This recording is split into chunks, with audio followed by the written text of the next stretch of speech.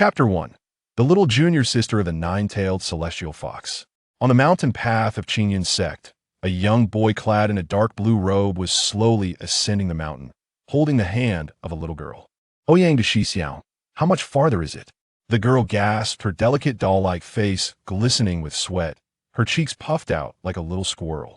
The boy, referred to as Ouyang to Xixiao, paused his steps, glanced at the sun overhead, and thoughtfully replied, "Do not worry. At our current pace, we shall surely reach the foot of the mountain by dusk tomorrow."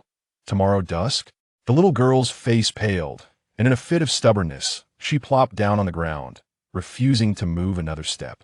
The winding mountain path ahead seemed to stretch endlessly.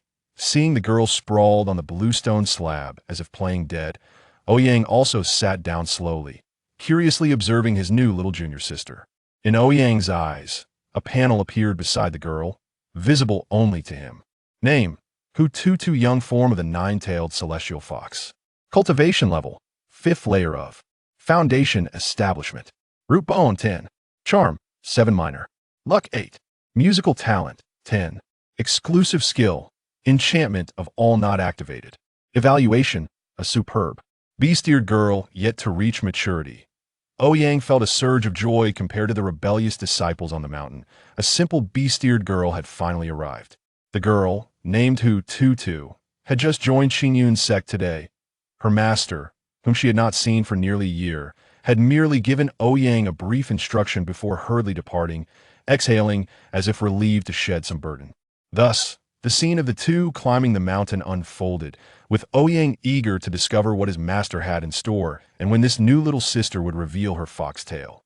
Indeed, Ouyang realized upon the first glance that this little sister was not human, but rather a spirit fox with an innate Tao body. After all, the golden attribute panel beside her was impossible to overlook. Yet, it was astonishing that his master, as the head of a peak in Qingyun's sect, had taken a fox demon as a disciple. If this news were spread, it would certainly become a significant event in the realm of cultivation. "Xixiao, what are you staring at?" Hututu glared at Ouyang with annoyance. While he appeared handsome, he lacked any sense of chivalry. Even if he did not fly with a sword, he could at least use some wind-based magic to assist her on the journey. How could he, a mere boy, have her trudging up the mountain path for 2 hours? He showed no tenderness. Furthermore, the intensity of his gaze was increasingly fervent. Was he perhaps a pervert with a penchant for children? Could it be that her innate beauty, even at the tender age of 5, had already captivated him? Hututu loathed the thought of having a Xixiao. Contemplating this, Hututu's expression turned defensive. Her hands clenched to her chest like a hamster guarding its food. She once again asked warily, "What are you looking at, Xixiao?" Upon hearing her inquiry, Ouyang, momentarily lost in thought, realized he had been somewhat indiscreet. He coughed awkwardly and averted his gaze. Yet, his heart raced with excitement, as if he had stumbled upon a grand revelation. Goodness, his master's surname was Hu, and this little sister shared the same surname. Could she be his master's illegitimate daughter? But she was a spirit fox with an innate Tao body. Could it be his master had actually tamed a fox? How scandalous. Truly, his master was extraordinary. But what about his Shermu? Even as a transmigrator, he felt a sense of inadequacy in the presence of his master.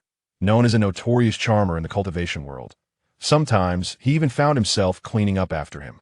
Now that a child was involved, if the Shymas discovered this, they would undoubtedly be furious. Ouyang, worried about his master's domestic troubles, felt a thrill of delight within. Such leverage was now in his hands. What outrageous demands could he make? His expression remained unchanged, but internally he reveled in joy. New little Sister X, the old man's fatal flaw. He chuckled to himself. "Master, you wouldn't want this matter known to the Shymas, would you?" With that thought, he turned back to his little sister, putting on a warm smile.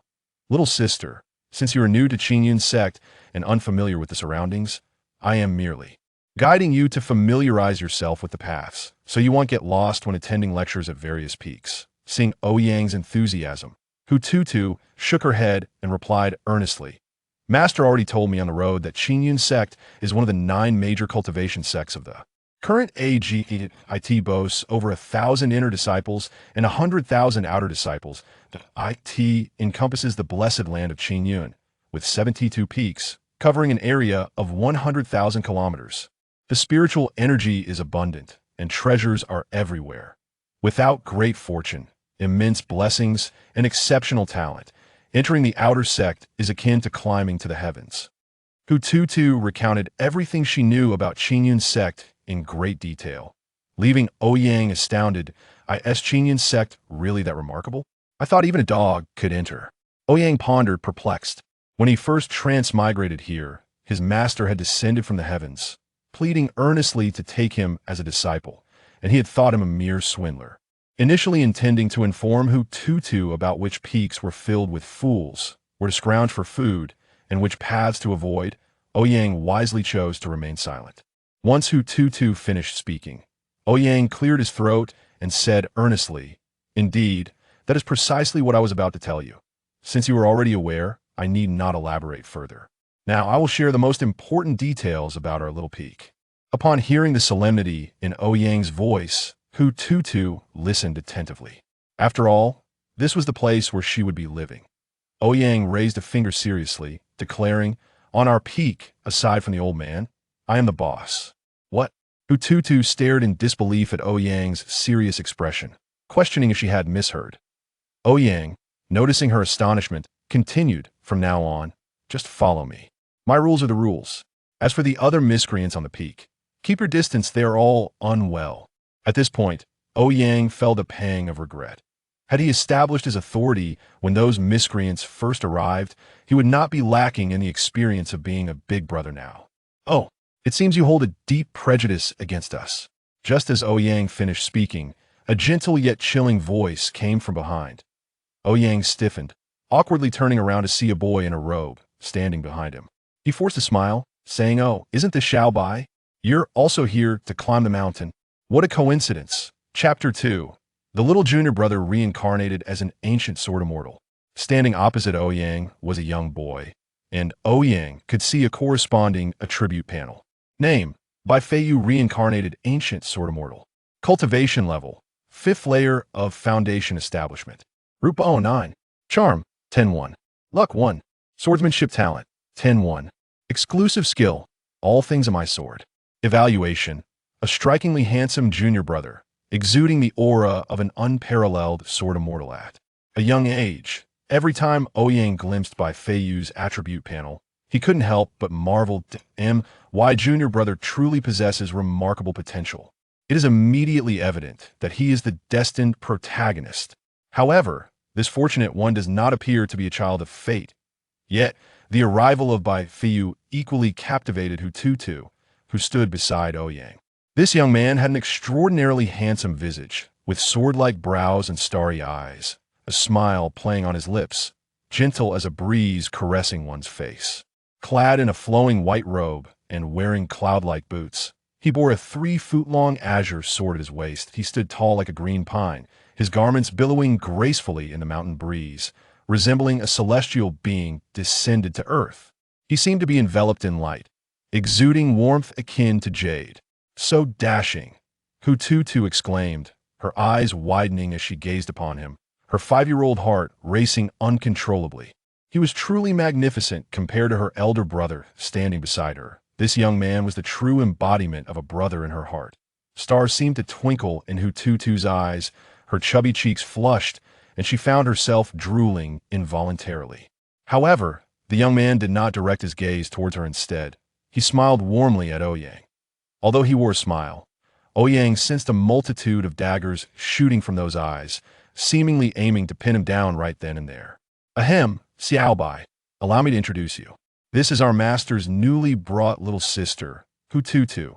"Little sister, this is your 4th brother, Bai Feiyu," Ouyang said while introducing the two. "Brother? Brother? He's really my brother." Hututu was taken aback by this sudden surprise, stammering her words. The thought of spending her days in the company of such a handsome figure, "No, brother," filled her with a warmth akin to being enveloped in cotton. He. Imagining her future days with Brother Feiyu, a smile of a 30-year-old aunt appeared on the 5-year-old Hututu's face. Upon hearing Ouyang's introduction, Bai Feiyu's gaze shifted towards Hututu. Bai Feiyu's expression tightened, his brows furrowing in displeasure as Hututu stood before him, completely exposed to his scrutinizing eyes. Unhappily, he remarked, "What is Master thinking? To take an A, woo-woo-woo." Ouyang swiftly leapt forward, covering Bai Feiyu's mouth. Just as Bai Feiyu was about to perform a sword technique to strike down the rogue before him, Ouyang pressed down on the hilt of Bai Feiyu's sword and whispered in his ear, "Master." Instructed not to mention her identity in front of her, and her name is Hututu, while Master is named Ouyang. Bai Feiyu's eyes widened in shock as he looked at Ouyang, realizing they all share the surname Hu. Could this little fox be Master's illegitimate daughter? Master has actually captured a fox demon to aid in his cultivation. Are modern cultivators so audacious? Or perhaps I am simply growing old. Bai Feiyu brushed Ouyang's hand away, regarding Hututu with a complex expression, and spoke with an air of authority. "Since you have entered the mountain gate, focus on your cultivation. Keep your distance from the elder brother, he's a bit unhinged." His tone was reminiscent of an antiquated relic, a spirit fox. Hututu keenly sensed the shift in Bai Feiyu's emotions. It seemed he had taken an immediate disliking to her from the very first glance. How could someone as beautiful as herself be unlikable? Hututu felt a pang of disappointment and confusion. Was this brother akin to the uncle from Qingqiu Mountain, who always ignored beautiful ladies? Recalling how the handsome uncles on Qingqiu Mountain would always pair off and laugh, seemingly oblivious to lovely aunts, Hututu wondered, do handsome men only favor other handsome men? Hey, she's just a child. Why so serious? Ouyang teased, pinching Bai Feiyu's cheek in an attempt to draw a smile from him. Bai Feiyu swiftly grasped Ouyang's wrist, flipping him and pinning him against the stone wall. "Ouch! You ungrateful brat! I am your elder brother!" Ouyang cried out in pain and frustration. Watching the two bickering brothers, Hututu felt a flicker of understanding. No wonder he was so cold towards her. It must be fear that her innate beauty would attract the elder brother's attention. The people of this mountain gate truly are peculiar. After playfully tussling for a while, Bai Feiyu finally released Ouyang, who rubbed his shoulder and grimaced. "Why aren't you cultivating on the mountain? Did you come down just to pick us up?" Bai Feiyu shook his head, saying today is the day the sect leader holds class. He is quite displeased with our attendance from a small peak. He claims we are disrespecting him by not attending his lectures. If our small peak refuses to participate in next month's sect competition, he threatened to expel us along with Master. This time, he has called for me specifically. If I do not go, the sect leader will indeed be furious. That old man, always prattling on about the way that can be spoken is not the eternal way, even puts himself to sleep while lecturing. Let him expel us. Last time, he sneakily went to Yinu Peak and got kicked out. Someone recorded it all with a spirit stone and sent it to me. TSK, I can clearly see the shoe print on his face. Ouyang said nonchalantly. Bai Feiyu nodded, aware that his elder brother seemed to have a knack for attracting friends from all corners of the Qingyan sect. Since he had a hold over the sect leader, there was little to fear at this crucial juncture in refining his sword heart. Bai Feiyu did not wish to waste time on trivial matters. He had reincarnated for many years, and now was the pivotal moment in honing a perfect sword heart that he had never achieved in his past life. Gazing at his exasperated elder brother, Bai Feiyu's thoughts drifted far away. He harbored a secret that no one knew. In his past life, he had once been an ancient sword immortal. Awakened to his former memories, Bai Feiyu had devoted himself to the Qingyan sect, one of the 9 great sects of this era. For cultivators, apart from innate talent and techniques, the most crucial factor was access to cultivation resources. Before his strength could reach its zenith, entering a large sect would expedite his progress remarkably. However, since joining Qingyun's sect 5 years ago, he felt as if he had been led astray by this elder brother. His once tranquil mind was continually provoked by this individual. Yet, for Bai Feiyu, who had always been immersed in cultivation as a sword immortal in his past life, this world allowed him to set aside his worries and relish the joys of youth, which he found delightful. Regaining his focus, Bai Feiyu's expression returned to calm as he said, "I shall take my leave now." Wait. Ouyang, who had just been in a fit of exasperation, suddenly transformed, calling out to Bai Feiyu as he prepared to depart. "Do you have something else?" Ouyang, eager to please, said, "I've heard that your sword technique has recently advanced significantly. Why not let your elder brother witness it firsthand?" Bai Feiyu looked at Ouyang with a teasing smile. "Witness? Are you not hoping I would take you along?" "Oh, I forgot. You are still in the chi refinement stage and cannot yet ride a sword. Ouyang's face flushed with embarrassment as he stammered, I just don't want to level up, yet can we not call it taking along among fellow disciples? After speaking, Ouyang shook his head and continued, can we take it with us? In an instant, Bai Feiyu's azure sword shot forth like a streak of light, propelling him upward towards Ouyang. Startled by the approaching blade, Ouyang narrowly dodged Bai Feiyu's strike. Seizing Hu Tutu's hand, Bai Feiyu soared upward on his flying sword, Hu Tutu letting out a shriek. The 3-foot azure sword transformed into a long arc of blue light as Bai Feiyu carried Hu Tutu away towards the distant peaks, leaving his voice echoing through the valley. If elder brother does not return before dusk, there will be no dinner left for you. Chapter 3. My chi is idling, damn it. Restoring master brother's dignity is a responsibility I must undertake. Ouyang pondered to himself as he ascended the rugged mountain path. Suddenly, a voice echoed in his mind, ding. The host's idle earnings have been credited. This time, the idle earnings grant 1,000 chi. Reluctantly, Ouyang accepted the reward, feeling a faint warmth flow from his lower abdomen to his limbs, only to vanish without a trace. He opened his attribute panel with a thought. Name, Ouyang, transmigrant, cultivation, chi training level 9 root bone. 1 charm, 6 luck, 1 special qualification, chi value 906962543 exclusive skill, not activated evaluation. You are the worst host I have ever trained. The most powerful idling system in history. This is the benefit of being a transmigrant. As long as one remains still, they automatically enter an idling state and can collect the chi cultivated during this time. However, the downside is the necessity of complete stillness. One cannot engage in any activity whatsoever. Since awakening this system upon transmigration, Ouyang had scoffed at a system that merely allowed idling. He aspired to ascend to the pinnacle of this world through his exceptional talent and vision that surpassed that of others. Even if it meant death, he would not resort to this lazy system. Yet now, he found himself secretly relishing it. After all, his exhausting day of cultivation paled in comparison to the rapid gains from merely 10 minutes of idling. Initially, Ouyang consoled himself, proclaiming, I do not rely on the system. I simply enjoy lying idle. Now, however, he conceded, I admit it, I am a slacker. Yet, as the idling time extended, Ouyang began to sense something amiss. The system harbored a significant flaw. It could not facilitate upgrades. Damn it, he could only collect the chi from his idling, unable to progress further. The cultivation levels in this realm mirrored those chronicled in novels. Chi training, foundation establishment, core formation, nascent soul, out-of-body, spirit separation, integration, great ascension, and tribulation crossing. 9 major stages, each divided into 9 layers, embodying the essence of returning to unity. Beyond this lay the coveted realm of immortality sought by all cultivators. Upon claiming the idling chi, he had broken through to chi training level 9, yet he could advance no further. His cultivation remained eternally stagnated at the chi training stage. Ouyang suspected this was intrinsically linked to his system.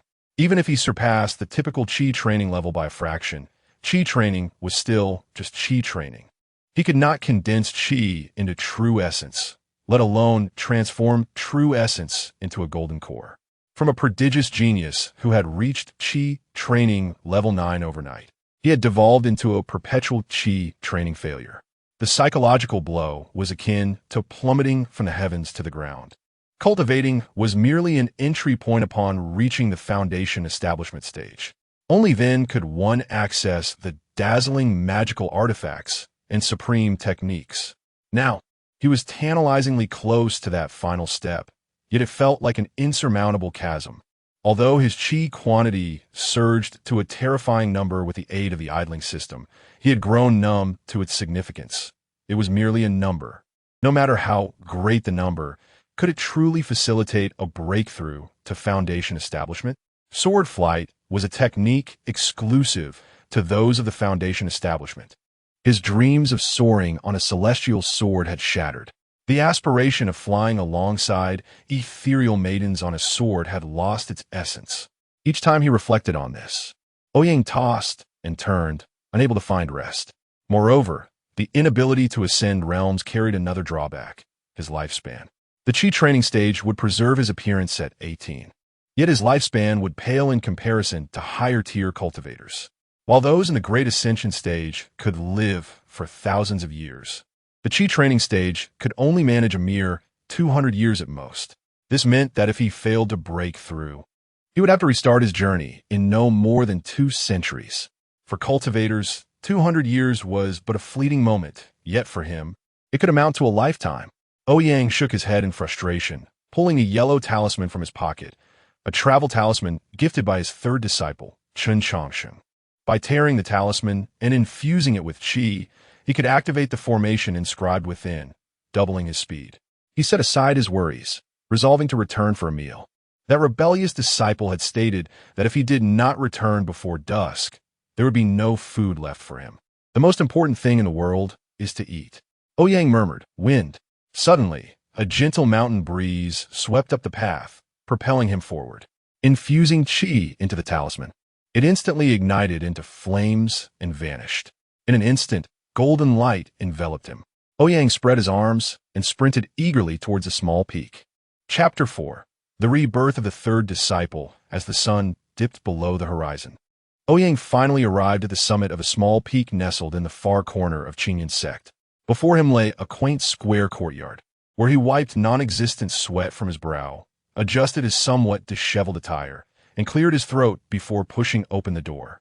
In the center of the courtyard stood a grand tree, and perched upon its branches was Bai Feiyu, standing with hands clasped behind his back, gazing at the sunset. Clad in white, he appeared ethereal, reminiscent of a celestial being. Meanwhile, the new junior sister, Hu Tutu, curled up on a chair beneath the tree, hugging her knees and gazing dreamily at Bai Feiyu above. Standing there, acting all high and mighty in front of the sun. Doesn't that behavior belong to monkeys? Ouyang thought sourly to himself. Suddenly, a tantalizing aroma wafted from the kitchen, causing Ouyang's nose to twitch. What perfect timing! Just in time for dinner, he exclaimed, striding over to the dining table beneath the tree. He pulled out a chair and plopped down beside Hu Tutu, playfully giving her a light smack on the head. Stop staring. No matter how handsome he is, he can't replace a meal. Ouch! Senior brother, that hurt. Hu Tutu protested, cradling her fluffy head in discontent. Just as she prepared to pounce on Ouyang in retaliation, a sturdy-looking youth emerged from the kitchen, carrying a tray of food. Senior brother, you're back. Just in time. The meal is ready, the boy said with a simple smile. Ouyang stood and approached the youth with a grin, accepting the tray. Changsheng, what else on the menu today? Did you stew the 3-eyed flower feather chicken I brought from Spirit Beast Peak? Yes. But ISNT second senior brother in a critical breakthrough? I wouldn't dare forget what you entrusted to me, the youth replied earnestly, a cautious expression adorning his face. Seeing his junior brother so flustered, Ouyang shrugged it off. This was simply Changsheng's nature, one he had been unable to change despite countless reminders. He then turned to Hu Tutu. Have you been introduced to our new junior sister yet? Xiaobai? We exchanged greetings. Master's judgment remains impeccable, the youth lamented, his voice still brimming with reverence, even in the absence of their mentor.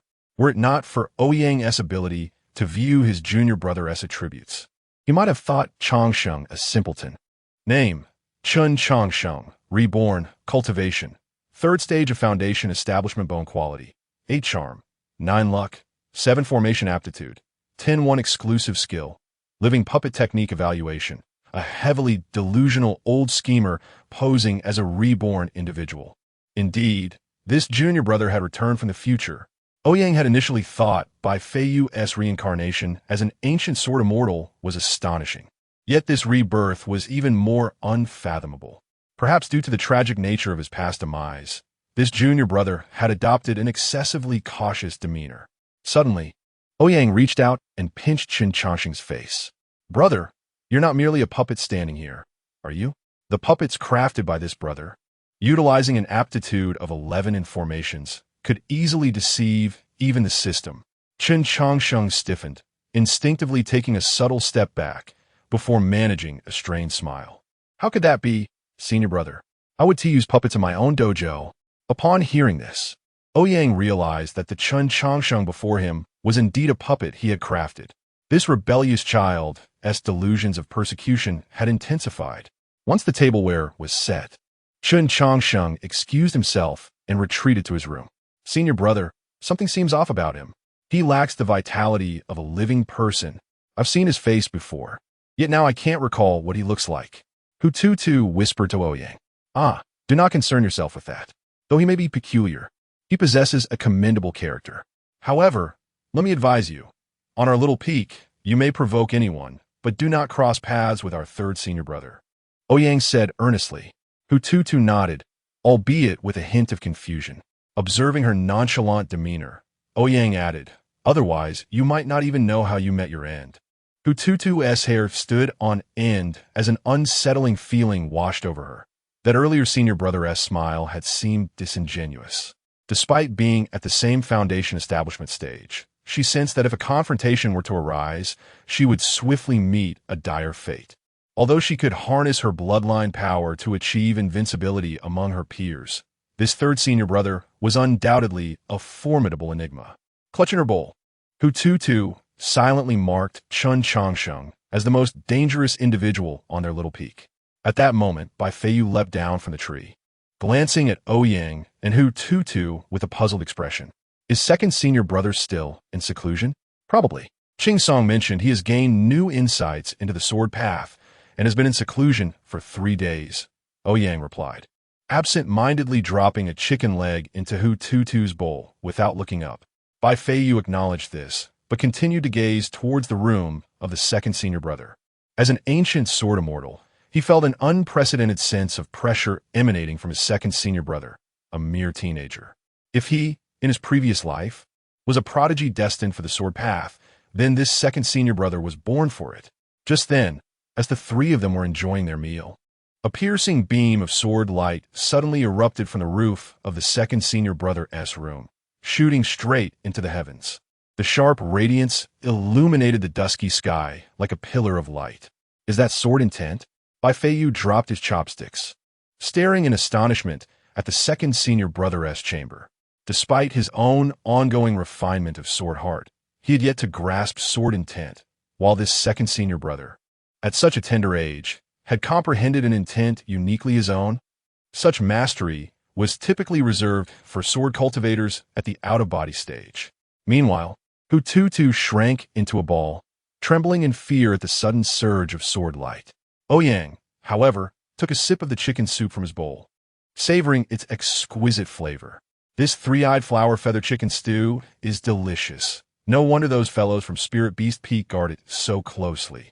With a sigh as he observed the flying tiles and bricks, Ouyang called out towards the second senior brother's room. Ching Song, you rascal, fix the roof tomorrow. This is the 3rd time you've blown it off this month. Chapter 5. The Child of the Dimensions with Ouyang's Furious Roar. A youth clad in black attire emerged from the room, sword in hand. The boy, enveloped in an aura of chilling sword intent, exuded an intimidating presence that instilled fear at first glance. He clutched a 3-foot-long sword tightly against his chest, his breath slightly erratic yet gradually stabilizing. He took a deep breath, slowly opened his eyes, and nodded at Ouyang, uttering a single word, good. Ouyang regarded this boy, who had just torn off his roof, with some annoyance. This youth was none other than his second junior brother, Lung Chingsong, the source of Ouyang's greatest headaches on the entire mountain.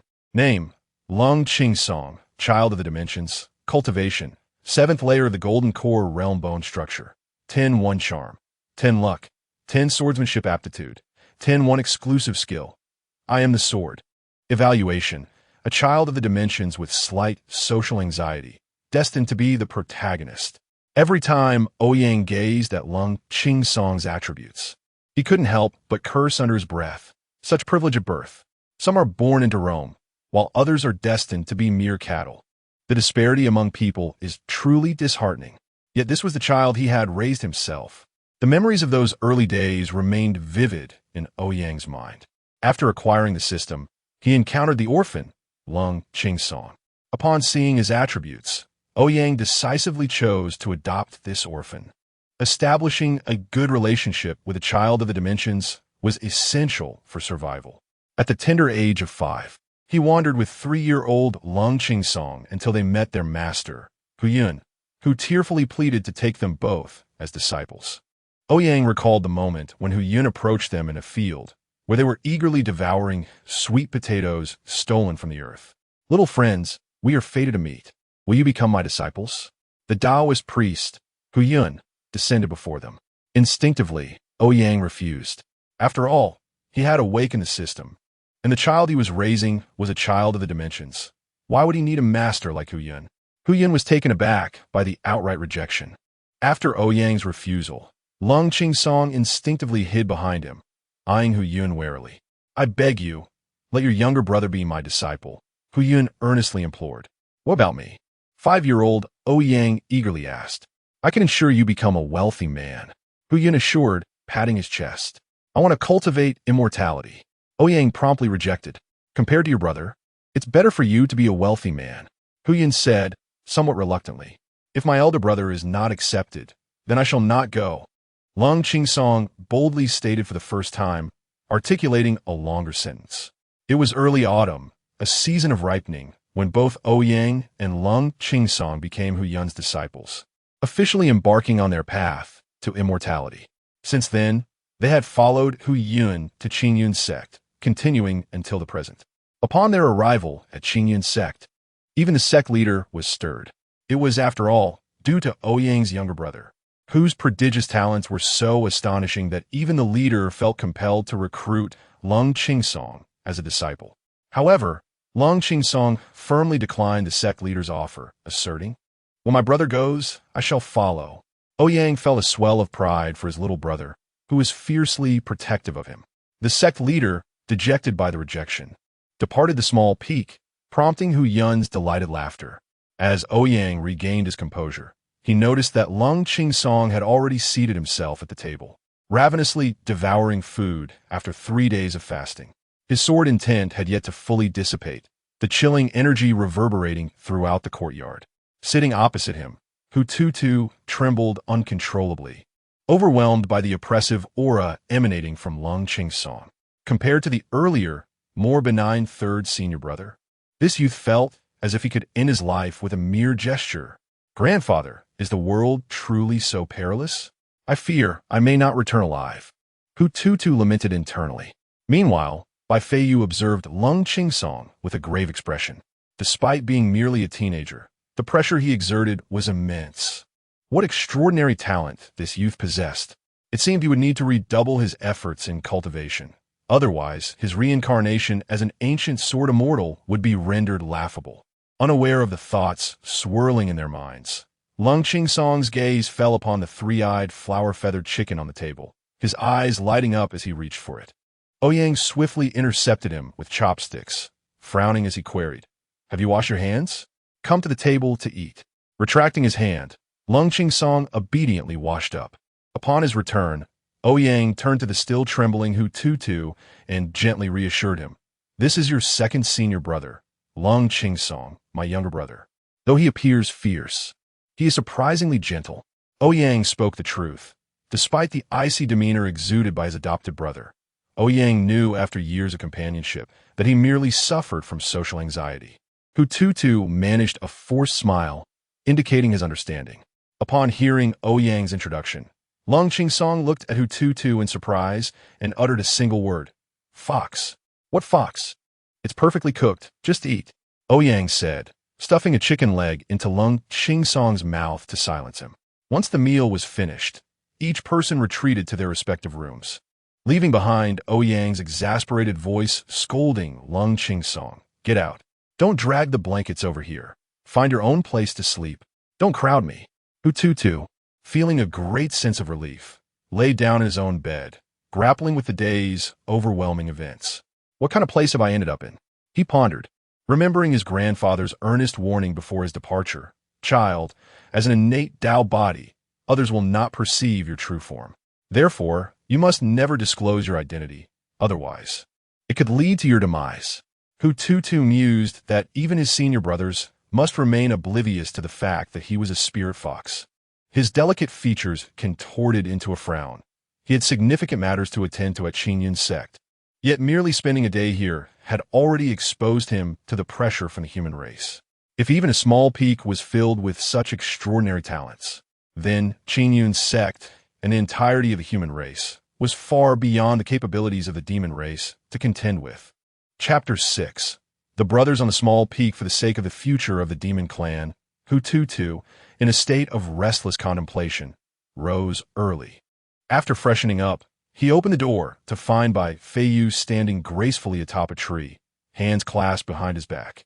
A faint violet light danced around him like ethereal serpents, adding an enchanting aura to his otherwise dignified presence. Bai Shixiang is as handsome as ever, Hututu mused wistfully. Just as Hututu was lost in admiration, he spotted the imposing Lung Qingsong, his bare torso glistening with dew and sweat, effortlessly carrying a large tree, trunk up from the mountainside. Beneath his chiseled features lay a physique sculpted like marble. And Hututu couldn't help but think that the brother who had almost frightened him to death yesterday appeared remarkably perfect in this moment. I really adore my Shixiao. While Hututu was daydreaming about the bare-chested Lung Qingsong, the latter gently set the tree trunk down. With a swift motion, a resonant sound of a sword unsheathing echoed as an ancient long sword flew from Lung Qingsong's abode. He steadied his breath, his gaze sharpening, and with a mighty swing, the sword cleaved through the air with precision. The fierce technique enveloped the tree trunk like a torrential downpour, and in an instant, the trunk was transformed into a pile of wooden planks. Such exquisite swordsmanship!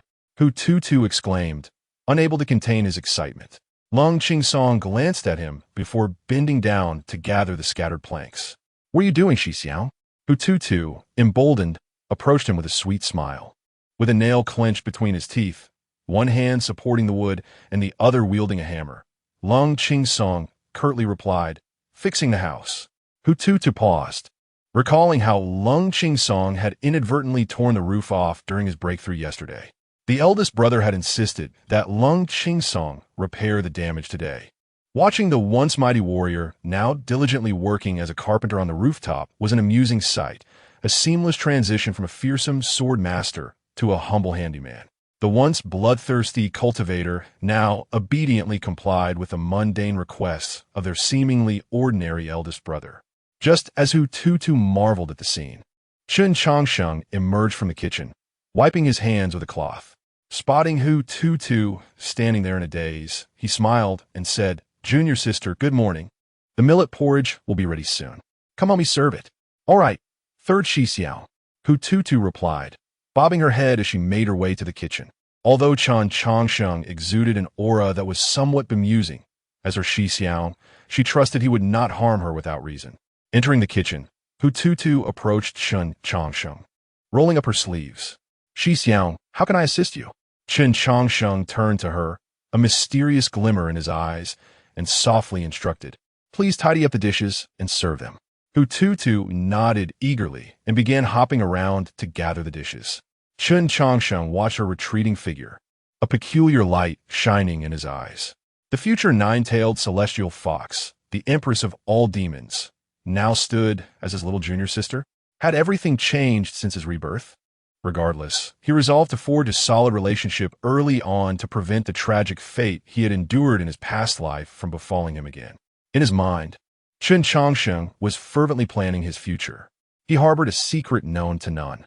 He had been reborn from the future. After years of struggle in a post-apocalyptic world, he had ultimately perished. This lifetime, he vowed to reach the pinnacle of this realm. Everything he had lost, he would reclaim in this new life. He would not let anything slip away again. In this life, he must survive. Shixiao, what smells burnt? Hututu asked, sniffing the air after finishing with the dishes. Oh no, the porridge has burnt. Chun Changsheng exclaimed, hurriedly stirring the pot with a long spoon, the charred aroma wafting up. He frowned, raised a finger, and gently tapped the burnt millet porridge. A flicker of dark azure light glimmered over the porridge, but when he lifted his finger, it was covered in soot. It seemed his puppet body needed an upgrade. Chun Changsheng pondered as he examined his charred finger. Suddenly, he performed a shocking maneuver. Without leaving a trace, he discreetly snapped off the burnt finger and tucked it into his sleeve, replacing it with a new one. Carrying the breakfast, Chun Changsheng looked over to see Hu Tutu placing the dishes on the table. She held a large bun in her hands, alternating her gaze between Bai Feiyu, who stood elegantly in the tree, and Lung Qingsong, who was now a makeshift repairman on the rooftop. Third Shixiao. Who do you think is more handsome, second Shixiao or fourth Shixiao? Hu Tutu asked, her tone filled with infatuation. Chun Changsheng paused, considering his response. With his charm rating of 9, he felt he had never lost in looks, though he rarely revealed his true self to outsiders. They're both quite handsome, just like me, he replied with a nonchalant smile. Hu Tutu glanced at Chun Changsheng, whose appearance was rather plain, and burst into laughter. You're right. Third Shixiao, you're quite handsome too. As she beamed at him, Chun Changsheng found himself lost in thought, recalling his first day at the mountain gate, clad in a green robe, sitting on a rock, and playfully urging him to remove his mask, smiling as he said, "Oh, what a handsome young lad. Why wear a mask every day?" The memory of that green robe, illuminated by sunlight, seemed to imbue him with a golden aura, captivating him in that moment. Why does third Shixiang always look so absent-minded? Hu Tutu wondered aloud, nibbling on her bun in confusion. Snapped back to reality, Chun Changsheng suddenly remembered something and chuckled. I wonder if the eldest Shixiang is awake yet. Junior sister, let me tell you, in our little peak, the one person you must never provoke is the eldest Shixiang when he is in a bad mood. Upon hearing this, Hu Tutu set down her bun, perplexed. Third Shixiang, it's not that I have any complaints about eldest Shixiang, but do you really think he deserves to be the eldest? A person merely at the 9th level of Qi refinement, while commendable for his age among ordinary cultivators, seemed rather unremarkable amidst such a gathering of prodigies. How could geniuses like Lung Qingsong, Bai Feiyu, and Chun Changsheng willingly submit to someone of such mundane stature? Chun Changsheng discerned Hu Tutu's subtle inquiry and, adopting a serious demeanor, replied earnestly, Tutu, while my words may be somewhat stern, I must convey this to you. Hu Tutu, sensing the gravity of his tone, straightened her posture, realizing her previous comments had been disrespectful, and listened attentively. Ouyang Shixiang is our eldest Shixiang, the one and only. Even if he wishes to become the sect leader of Qinyan's sect, none of us would object, Chun Changsheng declared with righteous conviction. Observing Hu Tutu's bewildered expression, he silently vowed, no matter what others think, I, Chun Changsheng, will risk my life to protect Ouyang Shixiang for eternity. Chapter 7. The Profound Master Brother. As Chun Changsheng's voice faded, a sudden brilliance of purple light enveloped the summit of the small mountain. Countless streaks of dawn radiance surged upward, converging upon the peak. The spiritual essence of heaven and earth madly gathered, transforming into golden lotuses that descended upon the mountaintop. The ethereal sound of the Tao echoed through the air. Celestial anomalies emerged. Purple energy flowed from the east.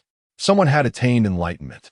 Chun Changsheng's gaze sharpened as he rose, a verdant aura radiating from him. Outside the small mountain, numerous formations were instantaneously activated.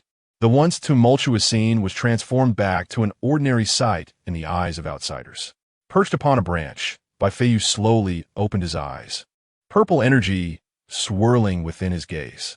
His sword intent was contained, yet emanated the aura of a treasured blade sheathed within its scabbard. Hu Tutu keenly felt that everything around seemed to morph into flying swords. Houses, trees, the green bricks on the ground, even the air resembled sharp blades. Bai Feiyu softly declared, all things are my sword. Instantly, the mountaintop resonated with the sound of countless swords, an unseen multitude responding to Bai Feiyu's proclamation. The previously clear sky was suddenly filled with swirling yellow and black energies, accompanied by the harmonious sounds of zither and drum, as if the very heavens were celebrating Bai Feiyu's awakening. On the rooftop, Lung Qingsong paused his hammering, casting his gaze towards Bai Feiyu on the branch. A fierce battle intent flickered in his eyes. The sword path Bai Feiyu had comprehended was the antithesis of his own. Lung Qingsong could have walked this path too, but he had chosen differently. Rather than seeing all things as his sword, he trusted more in the blade he wielded, believing in himself. The sword beside Lung Qingsong seemed to resonate with its master's rising battle spirit, emitting soft chimes. Meanwhile, Bai Feiyu fell into a profound state of enlightenment. His realm sword and his true essence rapidly coalesced and spun, culminating in a resplendent golden core leaping forth from the surging energy. The core was formed. Bai Feiyu let out a long, triumphant howl, leaping skyward, accompanied by a chorus of sword sounds. At this moment, Lung Qingsong could no longer contain his fervor, transforming into a streak of black light, rushing towards Bai Feiyu. In contrast to Bai Feiyu's philosophy that all things were his sword, Lung Qingsong surged forth like a proud, long sword piercing the heavens. Come fort. Bai Feiyu laughed heartily, transforming into a white streak of light charging toward Lung Qingsong, newly emerged in the core formation stage. His perfected sword heart yearned for a thrilling battle to express his exuberance. The black and white streaks of light collided in the sky, exchanging hundreds of strikes in an instant. The two refrained from unleashing their sword intents, merely competing in techniques. Were they to unleash their sword intents? The mountain itself could be shattered by the residual force of their attacks. Even though both were in the core formation stage, they could easily slay a nascent soul cultivator with a single strike. The clash of their swords reverberated through the air, a sound akin to stones striking metal. Dense and rapid. Below, Hututu watched the two combatants exuding overwhelming pressure, their mere exchange of techniques rendering him immobile, a sense of dread washing over him. The brilliant sword aura made it impossible to meet their gaze. Observing their perilous and spectacular duel, Hututu internally resolved that if he faced either of them alone, a single strike would surely sever his foxtail. Was this truly the core formation stage? The pressure they exerted was far more intense than that of the formidable monsters in his clan. They were both in the same realm as him. Grandfather, this is not the same core formation I know.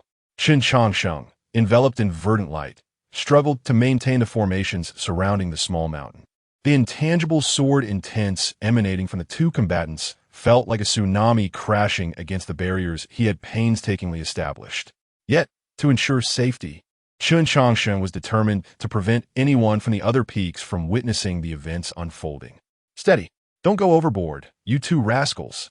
Qin Changsheng inwardly cursed the two unruly disciples, who were always heedlessly swept away by their impulses. Just as Qin Changsheng felt he could no longer hold on, a sudden exclamation erupted from within Ouyang's dwelling. Can't anyone let a person sleep in peace early in the morning? With Ouyang's voice, the anomalies atop the small mountain momentarily halted.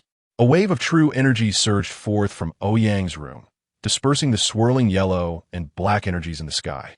The heavens instantly cleared, and all resonant sounds vanished in an instant.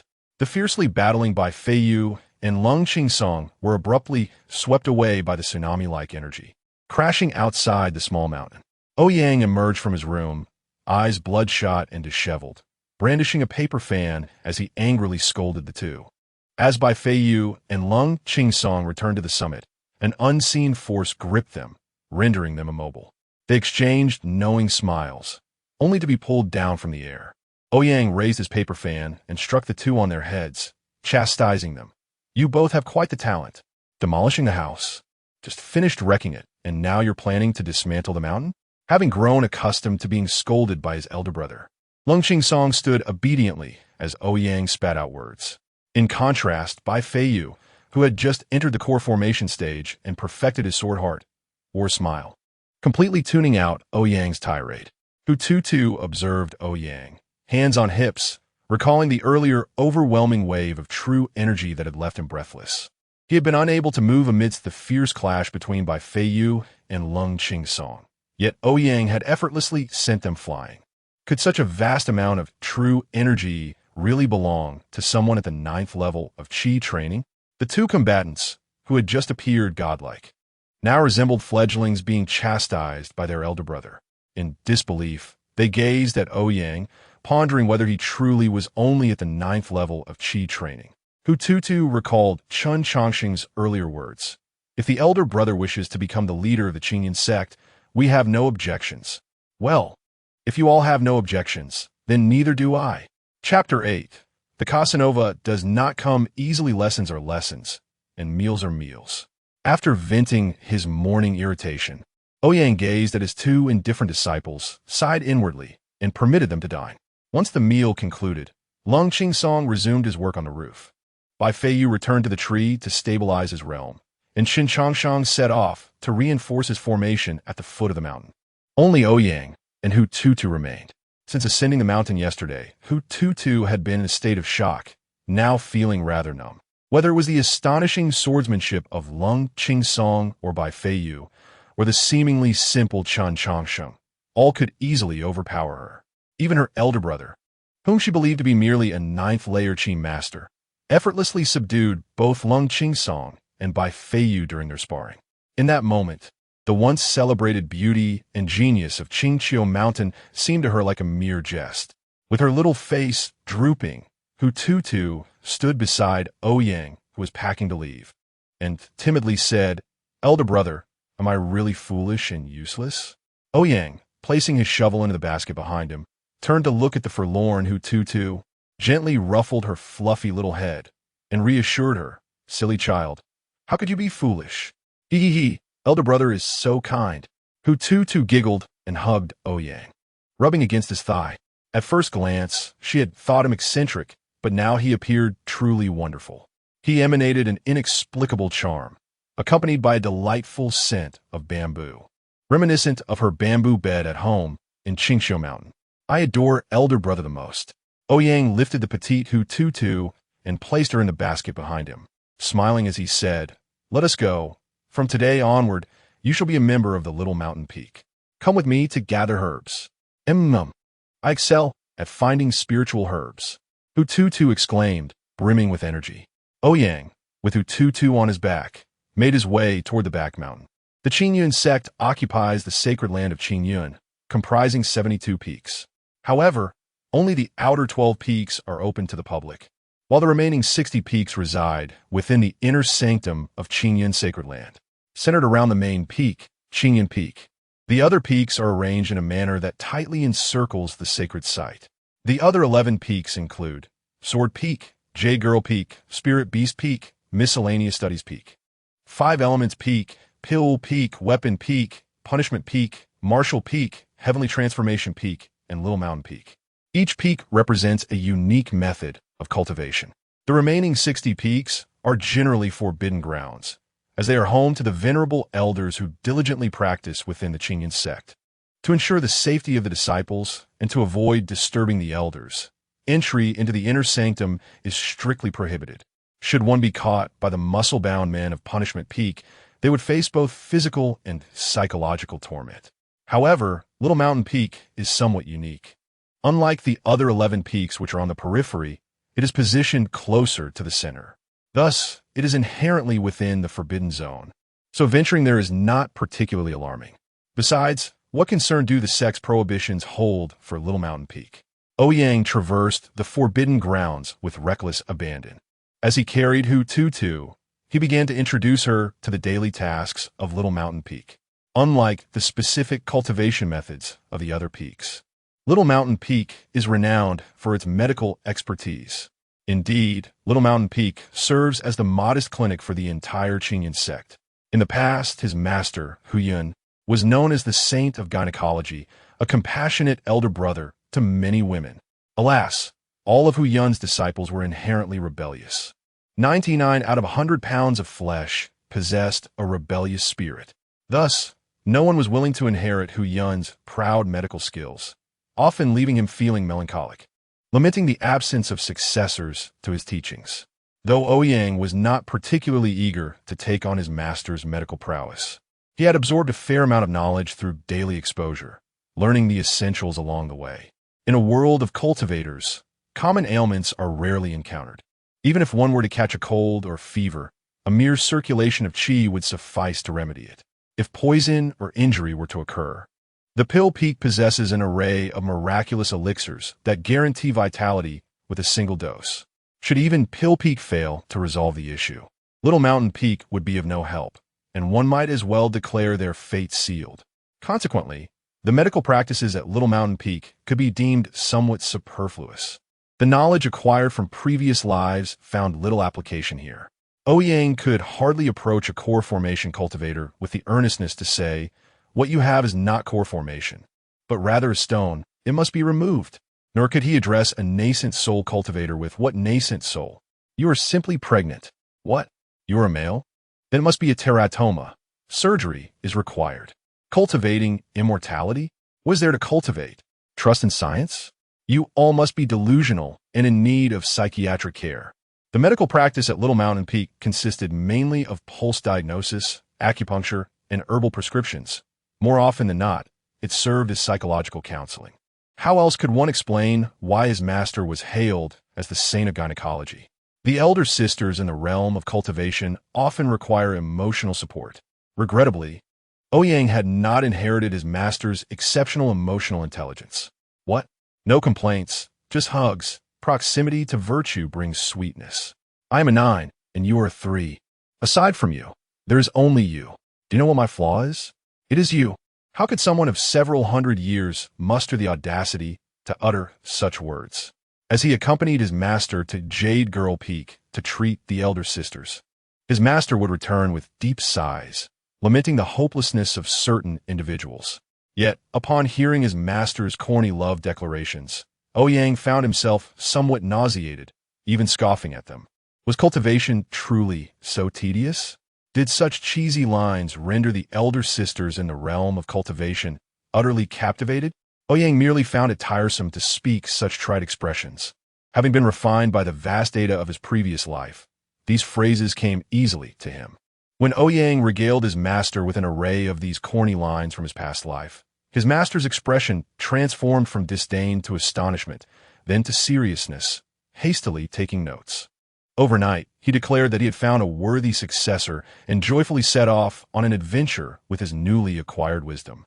As Ouyang walked along the mountain path, he casually plucked a sweet grass root, breaking off a piece for Hututu and keeping the rest for himself, a sly smile curling at the corners of his mouth.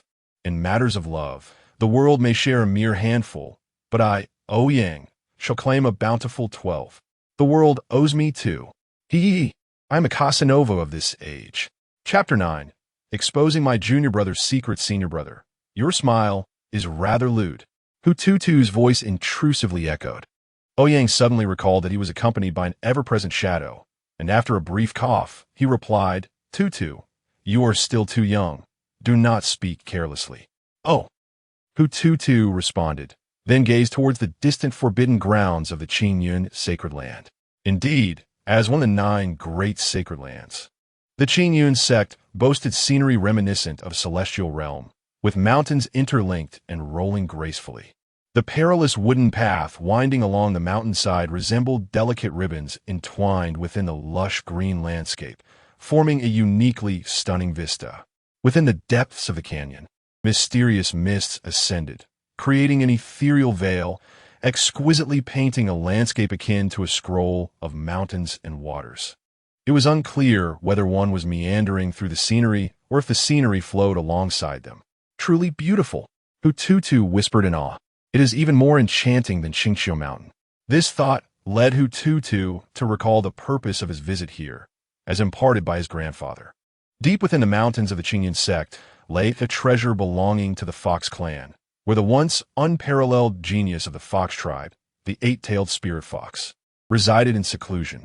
For millennia, the first genius to cultivate to the 8-tailed level from Qingxiu Mountain has been hidden within this very realm. His objective for coming here was to seek out this elder and inquire about methods to fully awaken his bloodline powers. However, this elder had vowed never to reconcile with Qingxiu Mountain and had altered his appearance. It was only over a decade ago, upon breaking through to the 7-tailed spirit fox realm, that he drew the attention of the heavens and earth, revealing his existence to the cultivation world. Yet, even the Qingyun sect remained oblivious to the whereabouts of this powerful fox cultivator.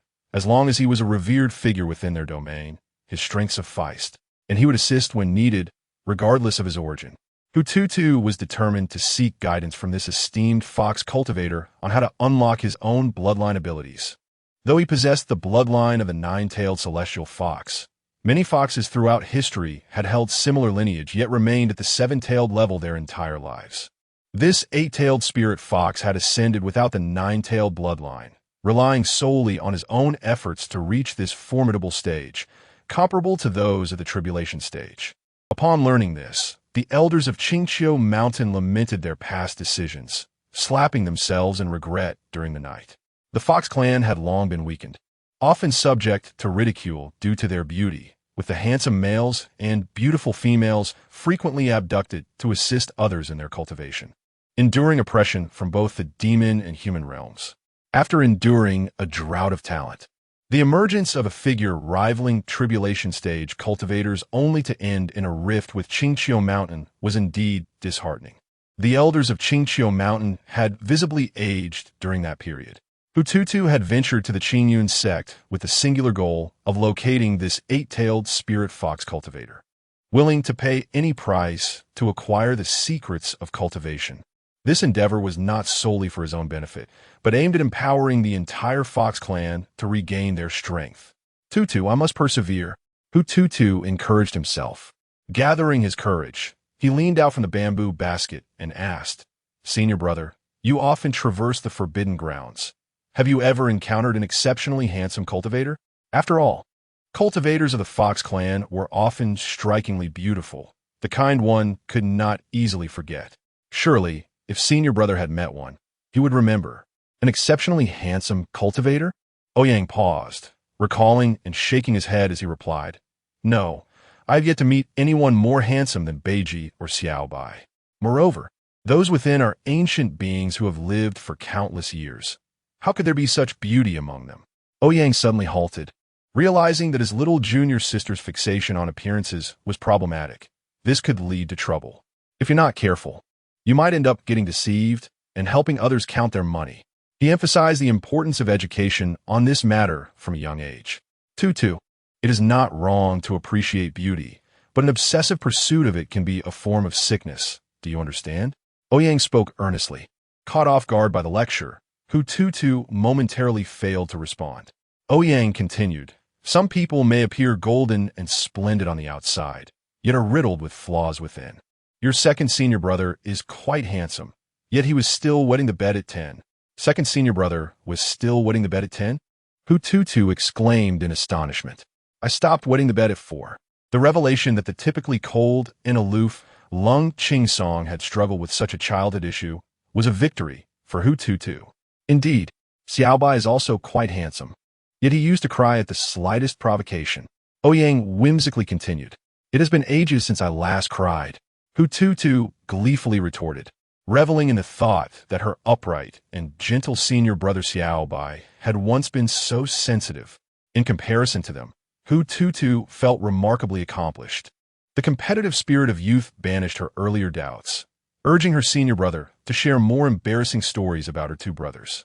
Ouyang, indulging in this mischievous endeavor, aimed to bolster Hututu's confidence while simultaneously teasing the two boys.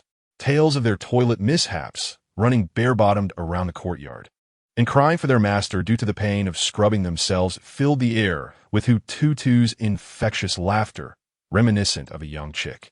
Meanwhile, atop a small peak, Lung Qingsong, engrossed in repairing the roof, was beset by a series of violent sneezes. Bai Fei Yu, perched on a tree, nearly lost his balance and fell. In unison, they exchanged glances, pondering, this little brat couldn't possibly be cursing me in his heart. Could he? Immature. They both simultaneously huffed in disdain. Chapter 10. Foraging in the mountains, the deeper one ventures into the forbidden realm, the more enchanting the surroundings become. Great fish swim through the forest, and towering mushrooms reach for the clouds. White cranes dance amidst the mountains, while fierce tigers are ridden by humans. Ouyang and Hututu leisurely ride atop a massive white-striped tiger, meandering through the woods. Hututu, swinging her feet in front, persistently probes Ouyang with playful inquiries. Elder brother, what small animal do you like the most? Ouyang feigns deep thought, stroking his chin, and teasingly replies, I have a fondness for little foxes. Hututu exclaims in delight, turning her head to glance at Ouyang's smiling face before quickly averting her gaze to hide her joy. I also like little foxes, but little foxes may not necessarily like elder brother. She responds nonchalantly, though her heart swells with happiness. Elder brother likes foxes, which must mean he likes her as well. Observing Hututu's blissful expression, Ouyang cannot help but reflect on the saying that daughters are their father's closest treasures. Indeed, such sentiments hold true. Who could resist the charm of such a delightful companion? Elder brother, are there foxes here? Hututu inquires, riding the wave of the conversation. Certainly, in Chinyan Valley, where myriad beasts roam, foxes are among them. Ouyang assures her. Then, will you take me to see the foxes? Hututu gazes at Ouyang with eager anticipation. Is she longing for home, yearning to see her kin? Ouyang ponders her request, and without hesitation, he agrees to his dear junior sister's simple wish. They dismount from the tiger, and Ouyang gestures for the majestic creature to depart, knowing that the aura of the king of beasts will deter ordinary animals. Once the tiger has retreated, Ouyang retrieves a length of rope from his pack and begins to fashion on the ground. Elder brother, what are you doing? Hututu asks, watching him as he prepares to heat a chicken leg for their midday meal. I'm crafting a trap to catch a fox for you. Ouyang replies without looking up. Seeing the rudimentary trap in Ouyang's hands, Hututu feels slighted, as if her intelligence as a fox is being underestimated. Elder brother, such a crude trap could never ensnare a clever fox. She protests.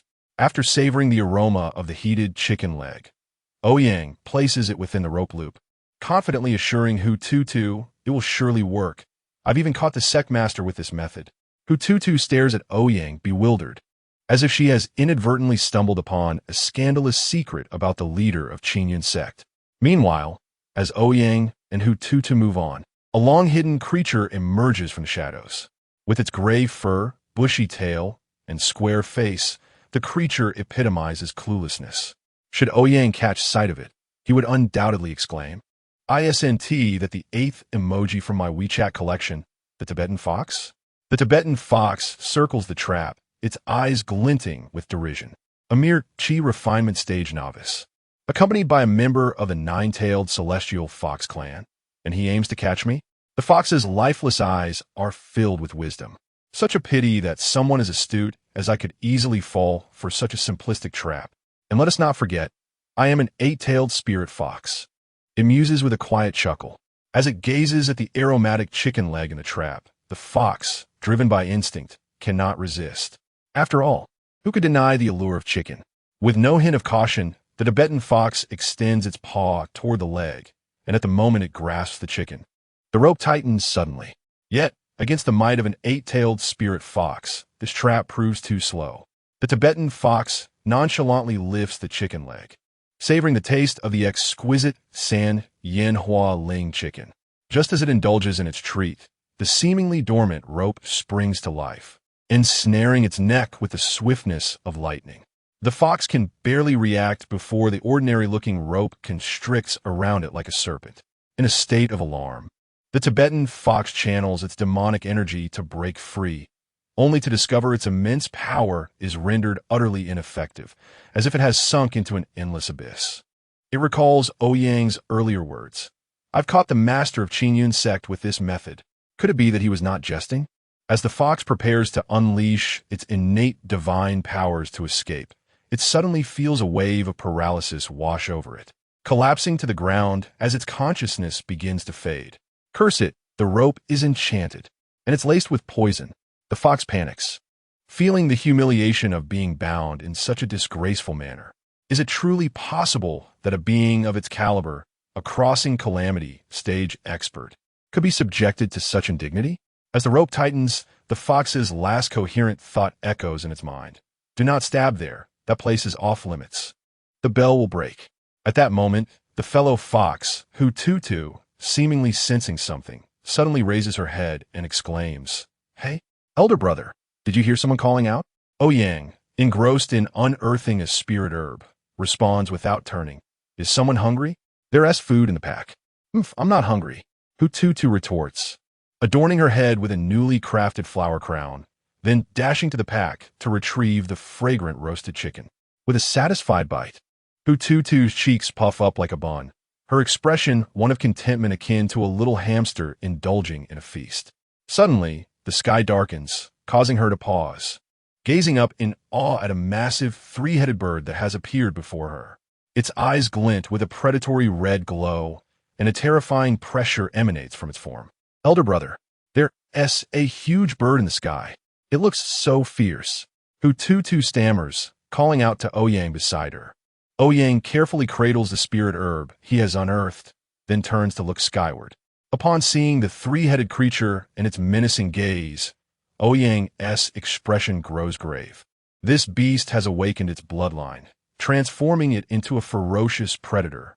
Come here, Tutu, stay by my side. Ouyang commands. Hututu swiftly hides inside the pack, peeking out nervously at the ominous bird above. The three-headed creature, measuring nearly 20 meters in length, fixes its malevolent gaze upon them, seemingly intent on making the two below its prey. Just as Hututu is consumed by anxiety, she suddenly hears Ouyang's voice. Tutu, having eaten roasted chicken for 2 days. Would you like to try the taste of roasted bird? Chapter 11. The art of sorcery, though Hututu was unaware of the true prowess of her senior brother.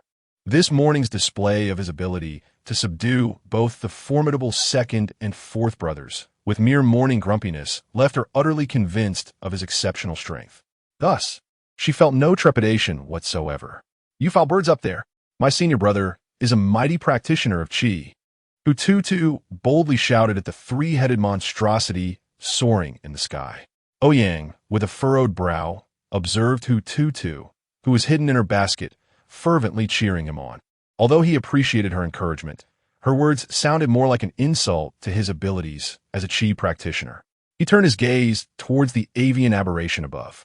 Name: three-headed monstrosity, failed bloodline awakening, cultivation level, 6-fold nascent soul bone quality. For charm, 1 luck, 1 special qualities, none unique skills, none evaluation, and it deserves no commentary. Upon viewing the attributes of the creature before him, Ouyang felt a wave of relief wash over him. It was merely an insignificant insect. His disdainful demeanor seemed to have been perceived by the monstrous bird as its 3 heads began to thrash wildly, abruptly lifting and opening their beaks towards him. One head exhaled a torrent of flames, another unleashed a fierce gale, while the central head spewed a noxious, acidic fluid. The flames met the acid, causing a cataclysmic explosion of fire, further fueled by the winds. In an instant, the sky transformed into a blazing inferno. Ah, a creature that understands physics. How amusing, Ouyang remarked, astonished at the creature's complex elemental sorcery. Yet, he remained unperturbed. Calmly, he retrieved a tome and perused its contents before a realization dawned upon him. Having memorized the flow of his Qi, he nonchalantly discarded the book and clapped his hands together with a commanding shout. Water dragon. The vast sea of Qi within him surged forth, enveloping him in a swirling mist. With a resounding roar, a colossal water dragon ascended, growing in stature as it soared towards the monstrosity, its misty form racing towards the raging inferno. The sea of flames, upon encountering the dragon's presence, was instantly extinguished, as if meeting its nemesis. The magnificent water dragon rose majestically, its claws descending upon the 3-headed fiend, ready to devour it whole. The creature emitted no cries of despair as it was consumed by the dragon. The now rejuvenated dragon danced in the skies, exuding an aura of delight, its misty eyes gradually filling with spirit. A faint yet undeniable draconic pressure began to emanate from its form, a sign that it was on the verge of awakening. Ouyang furrowed his brow, observing the undulating water dragon while feeling his Qi steadily deplete. Although the loss paled in comparison to his vast reservoir of over 900 million Qi units, it was clear that the dragon had no intention of heeding his commands. This was a recurring issue. Each time he utilized sorcery, it would eventually operate beyond his control. With a scoff, he raised his hand and commanded, "Wretched beast, reveal your true form." He severed the connection between himself and the water dragon. In that instant, the dragon let out a mournful cry before dissipating into a fine mist, carrying along with it the lifeless body of the 3-headed bird. From the safety of her basket, Hututu gazed in awe at her seemingly divine senior brother, her eyes sparkling with admiration. She had always known he was formidable, but witnessing his mastery of water-based sorcery was beyond her wildest expectations. The summoned water dragon felt so real that she nearly lost control of her senses from its overwhelming presence. "Senior brother, you are amazing," she exclaimed, clapping her hands in fervent praise, resembling an adoring fan. Hearing his little sister's adulation, Ouyang proudly placed his hands on his hips and laughed heartily. "Ha ha ha!"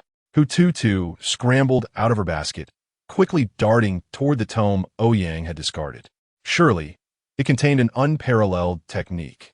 She eagerly grasped the book, her eyes alight with excitement as she opened the volume that shimmered with golden promise in her view. However, the cover bore a rather uninspiring title, Fundamentals of the 5 Elemental Escape Techniques. What an unremarkable name! A wave of disappointment washed over her as she flipped through the pages, discovering that the spells were basic techniques suitable for Qi practitioners. Such techniques were common, circulating even amongst ordinary humans. It was hardly a secret manual. Wait, could it be that the true secrets lie hidden within this seemingly mundane introductory text? A spark of brilliance illuminated Hututu's mind as she marveled at her own cleverness. Truly, she thought, how astute of me. With newfound treasure in hand, she raised the tome above her head, her legs dancing with excitement as she dashed toward Ouyang, exclaiming, "Senior brother, your supreme technique manual." Ouyang, still basking in his moment of triumph, was caught off guard when Hututu thrust the fundamentals of the 5 elemental escape techniques before him. Clearing his throat awkwardly, he accepted the book under her eager gaze, concealing the fact that he could only learn techniques meant for Qi practitioners. After all, it was best that his little sister remained blissfully unaware of his limitations. Though the power of his sorcery belied his true level, he remained fundamentally bound to the realm of Qi practitioners. Confronted with advanced techniques, he was as lost as a child gazing at an inscrutable tome. Having employed such basic spells only once, he would forget the intricate pathways of Qi without repeated study, rendering him incapable of invoking them again. He had once inquired with his master, who merely shook his head and cryptically declared, "The law is not to be shared with all ears." The old masters delighted in shrouding their wisdom in mystery, creating an illusion of superiority. Ouyang could only conclude that his lack of innate talent for sorcery was the root of his troubles. Thus, when deprived of his books, his only means of offense remained the raw eruption of pure Qi, referred to as Qi burst. "I assume you utilized the secret water escape technique of the Qinyan sect?" Hututu gazed at Ouyang, her eyes brimming with admiration. Ouyang coughed softly, responding in a hushed tone, "That is certainly the case. Your senior brother is a legendary prodigy of sorcery." "Wow!" Hututu gasped, her mouth agape in wonder. Satisfied with his sister's admiration, Ouyang took her hand, saying, "Let us proceed and see if our traps have ensnared a fox." Chapter 12. Let us raise a pet in the tribulation stage, the Tibetan fox. Ensnared in ropes that constricted like a tortoise shell, hung despondently from a tree. I dared not utter a sound. If those ancient practitioners hidden nearby were to witness my predicament, my identity as a fox would be irrevocably tarnished, and the dignity befitting a powerful being in the tribulation stage would be lost. I remained silent, having willingly bound myself. I merely found the situation amusing. The Tibetan fox silently hypnotized itself, paralyzed with fear, for any movement would tighten the ropes further and the bells would jangle painfully. Tears streamed within its heart, yet its expression remained blank and foolish. Fortunately, its silly square face betrayed none of the tumultuous emotions roiling inside. "Master brother, may I learn such profound techniques in the future?" came the distant voice of Hututu. In a moment of desperation, the Tibetan fox chose to feign death. Tutu really caught a fox. Good heavens! A square-faced Tibetan fox. What on earth is this doing in the forest? Ouyang exclaimed, astonished by the sight of the fox pretending to be lifeless. Just as he approached for a closer inspection, he halted in his tracks. Name: Huyen, 8-tailed spirit fox. Cultivation: first stage of tribulation root bone. 8 charm, 0, 5 luck, 1, 5 talent. Would attribute enhancement exclusive skill. 8-tailed spirit fox form evaluation. Appearance does not define everything, yet it accounts for 80 to 90%. Ouyang raised an eyebrow at the attributes displayed before him. A spirit fox in the tribulation stage? Glancing at Hututu, he pondered whether this creature was responsible for secretly protecting the junior sister. Had the demon clan become so affluent that they employed a tribulation stage powerhouse for a mere girl? Yet Hututu appeared utterly bewildered, clearly not recognizing the Tibetan fox. Master brother, is this really a fox? It looks so ugly. Hututu pointed at the Tibetan fox, exclaiming.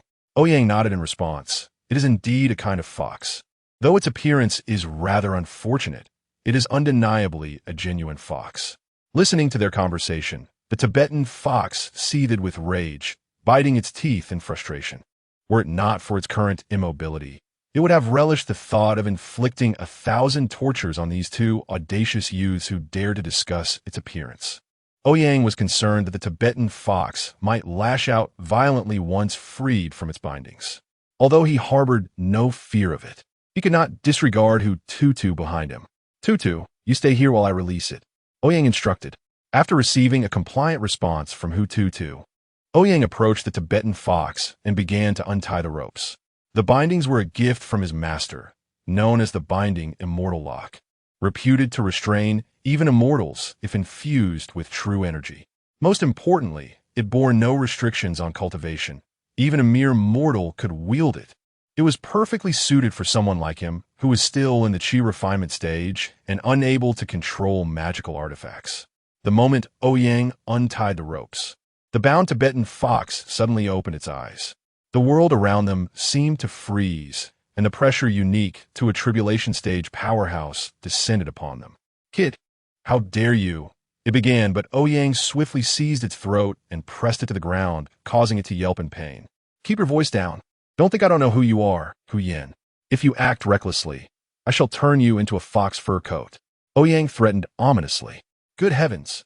Huyen, pinned to the ground, was utterly bewildered. This boy had actually called out his true name. As a tribulation stage powerhouse, he found himself utterly immobilized beneath a mere human youth. He had intended to summon his true essence, only to discover that his energy was suppressed within his dantian by the boy's true energy, leaving him unable to move. He was a great cultivator in the tribulation stage, the mightiest being in existence. Yet before this youth, he lacked even the ability to retaliate. Could this boy be an ancient immortal playing at being human? My word, all this time, pretending to be a fool, and I've stumbled upon someone even better at it.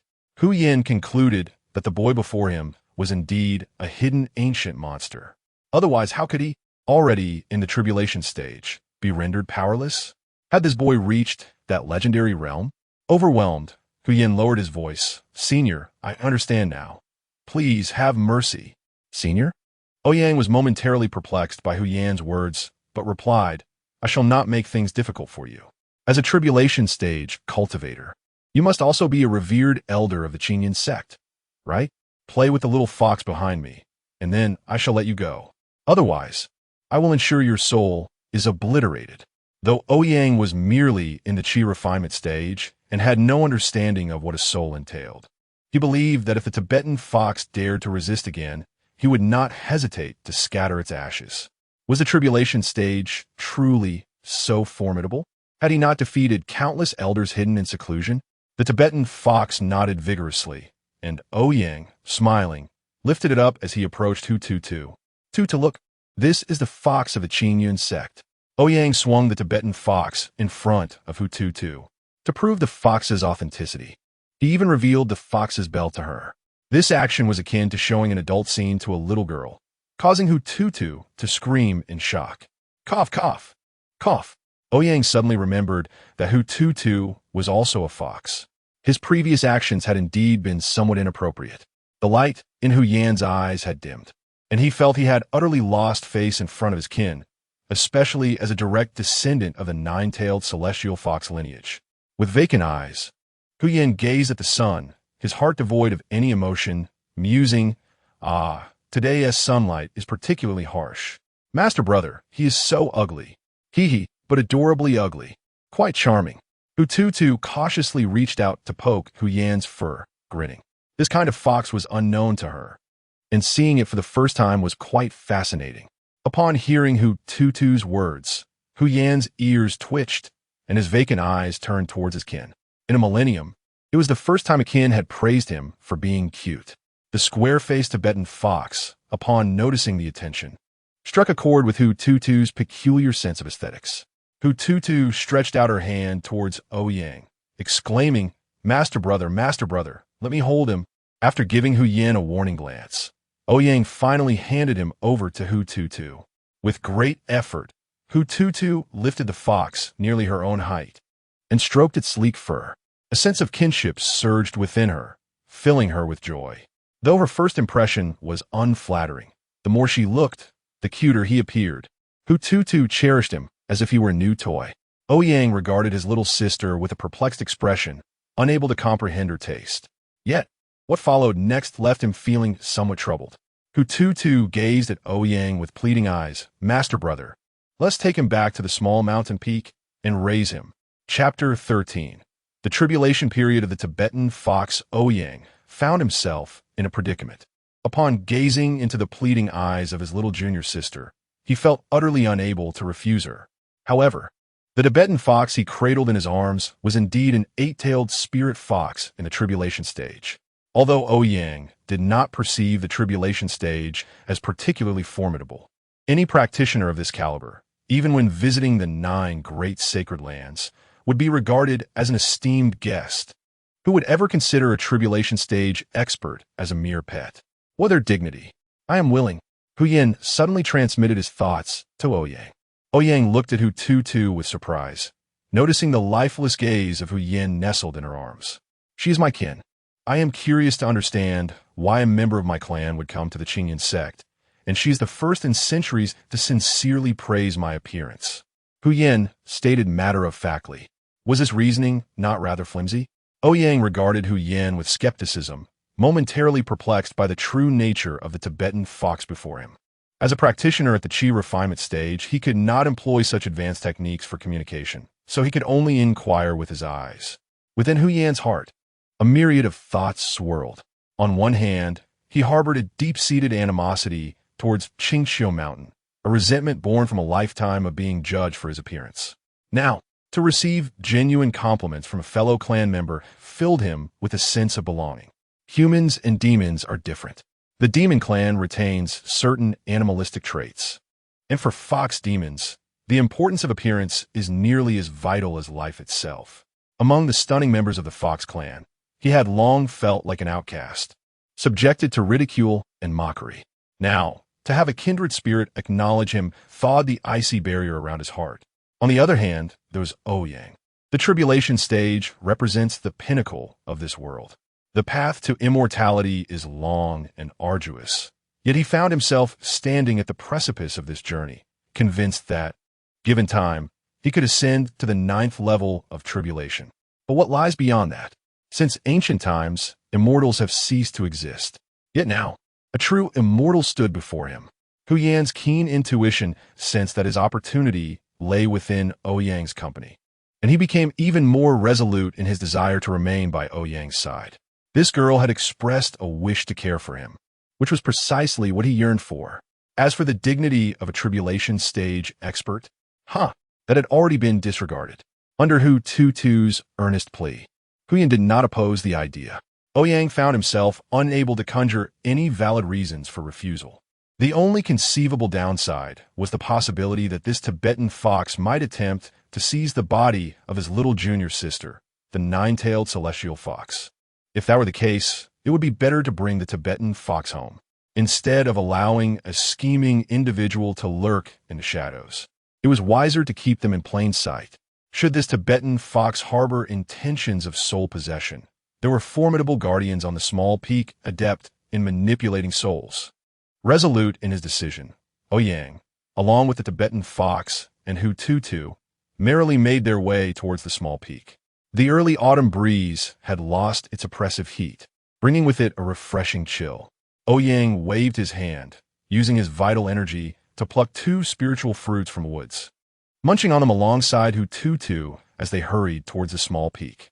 His backpack contained the heart and demon core of the 3-headed bird he had slain, along with the spiritual herbs they had gathered that day. Hututu hummed a familiar nursery rhyme, her voice echoing along the path. Everything felt so serene and idyllic. Suddenly, a flash of golden light streaked across the sky and landed before Ouyang. It was a paper crane. Ouyang extended his hand, and the paper crane gently settled into his palm before unfurling into a sheet of paper. Upon seeing the signature, Ouyang suddenly recalled that the formalities for his little junior sister's entry into the Qingyun sect had yet to be completed. The signature on the yellow paper indicated Qingyun Peak, the main peak of the Qingyun sect. Whenever new inner disciples were accepted, they must ascend to Qingyun Peak to ignite their life lamps. These lamps serve not as means of control over the disciples, but as protective measures. As long as the lamp remains lit, it signifies that its owner is still alive. If the flame were to flicker, it would indicate that the owner had sustained injuries. The guards at Qingyun Peak would then employ secret techniques to locate the owner and render assistance. This was a guarantee provided to inner disciples by the Qingyun sect, one of the 9 great sacred lands, reflecting the sect's care for its members. Only upon lighting their life lamp, receiving their waste token, and being recorded in the sect genealogy would the Qingyun sect officially recognize them as disciples. This paper crane served as a reminder that it was time to assist his little junior sister with the formalities. He recalled the last time he had dealt with such matters was 5 or 6 years ago when Xiaobai joined. Were it not for this paper crane, he might have completely forgotten about it. Ouyang used his finger as a pen, infusing his vital energy as ink, and scrawled 3 words on the yellow paper. Got it. He then infused the paper with his vital energy, and it transformed back into a paper crane, joyfully flitting about him before reluctantly taking flight towards Qingyun Peak. Thanks to Ouyang's infusion of energy, the paper crane appeared far more lively than it had upon arrival. Ouyang returned to the small peak with Hututu and Huyen, just in time for dinner. Hututu solemnly introduced her new pet, Handsome, to her senior brothers. In the eyes of Lung Qing Song by Fei Yu and Chun Changsheng, the Tibetan fox before them appeared to be merely an odd-looking ordinary fox. They assumed that their little junior sister was simply missing her home, and the fact that she was a fox was an unspoken understanding among them. Despite Huyen being a powerful figure in the tribulation stage, he effortlessly concealed his aura in the presence of these 3 talented individuals, who, while exceptionally gifted, were still in their formative years. After dinner, everyone retreated to their respective quarters to rest. Hututu cradled Huyen and nestled in her bed, whispering softly, Handsome, you know I'm also a fox. Once I discover the perfect method to awaken my bloodline, I will take you back to Qingqiu Mountain, where all our kin reside. Hututu chattered endlessly to Huyen, as a mere 5-year-old girl would do, inevitably missing her home in the days following her departure. Encountering a kindred spirit, even one as simple as a little fox, prompted her to share many intimate thoughts. As she spoke, Hututu tilted her head and soon drifted off to sleep. Huyen regarded her with an expressionless face, now tinged with understanding. So, she had come for the sake of her cultivation methods? How typical of those old codgers. With a hint of disdain, Huyen prepared to leap from a bed, only to notice Hututu curling up due to the chill. He kindly extended his paw to cover her with a blanket. Yet, Hututu clasped Huyen's paw tightly. Just as Huyen contemplated withdrawing his paw, Hututu murmured in her sleep, Mama, I miss you so much. Chapter 14. The disciple of the sect leader turns out to be the holy son of the demon clan. A sudden knock on the door roused Hututu from his slumber, where he had been dreamily indulging in candied hawthorn. Rubbing his eyes, he sat up, momentarily disoriented regarding his whereabouts. Ouyang, clad in a flowing azure robe, entered the room. Master brother, have you eaten? Hututu mumbled, still half asleep. It's too early for that. Today, we won't be dining on the small peak. We shall head to Qingyun Peak for a meal. Hurry and get up. We need to acquire your everlasting lamp today, Ouyang replied with a smile. He then glanced at Huyen, who was still nestled comfortably at the head of the bed, showing no signs of getting up. Dazed, Hututu dressed quickly and followed Ouyang out of the room. Upon looking up, he spotted Bai Feiyu standing on a branch, hands clasped behind his back. Brother Bai is practicing so early. Truly diligent, Hututu exclaimed, showing off so early in the morning, not knowing for whom. Let us go. If we delay further, We may miss the midday meal at Qingyun's sect, Ouyang remarked, casting a sidelong glance at Bai Feiyu before urging Hututu onward. Master brother, are we really walking there? Hututu inquired, glancing at Ouyang. Though he couldn't fathom why Ouyang was only at the 9th level of Qi refinement, it was evident that one at this level could not fly on a sword. Did that mean they were to trek along the seemingly endless mountain path again? Ouyang shook his head, smiling as he said, "We won TB climbing today. Someone from Qingyun Peak will come fetch us." As soon as Ouyang finished speaking, a melodious bird call echoed through the air. Hututu looked up to see a magnificent white crane soaring above the small peak. A youthful voice, amplified by true essence, rang out across the mountain. By the command of the sect leader, new inner disciple Hututu is to proceed to Qingyun Peak to receive his everlasting lamp. Hututu, step forward to receive the decree. All others stand aside. Stand Azida? Ouyang narrowed his eyes, gazing at the audacious white crane circling overhead. How dare it be so brazen within the territory of the small peak? Was it new here? However, the crane appeared rather plump. Xiaobai, bring that bird down. We could use an extra meal for lunch today. Ouyang called out to Bai Feiyu, who remained poised on the branch. Bai Feiyu, displeased, opened his eyes. He was in the midst of stabilizing his cultivation when someone dared to disrupt his concentration with an amplified voice. Were they seeking trouble? The 3-foot-long azure blade at his waist seemed to sense its master's agitation, unsheathing itself and launching towards the white crane. Brother Bai, spare the bird. A golden streak of light zipped through the air, colliding with the crane and sending it tumbling far away. The golden light halted, revealing a young man clad in a white robe with a handsome visage, standing atop a flying sword. Brother Bai, my apologies. The junior disciple has only recently entered the inner sect. If he has caused any offense, please forgive him. Seeing the newcomer, Bai Feiyu closed his eyes once more. The previously missed flying sword swiftly returned to its sheath with a swish. Ouyang assessed the newcomer's attributes and immediately recognized who he was. Name: Ling Feng, eldest disciple of the sect leader, cultivation, 3rd level of the nascent soul root bone, 8 charisma, 8 luck, 8 swordsmanship talent, 8 exclusive skill, dual sword splendor evaluation, an unremarkable dual sword-wielding sect leader's disciple. Ouyang, somewhat dissatisfied, remarked, Old Ling, what have you done? Why are all sorts of riffraff being sent to the small peak? Ling Feng offered an apologetic smile. I was delivering a message to Master at Yinu Peak, which is why I asked the junior disciple to come. I had emphasized the need for caution. Perhaps the youth was a bit too proud. I hope Brother Ouyang can forgive him. His speech was courteous, and his smile radiated a warmth akin to a gentle spring breeze. Brother, they actually dared to attack the sect leader's steed. A voice filled with indignation came from the white crane as a youth leaned forward to accuse Ling Feng. Ouyang's demeanor shifted subtly as he regarded the youth, his eyes betraying a flicker of astonishment.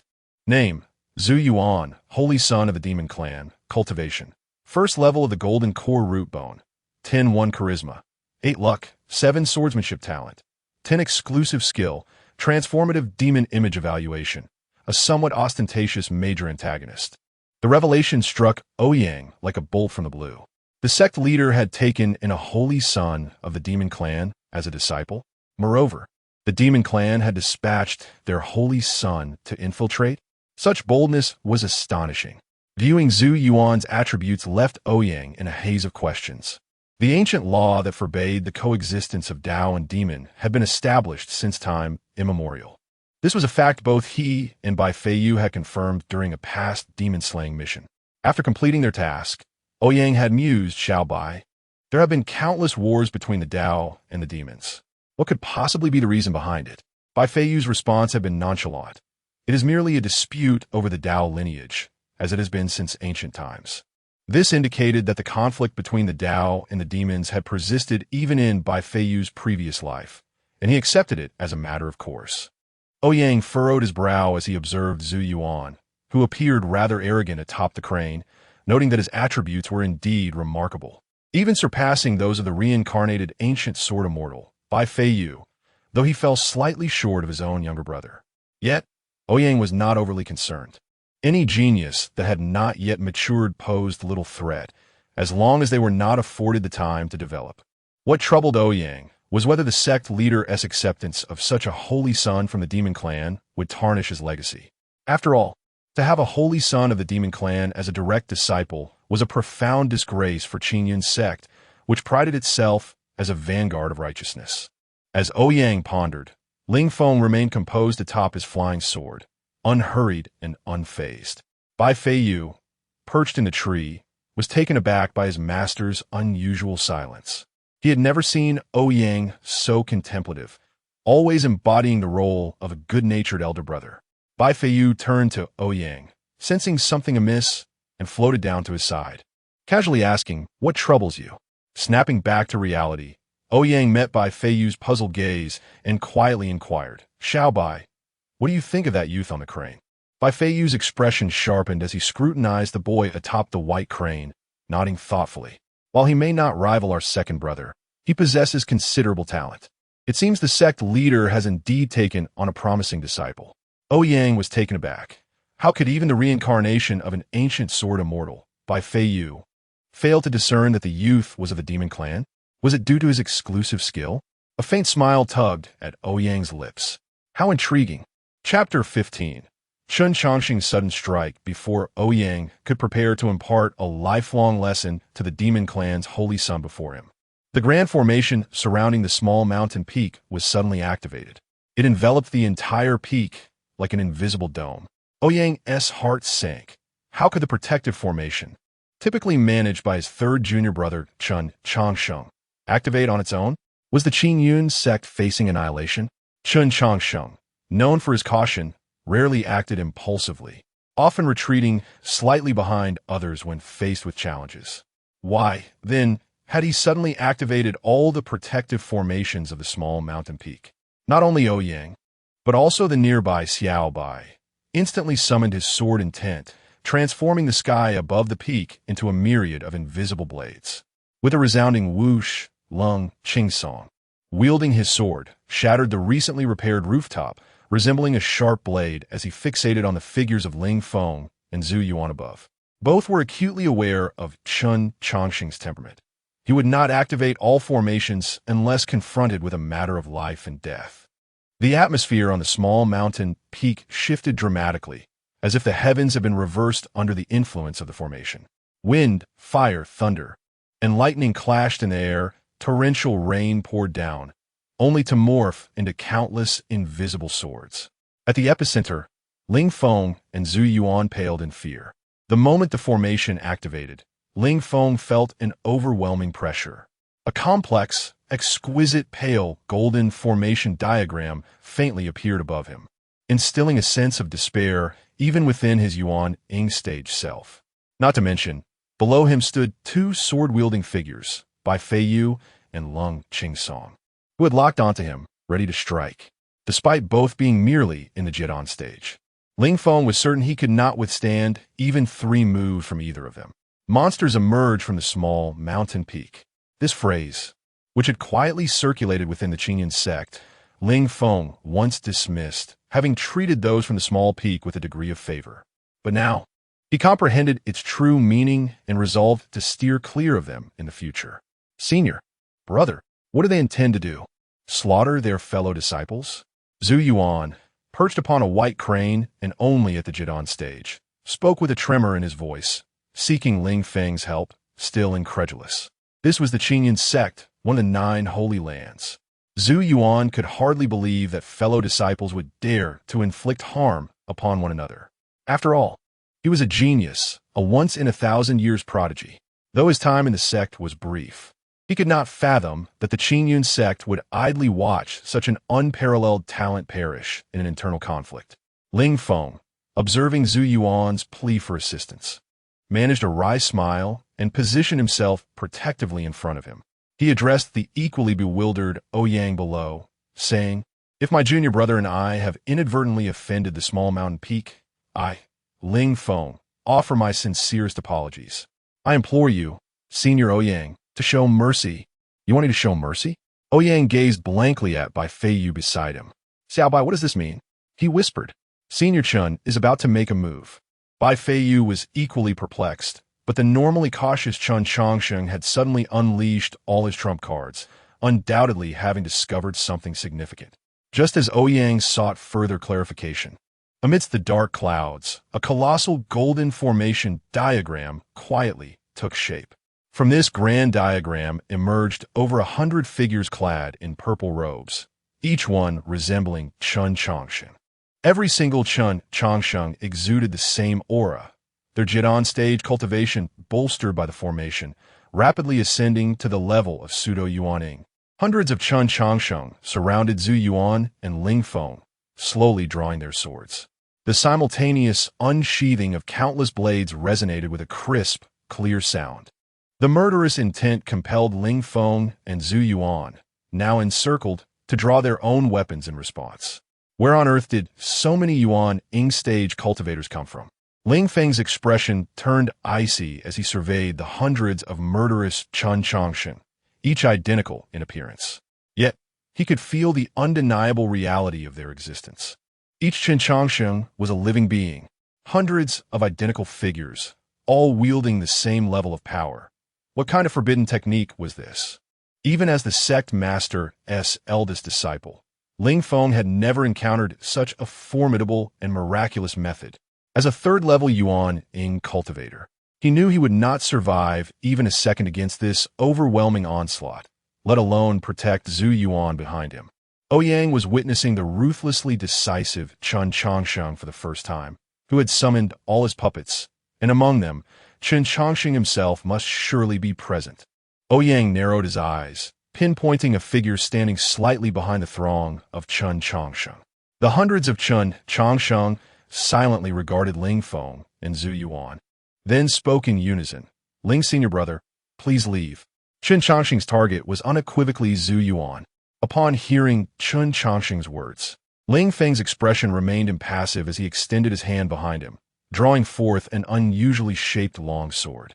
With dual swords in hand, Ling Feng calmly declared, "From the moment my junior brother first called me senior brother upon arriving at the mountain, I have been his senior brother, and he is my junior brother. Senior brother." Zhu Yuan gazed at the imposing figure shielding him, feeling a surge of emotion. Ling Feng's response to Chen Changsheng's declaration affirmed his stance. The hundreds of Chen Changsheng remained silent, watching Ling Feng intently, before softly uttering, "Then you shall accompany him to death." In an instant, the clash of 100 swords echoed throughout the small mountain peak. Chapter 16. The Oath of Heaven. What scene unfolds when hundreds of cultivators, comparable to the nascent soul stage, simultaneously take action? That is precisely what is occurring now. Hundreds of figures, each embodying the essence of the nascent soul, stand resolute with swords drawn, their violent true essence surging above the small peak. Countless sword energies reverberate in the air as Ling Feng retrieves a delicate bronze bell, chanting incantations, enveloping himself and Zhu Yuan within its protective embrace. The ceaseless barrage of sword energies crashes against the bell, creating a dense ripple of force. Surrounded at the center, Ling Feng and Zhu Yuan are subjected to immense pressure. Ling Feng wields dual swords, a prodigious talent as a disciple of the sect leader, further augmented by a treasure personally forged by his master. At the third level of the nascent soul realm, he is confident in his ability to confront any opponent of the same level, and he can effortlessly slay those of lower cultivation. Yet, facing hundreds of cultivators of comparable strength, he knows he must pay a tremendous price, even risking his life in the process. When numbers reach a certain threshold, a qualitative change inevitably occurs. Who knows what secret technique this unfamiliar junior brother employs to summon such a multitude of avatars? What manner of creatures emerge from this small peak? In stark contrast to Ling Feng, who struggles to maintain his ground, Zhu Yuan, perched upon a white crane, has become utterly petrified. He has never felt death so imminent. Were it not for his senior brother's resistance in front, he would likely perish in an instant. He cannot fathom the grudge he bears against this individual across from him. From birth until now, whether in the demon realm or upon entering the Qinyan sect, his path has been smooth and untroubled. He has always been among the exalted, destined to look down upon all beings. Yet now, he feels like a banana leaf caught in a sudden downpour, a mouse among a horde of cats, every moment fraught with the threat of death. Clearly, he risked everything to infiltrate the Qingyun sect for the sake of the demon clan's grand cause. Is he truly to perish here within a month? Gazing at the torrential rain of swords, Zhu Yuan feels a surge of resentment, casting a glance filled with bitterness at the Ling Feng shielding him. Were it not for you, I would not find myself here. It was merely supposed to be a message delivery, yet it has turned into a death sentence. I cannot die. I cannot perish. I am the holy son of the demon clan. I am destined to be the future demon emperor. How could I possibly die in such a place?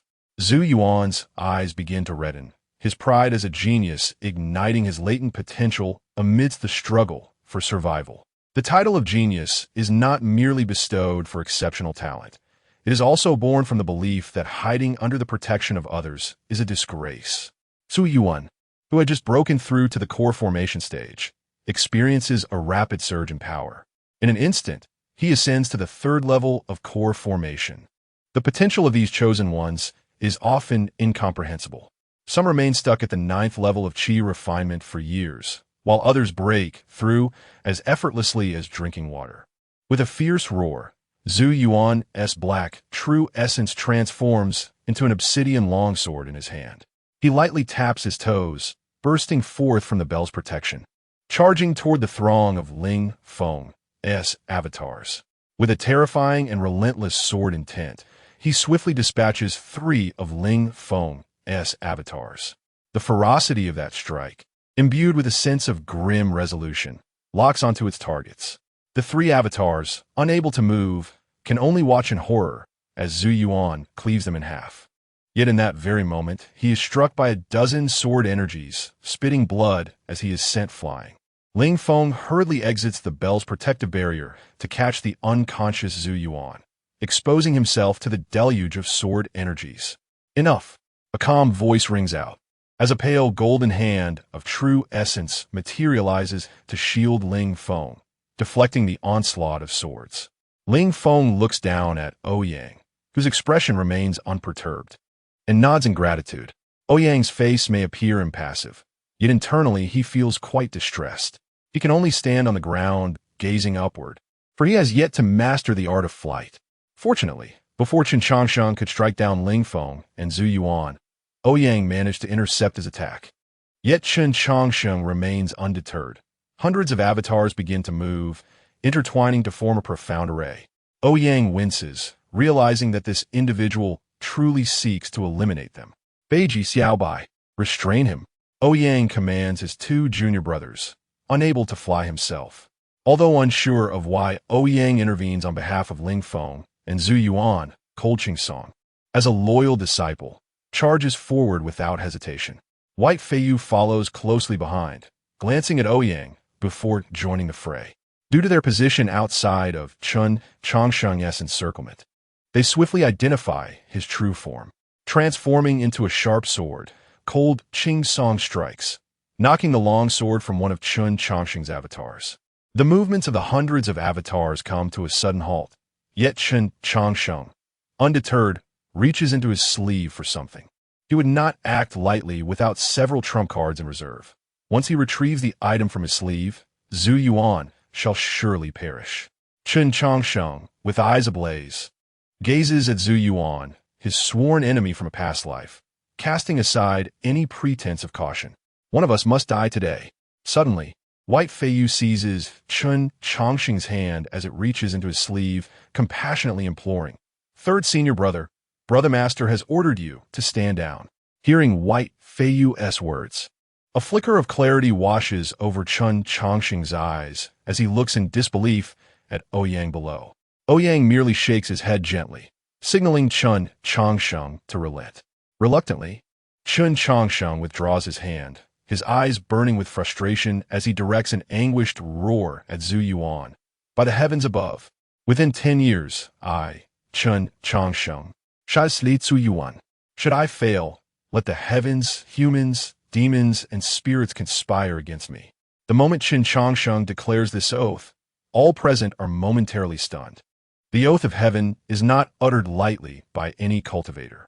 It is a solemn vow, sworn before the heavens, and if unfulfilled, the universe will conspire to ensure the oath-taker's demise. Hence, as Chen Changsheng bellows this oath, it becomes abundantly clear to all that Zhu Yuan harbors a deep-seated enmity with him. Chapter 17. If a sect leader does not agree, I shall speak with him. Suddenly, the sky darkened, and from within the thick clouds, 9 deep rumbles of thunder resounded. The originally black clouds flashed with 9 bolts of lightning. This signified that the heavenly oath established by Chen Changsheng had been acknowledged by the heavens. Once the heavenly oath was sworn, the expressions of all present turned grim. Chen Changsheng formed a hand seal, and hundreds of his avatars instantly returned to his sleeves. Straining his spirit, he directed his long sword towards the golden formation in the sky, which gradually faded from view. Chen Changsheng had promised to allow Ling Feng and the others to leave. But upon glancing at the unconscious Zhu Yuan, he was overwhelmed by anger and spat out a mouthful of blood, collapsing into Bai Feiyu's embrace. The skies cleared, yet the air was laden with a more intense aura of hostility than before. Initially, Chen Changsheng harbored murderous intentions solely towards the unconscious Zhu Yuan in Ling Feng's arms. Now, the gazes of everyone on the small peak were fixed upon Zhu Yuan. Lung Qingsong stood before Ling Feng, sword in hand, while Bai Feiyu descended from the air, placing Chen Changsheng onto a recliner. Then he soared once more, blocking the escape route for Ling Feng and his companion. Together, they formed a strategic stance of mutual offense and defense, both possessing sword intent. The two reached a consensus in an instant. If they were to strike, it must be a decisive blow, for they were acutely aware that if Chen Changsheng failed to fulfill his heavenly oath, he would undoubtedly meet his demise. With Zhu Yuan now in Ling Feng's arms, should Ouyang speak up, the two would assist Chen Changsheng in completing the heavenly oath he had just sworn. 10 years? It would not take that long. Within 10 breaths, they could reduce Zhu Yuan to mere fragments. Does one require a reason to kill? Their brotherhood demanded his death. That was sufficient. As Lung Qingsong and Bai Feiyu drew their swords, an involuntary aura of sword intent emanated from them. Their sword intent was the pinnacle of offensive mastery, and when the two forces erupted, they eclipsed the murderous aura of Chen Changsheng's hundreds of avatars. The two powerful sword intents swiftly enveloped Ling Feng, who held Zhu Yuan. With a bitter smile, Ling Feng silently placed the unconscious Zhu Yuan onto the back of a white crane.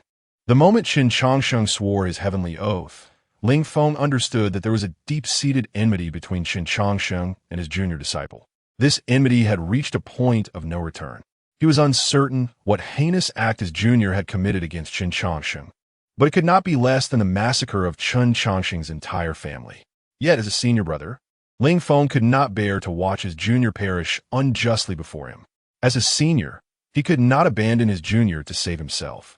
Ling Feng drew his twin swords, took a deep breath, and fixed his gaze upon the two formidable sword intents, feeling even more pressure than when facing Chen Changsheng's hundreds of avatars. The sword intent was a high-level concept that only those at the out-of-body stage could engage with. Even as a third-layer nascent soul, he had only just brushed the threshold of sword intent. How could there be cultivators on this small peak who comprehended sword intent in the core formation stage? And not just one, but two? This was no longer a rarity. It was utterly extraordinary. Holding his swords, Ling Feng found that the nascent form of his sword intent dared not manifest in front of their complete sword intent. Unformed sword intent would be utterly annihilated in the presence of perfected sword intent. Sword cultivators had forsaken all defense for the ultimate in offense. During regular practice, one could easily sustain severe injuries or worse, let alone in a life-or-death struggle. Four sword cultivators, possessing sword intent and lacking it, were entirely different realms. In the face of two core formation juniors, Ling Feng, at the third layer of the nascent soul stage, found merely gripping his sword required tremendous effort. Indeed, laying down his sword would be far easier, but that would mean abandoning his path, relinquishing his very essence. Forsaking one's path was a cruelty worse than death for a cultivator. Thus, even under the oppressive weight of Lung Qingsong and by Feiyu's sword intent, Ling Feng refused to relinquish his sword. Suddenly, Ouyang spoke from below. "Old Ling, your junior has spat blood, and so has my junior. Let's consider this matter settled." Ouyang's words were akin to a lifeline for Ling Feng. He quickly responded, "Of course, it was merely a childish competition. The contest is over.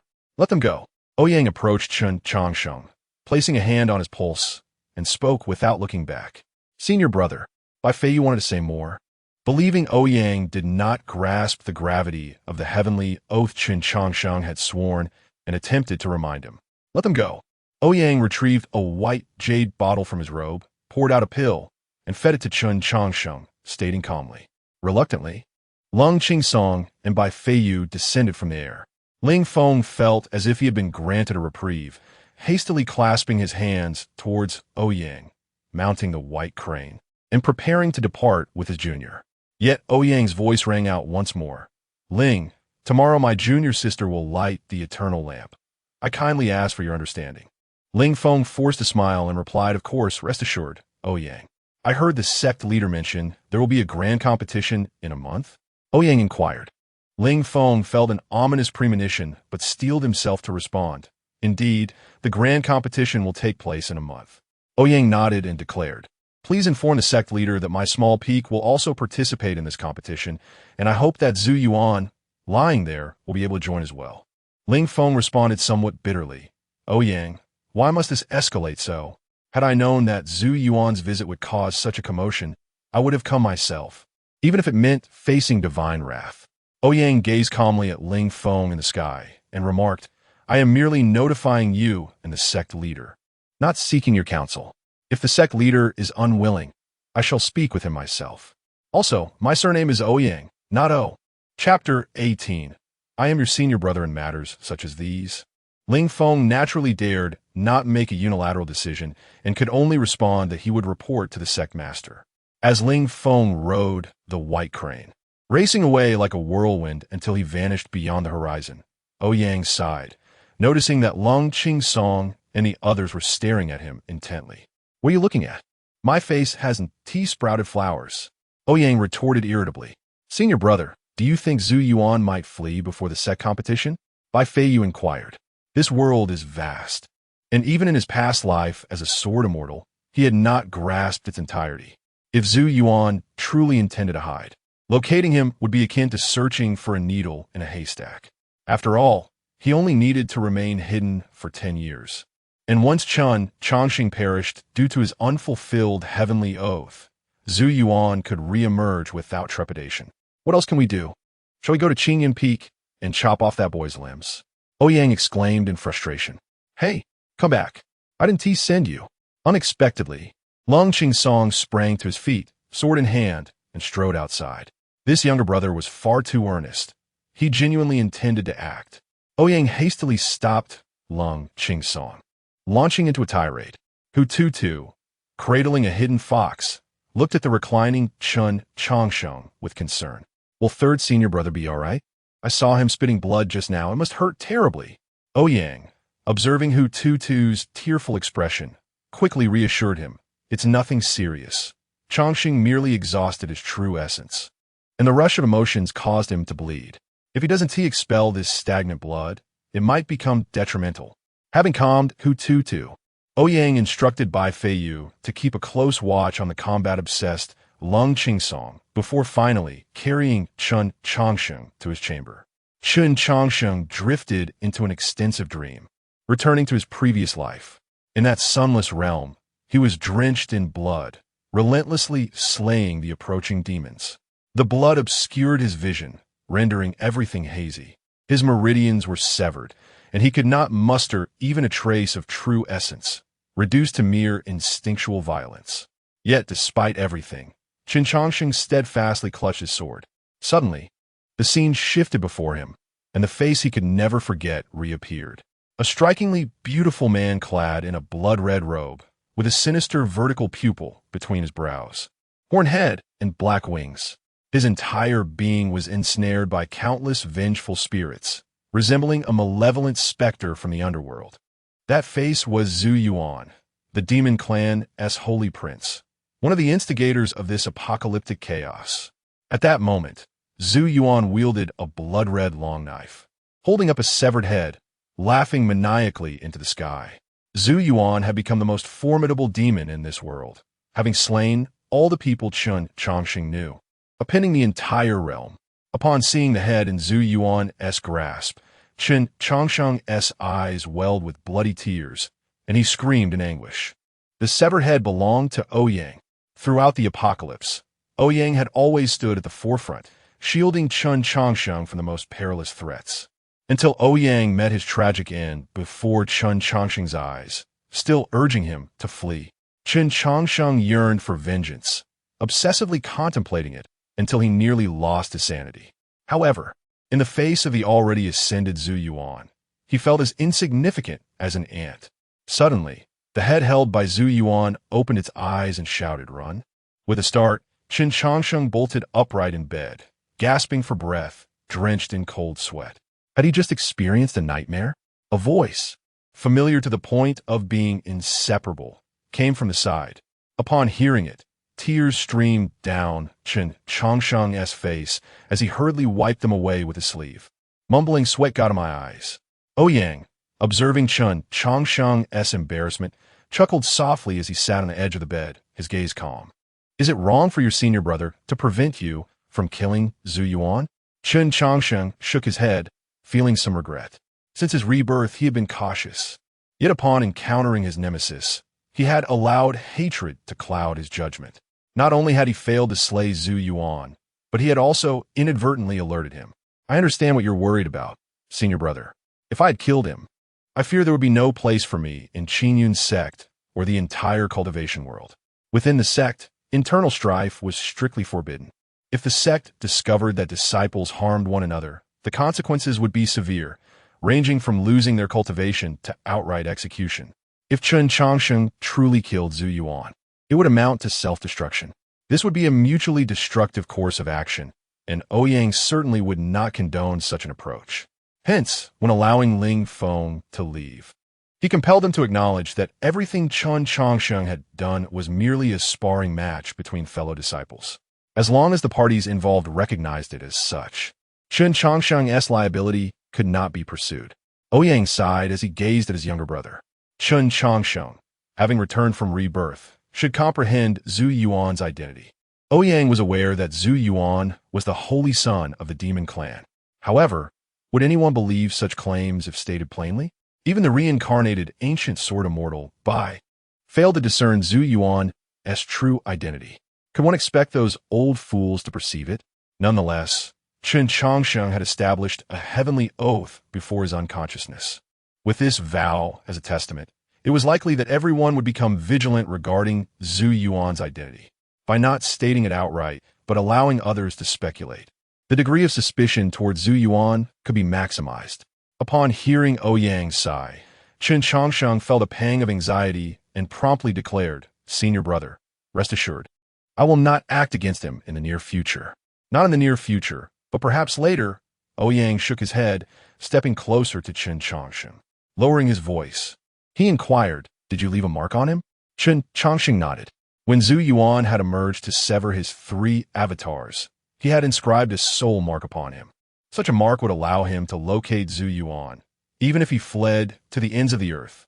Ouyang was then satisfied, recognizing that his younger brother was meticulous and astute, much better than a certain fool who charged forward with nothing but a sword. "Rest for now. What is done is done. We shall take one step at a time," Ouyang comforted. Chen Chongqing obediently reclined back onto his bed, gazing blankly at Ouyang. "Senior brother, if, hypothetically, killing Zhu Yuan could avert a catastrophe, would you believe it?" Ouyang paused, then shook his head contemplatively. "You misunderstand. The emergence of catastrophe will not be altered by a single individual. Even if you were to kill Zhu Yuan, there would be a second and a third Zhu Yuan. The onset of calamity is not coincidental. It is inevitable." Chen Chongqing nodded, then gloomily replied, "Many lives will be lost in a catastrophe. We must find a way to prevent it." Ouyang slapped Chen Chongqing's forehead playfully, chiding him. Within Qingyun's sect alone, there are countless strong individuals. In the face of calamity, it is not something a mere foundation establishment cultivator like you should fret over. Just get some proper sleep. After lecturing Chun Chongsheng, Ouyang exited his room. As he stepped over the threshold, Chun Chongsheng's voice echoed behind him. Senior brother, if a calamity truly occurs, I will protect everyone. Ouyang felt a stir in his heart, but did not turn around, responding lightly. If a calamity truly arises, as long as I remain alive, the heavens will not fall. After all, I'm your senior brother. Chapter 19. Tidying up the mess, I am your elder brother. The sky will not fall. The declaration, articulated in an unassuming tone, exuded an air of authority that was both natural and sophisticated. As Ouyang stepped out of Chun Chongsheng's room, he could not help but silently commend himself. It was exhilarating to display bravado in front of his esteemed peers, akin to savoring an exquisite vintage cola. Closing the door behind him, Ouyang's gaze shifted to the courtyard. Beneath the lush canopy of a tree, a square-faced fox sat at a stone table, cradling a cup of tea while gazing at the moon. How leisurely! Aren't you afraid my junior disciples will discover your true nature? Ouyang approached the fox and poured himself a cup of tea, inquiring. Huyen took a delicate sip of the tea, instinctively propping up his hind leg, artfully concealing his bell, before responding languidly. I have masked my aura. While these youngsters possess remarkable talent, there's still no match for me. That said, the elder is a splendid senior brother. Spare me the formalities. I'm not that old. Ouyang replied, draining his cup, the fragrance of tea mingling with a hint of primordial energy lingering in his mouth. What fine brew! His eyes lit up as he reached for another pot. With swift reflexes, Huyen snatched the teapot from Ouyang's grasp, feigning concern. This tea is from a millennia-old spiritual tree. Is this how one consumes such fine tea? Ouyang grimaced, finding the fox both unattractive and miserly. How long do you intend to linger here? He doubted that a formidable being in the tribulation stage would willingly remain as a pet beside Hutu. Huyen carefully set the teapot aside and lifted his cup again, gazing at the moon. Initially, I was merely curious about what this kin with nine-tailed bloodline sought at Chinyan sect. Now, I am more intrigued to see if she can truly ascend to the nine-tailed celestial fox. Is it really that dull? Ouyang asked skeptically. After the tribulation stage, a cultivator's life stretches long, devoid of further ascension potential. In such an extensive expanse of time, one must seek amusement, Huyen shrugged. I don't find the tribulation stage particularly impressive. I've faced it before, Ouyang mused, casting a sidelong glance at the pompous Huyen. Huyen's fox-like eyes scrutinized Ouyang, seemingly able to discern his thoughts. With a chuckle, he remarked, Ah, so that's your perspective. You truly believe the tribulation stage is merely a matter of higher realms? Youngster, I can see that your true energy is vast enough to instill fear even in me. Yet if I wish to end your life, it would not be a challenge. Ouyang did not bristle at this assertion.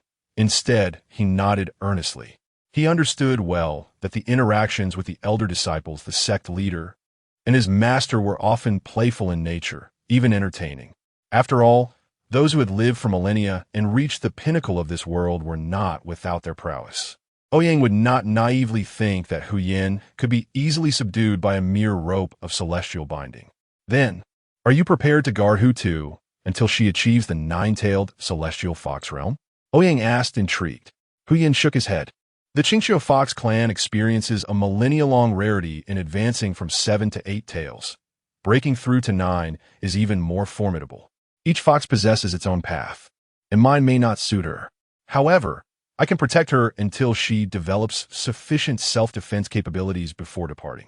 Huyen spoke, then chuckled, adding, Though I claim to be her guardian, with you and your juniors around, she could thrive anywhere in this world. Perhaps I simply wish to remain by her side. Ouyang found himself somewhat bewildered by Huyen's erratic speech. Huyen leapt from the stool, moonlight illuminating his brown fur as he absorbed its essence into his being. I am quite pleased with the name she bestowed upon me. For now, I am called Handsome. With a mischievous grin, Huyen transformed into a gust of wind and darted back to Hutu's room. Such a peculiar fox indeed. Ouyang gazed at the moon, which appeared unusually large in this world, almost within reach. Perhaps the absence of light pollution rendered it so pristine. Suddenly, his attention sharpened as a wooden boat flew from the moon. The vessel glided without wind, carrying two young figures, one rowing with a paddle, the other standing at the bow with a brush and paper. As the boat approached, Ouyang noticed a character etched onto it, instantly recognizing the visitors. Qingyun sect's Execution Peak disciples. The practitioners from Execution Peak oversaw the sect's laws and had the authority to investigate any transgressions, even against the sect leader. Known for their stern expressions and scrutinizing gazes, they were often derisively referred to as the sect dogs. The boat drew near, and the young man with the brush clasped his hands in greeting. Elder brother Ouyang, you haven't retired for the night? Ouyang returned the gesture, feigning ignorance. I've been a bit restless lately. What brings you two specters here? The pair, one clad in white and the other in black, bore peculiar names, Bai Wu Chang and He Wu Chang, earning them the moniker of Execution Peak's Death Inspectors. Ouyang surmised that the commotion caused by Chun Chongqing earlier that day had caught their attention, prompting a visit. With a smile, Bai Wu Chang explained, earlier today, the Peak Master mentioned someone had sworn a heavenly oath on the small peak, so we were dispatched to inquire about the matter. As he spoke, the boat prepared to land in the courtyard of the small peak. A gentle wave of true energy halted the vessel, and Ouyang, wearing a broad smile, announced, today, in a moment of leisure, I swore a heavenly oath. If I do not break through to the Foundation establishment stage within 10 years, I shall not be human. Elder brother, such a reason will be difficult to report to the Peak Master. Bai Wu Chang exclaimed, exasperated. Is it permissible to fabricate such absurdity? Ouyang shook his head. Ah, Bai, you are unaware. This matter is known not only to my entire small peak, but also to the sect leader. The sect leader is aware. Bai Wu Chang exchanged glances with He Wu Chang, their expressions filled with doubt. Could it be that Ouyang truly made such a nonsensical oath? When did heavenly acknowledgement become so trivial? Just as Bai Wu Chang was about to question further, Ouyang tossed a book towards him, stating, I cannot allow you two to leave empty-handed. This is my latest research on interrogation techniques. I present it to you both. Bai Wu Chang caught the book, which bore a haphazardly scrawled title, The 10 Most Excruciating Tortures of Qingyun Sect. Upon glancing through it, a cold sweat broke out on his back, quickly giving way to exhilaration. With this book, he could finally see if those offenders would still maintain their bravado. Bai Wu Chang cherished the book like a treasure and bowed to Ouyang. Since the sect leader is informed, we will report truthfully. Do visit Execution Peak more often. The Peak Master claims you are a once-in-a-millennium interrogation expert. Ouyang smiled and returned the bow. Certainly, I shall visit Execution Peak soon, and perhaps enhance your tools. After exchanging polite words, the two steered their boat back into the moonlight, vanishing from sight. Ouyang remained, shrouded in the ethereal glow of the moon, his brow furrowed. He recalled Chun Chongqing's words and sighed deeply, pondering a calamity. Is it? Chapter 20. The small peaks are full of monsters, and I, Qingyun Peak, do not raise useless individuals. Upon returning to Qingyun Peak, Lingfeng knelt humbly on the ground, while beside him lay the unconscious Sun on a mat. In a modest courtyard, an elderly man clad in a long gown, holding a fan, furrowed his brow as he gazed intently at Sun. This disheveled old man was none other than the current leader of the Qingyun sect, Dong Shuzi. Rumor had it that Dong Shuzi possessed unfathomable strength, having even grazed the threshold of immortality. Did that rascal Ouyang truly say such a thing? Dong Shuzi inquired, his tone tinged with irritation. Having recounted the events, Lingfeng nodded and then bowed deeply, saying, my skills are lacking, and I failed to protect my junior brother adequately. I beseech Master to punish me. Looking at Lingfeng, who remained with his head bowed, Dong Shuzi sighed. If what you say is true, the fact that you were able to bring your junior brother back is already quite remarkable. You have done well. There is not a single sane person atop that peak. The Heavenly Tao Oath. If a cultivator truly makes such a vow to attract the attention of the Heavenly Tao and gain its approval, it is beyond the reach of ordinary practitioners. Do you think the Heavenly Tao is so easily swayed? Can any Tom, Dick, or Harry summon its witness? Only a person endowed with great fortune can invoke the heavenly Tao's notice through a lethal vow made to another of equal fortune. This, in turn, indicates that both Chun Changsheng and Ziyuan are recognized by the heavenly Tao as individuals of great fortune. Dong Shuzi bore no grudge against Ling Feng for his inability to safeguard Ziyuan. Having spent years in seclusion at Qingyan Peak, Ling Feng was oblivious to the monstrous beings residing on the smaller peaks. Despite Dong Shuzi's words, Ling Feng stubbornly refused to lift his head. With a hint of resignation, Dong Shuzi said, "Since you insist on punishment, return and transcribe the Huangting scripture 500 times. With utmost reverence, I shall obey Master as command." Ling Feng replied, bowing deeply. Observing his disciple, Dong Shuzi felt a mix of exasperation and admiration. While Ling Feng's character was commendable and his aptitude acceptable, his unwavering sense of righteousness bordered on stubbornness, rendering him somewhat inflexible in his views. From his sleeve, Dong Shuzi produced a medicinal pill, dispersing its essence over Ziyuan. Gradually, the anguish on Ziyuan's face faded, and his breath steadied. With a wave of his hand, Ziyuan vanished from the hall, leaving only Dong Shuzi and Ling Feng. "Do you understand what the heavenly Tao oath signifies?" Dong Shuzi asked. "To the death." Ling Feng replied resolutely. "Then do you not suspect that your junior brother may have issues?" Dong Shuzi pressed. Ling Feng shook his head, asserting, "My junior brother was entrusted to me by Master, and I refuse to believe he harbors any problems. It must be a misunderstanding." Dong Shuzi was momentarily speechless by Ling Feng's conviction. After a pause, he asked, "If it is indeed your junior brother who has issues, what will you do?" Ling Feng replied solemnly, "As a senior brother, it is my responsibility to guide him back to the right path." Dong Shuzi stared at Ling Feng in disbelief, sensing a radiant aura emanating from him. It was a pity that such a promising disciple was so misaligned. He ought to have become a monk. If the Qingyun sect fell into his hands, it would likely face annihilation within 30 years. What manner of disciple had he taken on? In frustration, Dong Shuzi gestured for Ling Feng to leave. Ling Feng bowed and exited his master's chamber, heading directly to Ziyuan's room. The heavenly Tao oath? Surely, my calculations cannot be wrong.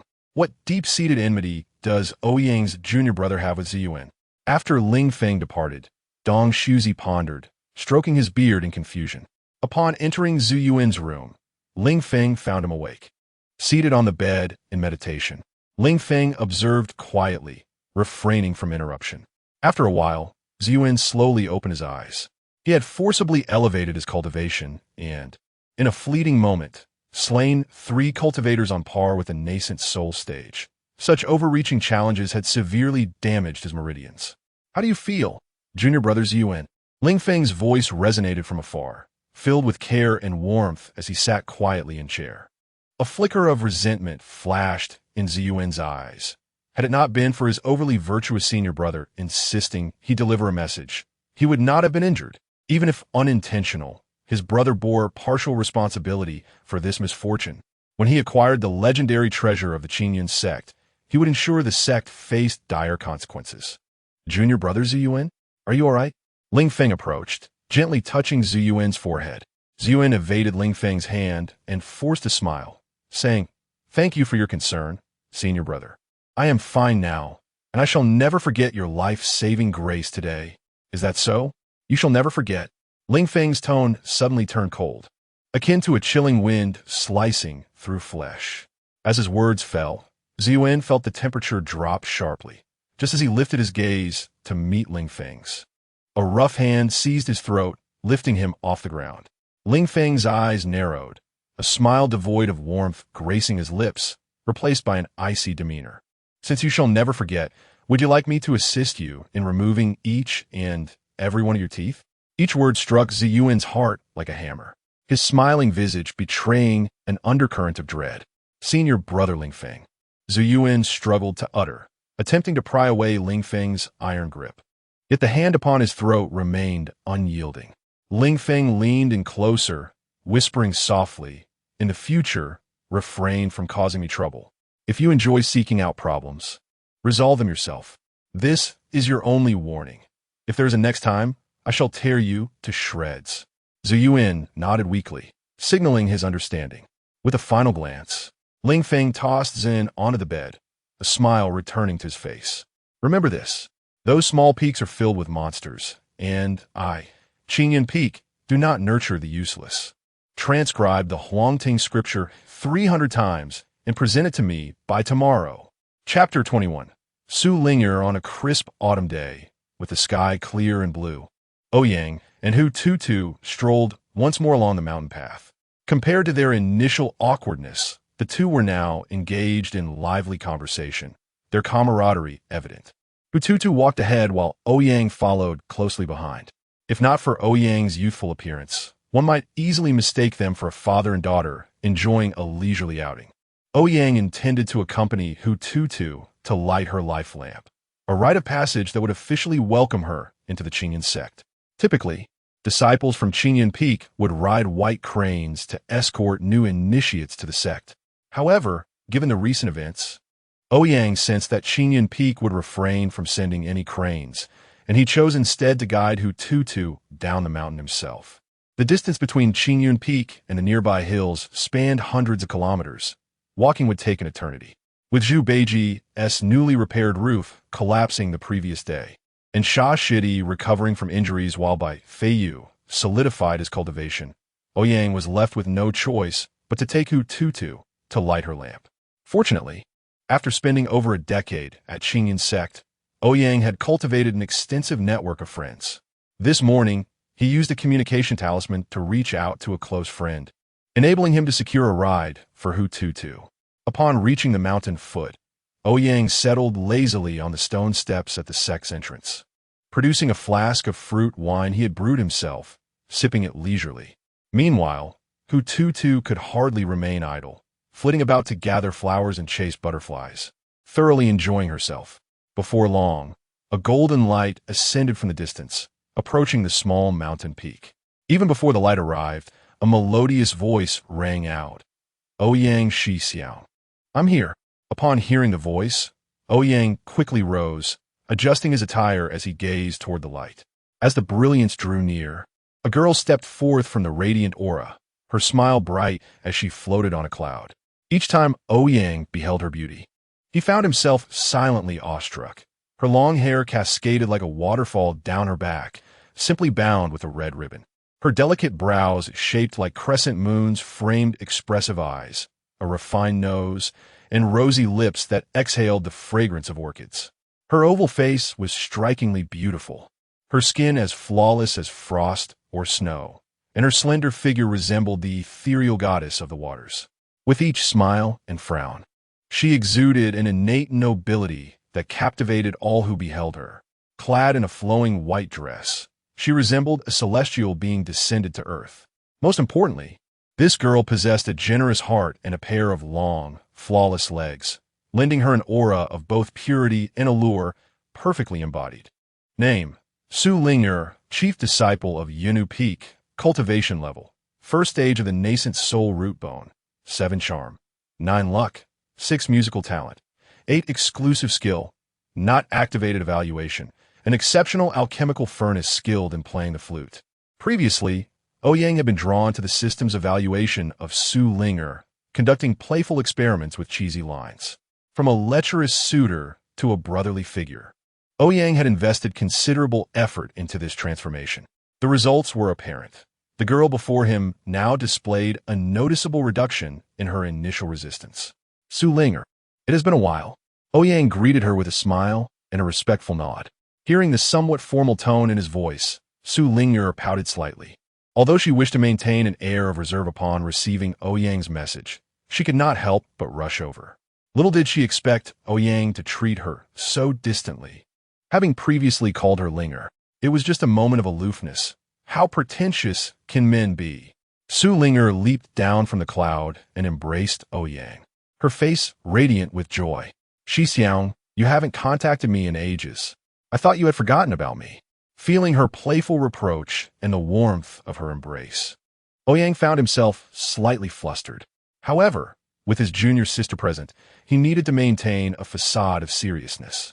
Clearing his throat, he fibbed, I've been busy assisting Bai Shitty with his recent breakthrough, and now that I finally have a moment, I thought to bring my little junior sister to Qingyun Peak to light her life lamp. You were the first person who came to mind. Upon hearing that he had thought of her first, Su Linger beamed even brighter. Oh, Shi Xiang, you have a hair on your shoulder, she remarked, leaning in feigned casually against him while inhaling his scent. Ah, Shi Xiang's scent remains as delightful as ever. Su Linger chuckled to herself, reveling in the moment. Suddenly, a small face appeared before Su Linger, who Tutu blinked curiously at her. With a startled exclamation, Su Linger quickly jumped away from Ouyang. Shi Xiang, is this sister just an ordinary friend who will take us to Qingyun Peak? Hu Tutu asked, emphasizing the term ordinary friend. Upon hearing Hu Tutu's words, Su Linger finally acknowledged the girl perched on Ouyang's other shoulder. With her keen eye, she could tell that this little girl would undoubtedly grow into an extraordinary beauty. Alarm bells rang in Su Linger's mind, having finally curbed the advances of the other girls at Yunu Peak. She was now faced with a new contender in the form of her Shi Xiang's young female companion. Was it Ouyang's exceptional qualities that attracted these girls like moths to a flame? Turning her attention back to Hu Tutu, Su Linger wore a cordial smile. Shi Xiang, is this Ouyang Shirshu's newly accepted disciple? She asked, placing emphasis on the word newly, hinting that Hu Tutu was still just a child. Though young, Hu Tutu perceived the underlying implications in Su Linger's tone, eyeing the woman who appeared so close to her Shi Xiang with caution. She couldn't deny that in terms of beauty, Su Linger was only slightly inferior to herself. However, it was evident that Su Linger's figure was far beyond her own current stature. With a playful bite of her lip, Hu Tutu feigned innocence as she responded, Yes, Shiji. My name is Hu Tutu. I will be spending my days at the small mountain peak with Shi Xiang and the others. Her words struck a nerve in Su Linger. Though she shared a deep bond with Ouyang, the inability to be together daily was her greatest sorrow. Caught amid an invisible tension, Ouyang looked bewildered at the two girls before him. Their words were polite and courteous, yet he could sense an underlying tension simmering beneath the surface. Su Linger and Hu Tutu exchanged glances, and an undeniable spark seemed to ignite between them. In unison, they turned their heads away, both huffing disdainfully. What a troublesome woman. Chapter 22. Qiongfeng. The conflict between women often unfolds in silence. Though the two girls, one large and one small, appeared to be inseparable, their words were laced with sharpness, akin to concealed blades that pierced each other deeply. The younger sister was indeed petite and exquisite. I spend my days in the company of my senior brother. You should come to Yunu Peak. Children ought to play with children. I spend my days in the company of my senior brother. Ouyang hurriedly intervened in the inexplicable rivalry between the two, turning to Su Linger with a smile and saying, Junior sister, it's getting late. We should depart. Su Linger took out a jade flute, her eyes shimmering with spring-like warmth as she softly asked Ouyang, Senior brother, may I play the flute for you? Cough, cough, cough. Let us focus on the task at hand. Once we finish, come to my room, and we shall discuss in detail. Ouyang cleared his throat and replied. Who could withstand such a proposition? Although he knew that Su Linger's words bore a different meaning from his understanding. How could anyone resist the allure of a delicate and pure beauty testing one's resolve? He pondered, wondering if he could withstand it. What did you say, senior brother? Isu Linger a tilsit herhit posset. It's nothing, nothing. Hu Tutu, observing the flirtation between the two, was instantly filled with indignation. Senior brother is truly a rogue. He already has such a lovely little junior sister and yet flirts with others. I wonder where that vixen came from. When it came to vixens, none could compare to her authenticity. Hu Tutu's little tiger teeth were nearly ground to dust. Yet as a child, she felt utterly powerless. After all, who would be interested in a body as juvenile as hers? With a meaningful smile, Su Linger waved her delicate hand, and a mist rose beneath their feet. The mist transformed into a white cloud, lifting the trio high into the air, soaring toward the direction of Qiongfeng. The distance of several hundred kilometers was traversed in less than half an hour, and they soon arrived at the mountain gate of Qiongfeng. Compared to smaller peaks, Qiongfeng towered majestically, its grandeur striking against the sky. The massive mountain stood abruptly upon the earth, with celestial clouds swirling around its midsection and white cranes soaring in flight. Countless white jade steps, like a celestial ladder, led straight to the summit, seemingly without end. As one of the 9 sacred sites of the cultivation world, Xiongfeng was adorned with great care. Atop Xiongfeng, there were waterfalls, rivers, exotic flowers, and rare beasts, with uniquely arranged houses scattered throughout, creating a scene both solemn and elegant. A true celestial mountain.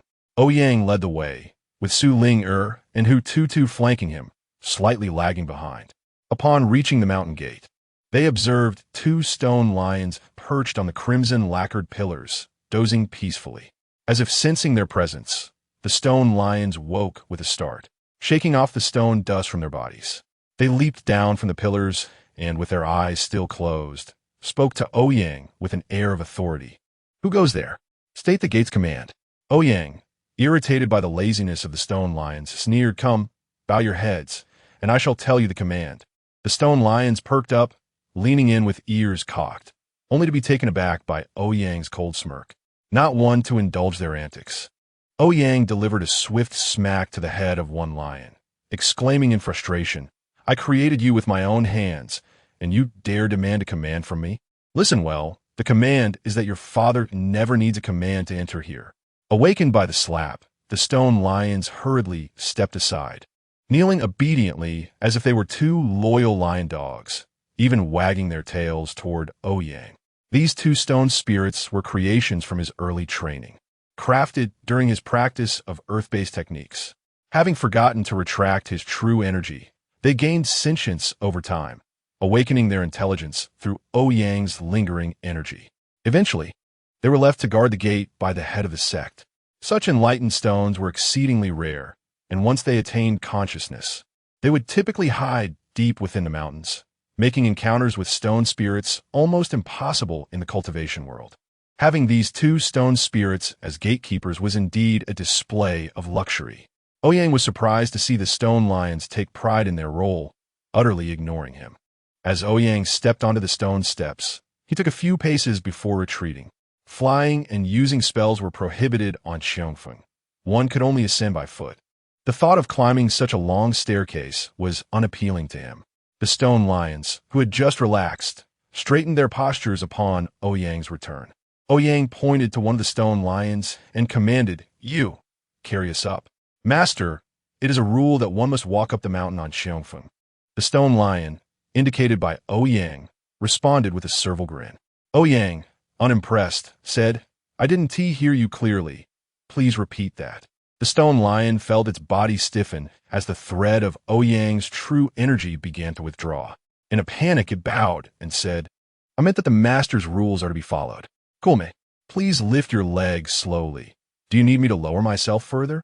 With a cold huff, Ouyang mounted the stone lion, followed closely by the 2 girls. The stone lion leapt and swiftly vanished from the white jade steps. The other stone lion, relieved not to have been called out, turned to see a young man attempting to follow Ouyang through the mountain gate. The stone lion perked up, its voice deepening as it announced, "Who goes there? State the command."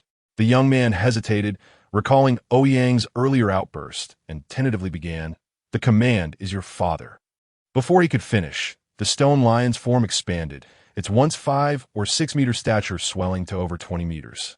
The colossal stone lion raised a paw and brought it down fiercely upon the young man. Startled, the young man executed a hand seal and attempted to burrow underground. "Are you trying to be clever here? Such foolishness!" The stone lion scoffed. As a stone spirit, it possessed an innate affinity for earth-based techniques. The lion's paw crashed onto the ground, and the young man, who had been escaping, let out a cry, covering his head as he emerged from the earth. Just as he managed to surface halfway, the soil around him suddenly constricted, trapping him. "Incorrect command. You shall stand in penalty for 10 hours. The stone lion yawned, returning to its perch on the lacquered pillar. The young man looked at the stone lion with tears in his eyes, lamenting his misfortune after being called upon by senior brother Lingfeng to recite the Huangting Jing, only to find himself caught in such a predicament. Chapter 23.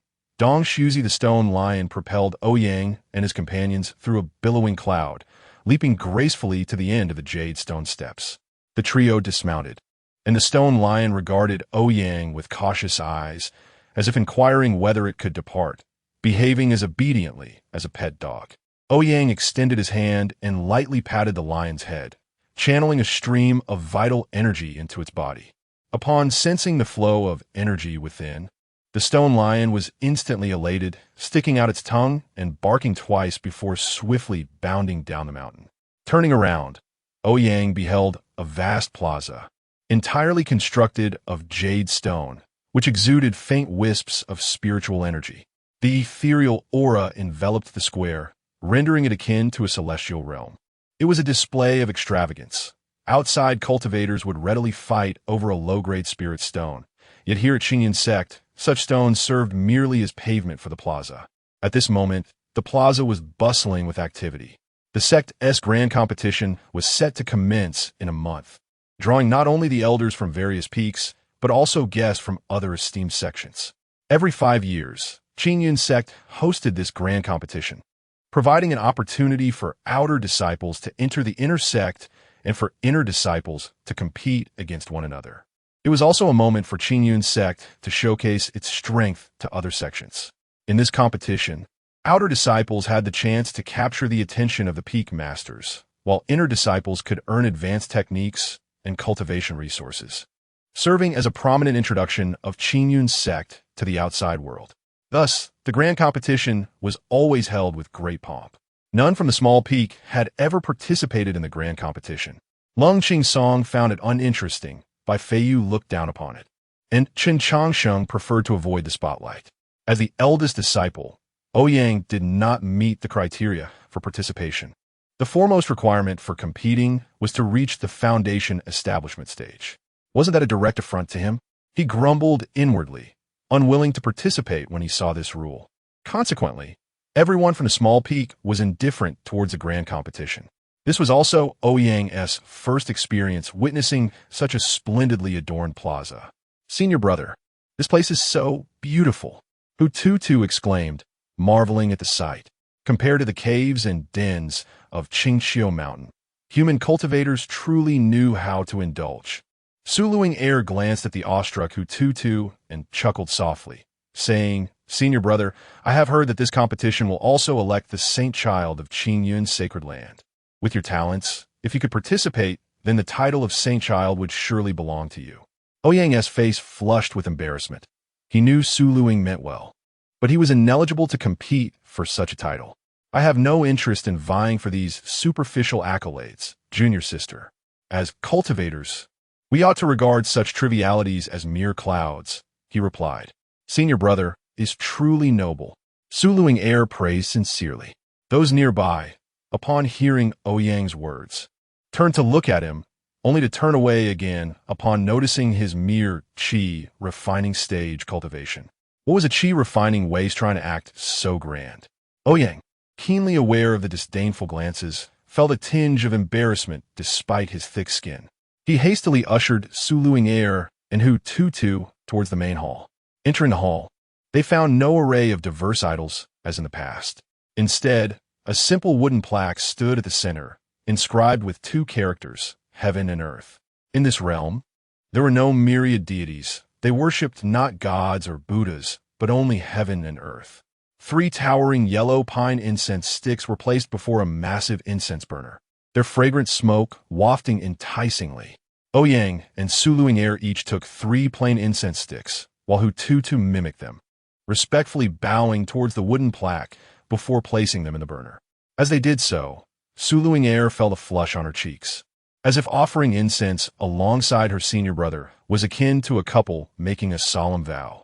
After paying their respects, Suluing Air remained in the front hall, as disciples were not permitted to enter the rear hall without significant business. Thus, Ouyang led Hu Tutu around the central hall towards the back. The rear hall also contained a large altar, adorned with countless flickering everlasting lamps. This was the designated place for all inner disciples' everlasting lamps. Upon entering, Ouyang found the back hall completely deserted. What was the meaning of this? Had old Ling stood him up? This was not like his style.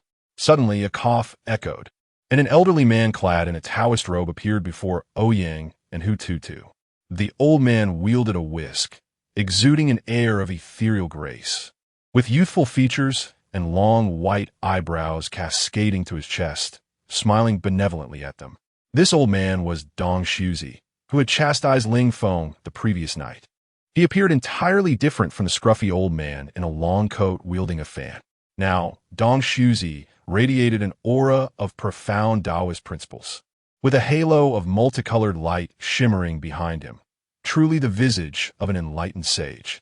Ouyang recognized Dong Shuzi and bowed respectfully, saying, "Disciple Ouyang pays his respects to the master." Hututu hurriedly followed suit, exclaiming, "Disciple Hututu pays his respects to the master." Dong Shuzi glanced at Hututu and immediately recognized her as the innate Tao body, a spirit fox.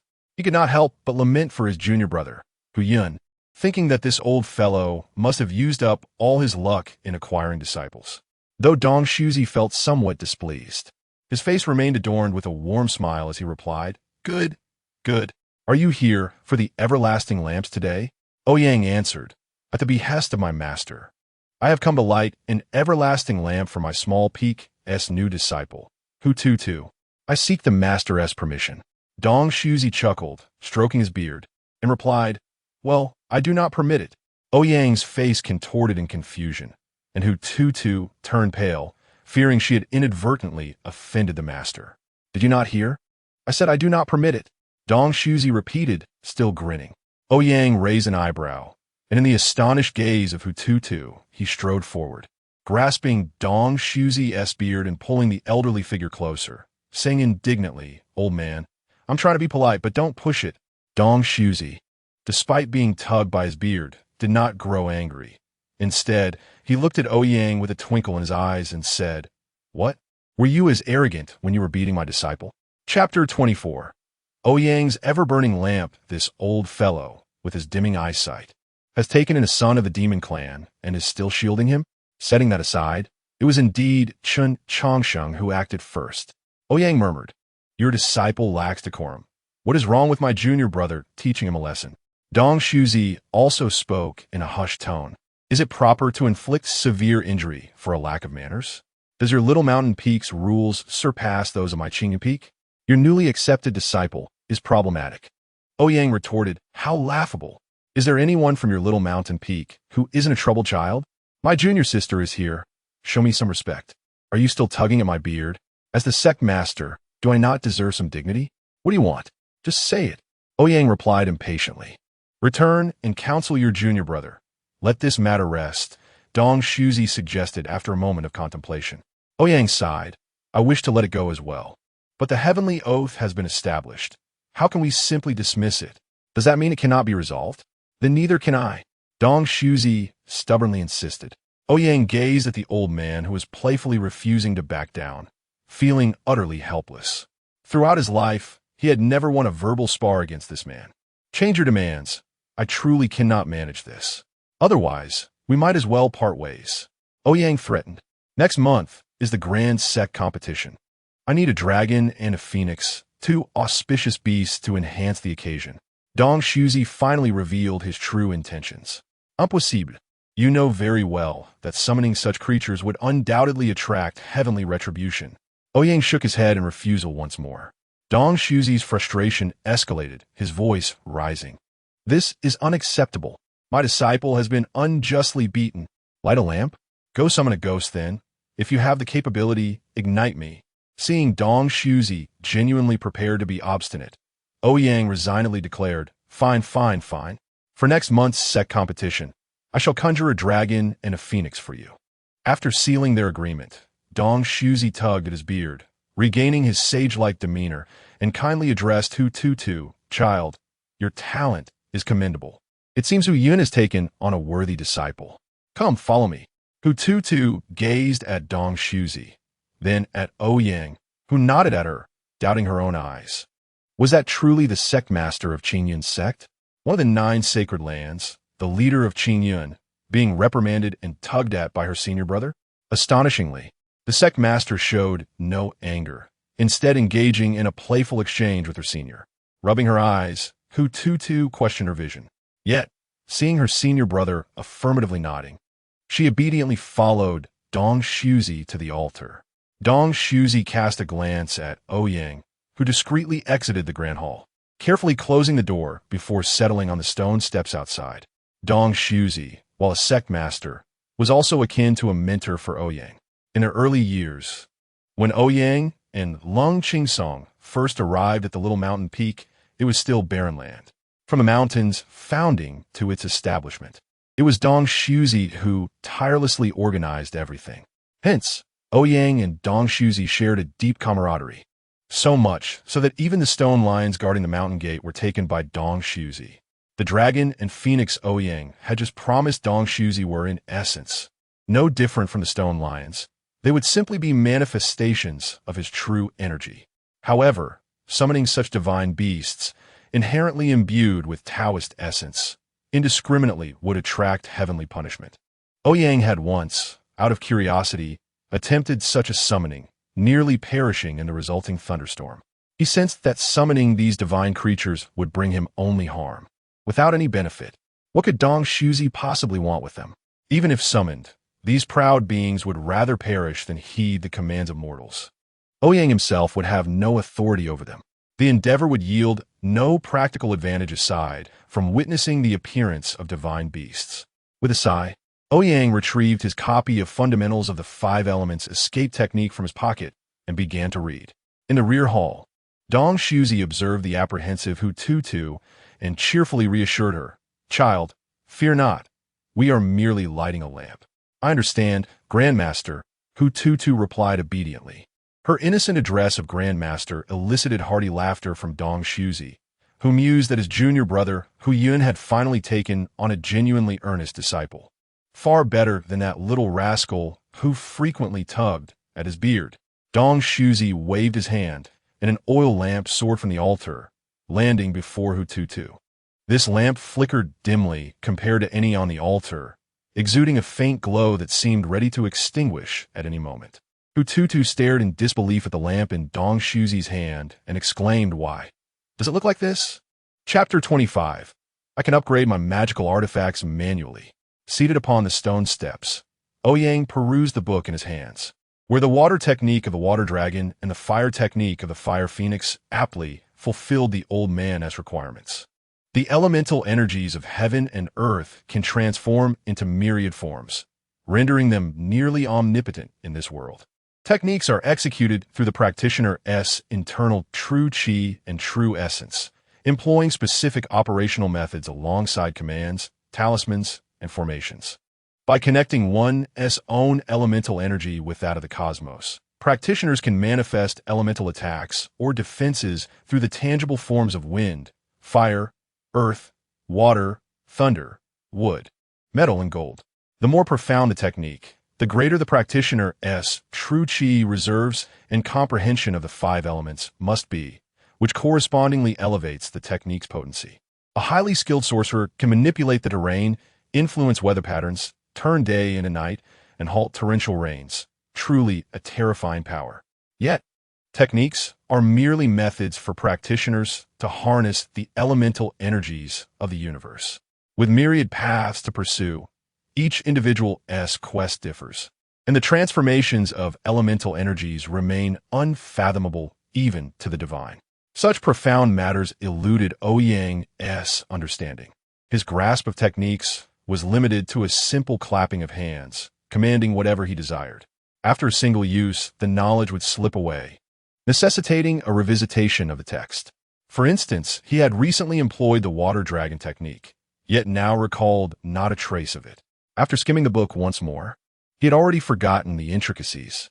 Just then, the grand door of the rear hall swung open, revealing Dong Shuzi and Hu Tutu emerging. Ouyang tucked the book into his pocket, preparing to inquire about Hu Tutu's success, only to notice her eyes, red as a rabbit's, clearly having shed tears and presenting a pitiful visage. Ouyang stepped forward, grasping Dong Shuzi's beard, and exclaimed, "Old man, I've already agreed, yet you alter the terms? Ouch, ouch, ouch. Can't you clarify matters before resorting to violence?" What does this have to do with me? Dong Shuzi retorted, struggling against Ouyang's grip. Brother, it has nothing to do with the master. It's my own fault. Hu Tutu sniffled, voicing her lament. Following this, she reached out her small hand, tugging at Ouyang's sleeve, her expression pleading, Brother, can we go back to the small peak? I want to return now. Ouyang glanced at Hu Tutu and released Dong Shuzi's beard, lifting Hu Tutu into his arms as he comforted her. Fear not, Tutu, your brother is here for you, providing support. Speak freely. No one dares to bully you. As he spoke, he cast a sidelong glance at Dong Shuzi, who, in a fit of anger, exclaimed, You're just short of naming me directly, aren't you? Ouyang opened his mouth to retort, but was silenced by Hu Tutu's small hand covering his mouth. Observing Hu Tutu's understanding demeanor, Dong Shuzi felt a sense of relief and suddenly remembered something. He retrieved a paper crane from his robe and presented it to Hu Tutu, saying, In terms of seniority, I am still your granduncle. Since this is our first meeting, I give you this paper crane. Hu Tutu accepted the paper crane and softly expressed her gratitude. Thank you, Master Granduncle. Ouyang, however, scoffed, You are truly miserly. For a first meeting gift, you bestow a mere scrap of paper? Get lost. I feel my lifespan shortening every time I see you. Dong Shuzi irritably waved him off, and with a flick of his hand, vanished before the two. Greedy as ever, just like my master, Ouyang muttered to himself, recalling his own teacher. He turned to Hu Tutu, eyeing the paper crane in her hand with curiosity. Upon taking it from her, he distinctly sensed his true chi emanating from it. Was this not the same paper crane that had delivered a message to him yesterday? This old coot truly was stingy, repurposing even used items. Suddenly, the paper crane flapped its wings and soared from Ouyang's grasp, circling around him in recognition. Hu Tutu, enchanted by the dancing crane, gently raised her hand, and the crane obediently settled in her palm. Abruptly, the paper crane emitted a radiant white light and vanished from Hu Tutu's hand. Astonished, she gazed at the newly appeared crane design adorning her fingernail. Brother, this paper crane is actually a magical artifact. Hu Tutu exclaimed in delight. A magical artifact? Did that old man refine it anew after it returned yesterday? Ouyang pondered, suddenly enlightened. Magical artifacts are essential for practitioners, whether for offense or defense. A high-grade artifact could drive any practitioner into a frenzy. The rank of an artifact correlates closely with its quality, generally divided into 5 grades. Magical tools, magical artifacts. Spiritual treasures, Tao instruments, and Tao treasures. The latter are exceedingly rare, with only a few existing in the entire cultivation realm. Even the esteemed Qinyun sect among the 9 great sacred lands would find it hard to resist the allure of a Tao treasure. Each Tao treasure embodies the pinnacle of a particular path, encapsulating the profound essence capable of elevating a practitioner from an ordinary being to the legendary realm of immortals. Ouyang had certainly encountered various magical artifacts and tools, yet he had only seen a single spiritual treasure. His master had brought back a rare long sword for Beiji. Ever since Beiji obtained that sword, he clung to it every night. However, Ouyang could only envy, as he possessed merely a rope, which did not even qualify as a magical tool. Only practitioners at the foundation establishment stage could wield magical artifacts. As a mere chi refinement practitioner for millennia, Ouyang could only manipulate a single rope, unable to utilize even the magical tools available to his level. After a moment of contemplation, Ouyang instructed Hu Tutu, summon forth. Hu Tutu nodded, gently closing her eyes. The white light reappeared in her hand, and the paper crane materialized once more. Ouyang took the crane, channeling a continuous stream of true chi into it. Upon contact with Ouyang's true chi, the crane reacted as if a fish had encountered water, exuberantly absorbing the energy. Yet, its diminutive size limited its capacity. It soon ceased its intake. Ouyang withdrew his true chi, realizing that the crane had absorbed 1,000 points of his true chi. If he did not reclaim it, that energy would be permanently lost. However, for someone like Ouyang, who could easily harvest 1,000 points through a simple meditation session, this loss was negligible. Speaking of which, It seemed he had not received any responses during his 2-day meditation session. It had indeed been quite a while. After absorbing the true chi, the paper crane glowed with a brilliant white aura. Suddenly, it tilted its head back, emitting a clear, melodious cry, a sound that signified its transformation from a magical artifact to a spiritual treasure, fully awakening its intelligence. Chapter 26. Senior brother, I will not let you die. Upgrading a magical artifact with bare hands.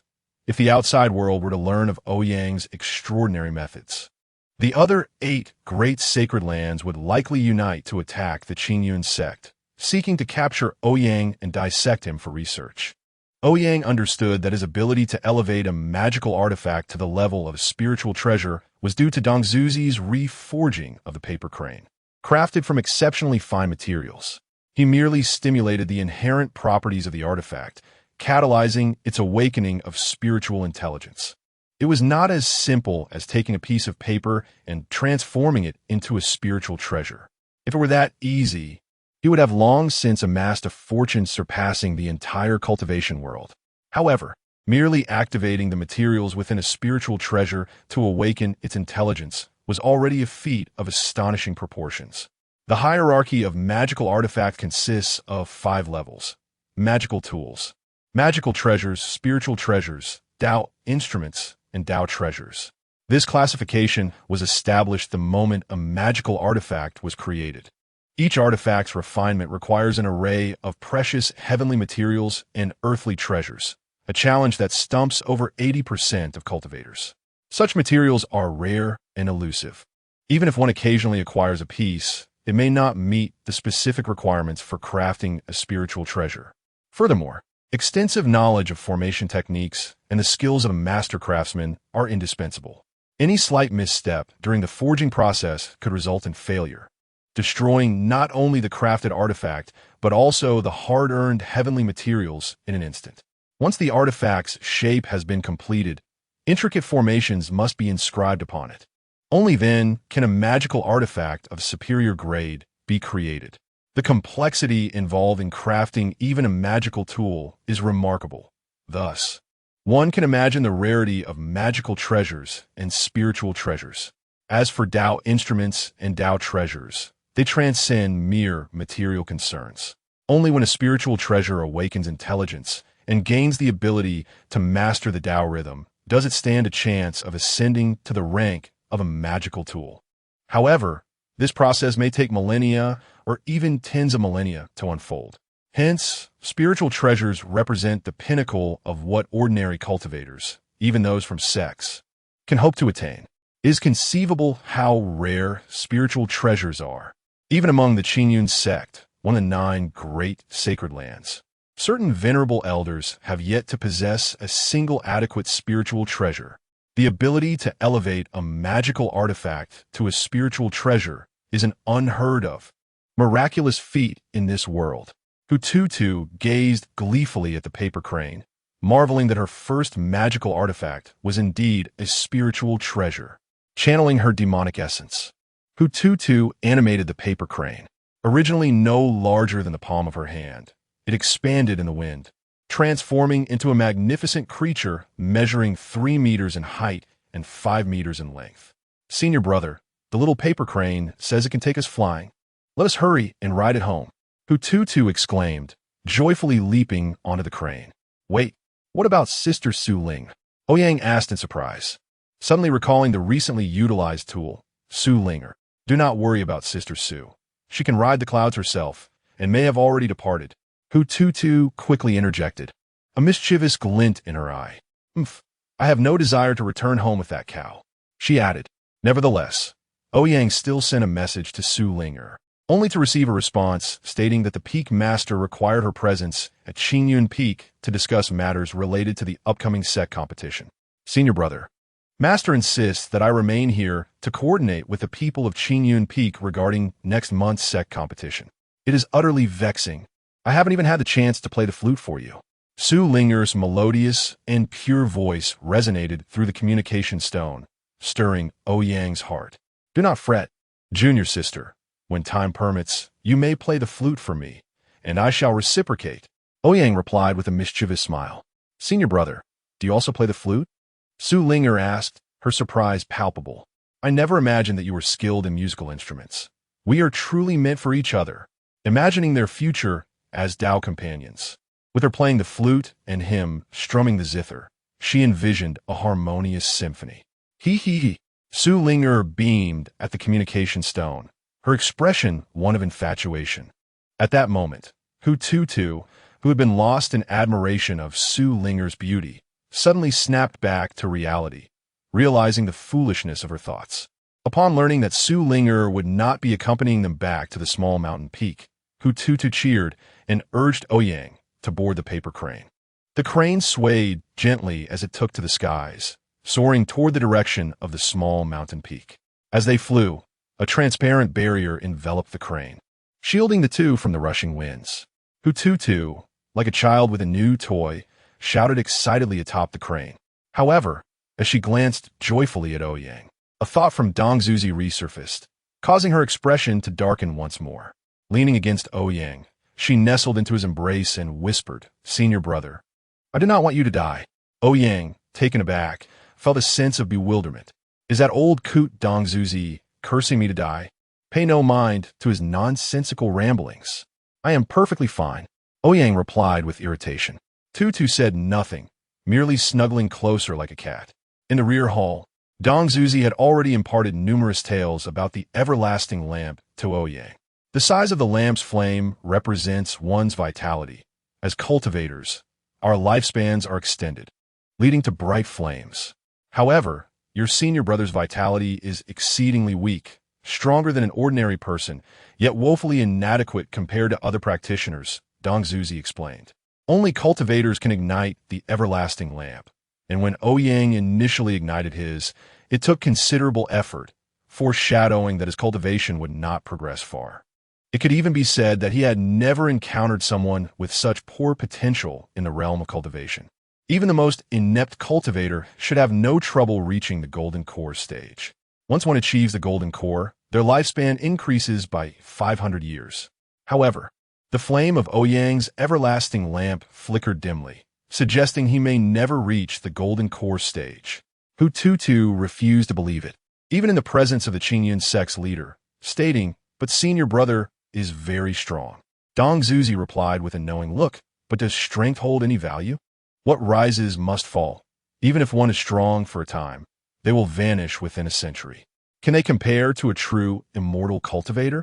You may be strong, but your life will last but a century. After 100 years, you will turn to dust and nothing will remain. Compared to the lengthy life of those who transcend tribulations, it is merely a fleeting moment of brilliance. The cultivation world has never lacked geniuses. When Ouyang beheld Dong Zuzi's attribute panel, he too exclaimed, Child of Destiny. Name, Dong Zuzi Cultivation. 9th level of Tribulation Root Bone. 10 Charm. 10 Luck. 10 Sword Tao Aptitude. 10 Exclusive Skill. Immortal Presence Evaluation. A well-rounded master of the Qingyun sect. Having ascended to the position of leader among the 9 sacred lands, Dong Zuzi was, in his era, the most dazzling genius. Senior brother, I will certainly not let you die. Hu Tutu, leaning against Ouyang, squinted at the sun and silently vowed. Chapter 27.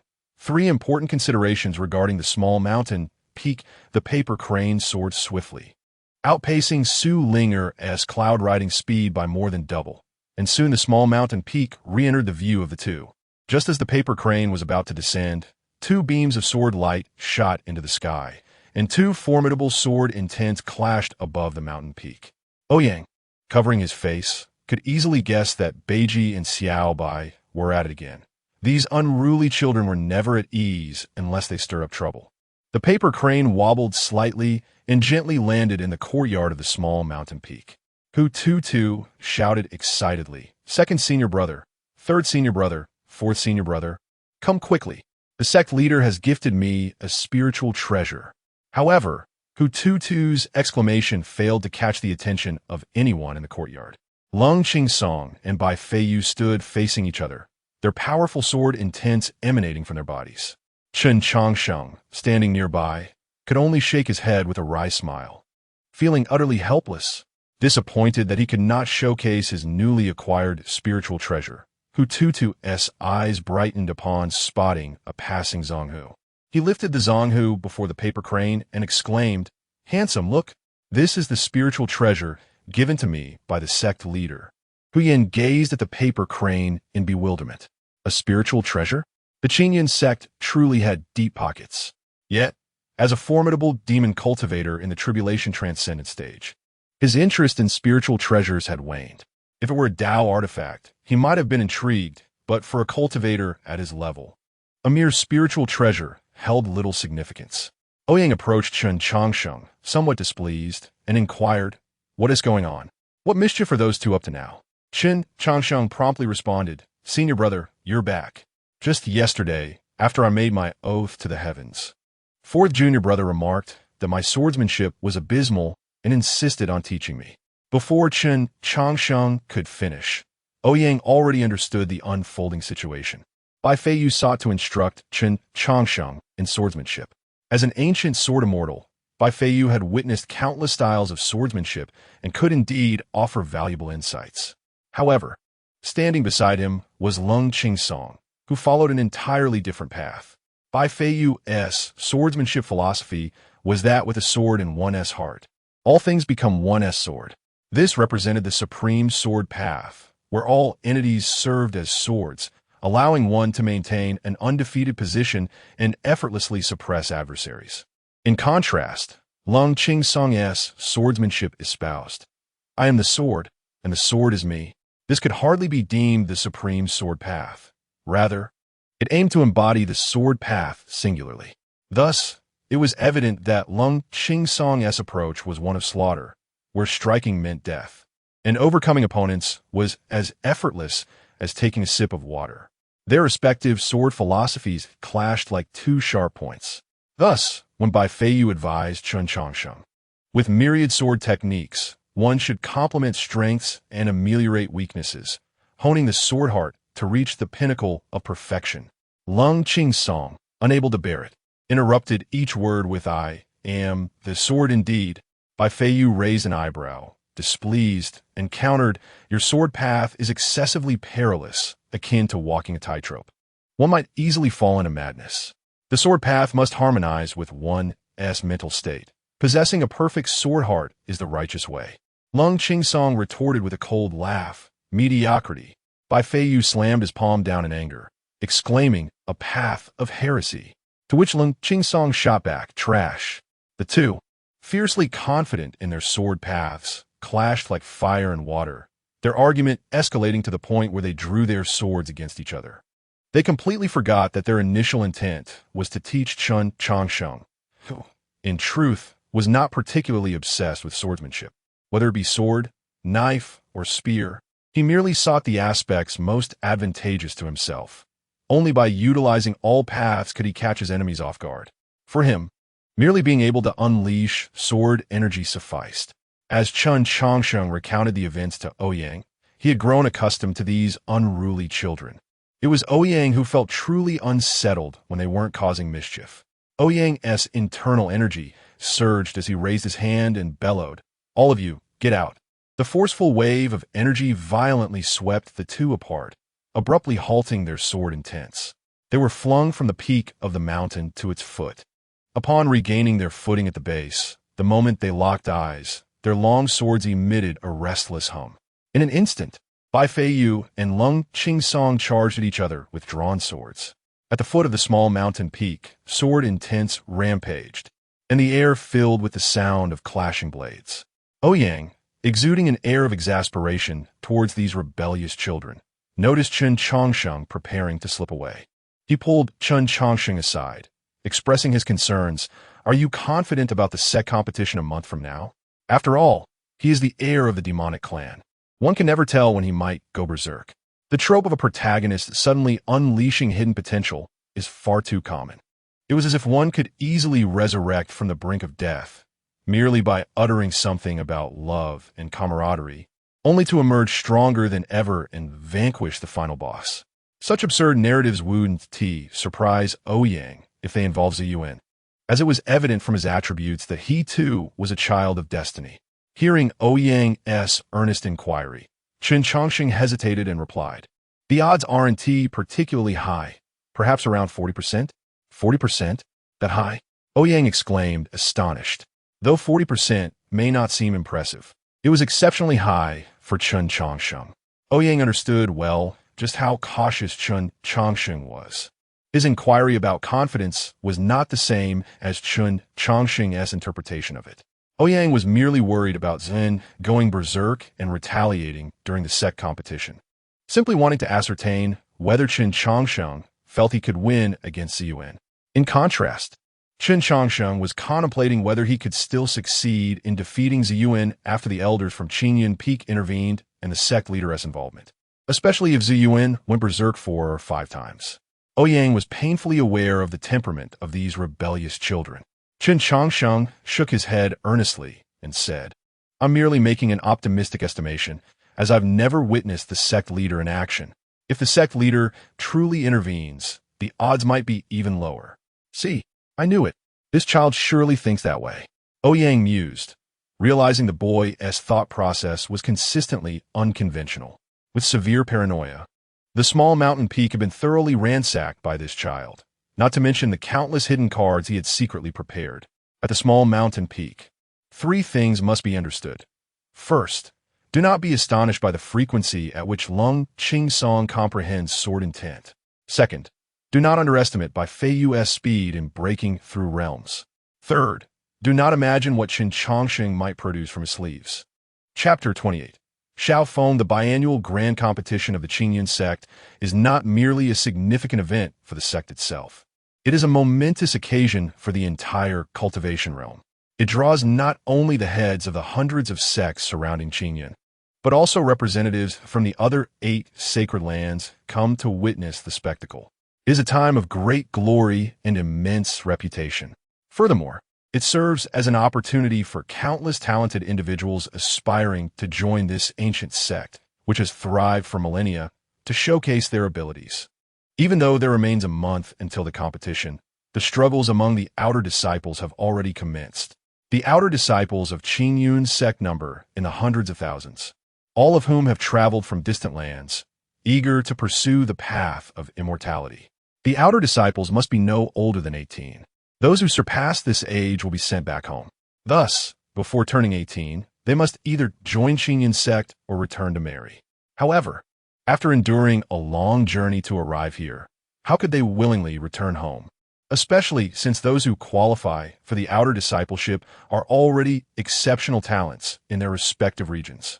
Consequently, all outer disciples are fully committed, unwilling to relax for even a moment, fearing that their peers might surpass them. The outer sect of Qingyun is indeed the most fiercely competitive environment. Amidst the slopes of the outer sect, a young man, bare-chested and possessing skin of a deep bronze hue, is straining under the weight of a massive log, laboriously making his way toward the mountain summit. The youth's expression is resolute, with strikingly refined features, exuding an unyielding spirit. Most notably, a large scar, reminiscent of a centipede, rides across his chest, moving in tandem with the boy's exertions. His muscles, drenched in sweat, are a testament to his relentless efforts. Yet his gaze remains fixated on the final step of the summit. Each step he takes leaves a faint imprint upon the blue stone path. As the log on his shoulder feels as though it weighs a ton, at long last, he reaches the mountain's peak, yet he does not rest. Instead, he turns and descends once more, still bearing the log. Just as he begins his descent, a figure blocks his path. Xiao Shidi. With only a month until the sect competition, this method of physical training is ultimately futile. You still cannot even draw in qi. It will yield no results. It would be wiser to return and practice drawing in qi while you still have time. A young man clad in a gray robe kindly advises. The youth, named Xiaofeng, has become a striking figure within the outer sect, diligently carrying a log weighing over 50,000 pounds back and forth along the mountain path. Initially, when he began this arduous task, he attracted considerable attention. Some speculated that he was merely seeking to draw attention to himself, while others deemed him a hopeless case who would never reach the qi drawing stage. There were even whispers that he simply wished to idle away his time. Yet, After 5 years of shouldering the immense weight of a log, he has transformed from a stumbling novice to an agile climber. All doubts have since dissipated, leaving only admiration in their wake. Regardless of whether he is acting or possesses limited talent, his unwavering determination to ascend the mountain daily without fail has rendered everyone speechless. Many hold a deep respect for those who persist against all odds. Yet, the youth remains undeterred, continuing his solitary ascent with a log each day. Xiao Shidi. Registration for the outer competition has begun. Come down the mountain with me. The young man beside him implores, noticing Xiao Feng's intent to continue climbing. Xiao Feng pauses momentarily and replies softly, Zhao Shixiang, you go ahead, I will follow shortly. The youth addressed, as Zhao Shixiang sighs and turns to descend the mountain alone. The top 10 participants in the outer competition will qualify for the Grand Set competition, and should they earn the favor of a peak master, they might officially enter the inner sect. As Xiao Feng carries the log, a glimmer of resolve flashes in his eyes. Having lost my roots, my dantian shattered, my parents slain, my brothers turned against me, humiliated by my childhood betrothed and mocked by my clan, there will come a day when I, Xiao Feng, reclaim all that belongs to me. Ouyang, yawning, stands atop the bell tower at the entrance to the outer competition, accompanied by a middle-aged man who smiles broadly but slightly bows. Ouyang, still half asleep, gazes down at the bustling outer disciples, feeling slightly dizzy. Each outer competition requires a peak to supervise, and this time it falls upon Little Mountain Peak. The three unruly disciples up there show no interest in the trivial disputes among the foundation-building disciples, and Hututu had wanted to accompany him. However, considering the importance of maintaining the prestige of the inner disciples, Ouyang decided not to bring Hututu along, opting instead to attend as a mere figurehead. The middle-aged man, beaming with smiles, is the managing senior of the outer sect. Despite his cheerful demeanor with Ouyang, he is known among the outer disciples as the Iron-Faced Tiger, a notorious figure. The managing senior is responsible for distributing resources to the outer disciples each month based on their contributions to the sect. Without resources, the pace of cultivation will be exceedingly slow, thus holding the power over resource allocation grants him significant influence over the lives of the outer disciples. Rest assured, Lao Sun, I am merely here to observe and will not interfere with your affairs.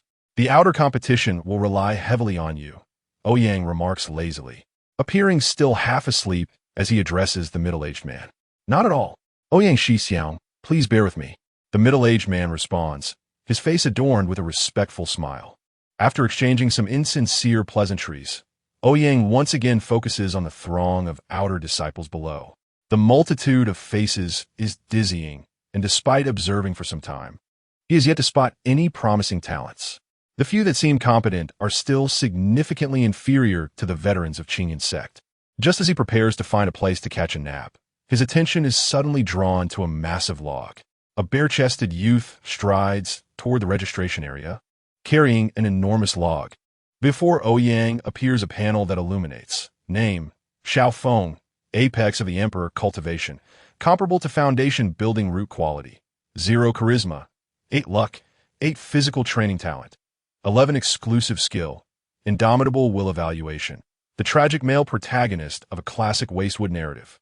Root Quality 0? How is that even possible? Even someone as lacking as myself possesses at least a root quality of 1.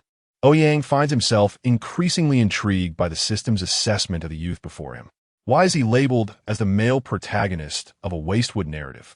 Is it solely due to his surname? Could it be that this apex of the Emperor title is a bit of a joke? And how could his physical training talent exceed 10? As he ponders whether this youth might be another destined child of fate, a sudden roar pierces the air. 30 years in the east of the river, 30 years in the west of the river. Do not underestimate the youth in poverty. Ouyang's eyes narrow, and he is convinced. To speak such words, this youth is undoubtedly a child of destiny. Chapter 29. My fate is mine alone. The furious roar of the youth stirred a commotion. Ouyang, intrigued, remarked, "Come on, old son, let us go take a look." "Son," the steward wore a smile, yet a flicker of anger flashed in his eyes, feeling humiliated in front of Ouyang for his inability to discipline the outer disciples properly. As they approached, they saw Xiao Feng, bare-chested, pointing at a young man leisurely sipping tea at a table, shouting in anger. The onlookers murmured among themselves. Ouyang seized a nervous outer disciple nearby and inquired, "Brother, what is happening? You didn't see? Just now, when Xiao Feng came to register, that tea-drinking brother not only refused him, but also mocked him." The outer disciple replied, keeping his gaze fixed on the unfolding drama. The innate curiosity of humanity shone through, and Ouyang was particularly adept at indulging in such spectacles. He pressed further. "What is the story? Does Xiao Feng have a grudge against that brother?" "Oh, what grudge? It's just that brother Xiao has spent 5 years tirelessly climbing mountains to catch attention and gain entry into the inner sect. But after 5 years of effort, I can understand the desire for recognition. I certainly can achieve that," the outer disciple lamented. "Oh ho, such perseverance indeed." Ouyang's admiration for the youth deepened. Who could argue otherwise? But what good is perseverance? His roots have been severed, his dantian destroyed, leaving him unable to cultivate. A once promising genius reduced to this state. What a pity. Another outer disciple interjected. In that moment, Ouyang realized how the archetype of the useless protagonist in the system evaluation had come to be. It was a template he found all too familiar. Wasn't he just like those protagonists from the novels of his past life? The atmosphere in the gathering grew tenser. Xiao Feng, eyes blazing, glared at the indifferent brother sipping tea, his fists clenched, veins bulging. He never imagined that after finally arriving at Qinyan's sect, after 5 years of waiting for this opportunity, he would be met with such humiliation. A tidal wave of emotions surged, resentment, disgrace, fury. Xiao Feng bellowed, striking a nearby ironwood post. The massive post, weighing thousands of pounds, shattered with a dull crack, breaking into two. Gasps filled the air. That was ironwood, stronger than steel. To break it with a single punch was nothing short of astonishing. Could have been pre-cut? Is he merely putting on a show? Meanwhile, the tea-drinking brother regarded the spectacle with a hint of disdain. Is breaking an ironwood post impressive? My hand is bleeding. I could resolve this with a mere blade of wind. What is this skill worth? Yet, faced with the murmurs surrounding him, he stood and cleared his throat. Addressing Xiao Feng, "Brother Xiao, it's not that I refuse your registration. Rather, there are indeed cultivation requirements for registration. You haven't even reached the Qi refinement stage. How could you participate in the outer sect competition?" The brother's words rang true. This was indeed a prerequisite for the outer sect competition, designed to protect those foolish enough to risk their lives without even achieving the Qi refinement stage. The contests among the outer sects were far bloodier and more brutal than those in the intersections.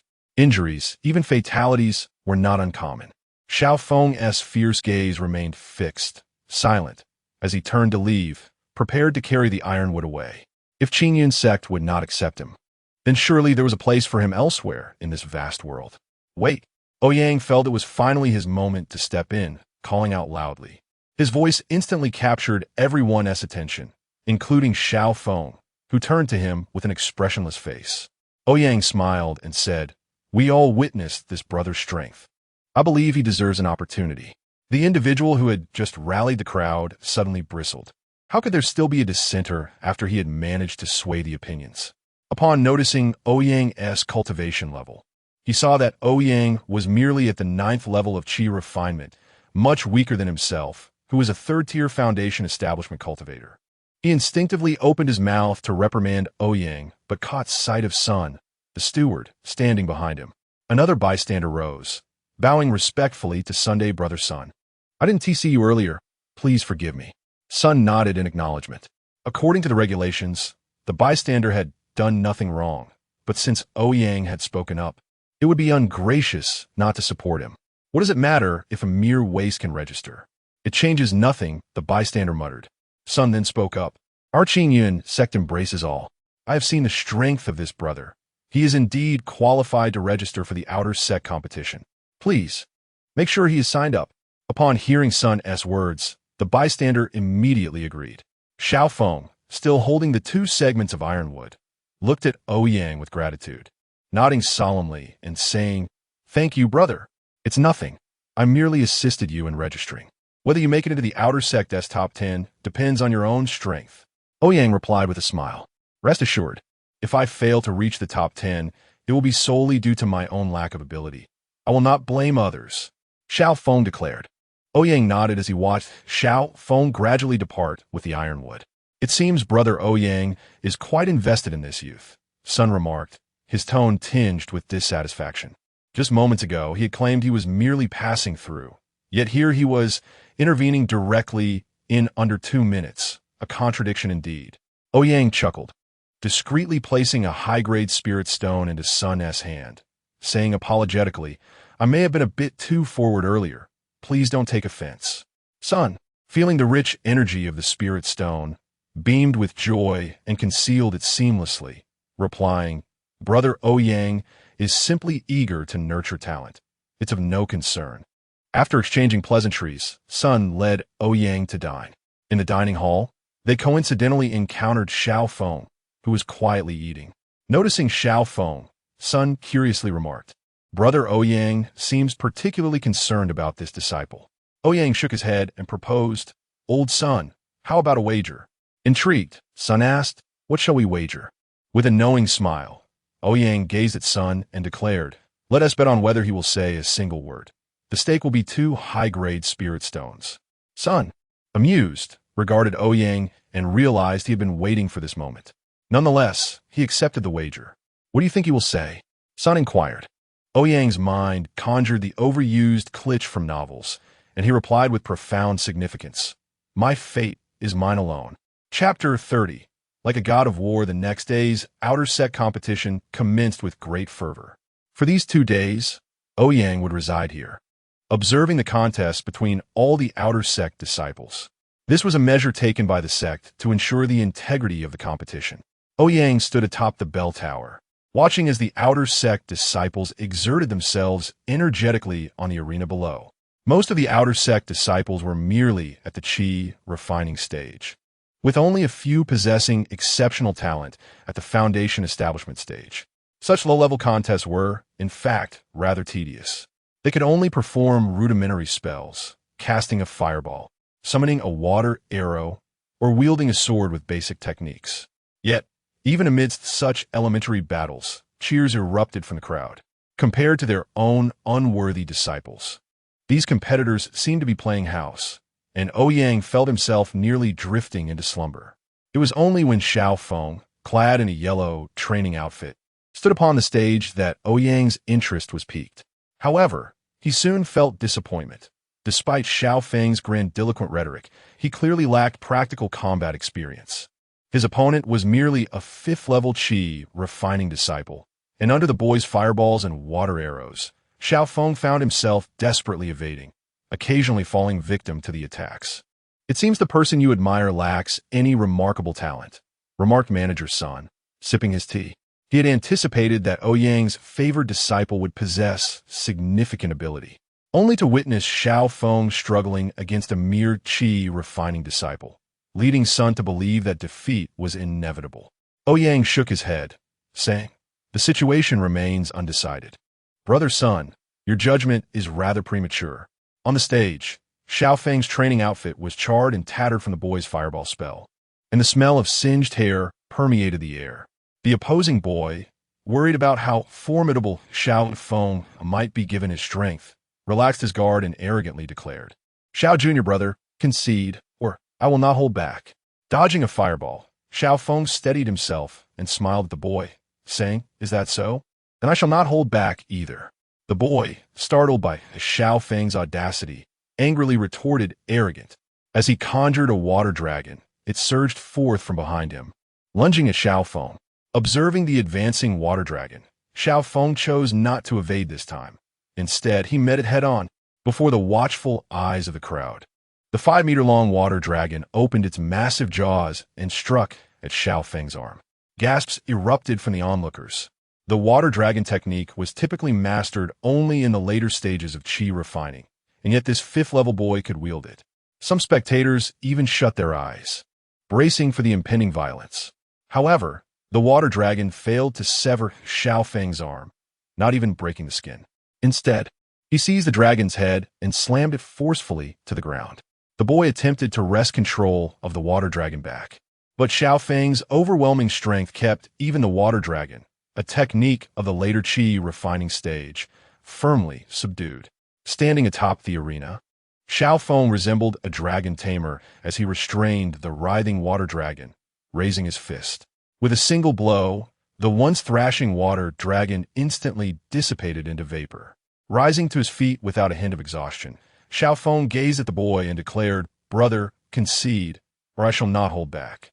The boy was thrown into a panic, hastily reaching into his robe for his trump cards, several talismans he had crafted himself. Yet, Xiao Feng denied him the opportunity, swiftly closing the distance and landing a punch to the boy's abdomen. The boy felt his insides churn violently, his mouth agape, but unable to scream, collapsing to the ground. With one punch, he had defeated a 5th-level qi refining disciple. Standing on the arena, Xiao Feng surveyed the stunned audience, feeling a surge of pride. He had possessed the capability to swiftly eliminate his opponent from the beginning, but had refrained from doing so for the past 5 years, merely wishing to observe how cultivators engaged in battle. Now, as the audience remained in shock from Xiao Feng's decisive victory over a 5th-level disciple, he reflected on the arduous journey of the past 5 years, which had finally borne fruit. In all subsequent matches, he rapidly dispatched his opponents amidst the astonished gazes of onlookers. Often, before his foes could even prepare their spells, Xiao Feng would close in with unparalleled speed, resolving the encounters with a single punch. No flamboyant techniques, just a straightforward, unadorned strike. Each adversary required but a single blow. On the arena, Xiao Feng embodied the essence of a war god. His rankings swiftly ascended, catapulting from outside the top 1,000 to within the top 20. As long as he reached the top 10, he would qualify for the Sex Grand Tournament. However, Xiao Feng's ambition had never been confined to merely the top 10. Having entered the competition, his sights were set firmly on claiming the first place. At last, when the most exceptional disciples of the outer sect stood before him, Xiao Feng encountered a formidable challenge. He faced Ma Xingye, known as the foremost disciple of the outer sect, a 7th-level foundation establishment cultivator. Rumored to be only 16 years old, he was the young master of a vassal sect of the Qinyan sect. His mastery of earth escape techniques was unparalleled. The power of foundation establishment spells surpassed that of qi refining techniques by several tiers. As Xiao Feng advanced once more, his fist struck against Ma Xingye's protective barrier of true essence, sending ripples across its surface, but failing to shatter it. Instead, Xiao Feng was sent reeling back by a sharp earth spike. Within the barrier, Ma Xingye wielded his sword, unleashing waves of sword qi. Xiao Feng, tumbling through the air, could only shield his face with his hands, enduring dozens of sword qi strikes. Blood flowed freely from his wounds. His once resilient skin could not fully withstand the assaults of a foundation establishment cultivator. Before he could even land, a massive stone hand descended upon him, grasping him tightly and rendering him immobile. The outcome was clear. Ma Xingye watched as Xiao Feng struggled in vain against the stone hand, tightening his grip with a smile, proclaiming body refinement is ultimately a minor path. Without entering foundation establishment, one remains an ant. Recognizing Xiao Feng's warlike prowess, Ma Xingye approached with utmost caution. Realizing his earlier concerns were unwarranted, the once mighty Xiao Feng now appeared utterly defenseless against a foundation establishment cultivator. Bound by the stone hand, Xiao Feng's blood surged, veins bulging, as he summoned every ounce of strength to break free, but the stone hand held firm. Am I to lose? How could I possibly lose? Xiao Feng roared defiantly. Having come this far, how could I concede defeat? My fate lies in my own hands, not in the heavens. As his words fell, a cacophony of cracking bones echoed, and a tremendous wave of energy surged forth from Xiao Feng, shattering the once unyielding stone hand. Ma Xingye stumbled back, startled and disheveled. From the bell tower, Ouyang erupted in laughter, applauding, as if celebrating his own winnings while brimming with admiration for Xiao Feng. Chapter 31. A narrow defeat. This was indeed a technique of the late foundation establishment stage. How could he possibly break free? A wave of terror surged through Ma Xingye, quickly followed by a sense of shame. As a cultivator at the 7th level of Foundation establishment, he had been staggered by a youth devoid of any cultivation. Moreover, he was the young master of the Blue Maple sect, accustomed to superiority since childhood. Steadying himself, Ma Xingye pointed his sword at Xiao Feng, unleashing his essence without reservation. 2 enormous stone hands rose beside him, and a stone puppet nearly 10 meters tall emerged from the ground. Standing atop the puppet, Ma Xingye felt the essence drain from his body and glared at Xiao Feng, fury blazing in his eyes. With swift hand gestures, he directed a spell toward Xiao Feng. Shouting, "General Stone, heed my command, attack." The stone puppet raised its arms, wielding a long-handled stone axe that swung down viciously toward Xiao Feng, who had just freed himself from the stone hands. "Break for me." Having just escaped the confinement, Xiao Feng stood tall, his muscles moving with irregular vigor, his vigorous blood fueling him with an inexhaustible power. As the massive axe descended, Xiao Feng roared and met it with a raised fist. The two forces collided violently, causing the ground to tremble. Dust swirled around the arena, obscuring the scene. When the dust settled, Xiao Feng stood quietly, his body covered in blood, every acupoint oozing red. He resembled a blood-soaked gourd. The enormous stone puppet had vanished, leaving only a pile of rubble and yellow sand. Ma Xingye sat slumped on the ground, his gaze towards Xiao Feng filled with terror. What on earth was this person? The stone puppet he had summoned possessed the strength of the core formation stage.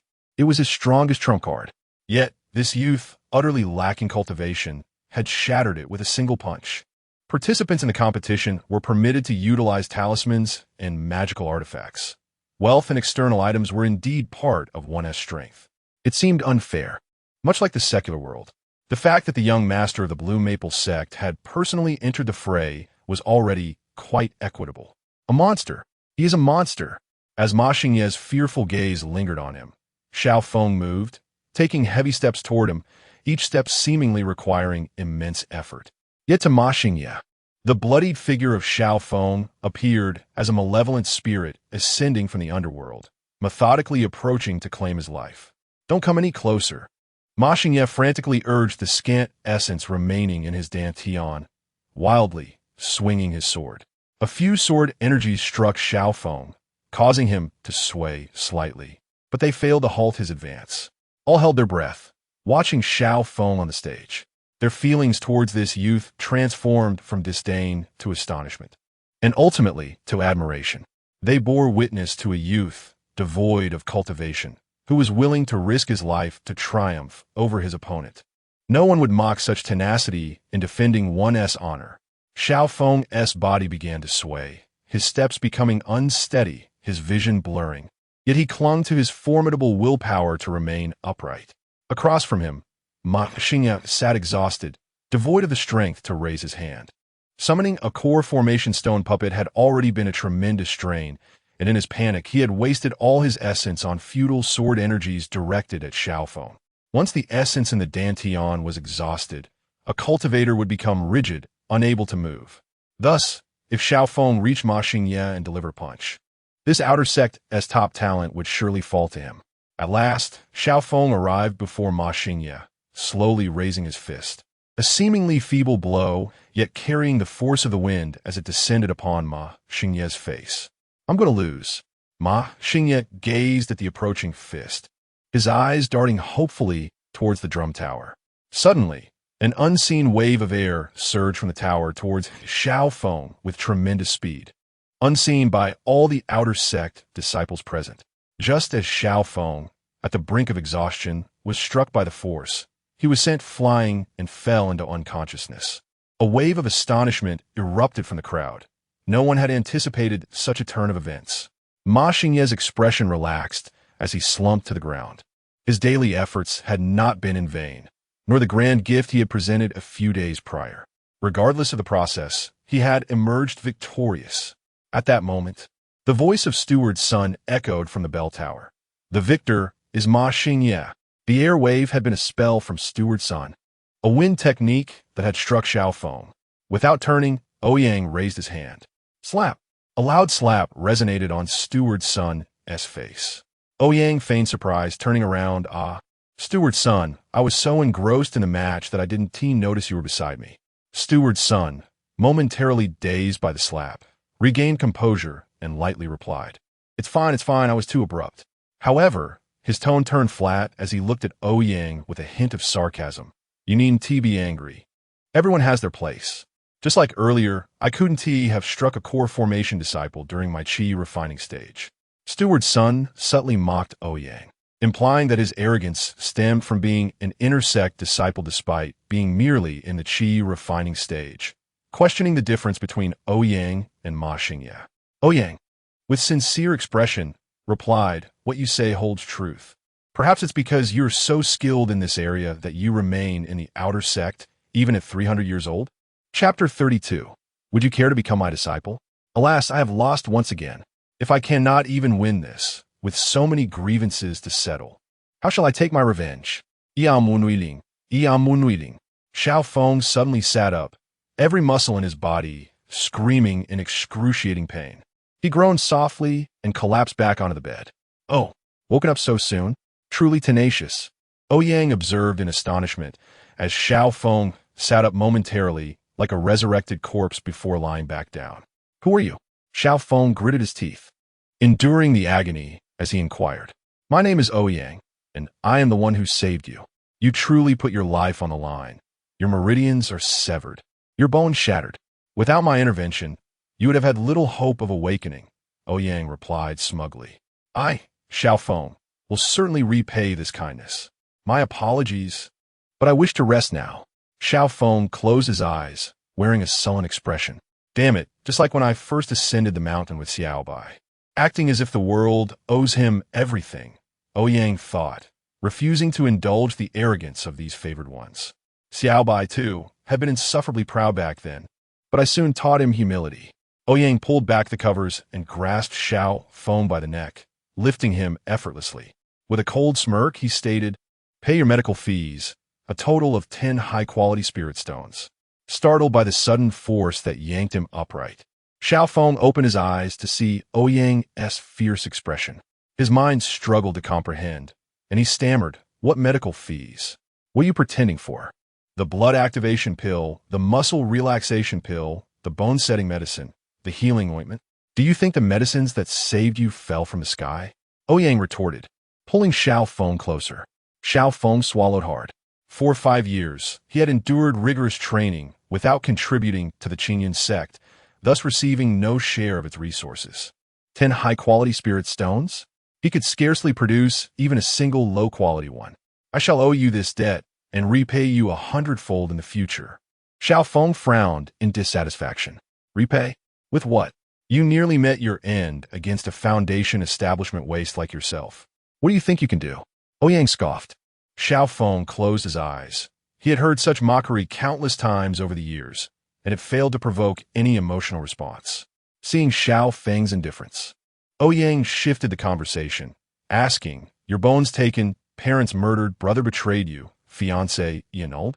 Which of these applies to you? Typically, those like Xiao Feng, regarded as failures, have a tragic backstory, though it remains unclear which category he falls into. Upon hearing Ouyang's words, Xiao Feng's eyes snapped open, and he growled, who are you? How do you know these things? All of them? My, you hit the jackpot. Ouyang exclaimed, taken aback by Xiao Feng's fury. This fellow is not the protagonist. Yet his misfortunes are almost unbelievable. What a stack of buffs. Understanding that Xiao Feng believed he was targeted due to his knowledge of these events, Ouyang tossed him back onto the bed and calmly remarked, does it matter who I am? What matters is that after 5 years, you have reached this point. When will you ever avenge these grievances? Xiao Feng, his wounds laid bare, could not heed Ouyang's words. Like an enraged lion, he unleashed a torrent of curses. You scoundrel. If you have the ability, kill me. Don't stand there pretending to be compassionate, attempting to use me. Under normal circumstances, I would gladly smash you with a single punch. Ouyang, observing Xiao Feng's apparent delirium, couldn't help but laugh. He produced a white jade vial from his possession and poured out a pill. As the pill tumbled out, a potent medicinal aroma instantly filled the room. Ouyang deftly placed the pill into Xiao Feng's mouth, gently moving his jaw to ensure he swallowed it. Xiao Feng had intended to curse Ouyang for forcing this upon him, but suddenly felt a warm sensation coursing through his limbs, alleviating the previously unbearable pain. When the warmth subsided, he was astonished to discover that his body had healed by 70 to 80%. Such rapid recovery could only be attributed to a spirit herb of at least 7th rank. Spirit pills are classified from 9 ranks, starting from the lowest 9th grade Qi cultivation pill, with each rank exponentially increasing the difficulty of refinement. For his body to recover so swiftly, the pill must be of at least 6th or 7th rank. Xiao Feng was momentarily perplexed about Ouyang's true intentions, uncertain if he was friend or foe. Yet, the authenticity of the pill was undeniable. One moment, Ouyang rescues him. The next, he mocks him. What is Ouyang's true nature and purpose? This confusion left Xiao Feng bewildered. However, he soon realized that an overwhelming force emanated from Ouyang, nearly crushing him under its sheer weight. The entire room felt as though it had thickened, like being submerged in syrup, making even breathing a laborious task. Xiao Feng stared in terror at Ouyang, who wore a placid expression, and said, with your current abilities, you will only dominate the foundation establishment stage for the rest of your life. Who is he? Why does he exude such a terrifying aura? Seemingly similar in age to me? What manner of monster is he? Xiao Feng gaped at Ouyang in horror. Before such vast energy, he felt like a mere leaf adrift on the sea. Resisting was impossible, and merely sitting upright was a tremendous struggle. Do you wish to solve your lack of a dantian and inability to cultivate? Ouyang whispered, almost like a demon. You have a way to heal my body? Xiao Feng's eyes brightened as he eagerly inquired. Before Xiao Feng fell unconscious, Ouyang had noted that although he lacked a dantian, his body still absorbed the essence of the world autonomously to strengthen itself. How could such a favored child be so resilient? Even with a destroyed dantian and ravaged bones, he still draws in the world's spirit energy. Truly, comparing people can be infuriating. Yet, the rate of absorption was minimal. Had Ouyang not possessed profound medical knowledge, he would not have detected this anomaly. A bold idea sprang to Ouyang's mind, now focused on how to bring this stubborn mule to the mountain. I do indeed have a method, but it comes at a cost, Ouyang stated, observing Xiao Feng's desperate expression as if he had grasped a lifeline. Xiao Feng resolutely declared, no matter the price, I am willing to do anything to resolve my physical troubles. Then would you care to become my registered disciple? Ouyang coughed lightly to clarify. Your disciple? Who are you? Xiao Feng asked, perplexed. Ouyang retracted his energy, standing with his hands clasped behind his back, and replied nonchalantly, I am Ouyang, the eldest disciple of the Little Mountain Peak at the 12th peak of the Qingyun sect. Chapter 33. The title eludes me, all right, I agree. Upon hearing Ouyang's words, Xiao Feng responded without the slightest hesitation. So readily? Ouyang regarded Xiao Feng with a hint of confusion. Xiao Feng, however, smiled nonchalantly and replied, had you mentioned earlier that you were a disciple of the inner sect of Qingyun sect, I would have consented much sooner. Without being among the top 10 in the outer sect, I would never have had the opportunity to engage with the inner sect. Since someone is here to recruit me, why would I refuse? Observing Xiao Feng's keen understanding of the situation, Ouyang could not resist asking, aren't you afraid that I am deceiving you? Xiao Feng let out a hearty laugh. Brother, where are we? The outer sect of Qingyun sect. Who would dare to flaunt the name of Qingyun sect here for deceit? Realizing he had overlooked this point, Ouyang then turned to Xiao Feng and said, I do not possess the authority to take you as my disciple. That decision must await Master's return. For now, you may stay at the small peak until Master decides whether to accept you. Xiao Feng nodded and respectfully clasped his fists, saying, I am deeply honored, but I still do not comprehend why you extend such assistance to me. After all, in this world, no help comes without reason. It is merely an exchange of interests. Ouyang looked at the perplexed Xiao Feng and replied calmly, consider it a fleeting whim of mine, a desire to see how far you can go. Then, in that case, I express my gratitude to you, brother. Xiao Feng bowed respectfully to Ouyang. As soon as Xiao Feng finished speaking, a system notification echoed in Ouyang's mind. Causal bond detected between host and a destined child. Current task completion, 4-5. Reward granted. Chi value 10, 000,000. This session S passive income 20,000.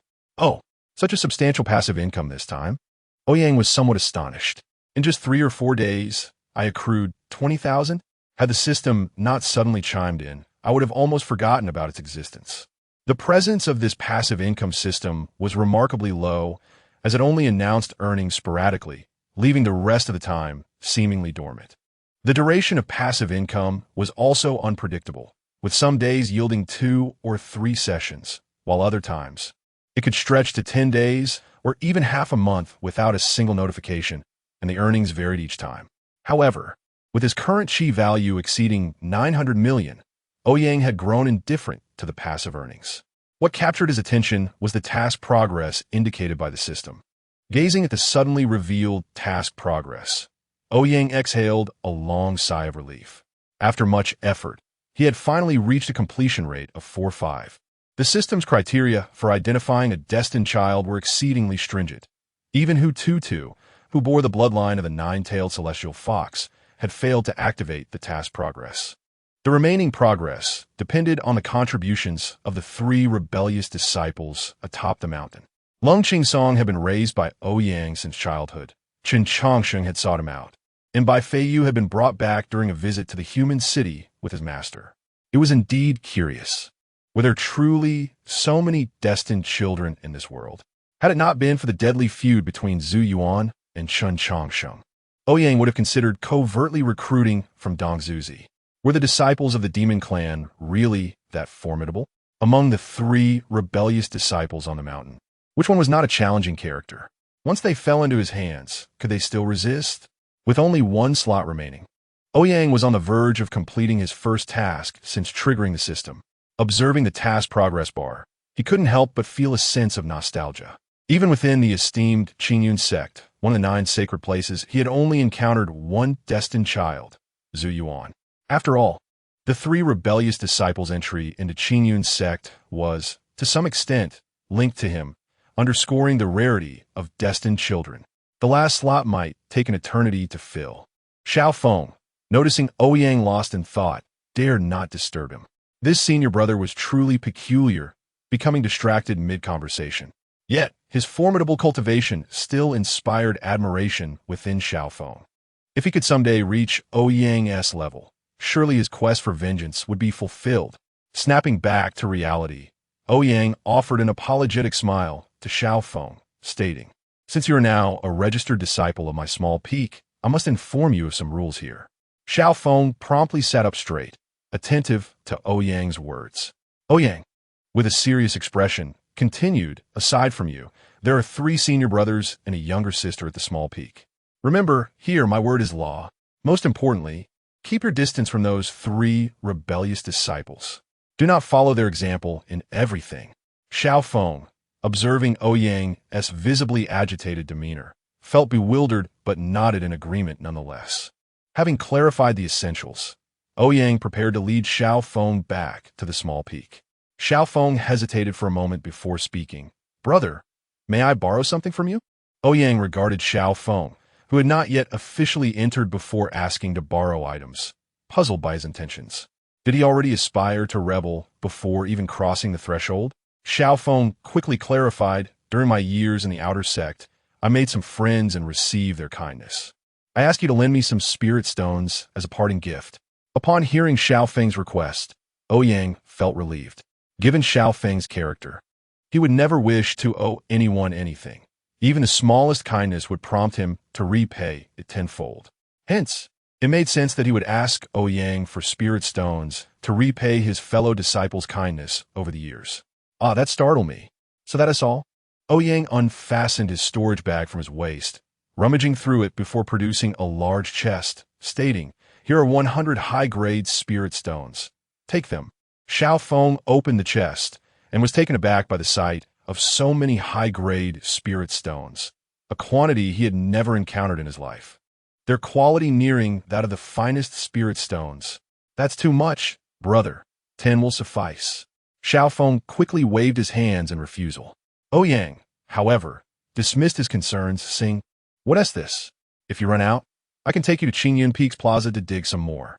Having spent 5 years in the outer sect, Xiaofeng was well aware of Qingyun's sect's reputation and swallowed hard, realizing he had just overheard something remarkable from Ouyang. Xiaofeng clasped his fists in gratitude towards Ouyang and left the room, dragging the chest behind him. After all, he would soon be at Ouyang's side. With ample opportunities to repay this kindness, he was not worried about the debt of spirit stones. Xiao Shidi, are you leaving? The youth who had informed Xiaofeng about the registration looked at him with a hint of disappointment. Brother Zhao, thank you for your care over the years. My senior brother at the small peak has agreed to let me enter the inner sect for cultivation. Consider these spirit stones a token of my appreciation, Xiaofeng said, bowing to the youth. The youth felt insulted, his eyes clouding with tears as he exclaimed, I did not help you in hopes of receiving anything in return. Xiaofeng nodded, saying, Brother Zhao, I understand our brotherly bond. Thus, this is merely a token of my gratitude. I vow that should you encounter difficulties in the future, I will come to your aid without hesitation. The youth, visibly upset, waved his hand dismissively at Xiaofeng, saying, Just go. I do not wish to see you right now. Xiaofeng smiled wryly, fully aware of his senior brother's temperament, which often resembled that of a petulant child. But he knew it would soon pass. Casting a deep glance at the youth, Xiaofeng solemnly declared, The mountains remain unchanged, Brother Zhao. I am leaving. Take care of yourself. The youth stubbornly held his head high, waiting for Xiaofeng to walk away. As he watched Xiaofeng's figure gradually fade, tears streamed down his cheeks. Looking at the chest before him, the youth's voice turned as melodious as a lark, and he softly murmured, Xiao Gij, you truly are a wicked one. Chapter 34. Who says the human race lacks great emperors?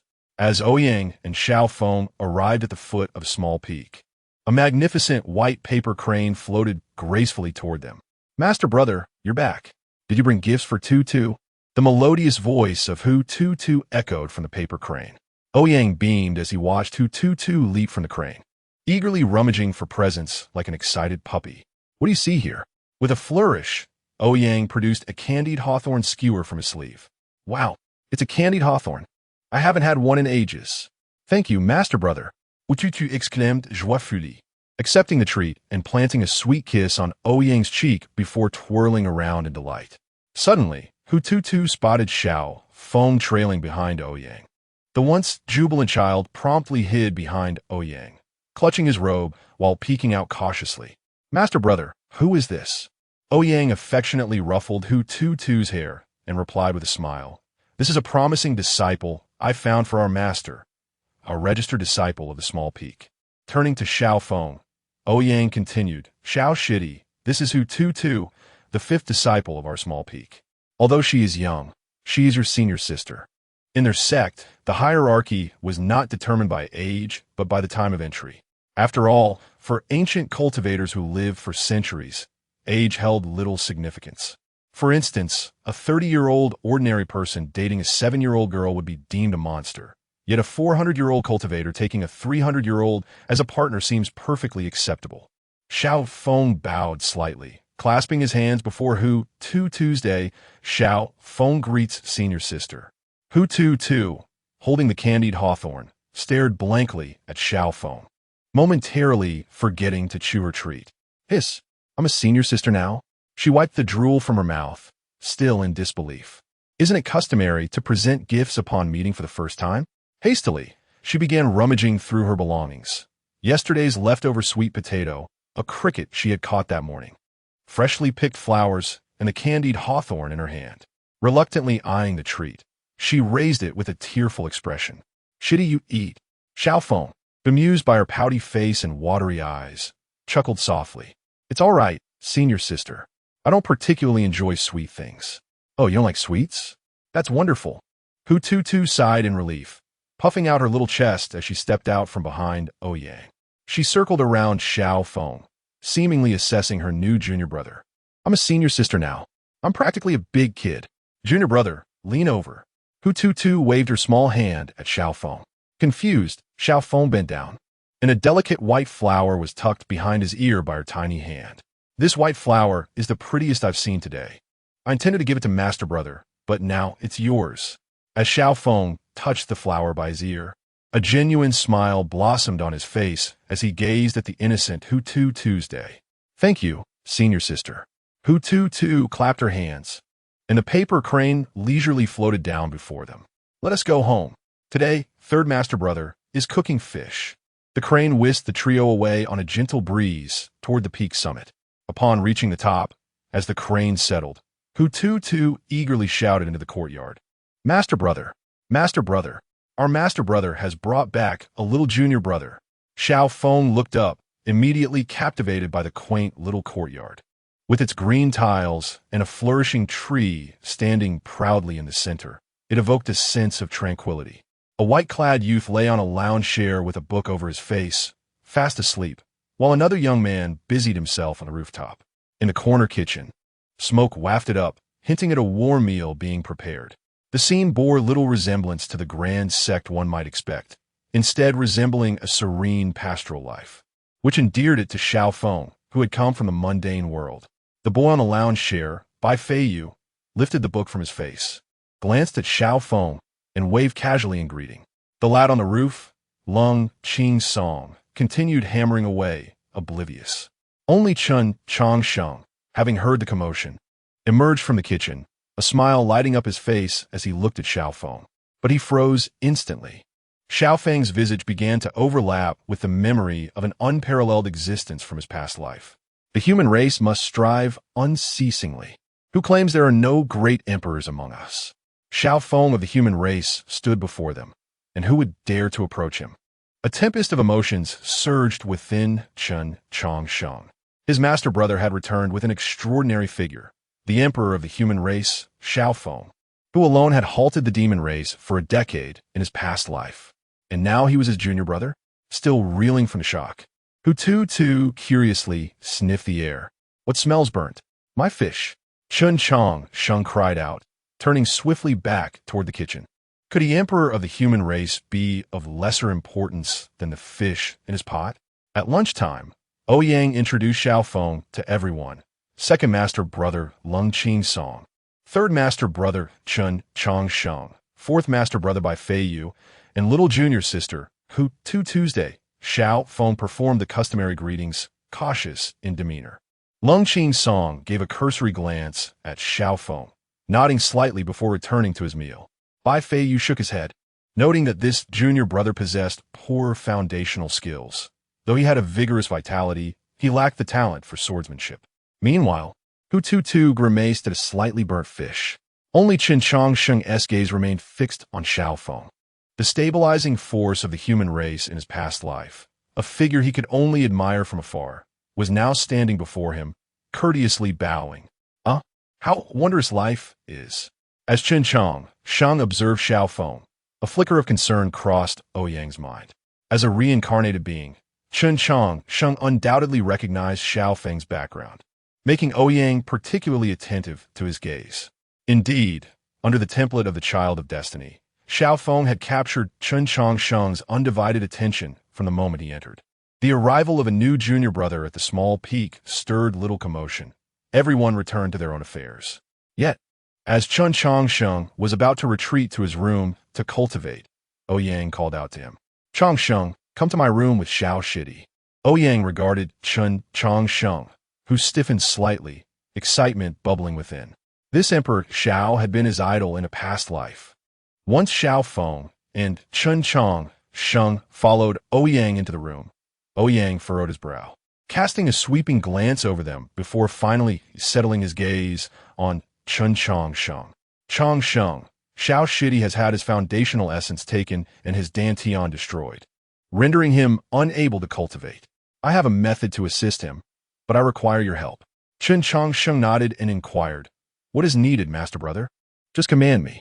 Ouyang felt a wave of relief wash over him upon hearing Qin Changsheng's response. Since he had agreed, it indicated that Xiao Feng's identity posed no issues. With a smile, Ouyang remarked, I've heard you excel in painting and calligraphy, correct? Chapter 35.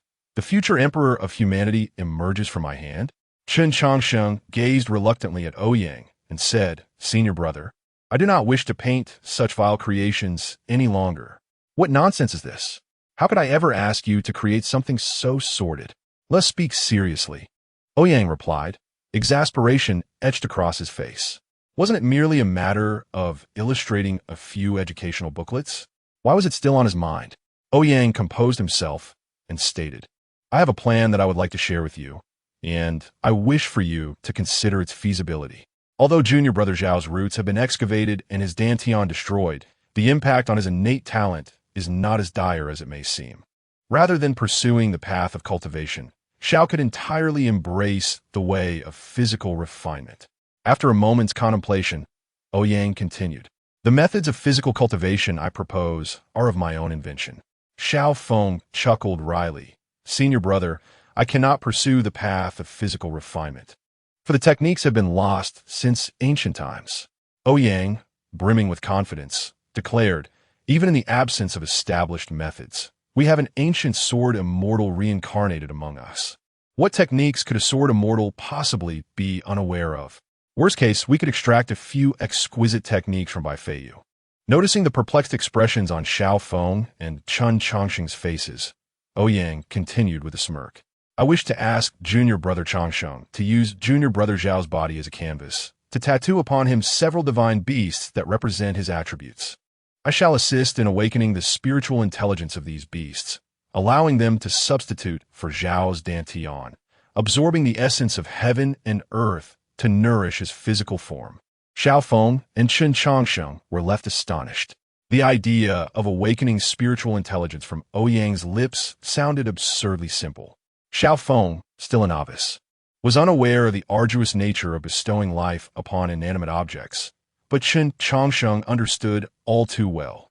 It was akin to expecting a rock to sprout legs and run on its own, a notion both bizarre and implausible. Yet, having witnessed Ouyang's previous endeavors, Chun Changsheng found it somewhat easier to accept. Nevertheless, doubt crept into Chun Changsheng's voice as he said, Senior brother, we once attempted to awaken spiritual intelligence in divine beasts, but it only attracted heavenly retribution, leading to the instant annihilation of the newly birthed beasts, and we suffered greatly as a result. Is it truly possible to succeed in awakening the intelligence of the inanimate? Ouyang nodded. Truthfully, I am uncertain. However, I drew inspiration from the paper crane crafted by our sect leader and the stone lion I inadvertently created in the past. While the divine beasts we draw may lack a corresponding physical form to withstand the heavenly tribulation, the beasts we create will be one with junior brother Xiao. If they possess a physical form, might they not survive the heavenly tribulation? Ouyang's audacious theory was not without merit. Its implementation was perilously dangerous. Should it invoke heavenly retribution, the outcome would either be survival or annihilation. There was no third option. It was a gamble with one's life, far too perilous. Chun Changsheng firmly rejected the notion. No. While it may theoretically hold promise, failure would lead to junior brother Zhao's demise, leaving no room for redemption. I wish to try. Xiao Feng interjected. Having descended from the heights of genius to the depths of despair, he had endured too much injustice.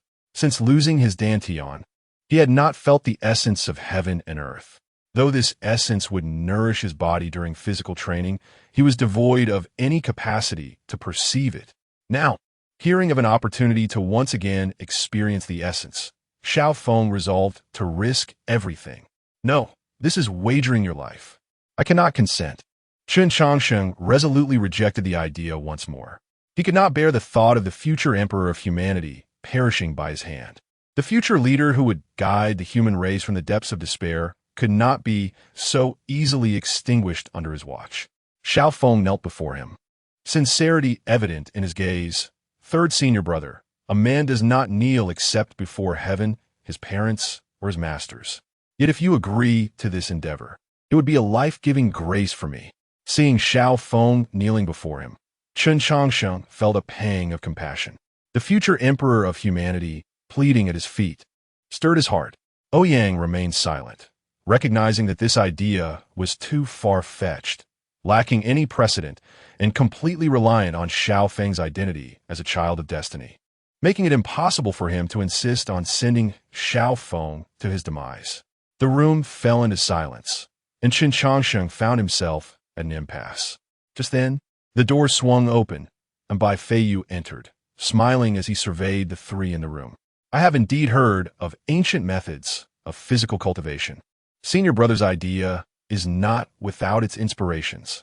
How fortunate to have an ancient sword immortal reincarnated among us. Ouyang exclaimed, seizing the opportunity. Little Bai, have you heard of the techniques of ancient physical cultivation? Bai Feiyu nodded. In my mortal days, I encountered an old beggar who recounted tales of ancient times when physical cultivators refined their bodies using the essence of fierce beasts. This aligns perfectly with Senior Brother's thoughts. Listening to Bai Feiyu's fanciful tale, Ouyang refrained from calling him out and turned to Qin Changsheng. Third Junior Brother, why not give it a real try? Qin Changsheng glanced at Bai Feiyu, who nodded in agreement, and, albeit reluctantly, said, what exactly does Senior Brother wish for me to illustrate? Without hesitation, Ouyang replied, naturally, the divine beast corresponding to the 5 elements, the azure dragon to the left, the white tiger to the right, the vermilion bird above, and the black tortoise below, and the qilin. No, the qilin shall be in the center. Wait, the divine beasts of the 5 directions are here. Qin Changsheng gasped in disbelief.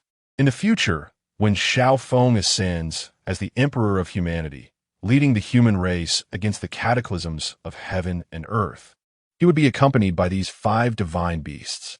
With their aid, Xiao Feng would triumph against all odds, guiding humanity to victory time and again. The name of the 5-direction Emperor, Xiao Feng, would echo throughout the universe. To think that the future Emperor of humanity's 5 divine beasts would be birthed from his own hand.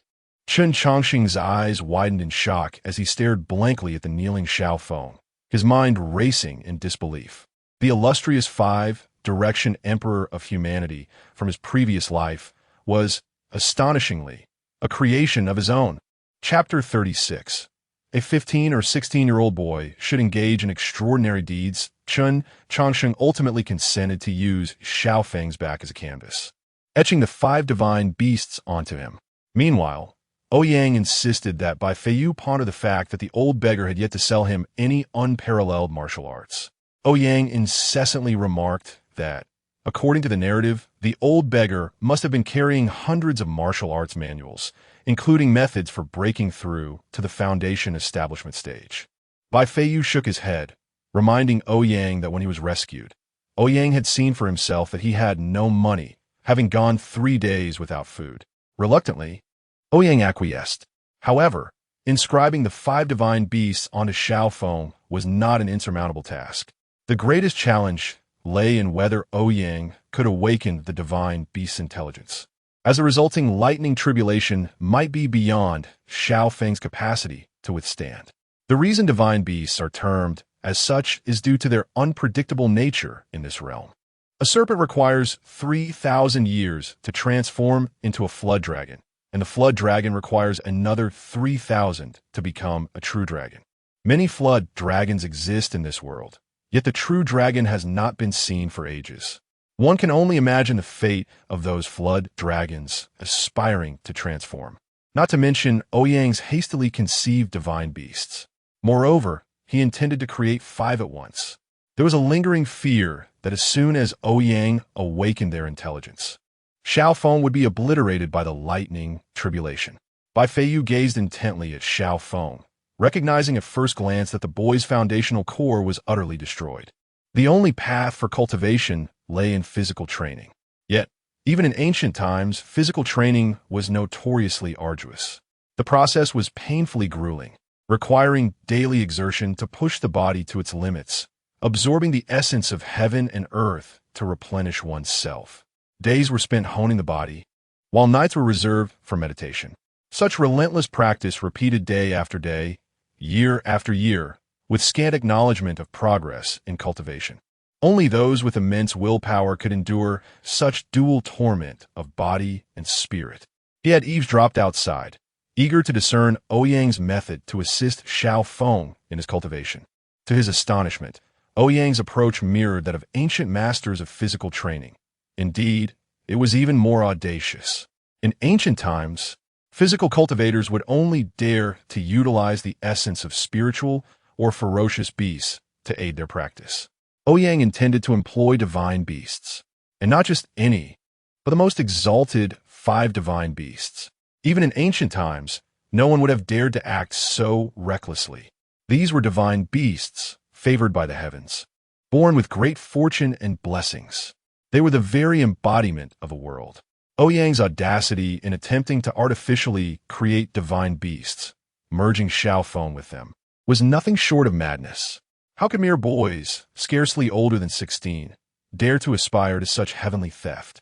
Bai Feiyu felt they had lost their minds, instinctively wishing to intervene, yet he was struck with laughter at Xiaofeng's resolute kneeling declaration.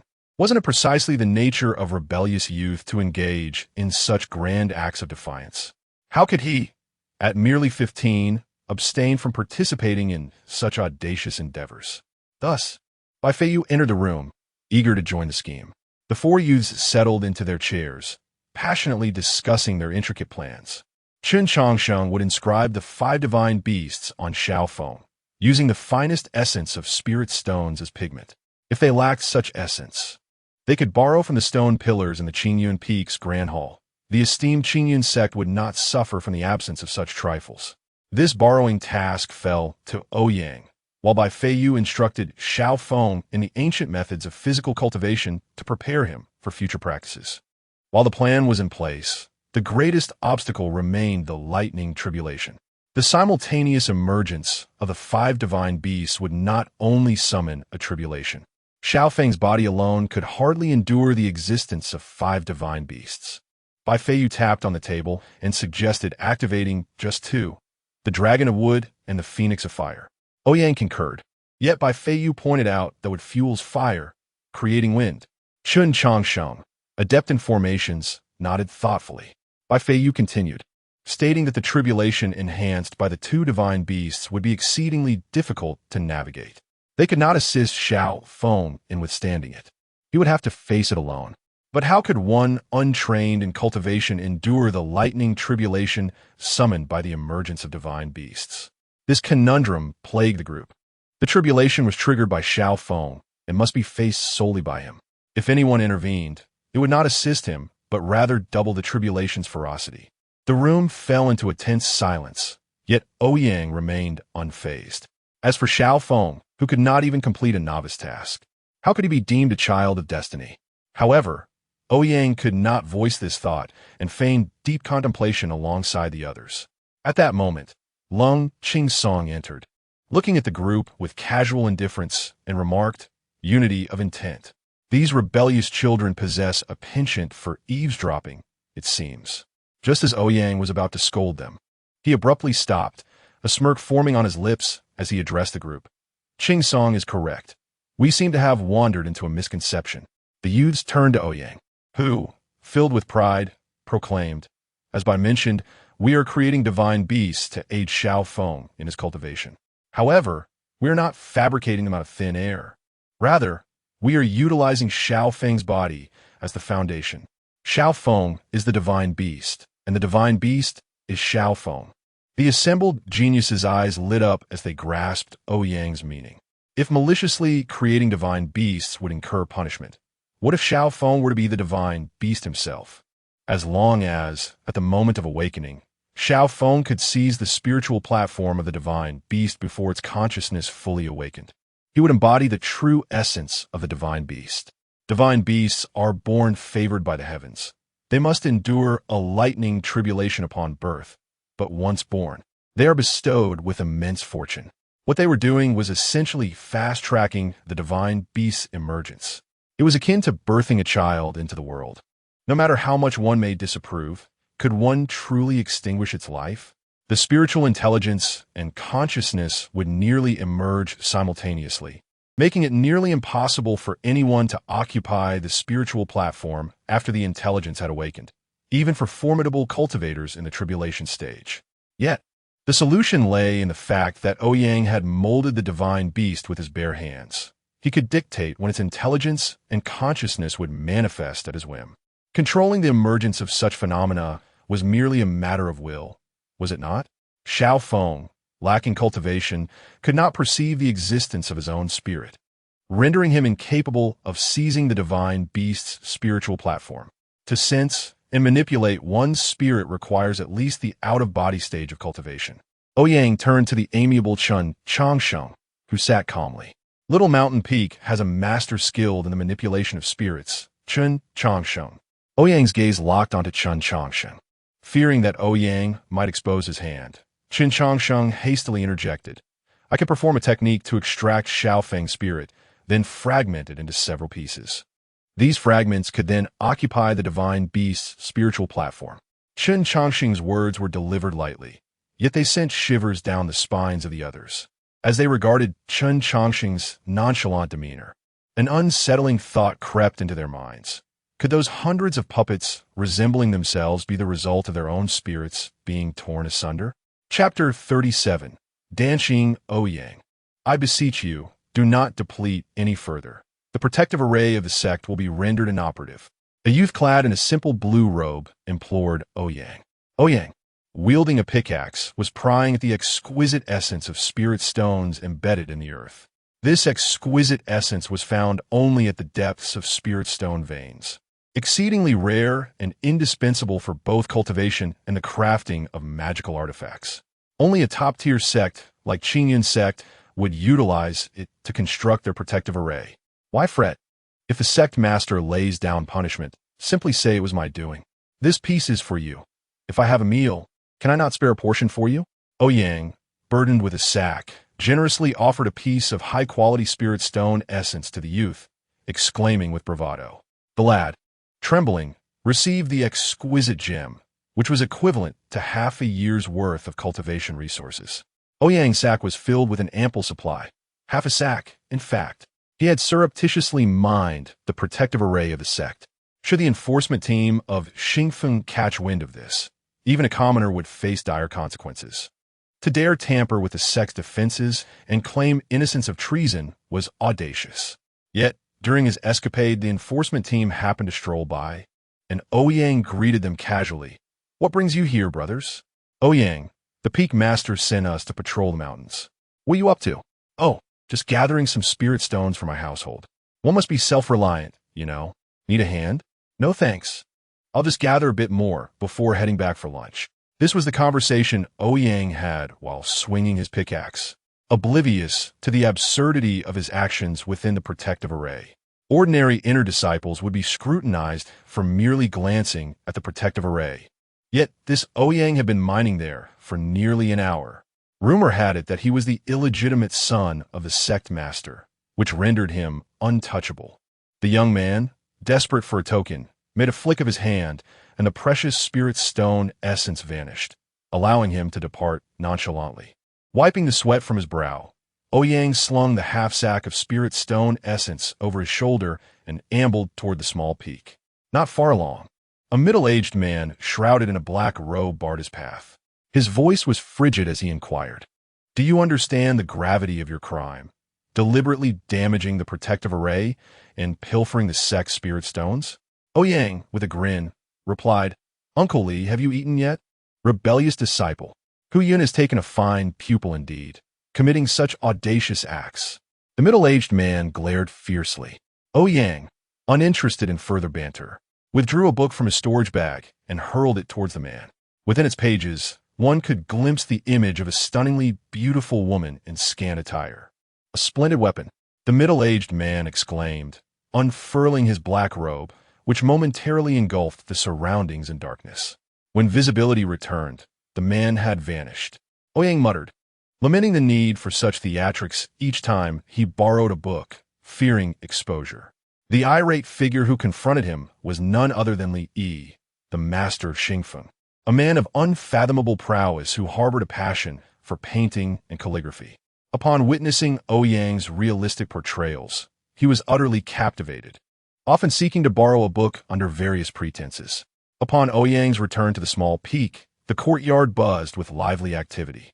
Xiaofeng, bare-chested, displayed his bronze-toned physique, gleaming under the afternoon sun.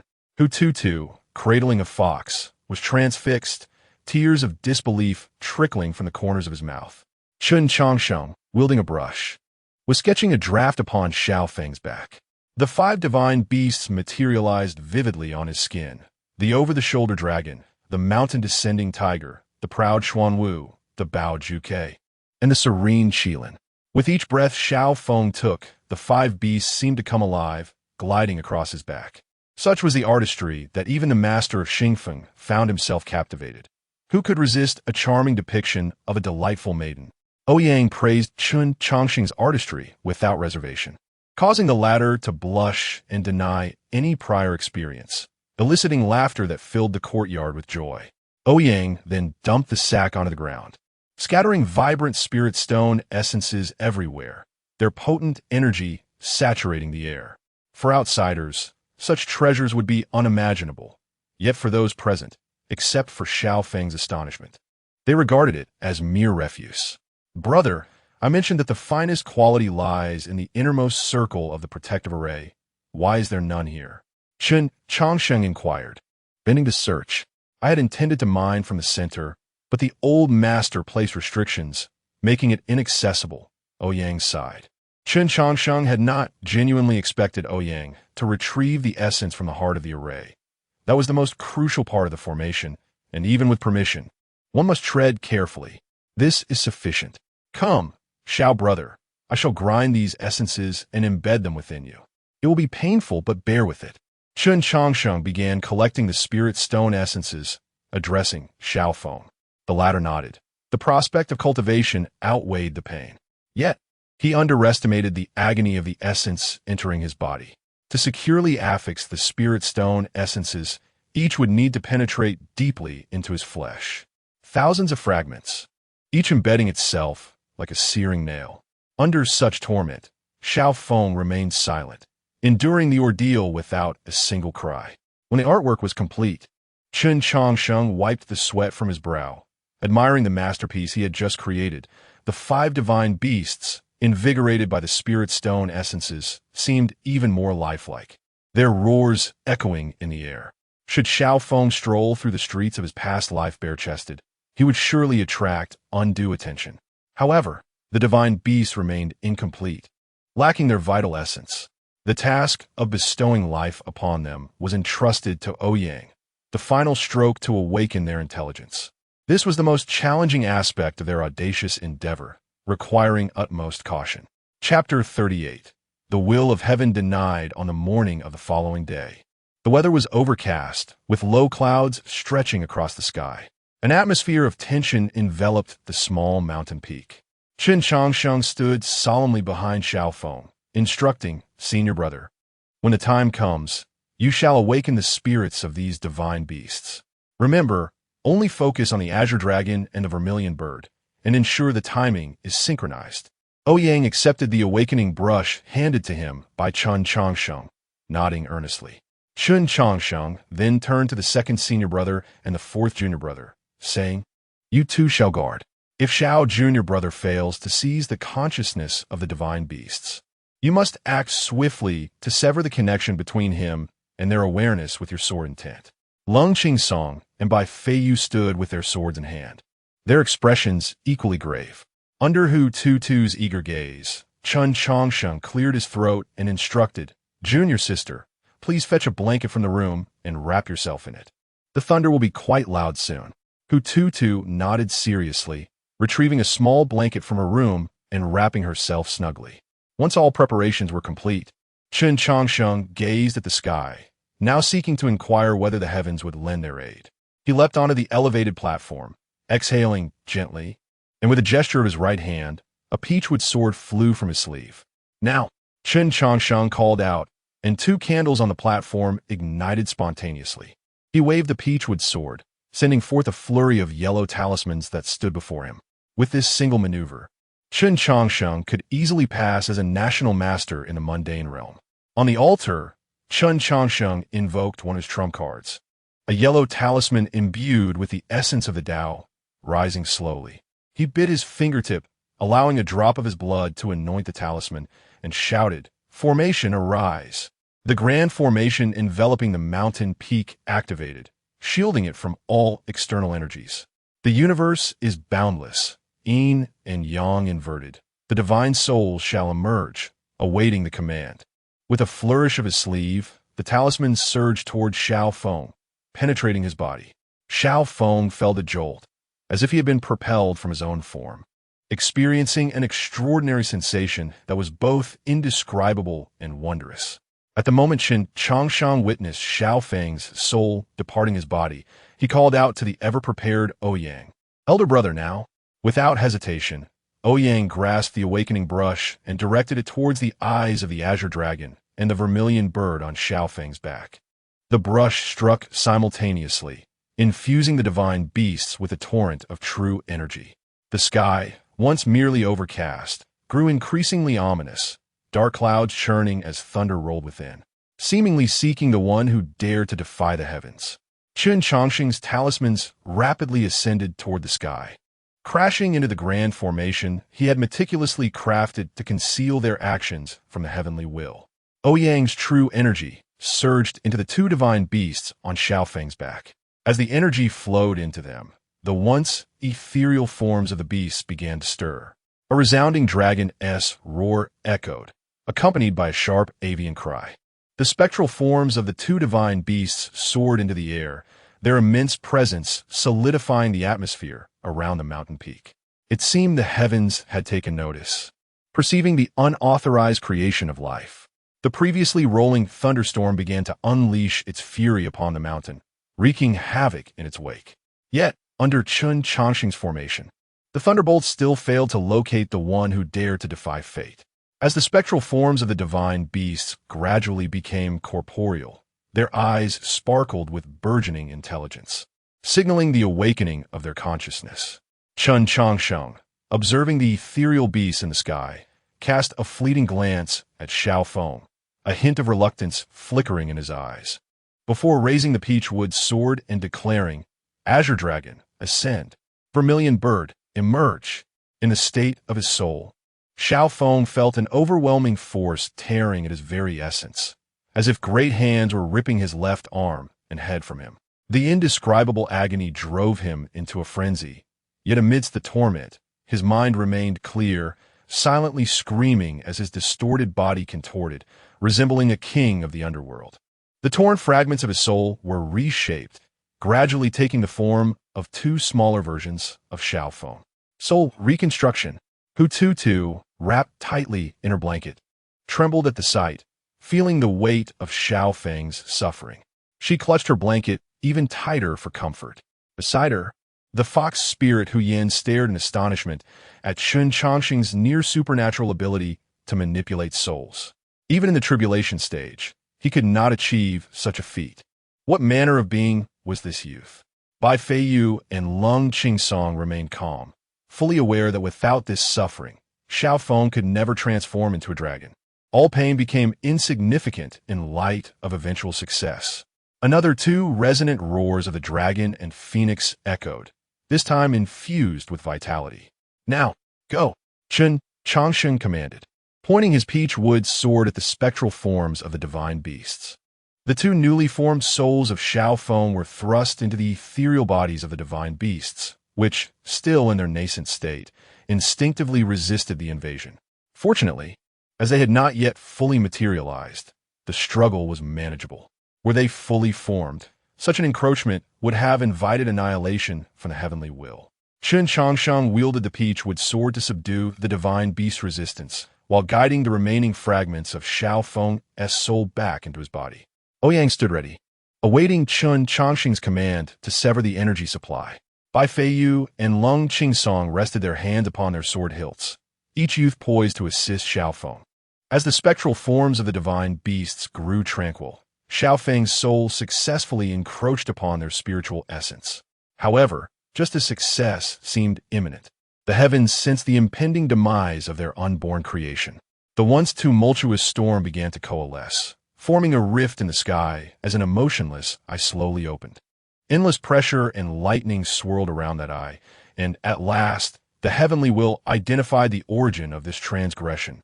The formation upon the small mountain shattered, unleashing a torrent of punitive thunderbolts upon Xiao Feng.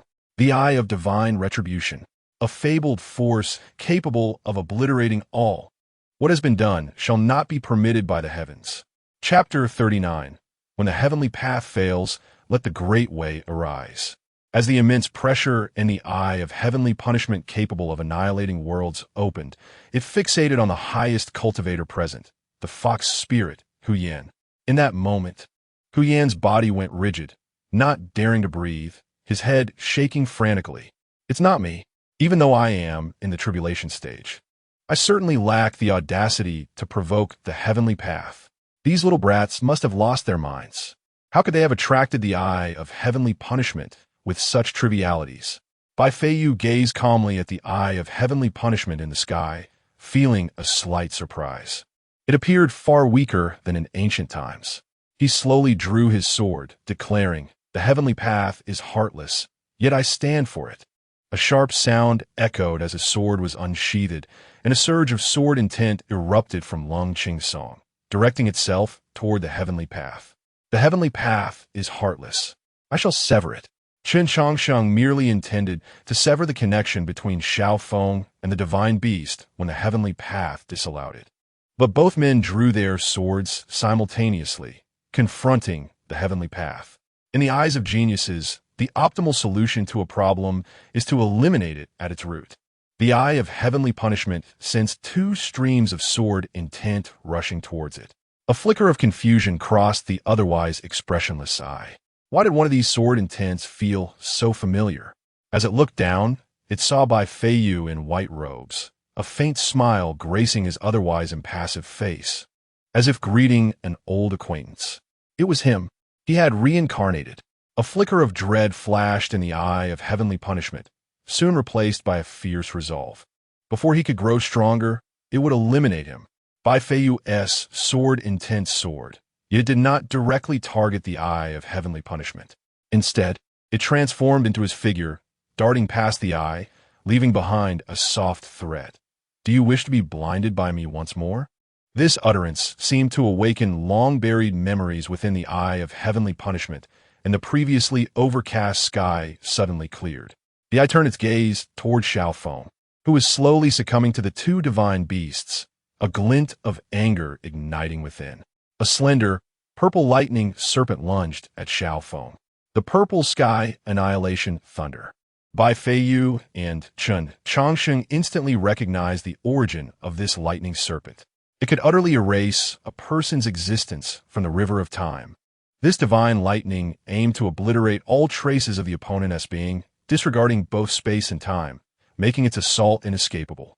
Arrogance. Abomination. Bai Feiyu and Chen Changsheng were incensed that the eye of heavenly punishment had so shamelessly struck without provocation, seeking death. Although Lung Qingsong did not understand why the two suddenly cursed at the sky, he was certain it was the fault of that eye above. He drew his sword and charged toward the eye of heavenly punishment. Seeing Lung Qingsong act, Bai Feiyu and Chen Changsheng also made their move against the eye. The combined sword intense and the activation of the mountain formation surged toward the eye of heavenly punishment.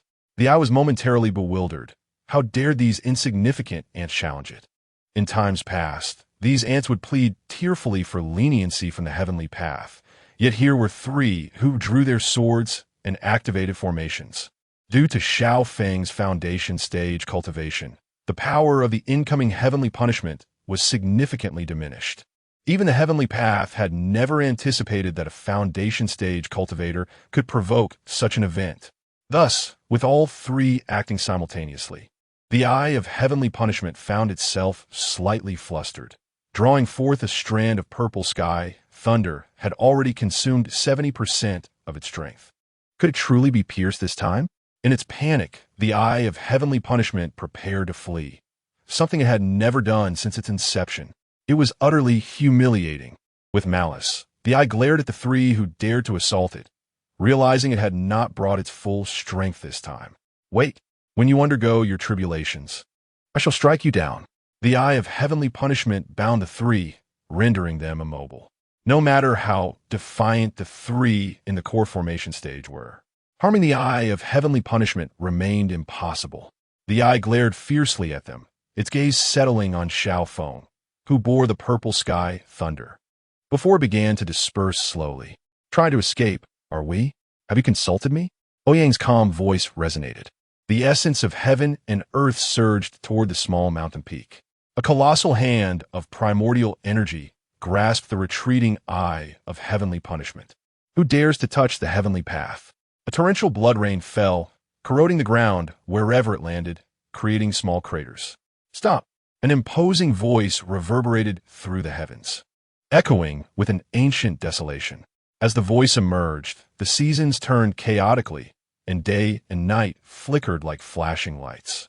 The very fabric of this realm became indistinct and ineffable. Standing atop the small mountain peak, Ouyang remained composed, his true energy surging like a grand river. Lung Qingsong, Chen Chongsheng, and Hu Tutu were all pulled into a chamber by Ouyang, leaving only the eye of heavenly punishment and Xiaofeng. Xiaofeng, with the purple sky thunder coursing through him, began to disintegrate, the phantoms of the azure dragon and vermilion bird desperately resisting the dissolution, yet before the lightning serpent. They could only watch in despair as it gradually consumed them. Ouyang glanced at the eye of heavenly punishment he had ensnared, instantly recognizing the voice that had spoken. The voice of the heavenly path. With a cold smirk, Ouyang raised his hand, yanking the eye of heavenly punishment downward. Umph! The once ancient, desolate voice emitted a muffled groan. Ouyang felt an overwhelming pressure from the heavens bearing down upon him, filling him with a sense of abandonment. Yet in an instant, this feeling vanished like melting ice and snow. A vast and indescribable true energy surged around Ouyang, almost coalescing into vapor. In the sky, a colossal face formed from clouds slowly appeared. However, Ouyang did not allow it the opportunity to fully manifest.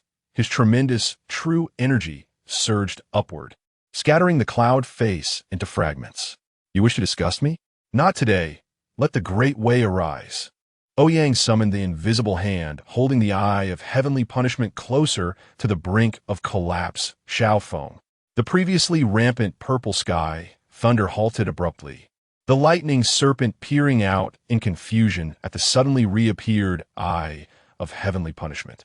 Seizing the moment, Ouyang pressed the eye into Xiaofeng's forehead. Instantly, the purple sky thunder transformed into a lightning serpent, drawn into the eye of heavenly punishment. The phantoms of the azure dragon and vermilion bird solidified in an instant. A resounding dragon's roar accompanied by the sharp cry of a bird erupted. The once turbulent realm blossomed into a golden lotus, celestial energies descending, and purple mist illuminating the skies for 3,000 miles. The punishment had passed. The divine beasts emerged, bringing auspicious omens. However, as if displeased with Ouyang, the auspicious signs appeared only for a fleeting moment before the world returned to tranquility. How stingy! Ouyang pouted, casting a glance skyward. Chapter 40. Success, although the heavenly path may be somewhat miserly, it does not affect the outcome in the slightest. The obliteration that had begun within Xiaofeng has vanished, and he is now rapidly rejuvenating. The ethereal figures of the azure dragon and vermilion bird behind him gradually solidify, and the unique pressure of divine beasts begins to emanate from their forms. However, the most astonishing sight is the vertical pupil that stands between Xiaofeng's brows. Threads of terrifying lightning curl ominously around this vertical eye. The eye of heavenly punishment, the 5 divine beasts. It is impossible for a mortal body to withstand such immense power. Yet, as the divine thunder sought to annihilate Xiaofeng's form, traces of the purple sky divine thunder had already embedded themselves within him.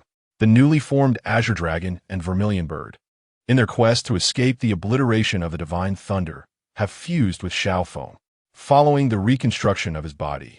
He now harbors the essence of both the purple sky divine thunder and the divine beasts within him.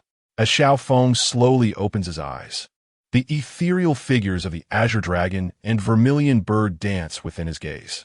A mere glance from him is sufficient to render those of lesser cultivation powerless to resist. Before Ouyang's eyes, Xiaofeng's attribute panel undergoes a staggering transformation. Name: Xiaofeng, Human Emperor, Cultivation. Comparable to Foundation Establishment Root Bone. 0 Luck. 8 Charm. 8 Physical Refinement Aptitude. 11 Exclusive Skills. Indomitable Will. 5 Divine Beasts Evaluation. Who says humanity lacks great emperors? In disbelief, Ouyang exclaims, "This is the first time I've witnessed such a modification of a panel. Truly, as the child of the heavenly path, he can even alter the system's attributes." Xiao Feng clenches his fist, clearly feeling the surge of power erupting within him.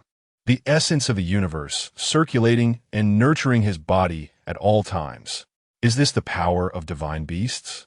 The azure dragon and vermilion bird from the 5 divine beasts appear vividly on Xiao Feng's back, ready to break free at any moment.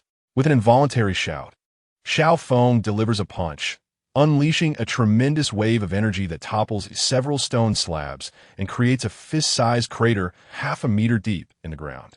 He gazes at his fist with a foolish grin, pondering that should he encounter Ma Xingye again, he could easily vanquish 7 or 8 of them with a single blow. Before Xiao Feng can fully bask in his joy, a sharp slap strikes the back of his head. Ouyang, exasperated, scolds, "One roof-raising incident is enough to cause trouble. You dare to dig up the floor as well." Xiao Feng, unperturbed by Ouyang's reprimand, simply chuckles foolishly and nods in agreement. Stepping out of the courtyard, Ouyang gazes at the scar mountains beyond the small peak, struck by the thunderstorm.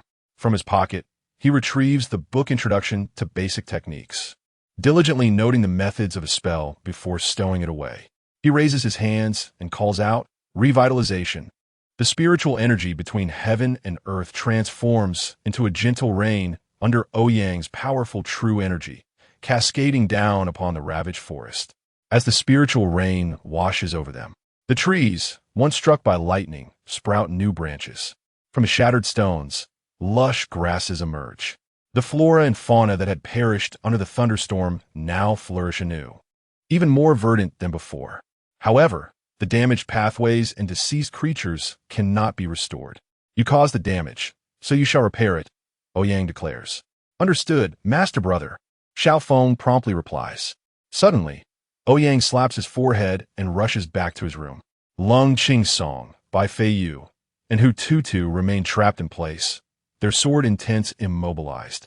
Only the cunning fox, Hu Yin, sits calmly, hands tucked behind him, awaiting Ouyang's return. "This profound technique is beyond my comprehension," Ouyang laments as he surveys the frozen figures. "Master Brother, if you don't mind, I could give it a try," Xiao Feng cautiously suggests from behind. "You?" Ouyang turns to him, regarding him with skepticism as he assesses Xiao Feng's capability to resolve the situation. Stepping forward, Xiao Feng forms a sword with his fingers, brushing across his brow, and the eye of heavenly punishment reappears. A wave of spatial fluctuation emanates from the eye, restoring the 4 imprisoned individuals to their freedom. Can you really use the eye of heavenly punishment so soon after acquiring it? Such innate talent is truly favored by the great Tao. Ouyang remarks with astonishment as the 4 regain their mobility, but his expression darkens immediately. The sword intents of Lung Qing Song and by Fei Yu, now freed from confinement, erupt, lifting the roof of Ouyang's room into the sky. Ouyang raises a hand to shield Hu Tutu, his face grim as he warns Lung Qing Song and by Fei Yu, "Repair my house by tomorrow. Otherwise, I shall flay you alive." As for the task of repairing the roof, Lung Qing Song is well accustomed to it, paying little heed to Ouyang's threats. Chen Changshan gazes eagerly at Xiao Feng and inquires, "Has it succeeded?"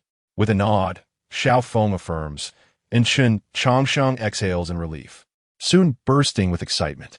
The future of humanity's 5 divine emperors emerges from his own hands. This is the only emperor humanity has. The mere thought sends Chen Changshan into a frenzy of exhilaration. Ouyang, puzzled, observes Chen Changshan, wondering if his 3rd junior brother has some hidden connection with Xiao Feng. Why else would he be so thrilled? Meanwhile, Bai Feiyu wears a knowing smile, recognizing how such a potent body cultivator could greatly aid in perfecting his own path. Hu Tutu, filled with curiosity, gazes at the tattoos adorning Xiao Feng's back, feeling a twinge of fear.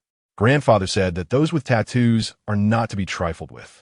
Unsettled, Hu Tutu tugs at Ouyang's sleeve and asks, "Master Brother, do you think Xiao Brother will turn bad? He has begun to tattoo himself." Ouyang reassures her, "Not all, Tutu. Fear not. This marks the beginning of Xiao brothers' ascendance. Hu Tutu nods, though her gaze remains wary of Xiao Feng. In the room, an atmosphere of tranquility prevails, while the clever fox Hu Yin observes everything with calm detachment. Each individual present is an unparalleled genius, emerging once every millennium, signifying the dawn of a new era. Yet, this also stirs Hu Yan's concerns. The heavenly way compensates the deficient by diminishing the excess.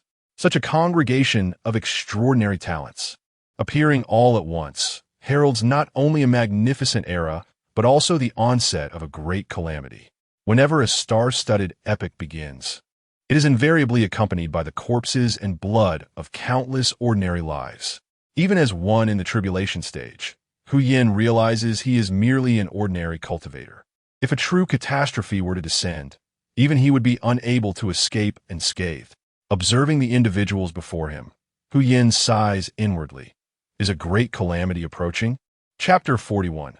The saint of Buddhism. The arrival of Xiao Feng did not disrupt the daily activities of the small mountain peak. Lung Qingsong was diligently repairing the roof, while Chen Chongxing busied himself with some unknown task in his room. Bai Feiyu continued to pose dramatically on a branch, and Hu Tutu flew around on his paper crane.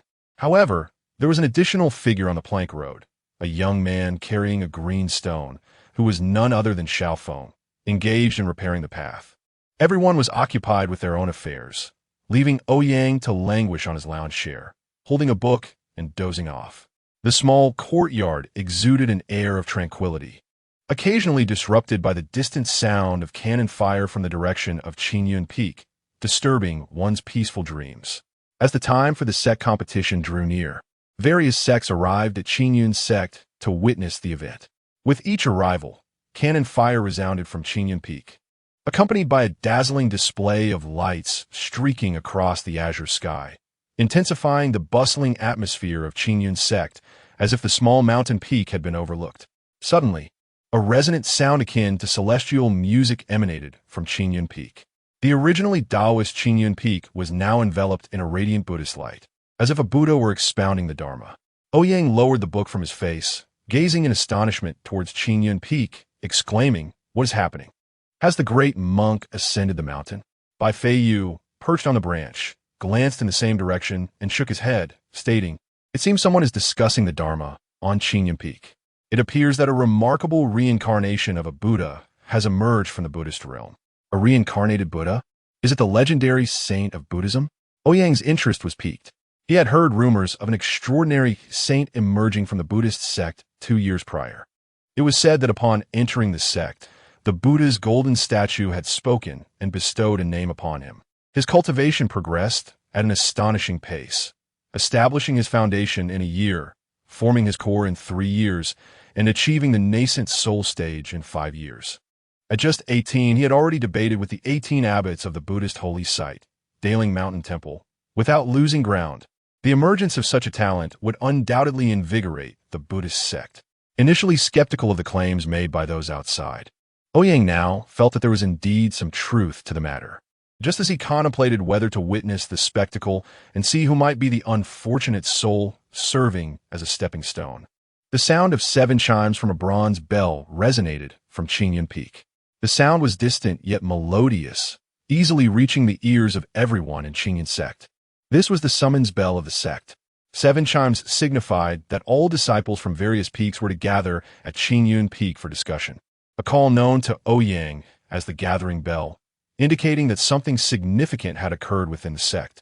Ouyang rose from his lounge chair, intrigued, and remarked, "Let's go and take a look." The last time the gathering bell rang, it was over the dispute regarding which peak Little Bai would join. Today, there is bound to be something interesting. Lung Qingsong and Bai Feiyu took to the skies on their swords, while Chen Chongxing followed closely behind with Xiao Feng, who was unable to fly. Hu Tutu and Ouyang leisurely rode on their paper crane as the entire small mountain peak mobilized, leaving only a hidden fox to guard their home. After all, opportunities for such amusement were rare during the otherwise dull years of cultivation. Upon arriving at the foot of Qinyun Peak, they found it already teeming with people, a bustling crowd gathered in abundance. The number of inner disciples exceeded 1,000, with only a few remaining in seclusion. As Ouyang reached Qingyun Peak, he witnessed Ling Feng being beset upon. Is there any justice in this world? Every time there is trouble, it's always old Ling who bears the brunt. He must have a good temper to endure this, he thought, lamenting that all the prime spots were claimed by others, leaving him with no good vantage point for watching the drama unfold. Ouyang exchanged glances with Lung Qingsong, who understood and moved towards the best available position. On a towering boulder, a dozen disciples from the Wanjian Peak stood, swords in hand, thoroughly engrossed in the unfolding scene. After all, with their numbers, such a prime location was easily seized by them. Dare to act? Have you sought permission for my dozen swords? Just as they were captivated by the spectacle, Lung Qingsong, clad in black, leapt onto the boulder and coldly uttered, "Get down." The disciples of Wanjian Peak, taken aback, were enraged by this audacity and were about to draw their swords. However, a companion restrained them, whispering a few words. The would-be attackers then hesitated, fearfully glancing at Lung Qingsong before retreating with their seniors to the stones claimed by Tianyan Peak. "Get down. Dare to resist? Have you sought permission for my dozen swords?" The disciples of Tianyan Peak glared at the brazen disciples of Wanjian Peak, unable to voice their anger. The small mountain peak secured the best viewing position, with Ouyang lazily seated atop a large stone, cradling Hututu as he observed the events unfolding. Bai Feiyu stood to the left, Lung Qingsong to the right, and Xiao Feng lingered slightly behind.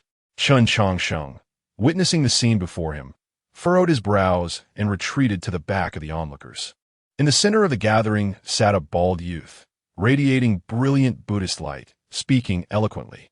Tender grass sprouted from the boulder beneath him, and flowers blossomed beneath his meditation mat. Opposite him, Ling Feng sat cross-legged, his brow furrowed, intending to respond but unable to formulate a rebuttal. His own true essence suppressed under the weight of the Buddhist light. "Dare I ask, senior brother, if the Tao is fundamentally Buddhist, do you have any doubts?" The bald youth in a yellow robe suddenly exclaimed. Ling Feng, whose heart had been shaken, coughed up blood and, propping himself up with one hand, feebly gazed at the bald youth, his previously handsome visage now marred by his weakened state, causing panic among those surrounding him. "Senior brother Ling Feng, perhaps you should concede," one voice urged. "Senior brother, even in defeat, we shall always support you. Come to my room tonight. I will tend to your injuries." With righteous determination, Ling Feng offered a slight bow to the bald youth, weakly asserting, "Wise brother Huiji, your insights are profound. Although I am dim-witted, I remain steadfast. Buddha is Buddha, and Tao is Tao. My path is not lonely." As he spoke, blood trickled from the corner of his mouth, yet his resolute expression revealed no sign of wavering, causing the disciples momentarily captivated by the Buddhist light to lower their heads in shame. Huiji, observing Ling Feng's unwavering spirit, sighed and returned the gesture of respect, stating, "Your will is commendable, Brother Tao. I have seldom encountered such tenacity." The great monk's ability to show grace in victory earned him admiration from those around. Despite the damage inflicted upon Ling Feng's Tao heart during their debate, they forgave the young man before them. Meanwhile, Ouyang, munching on an apple, regarded the bald youth with a look of astonishment. Name: Huiji, impostor of the saint of Buddhism. Cultivation: nascent soul 9th level root bone. 9 charm, 9 luck, 9 Buddhist Tao aptitude, 11 special skill. Buddhism is my essence. The implication of impostor of the saint of Buddhism was particularly thought-provoking. Chapter 42. You hit yourself. As the crowd erupted in cheers for both individuals simultaneously, they exchanged glances filled with mutual admiration. Huiji extended his hand to help Ling Feng rise, leaning in to whisper, "What are you pretending at, my fellow practitioner? Even with your heart damaged, you still cling to your path." A fleeting shadow crossed Ling Feng's face, but he quickly regained his composure and replied, "Junior brother, your knowledge of the Buddha's teachings far surpasses mine." Huiji regarded Ling Feng with astonishment, pondering whether this disciple of the Qingyun sect had indeed lost his wits. Despite being provoked, he remained unfazed. An abandoned fruit pit struck Huiji's gleaming head, shattering his thoughts and igniting a wave of uproar. Defeat is defeat. How could the prestigious Qingyun sect, one of the 9 great holy lands, display such pettiness, throwing fruit at the victor? The crowd began to search for the miscreant responsible. "Oops, my hand slipped," came Ouyang's voice. The onlookers turned to see him lounging on a large rock, cradling the lazy Hutu, whose eyes were shyly shielded by his hands in response to the sudden attention. The young man, clad in azure robes, though not as striking as his sword-wielding companion, exuded a rebellious charm that captivated the crowd. With a smile fading, he glanced at Ouyang and said nonchalantly, "What are you staring at? Haven't you seen a slip of the hand before?" Ouyang turned to Ouyang, casually patting his own bald head, and inquired, "Do you wish to discuss Buddhist teachings with me?" Ouyang scoffed dismissively. "Discuss? Not a chance." The atmosphere grew tense with the use of such coarse language. Ouyang tilted his head and earnestly asked, "Do you wish to engage in a friendly spar?" "Engage? Please remember, misfortune springs from the tongue." Ouyang's eyes glinted coldly as he regarded Ouyang. "Misfortune indeed," Ouyang retorted, his words laced with a string of insults. Ouyang found himself at a loss for words. Ouyang's insults provided no opportunity to counter with wit. Was it not disgraceful for the esteemed Qingyun sect to demean a visiting sect in this manner? Only barking from afar, they dared not confront him? Ouyang raised his voice to those around him, denouncing Ouyang. This shout instilled disdain among the spectators for Ouyang.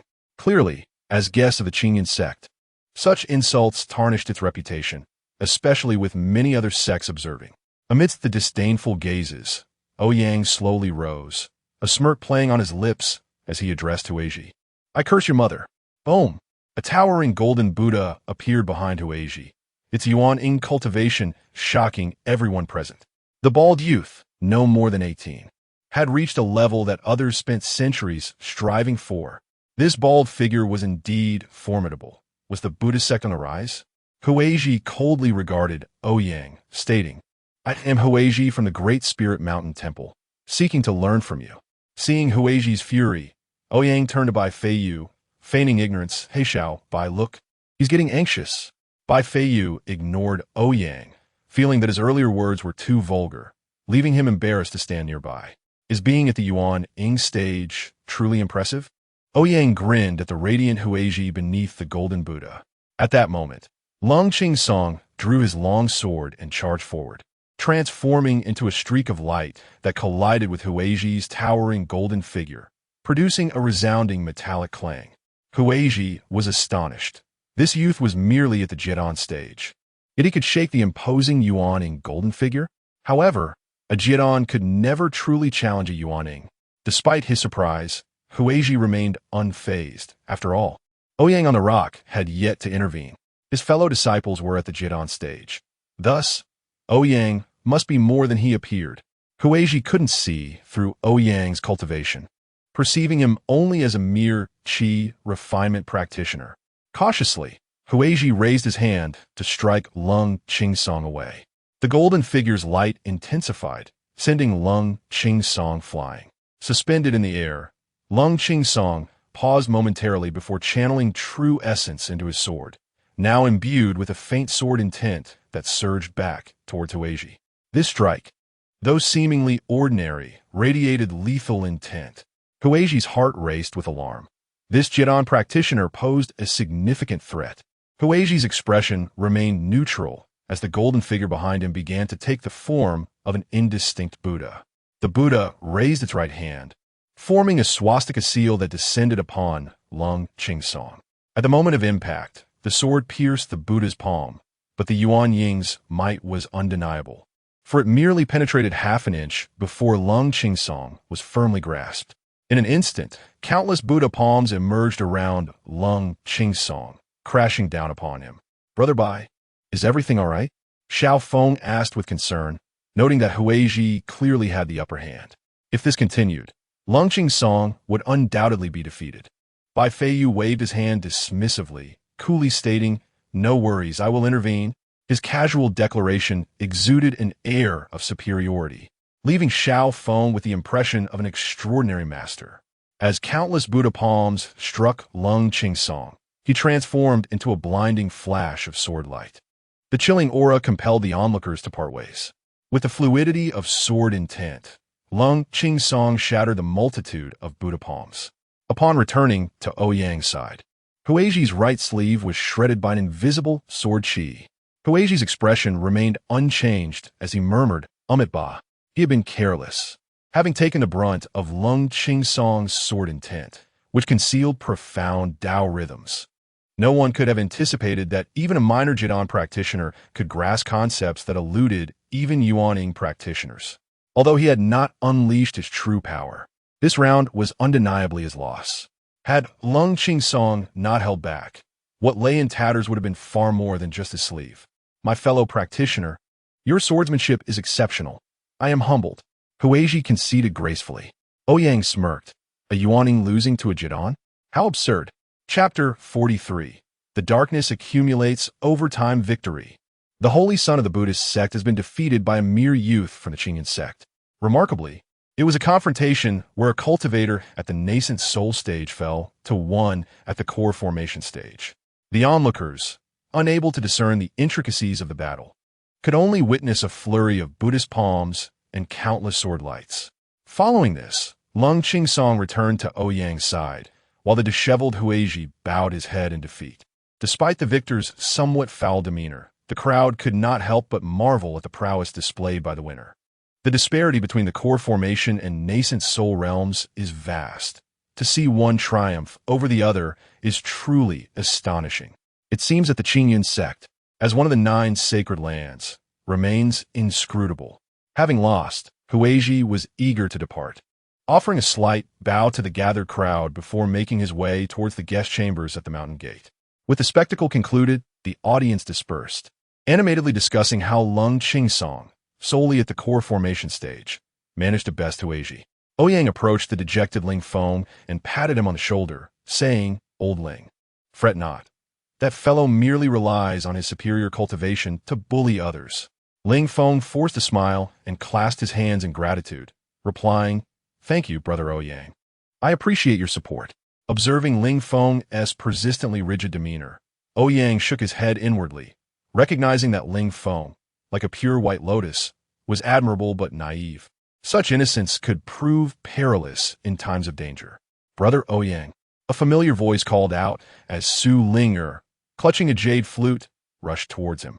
As she ran, Ouyang felt the earth tremble, and in an instant, darkness enveloped him as Su Linger embraced him. The once melancholic Ling Feng's eyes sparkled momentarily upon hearing her voice, but the light extinguished when he saw her leap into Ouyang's arms. Silently, Ling Feng turned away, a defeated man nursing his wounds in solitude.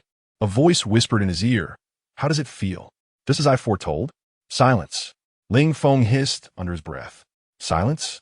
You, with your mediocre talent, trampled by your foes, while your beloved dances for another. How can you endure this? I commanded you to be silent. Ling Feng's eyes glowed with rage. Do you finally believe me? Only I can help you alter this fate. I am you, and you are me. How could I ever betray you? The voice was beguiling, causing Ling Feng's resolve to waver.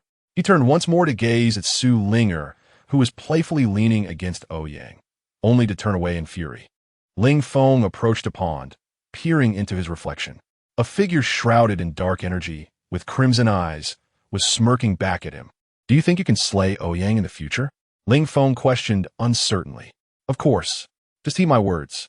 That insufferable brat who steals our thunder will soon meet his end. The reflection sneered. Ling Feng's expression wavered as he looked down at the water. Is what you say truly factual? Absolutely. With meticulous planning, the world shall be ours, and all that you desire will be within your grasp. The reflection coaxed. Ling Feng recalled his life thus far. From a young age, he was taken as a disciple by the sect leader, his talent shining brighter than many. He lived amidst accolades, but everything changed with the arrival of Ouyang and Lung Qingsong. Once hailed as a genius, he became ordinary, with others viewing his accomplishments as expected. The monsters atop the small peak had transformed him from prodigy to mere mortal.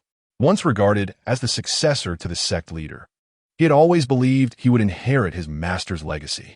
Thus, he wore a mask of perfection, smiling and emulating his master. Yet the more he did so, the lower others rated him. Just a nice guy. What a fade. The purity of a white lotus is truly nauseating. Such gossip bewildered him. Whenever he sought to establish a stern image as a senior brother, he was met with skepticism. What's the big deal? Just another disciple of the sect leader. Does he really think he is a genius? The Qingyun sect belongs to him? Wearing a mask for so long made it difficult to remove, and Ling Feng felt trapped. Stagnating at the nascent soul stage for too long, he watched as those less gifted surpassed him. Even when he sought guidance from his master, he was met with a mere shake of the head, the master lamenting his heavy heart's demons. Ling Feng lifted his right hand, revealing an ancient ring that had mysteriously appeared one day. Initially perceived as a great fortune, it instead pushed him toward the abyss. A self-proclaimed future version of himself spoke of unimaginable deeds. He would become a figure of disdain and fear. Fear? Perhaps that's not so bad, Ling Feng murmured softly. Brother, what are you doing here? Zhu Yuan approached from behind, puzzled by Ling Feng's stillness by the pond. His eyes glinted with malice as he observed Ling Feng, the failure who had been bested by another, bringing shame upon himself. Ling Feng turned, catching the fleeting resentment in Zhu Yuan's gaze. This junior brother was the holy son of the demon race. Ling Feng had initially contemplated using the young monsters to eliminate him, but had hesitated, unwilling to see his junior brother perish by the hands of his own sect. It seemed he was too soft-hearted. Ling Feng sighed inwardly, wondering why the monsters atop the small peak hadn't simply slain him. Despite his thoughts, Ling Feng lowered his hand, concealing the ring behind him, and donned his usual earnest smile as he addressed Zhu Yuan. Nothing much, just lost in thought. Junior brother, let us head to the main hall atop the peak. Yes, brother, I came looking for you. Let us hurry. If we're late, the master will surely scold us. Zhu Yuan replied obediently. The two brothers, bonded by their ties, ascended the Qingyun peak together. Chapter 44. The sect competition 10 days hence upon the resplendent white jade steps of Qingyun Peak. The inner disciples have arranged themselves in orderly rows, showcasing the grandeur of the Qingyun sect. The lowest among them stand at the foundation establishment stage, while the highest have reached the nascent soul stage, aligning themselves along the jade staircase. The might of the Qingyun sect, a superlative power, is unmistakably evident. In the Qingyun sect, once disciples reach the out-of-body stage, they are encouraged to descend the mountain, either to establish their own sects or to venture forth into the world for cultivation. The sect is reputed to have 3,000 vassal sects, all founded by former disciples of Qingyun. The adage of not putting all eggs in one basket has long been the guiding principle of Qingyun.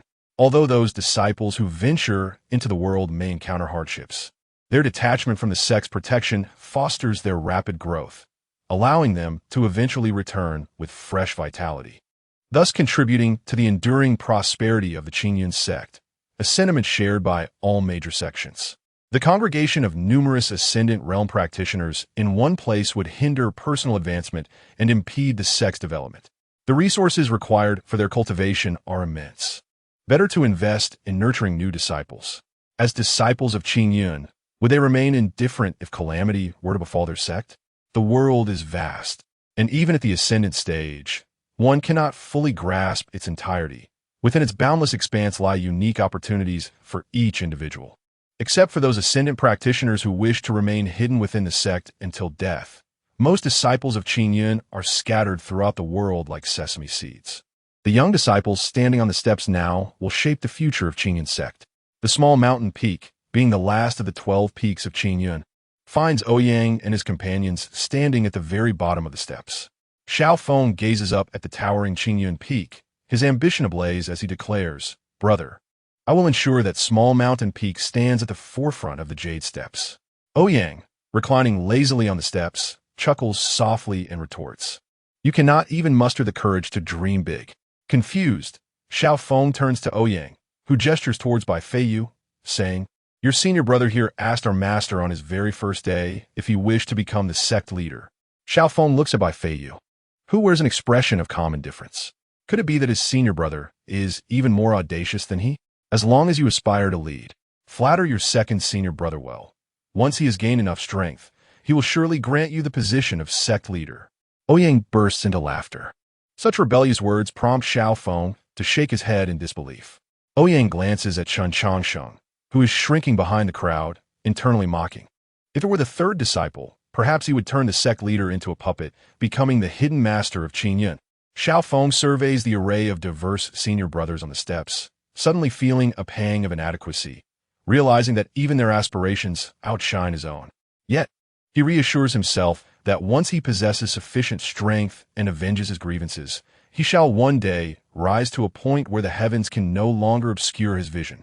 In the great hall atop Qingyun Peak, the sect's peak masters and elders are arrayed on either side. Below the platform, countless representatives from various sects occupy the square.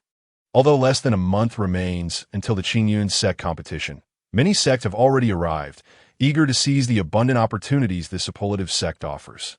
Who knows what cultivation methods left by immortals from millennium ago might be encountered? The scripture repository of Qingyun sect boasts a comprehensive collection of all known cultivation techniques. Among the myriad supreme texts, there are surely some suited to each practitioner. During his time at Qingyun, he must take full advantage of this opportunity to study diligently. Dong Shuzi, observing the solitary bald figure seated at one of the 9 tables, casts a sidelong glance at Ling Feng, who remains unperturbed and sighs internally. He is acutely aware of the events that transpired at the mountain gate earlier. His disciple possesses commendable talent and comprehension. Yet his overly meticulous nature and blunt temperament have led to this moment of confusion. Though Ouyang intervened, the impact on his disciple's mindset is significant. The greater the confusion, the greater the need for refinement. Without a resilient heart, one cannot hope to reach the ultimate goal in the pursuit of immortality. This is why Dong Shuzi has chosen to let Ling Feng navigate his path, for only by overcoming such trials can he shoulder greater responsibilities. A duty befitting the disciple of the sect leader. Among the 9 great holy lands, only the Great Spirit Mountain Temple has sent a representative, and they seem to be looking for trouble. Dong Shuzi snorts softly, yet Qingyun sect is not to be trifled with. He strides forward and announces in a resonant voice, the sect competition will take place in 10 days. All inner disciples and observing brethren are welcome to participate. The gates of Qingyun sect are open wide, inviting all sections. The victor will receive a Tao artifact and a supreme technique. Dong Shuzi's voice wafts through the air, drawing gasps of astonishment from all present. A Tao artifact, a treasure infused with the essence of heaven and earth. Such an item represents the pinnacle of artifacts wielded by cultivators. Even a mere spirit treasure is enough for the leaders of external sects to risk their lives for. Yet, Qingyun sect is so generous as to offer a Tao artifact. This is akin to gifting a prime property in the heart of the capital. The supreme technique is the object of every cultivator's dreams. The path of cultivation is long and arduous, and countless practitioners yearn for a method that can directly lead them to immortality, even if this world no longer produces immortals. The supreme techniques presented by Qingyun sect could at least facilitate advancement to the ascendant stage, right? There are innumerable cultivators in this realm, yet many spend their lifetimes regretting their inability to acquire even basic methods. To casually bestow a technique capable of nurturing ascendant practitioners speaks volumes of Qingyun sect's terrifying strength. Not to mention the legendary treasures said to be the foundation of Qingyun sect's enduring legacy, rumored to conceal the secrets of ascension. Those who can comprehend their mysteries may yet glimpse the path to the immortal realm. Such grand gestures, truly a display of unparalleled generosity. All the sect representatives present marvel in astonishment. Each item mentioned by Dong Shuzi ignites a fervor in their hearts. Even the saint son of the Great Spirit Mountain Temple, seated at the forefront, feels a stir of interest. He had not anticipated Qingyun sect would be so willing to part with such treasures. Though he holds little interest in Tao artifacts or techniques, he has set his sights firmly on the legendary treasure of the sect. Chapter 45. The competition begins for ordinary individuals. 10 days pass in the blink of an eye. Even more so for practitioners, who are often oblivious to the passage of time. Yet, these 10 days have been a whirlwind of excitement for Ouyang, nearly driving him to madness. Each morning, while still ensconced in slumber, he is jolted awake by the resounding blasts of celebratory cannons, boisterous laughter, and lofty discussions. This cacophony leaves Ouyang perpetually irritable as he struggles to rise from his bed. Throughout these 10 days, representatives from a major sacred grounds seem to have coordinated their arrivals, each taking turns to grace the occasion. The 9 super sects would never arrive on the same day, as doing so would overshadow each other. Whenever a super sect made its entrance, The Qingyun sect would offer grand gestures of respect, cannon fire, auspicious beast welcomes, and at least one peak master present at the mountain gate to greet them. The exchange of martial energy accompanied by jovial banter and hearty laughter could be heard by all. It was unclear whom they were performing for in front of the expansive Qingyun sect gate. The 9 major sacred grounds are as follows: Wanjian Mountain, Sword Sect, Nanhai, Penglai Mountain, Western Region, Daling Mountain Temple, Snowy Domain, Gaotian Origin, Fuzhou Mountain, Wanfa Sect, Taishan, Shengxian Mountain Villa, Desert, Qiansha Valley, Lingxiu Blessed Land, Piaomiao Pavilion, Qingyun Cave Heaven.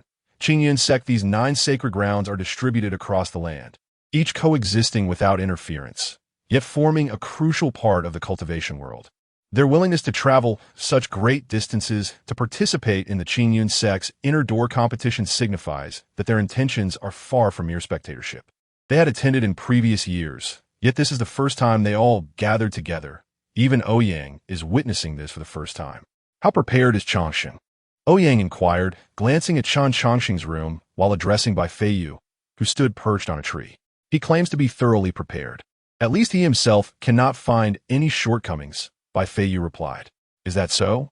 Ouyang nodded. If Changsheng spoke so confidently, it was certain that the demon clan's holy son, Zhu Yuan, was doomed. Although the nature of their enmity remains unknown, based on Changsheng's character, anyone he calculated against could hardly expect to survive. The first son of heaven to perish? Ouyang found himself unexpectedly eager. The door to Changsheng's room creaked open, and he emerged clad in a purple Taoist robe. To Ouyang's surprise, Changsheng revealed his true visage. This handsome face was a rarity. Beneath the embroidered white and purple robe of Qingyun, a serene smile adorned his extraordinarily handsome countenance. With a charisma rating of 9, his appearance was indeed exceptional. However, the smile on Changsheng's face radiated a chilling aura that sent shivers down one's spine. Enough with the smile. It's quite unsettling. Ouyang waved his hand dismissively at Changsheng. Senior brother Chun is so handsome. It's my first time seeing such a dashing senior brother Chun. Hututu gazed starry-eyed at Changsheng.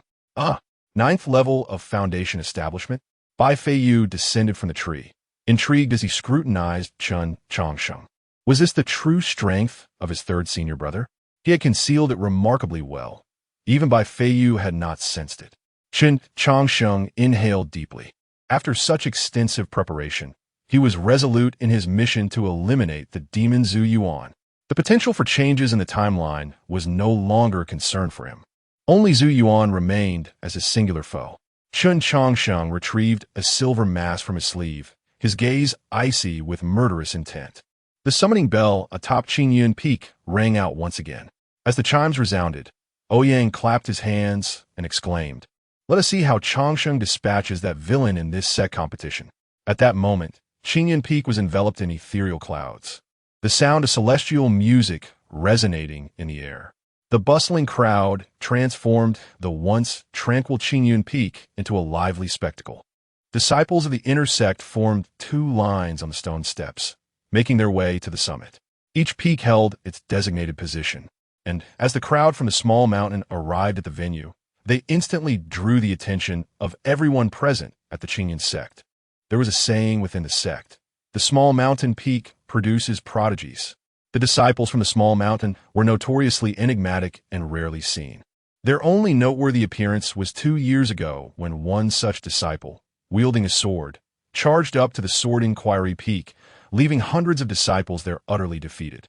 This single individual had overturned the entire Sword Inquiry Peak, establishing a formidable reputation for the small mountain. It is said that 3 others like him exist on the small mountain. Truly terrifying. Compared to the sect master's disciple, Ling Feng, they were vastly superior. Bai Feiyu's entrance captured the gaze of all the women present, clad in white, exuding a jade-like grace, and possessing an extraordinarily handsome face. Just a glance was enough to leave them entranced. Dressed in black, the stoic Qing Song stood with a sword in hand, radiating a fierce aura that deterred direct gazes.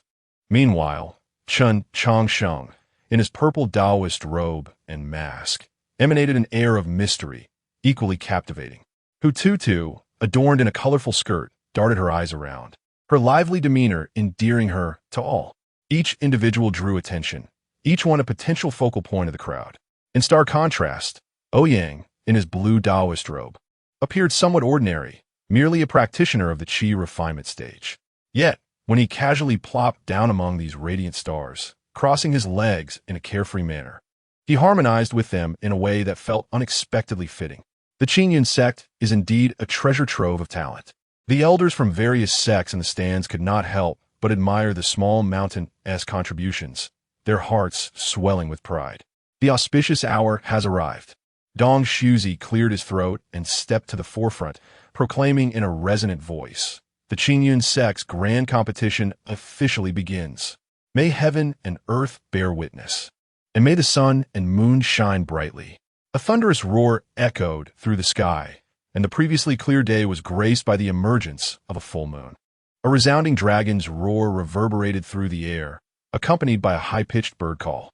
A dragon, measuring over 10 meters long, spiraled upward into the clouds, closely followed by a fiery phoenix. This spectacle elicited gasps of astonishment. The presence of genuine divine beasts, a true dragon and a phoenix, within Qingyun sect was undeniable. The phoenix soared toward the sun, its song resonating, while the dragon ascended toward the now visible full moon, casting a massive shadow of itself upon it. Was Xiaofeng borrowed by Dong Shuzi merely for this grand display? Ouyang, with his legs crossed, gazed upward at the celestial phenomena, his satisfaction palpable. With the sun and moon in the sky, and the dragon and phoenix singing in harmony, the extraordinary events unfolding. Even the elders from the other sacred grounds found themselves rendered speechless. As the sect competition commenced, the atmosphere soared to an exhilarating climax. Chapter 46. That year, my hands were buried deep in my pockets. The grand competition of the sect is divided into external and internal contests. The external competition resembles more of a performance. The top 10 disciples who emerge victorious from the intense external trials engage in combat, 2 by 2. If the peak masters are impressed by any of them, those disciples will be directly welcomed into the sect. If not selected, they will at least be granted the status of registered disciples in the inner sect, tasked with various duties across the peaks. Thus, the 10 most exceptional external disciples, having fought their way through fierce competition, ultimately find themselves in the inner sect, performing before the esteemed leaders. Those who once dazzled in the external trials are suddenly reduced to mere commodities in a marketplace, awaiting selection. Anyone who gains entry into the inner sect is undoubtedly a talent, for there are countless prodigies in this world. The external competition is rather tedious, with the youthful disciples at the foundation stage merely pecking at each other in the square before the main hall. They exert all their efforts to display their unique skills. Yet the audience watches them with the same amusement as they would a circus monkey jumping through hoops. After all, foundation stage disciples are a dime a dozen in the inner sect. Once the performances conclude, 5 out of the 10 are chosen by the elders of the various peaks to become inner sect disciples. Among them is the somewhat unworthy Ma Xingye, who catches the eye of the 5 elements peak, known for its expertise in magical techniques. At the moment of his selection, he trembles with excitement. Years of hard work and the hopes of the sect culminate in this moment, making it all worthwhile. His joy mirrors that of a top student in a mundane high school, filled with exuberance. He feels proud to have upheld the reputation of a prodigy, successfully entering the Qingyun sect. Suddenly, he recalls Xiaofeng. Had Xiaofeng defeated him, he would not stand here today. "My apologies, junior brother Xiao," he silently expresses. "The path of cultivation is merciless. If we meet again, I will make amends." Ma Xingye offers a quiet apology in his heart before celebrating with his fellow disciples. Meanwhile, Xiaofeng sits in the grand hall of the Qingyun sect, his expression peculiar as he gazes at the square below. His senior brother has summoned the ethereal forms of the azure dragon and vermilion bird from the loft above the hall. Not only has he met the sect leader, but the leader has also been particularly cordial, even asking him multiple times whether he would like to transfer to another peak as a direct disciple. Faced with a figure that exists only in imagination, Xiaofeng feels a mix of excitement and trepidation. Despite his inner turmoil, he declines the leader's overture, feeling a sense of loyalty to his current circumstances. Everything he possesses has been granted by his senior brother. If he were to leave this small peak, how could he continue his cultivation with any dignity?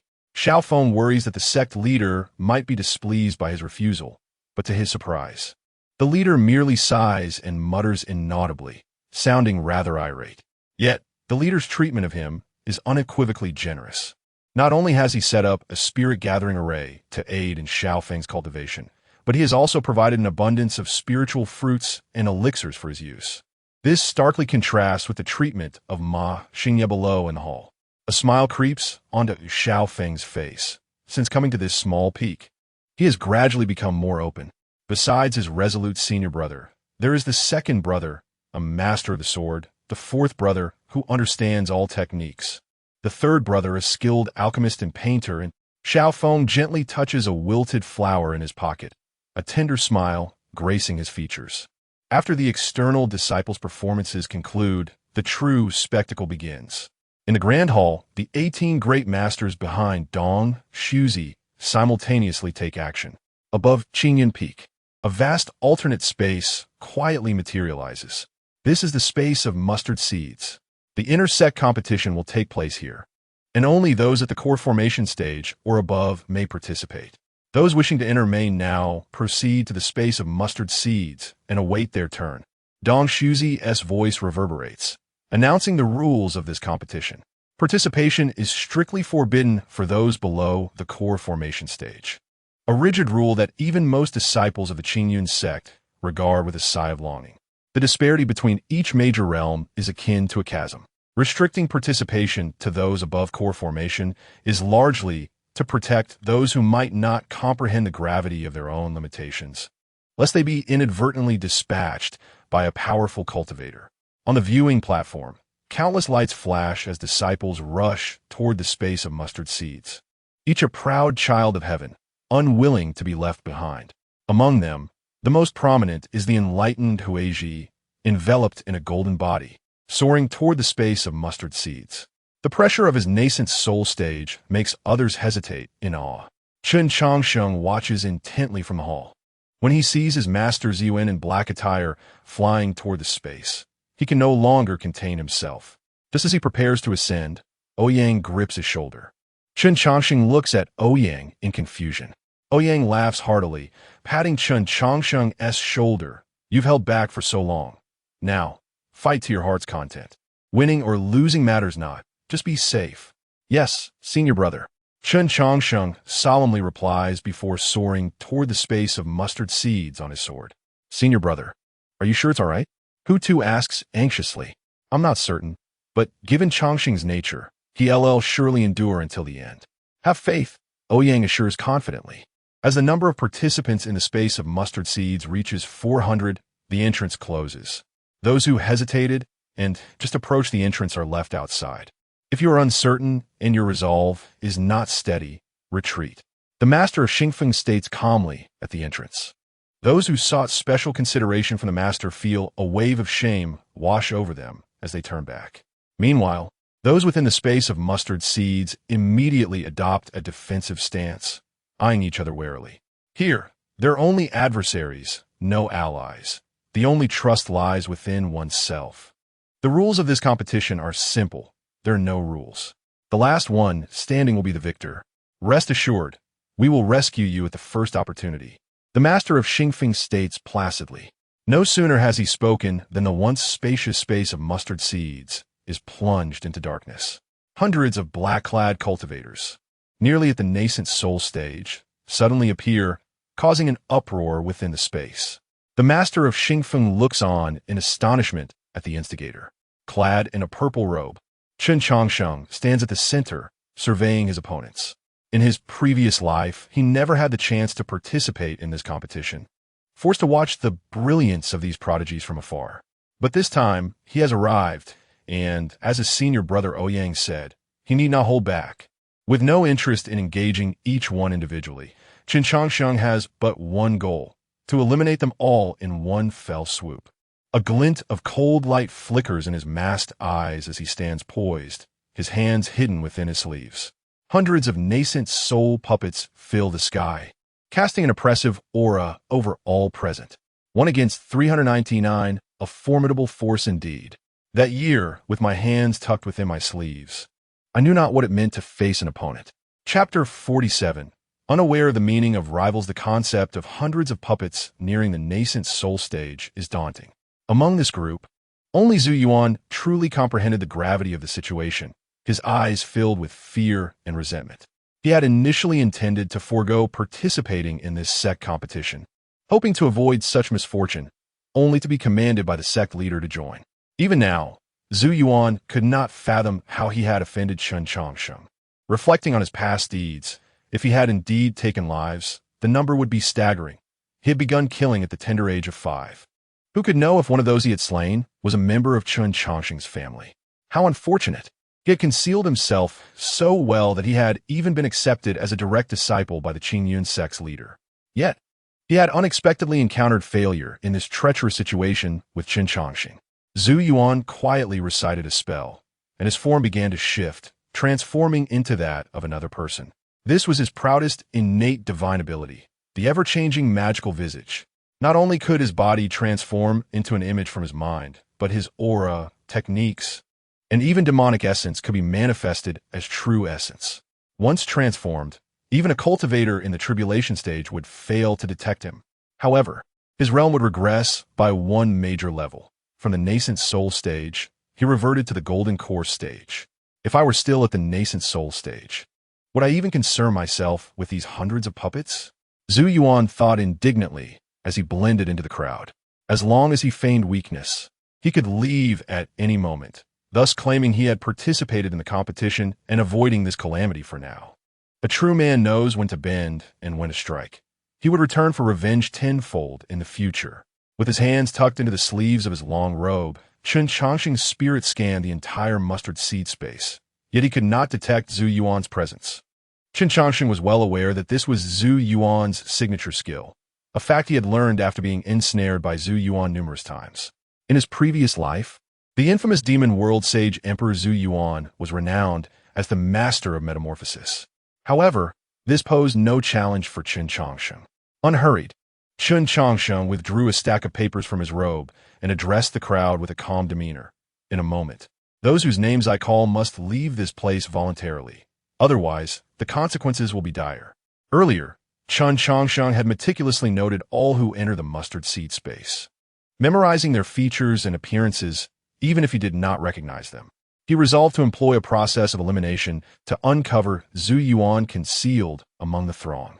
Facing 399 individuals, Chen Changsheng appeared as if he were selecting chicks in a poultry yard.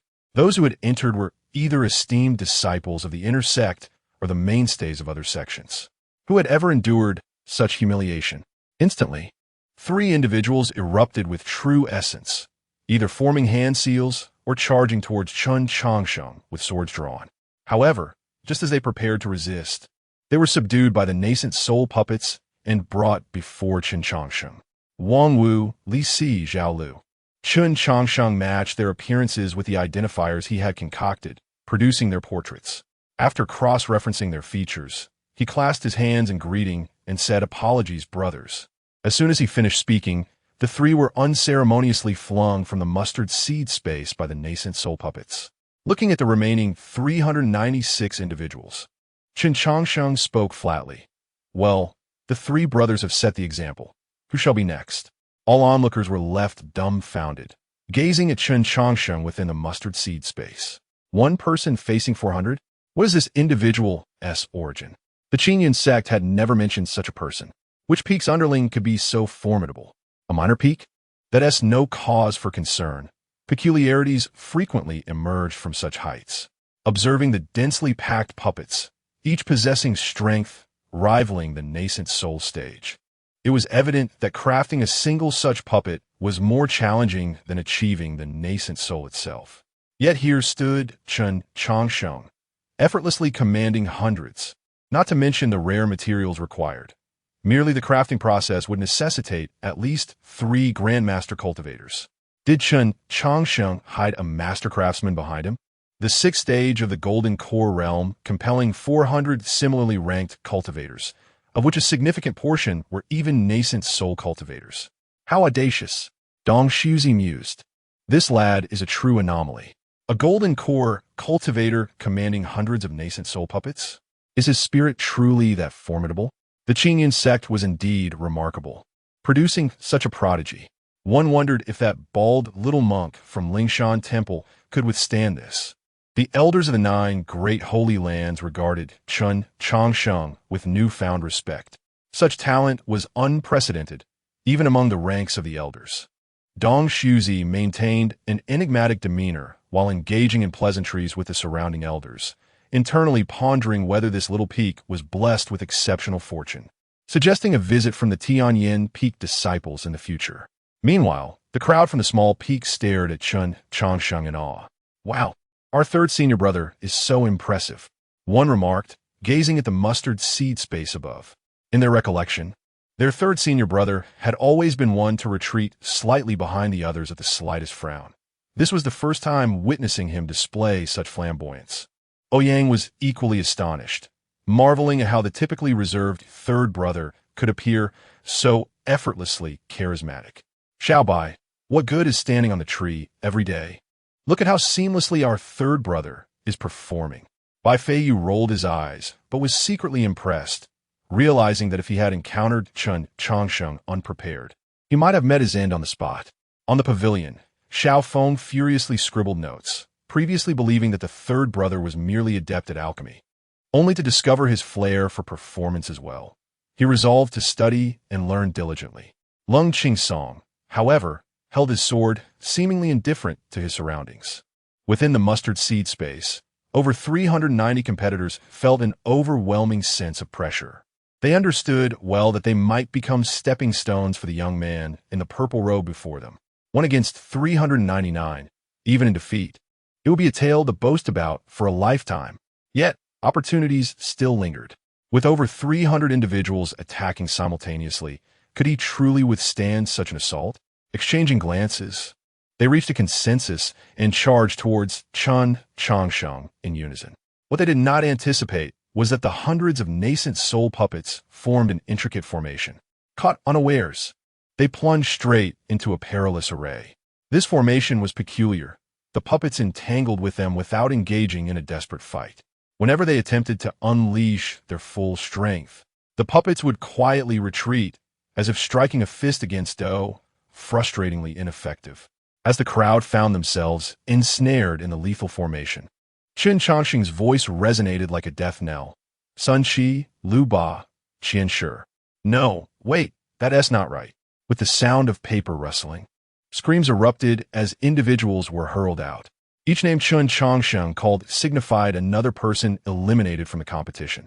These prodigious talents, in that moment, resembled piglets in a pen, waiting to be selected. Chapter 48. The reveal of the devil's footprints. Chun Changxing's voice resonated like a death knell with each utterance. Another individual was cast out from the fray. The onlookers were bewildered, utterly incapable of deciphering Chun Changxing's intentions. Was it truly necessary to name those who were to be eliminated? Such disdain for others seemed unfathomable. Among them were practitioners of the Yuaning stage, who, with all their might, shattered the nearby puppets into countless fragments. Yet, astonishingly, the remnants of the puppets reformed instantaneously, revealing their ability for infinite regeneration. How could one possibly contend with such an adversary? The gathered cultivators sank into despair, as neither spells nor sword chi proved effective against the puppets before them. Only those of the out-of-body stage and above could discern the underlying truth. These hundreds of puppets were imbued with the essence of the soul. It was a characteristic only accessible to cultivators who had reached the out-of-body stage, capable of separating their souls from their bodies. As long as the soul remained unharmed, these puppets could, in principle, resurrect infinitely. The elder offerings in the great hall gazed in horror at Qin Changsheng, who resided within the mustard seed space. A practitioner of merely the Jidan stage had comprehended that which should only be grasped by those beyond the out-of-body stage. Such an assertion would be met with disbelief if spoken aloud. Had they not witnessed it with their own eyes, they would have deemed it a jest. Even those who had attained the out-of-body stage merely scratched the surface of the mysteries of the soul. What manner of prodigy was this young man, who possessed such profound understanding of the soul? Moreover, From whence did the souls within these hundreds of puppets originate? Chen Changsheng had etched himself into the memories of all the elders in the hall. A talent of this caliber could scarcely be found among the 9 sacred lands.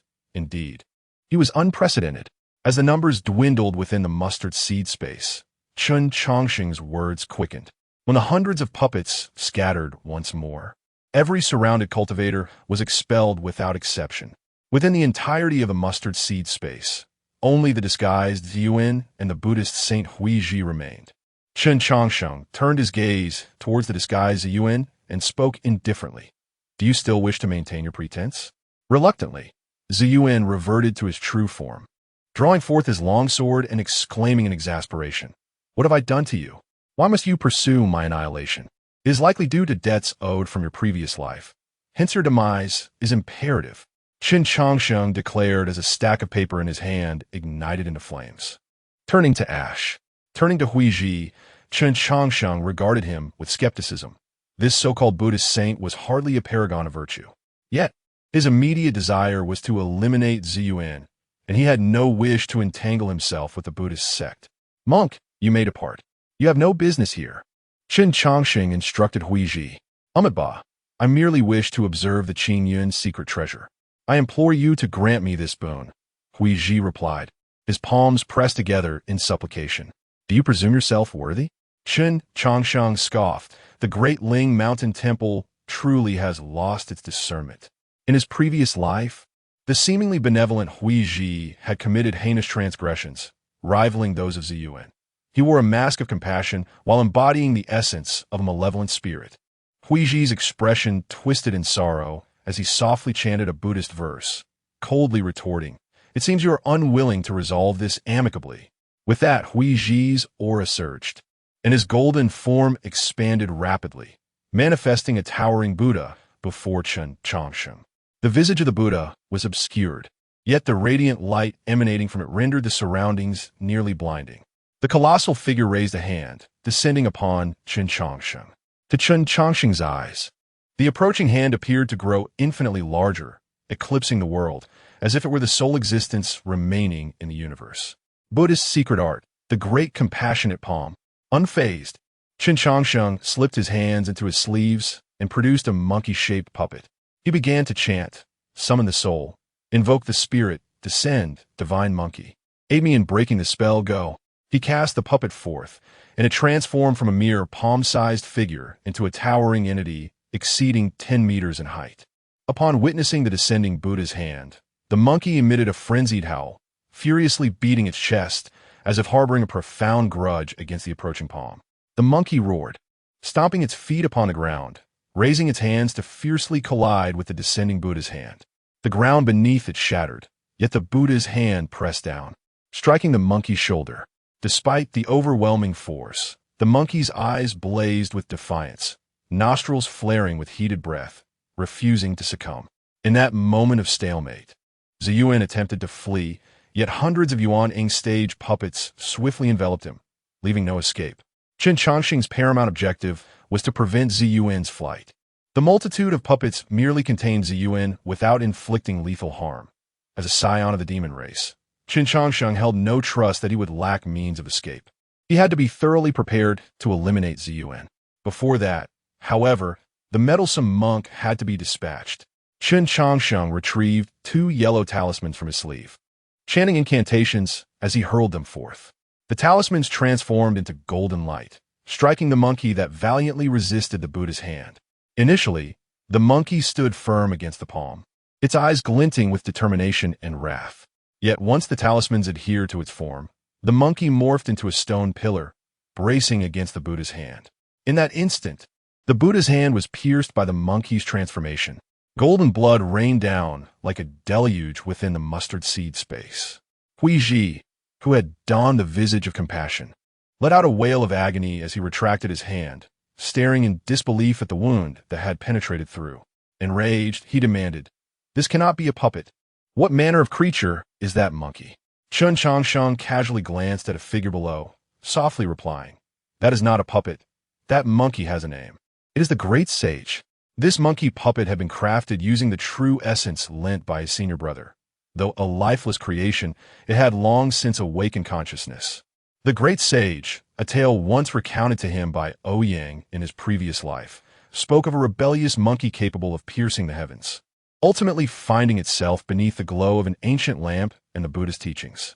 In his past life, whenever he had grown complacent in his training, Ouyang would invoke the story of that very monkey to admonish him.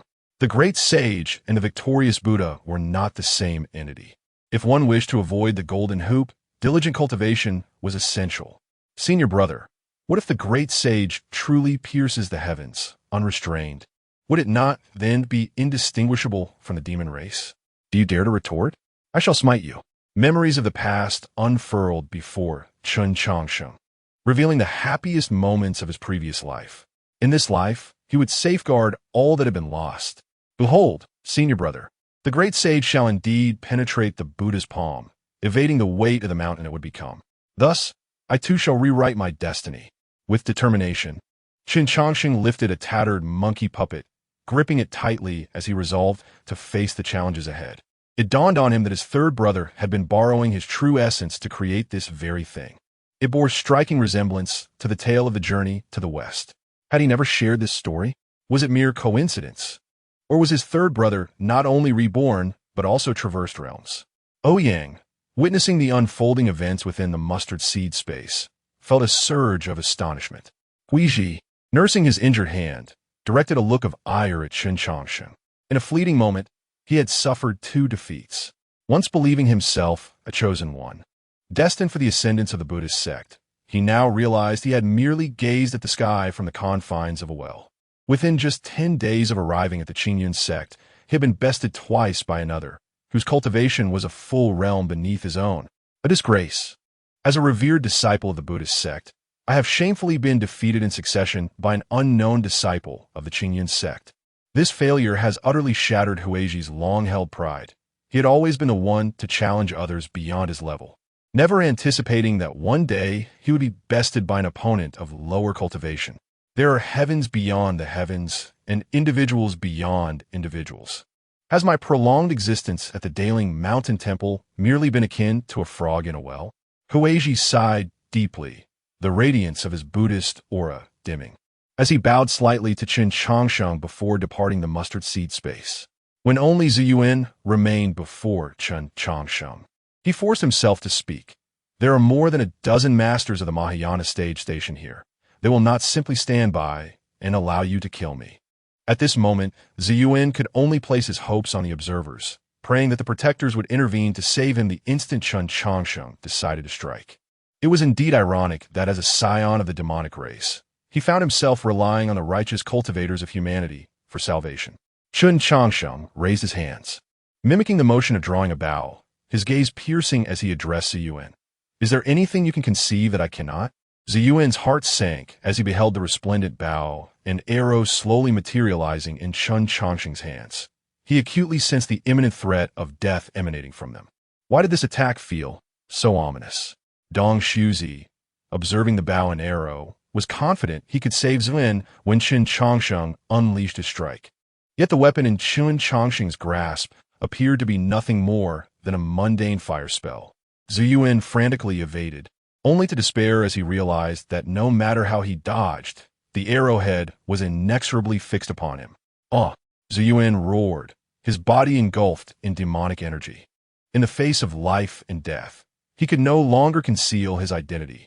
If he could merely restore his cultivation to the nascent soul stage, he would find a swift means of escape. What if his identity were discovered? At worst, this mission would be deemed a failure. He could not die. A prodigy of heaven could not perish here. He was the hope of the demonic race. How could he so easily meet his end? He still possessed the treasures of the demonic clan, sufficient for his survival. The sudden surge of demonic energy from Ziyuan left everyone present momentarily stunned, followed by an uproar. At such a prestigious event at the Qingyun sect, a demon had infiltrated their midst. Dong Shuzi, situated atop the dais, was rendered speechless. As the head of the Qingyun Holy Land, he had failed to recognize that Ziyuan was a member of the demonic race. Moreover, he had even accepted him as a disciple. Below, Ouyang laughed, looking at Ziyuan with malicious glee. finally revealed your true colors, haven't you? Little Blackie. Chapter 49. The Saint Son of Qingyun's sect, Chen Changsheng in an enveloping silence. Chen Changsheng perceived the world around him as utterly still. His focus narrowed solely onto the figure of Zhu Yuan before him and the bow, an arrow gripped firmly in his hands. Vivid memories from his past life flashed before his eyes, intensifying the radiance of the arrow he held.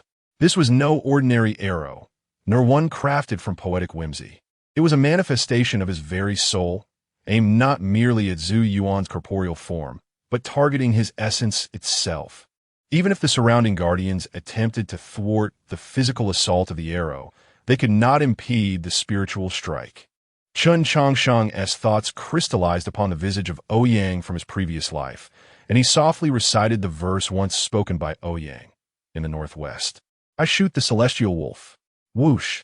The arrow was released, darting towards Zhu Yuan, who was on the verge of tearing through the fabric of space to escape. Zhu Yuan looked on in disbelief at his right chest. The fact that his heart resided on the right side was a secret he had never disclosed. How could Chen Changsheng possess such knowledge? The arrow pierced through Zhu Yuan's body, embedding itself accurately into his right chest without leaving a wound. This was an attack on his very soul. In that instant, Zhu Yuan's nascent soul perished, and a dark lotus erupted forth, vanishing into the void unnoticed by all. As Zhu Yuan's body gradually descended from the heavens, adorned with horns and inscribed with demonic runes, his identity as a member of the demon clan was unmistakable. The moment Chen Changsheng felled Zhu Yuan, the urgency in his heart dissipated. He realized he had slain the fiend he had loathed in his past life. He had vowed before the heavens to ensure that he could obliterate Zhu Yuan completely. Even the most resilient of insects do not perish easily. Only under the witness of the celestial could he be assured he had truly eradicated the future demon king. All his intricate plans culminated in this moment of triumph. Chen Changsheng felt an unprecedented fatigue wash over him, collapsing onto the ground within the mustard seed space. Outside, a storm of unrest had already erupted. The demon clan, unseen for millennia, had unexpectedly reemerged amidst the grand gathering of Qingyun's sect. Was the strife between the righteous and demonic factions about to reignite? The cultivators who had endured the brutal wars of millennia past wore expressions of despair. Meanwhile, Dong Shuzi, atop the Grand Hall, gazed vacantly at the mustard seed space, his suspicions toward his newly accepted disciple rising as Chen Changsheng made a solemn vow. Yet he could scarcely fathom that this disciple was, in fact, of demonic lineage. As the esteemed leader of one of the 9 great sacred places, discovering that his direct disciple belonged to the demon clan was a profound shock. Dong Shuzi, whose cultivation had reached the 9th layer of tribulation, momentarily stooped as if aged, embodying the frailty of an elder. Master. The peak leaders exchanged worried glances at the shifting aura of Dong Shuzi. However, he quickly regained his composure, the authoritative presence of the sect master returning to him. The countless years of experience had not eroded his resolve. He raised his hand calmly towards the elders and representatives from the 9 sacred places, stating, "Today, the victor of the sect competition is Chen Changsheng of the Little Mountain Peak. He has vanquished the demon and shall henceforth be known as the Saint Son of Qingyun sect. To see him is to see the sect master." The startling announcement left everyone in attendance utterly astonished. Yet, the elders of various peaks swiftly comprehended the implications. Before the eyes of all allied sects, Qingyun sect had presented a disciple tied to the demon clan. How would the world perceive them? Would they be seen as allies to the demons, complicit in their schemes? Such a label would be catastrophic for a prestigious sect like Qingyun, especially in front of nearly all influential factions. Thus, in an instant, Dong Shuzi proclaimed Chen Changsheng as the Saint Son for having slain a demon, clearly delineating his sect stance. The presence of a demon within their ranks was not a reflection of their values, but rather a testament to the cunning of the demon clan. Impressive indeed, the cunning of a fox, honed over millennia, had yielded the most prudent response in an ephemeral moment. The elders of the 9 sacred places similarly acknowledged the situation, swiftly congratulating Qingyun sect on acquiring a remarkably gifted saint son. Despite their mutual disdain, they recognized their shared lineage and prosperity, thus lending their support to Qinyan sect. Afterward, they would seek clarification from their own sect leaders regarding the circumstances. For now, the priority was to pacify the myriad smaller sects observing with concern. Has our third senior brother become the saint son of Qinyan sect? Hu Tu gazed blankly at Ouyang, incredulous. The once invisible shadow had, without warning, stepped into the brightest spotlight. Such are the unpredictable tides of fate, Ouyang reflected. How troublesome. If this disrupts our cultivation, perhaps we should have our third senior brother move out? After all, the title of Saint's Son sounds far more illustrious than merely being a disciple of the little mountain peak. Bai Feiyu frowned in contemplation. Ling Qingsong was preoccupied with thoughts of whether he would face difficulties in dining arrangements, as it seemed unreasonable for the saint's son to be cooking for him daily. Meanwhile, Chun Changsheng, lying within the mustard seed space, could only chuckle bitterly. Though he was baffled as to why he had inexplicably become the saint's son of Qinyan sect, an honor once held by Zhu Yuan in his previous life, was the fabric of reality beginning to shift? Just as Chun Changsheng pondered how to renounce the title of saint's son, Ling Feng, clad in a gray robe, appeared before him. Ling Feng, Chun Changsheng began to speak. However, Ling Feng interjected coldly, Saint's son, though Zhu Yuan was of the demon clan, we shared a bond as brothers. Might I request to give him a proper burial? Ling Feng's voice lacked its usual warmth, replaced by an impenetrable chill and rigidity. Chun Changsheng hurriedly replied, Brother Ling Feng, there is no need to address me in that manner. I merely sought vengeance against Zhu Yuan. I have no desire to assume the mantle of Saint's son. Yet, Ling Feng offered no response, instead lifting Zhu Yuan's lifeless form and soaring from the mustard seed space towards the mountain's base. To all observers, he appeared as a caring elder brother, mourning the loss of his disciple even as he bore the weight of a demonic aberration. In that moment, Ling Feng exuded a poignant sorrow, leaving only a desolate silhouette behind.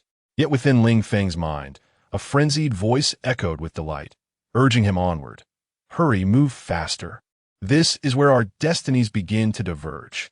Chapter 50. The fate begins. The internal competition of the Qinyan sect concluded rather abruptly. Chun Changsheng ascended to become the holy son of the Qinyan sacred land, yet no ceremonial rites accompanied this elevation. The sect leader merely announced the result before hastily declaring the competition's end, aside from being regarded as a spectacle by the residents of the small peak. This outcome held little significance for Chun Changsheng. What should have been a grand event for the Qinyan sect devolved into a farcical conclusion. Ling Feng, cradling the corpse of Zhu Yuan, soared away from the Qinyan sect, a nagging voice in his mind instigating feelings of irritation. Did you not proclaim that Zhu Yuan would ultimately become the holy son of the Qinyan sect? Why then does this Chun Changsheng emerge? Ling Feng voiced his displeasure. In my recollections, there is no such individual. Perhaps my presence has altered the timeline of this world. The great Tao consists of 50, and the celestial transformation 49. Minor forces can change, yet the introduction of an unexpected variable will not sway the final outcome, the voice replied. Ling Feng, carrying Zhu Yuan's lifeless body, arrived at a secluded human village, situated over 1,000 kilometers from the Qinyan sect. However, this concealment was still insufficient. The act must be convincingly staged, for his master was a formidable cultivator in the tribulation phase. Ling Feng sought a picturesque location, and with a wave of his hand, he conjured a grave pit 2 meters deep. He placed Zhu Yuan within it, a flicker of struggle crossing his eyes, before resolutely removing a ring from his finger. Have you not lamented your lack of innate talent? This body possesses formidable potential. If you so desire, you could ascend among the most exceptional of geniuses. The voice in his mind incessantly coaxed Ling Feng. With an expression of conflict, Ling Feng recalled past memories. The woman he cherished choosing another, the misunderstanding from his peers, and his stagnant cultivation over the years. All this was a consequence of his ordinariness. If he were to inhabit Zhu Yuan's body, he would acquire unparalleled gifts. What did it matter if he belonged to the demon race or the human race? With extraordinary talent, standing atop this world, who would dare to speak against him? Regardless of their lineage? Taking a deep breath, Ling Feng retrieved a golden needle from his waist and murmured, "I am unaware of your intentions. But should you dare to exploit my body for malevolent deeds, I swear, even if I must ally with the demon race, I shall slay you." With that seemingly unthreatening declaration, Ling Feng plunged the golden needle into his dantian, precisely striking the center of his nascent soul.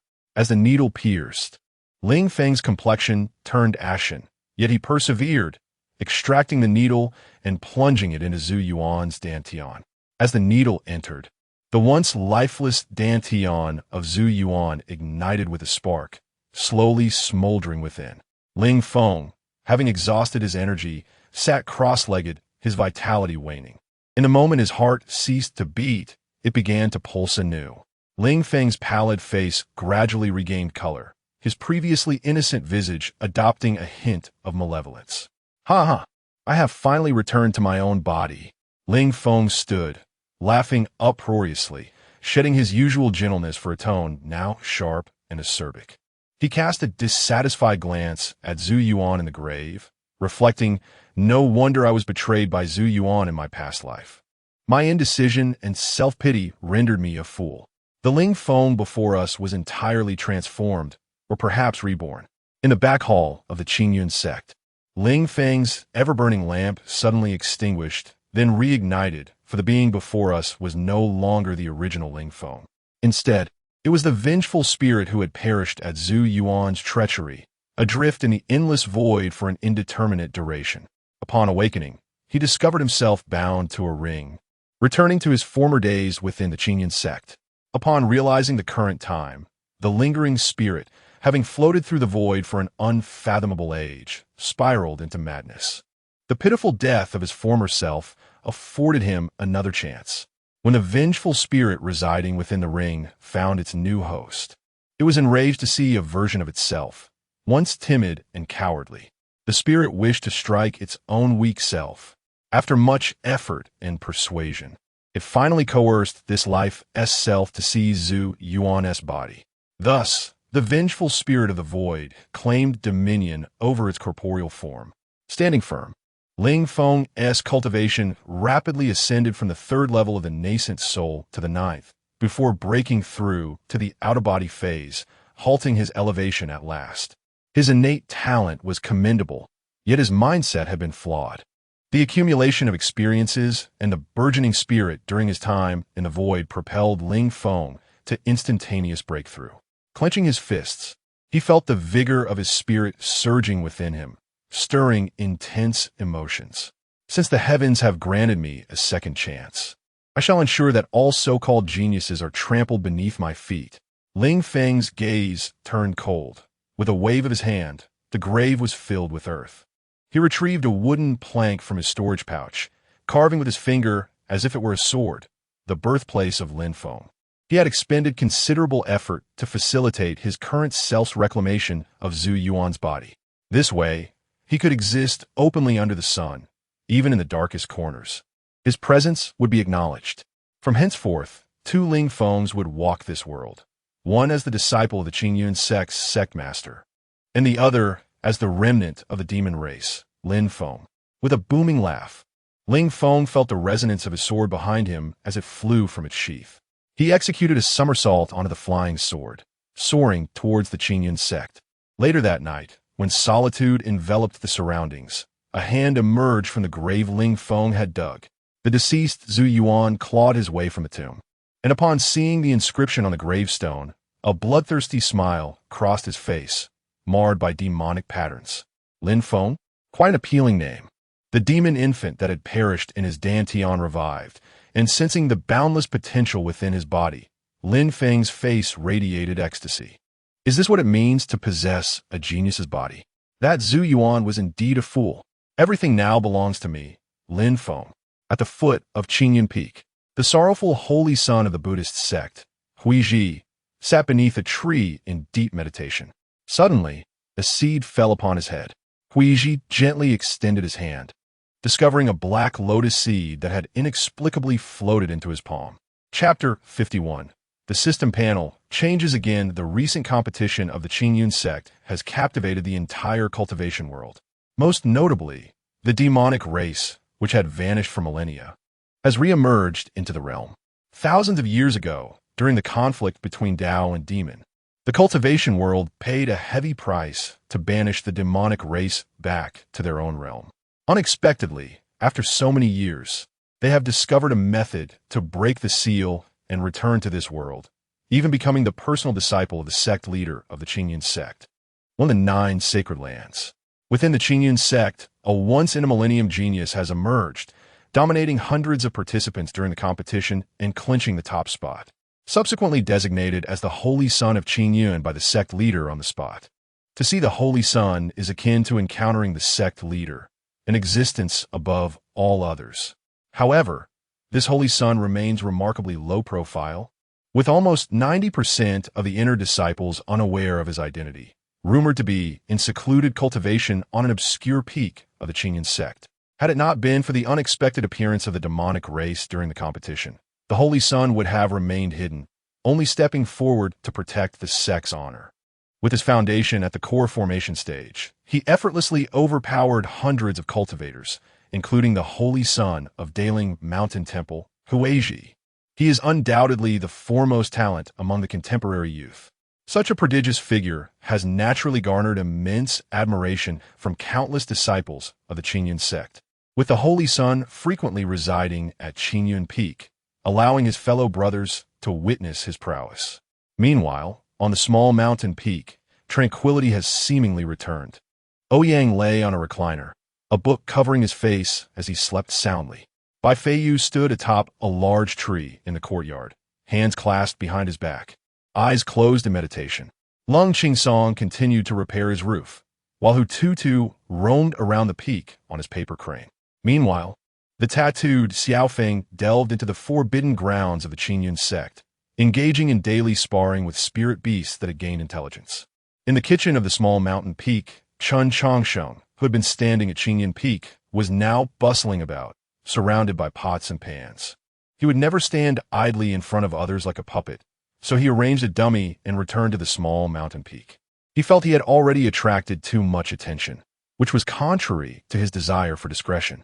When Chun Chongsheng presented the prepared meal before Ouyang, Ouyang removed the book from his face, lazily gazing at the sun, and asked, "Old Third, what are your plans?"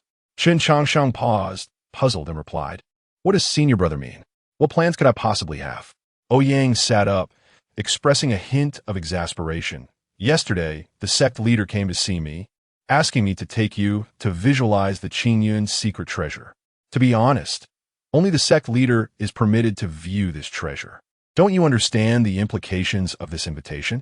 Chun Chongsheng sighed. "Senior brother, I have no interest in the position of sect leader. I might as well inform the sect leader that I am willing to relinquish this opportunity. You think the Qingyun secret treasure is as common as cabbage? You can't just give it away." Ouyang rolled his eyes in disbelief. Just as Ouyang's words fell, a sound of sword resonance echoed from afar, accompanied by a peculiar floral fragrance. Ling Feng, adorned in resplendent robes, landed gracefully before Ouyang. At that moment, Ling Feng exuded an aura of confidence and arrogance, contrasting sharply with his previous demeanor. Adorned with a jade hairpin and cloud-patterned boots, his golden-threaded robe made him appear extraordinary, further accentuated by the faint red eyeshadow that added an air of allure. "Old Ling, it's been a few days. You've changed quite a bit," Ouyang remarked, momentarily taken aback by Ling Feng's transformation. Previously, Ling Feng always donned simple robes, exuding an elegant gentleness, but now he radiated a strikingly aggressive presence. Unconsciously, Ouyang opened Ling Feng's attribute panel, astonished to discover it had also undergone changes. Name, Ling Feng, sect leader S senior disciple. Cultivation, out-of-body stage. Second layer root bone, 8 luck, 8 charm, 9 soul aptitude, 10 exclusive skill, mirror flower water moon evaluation. The sect leader's disciple who has undergone astonishing changes after the loss of his junior brother. Although Ling Feng's root bone and luck remained unchanged, his charm increased slightly.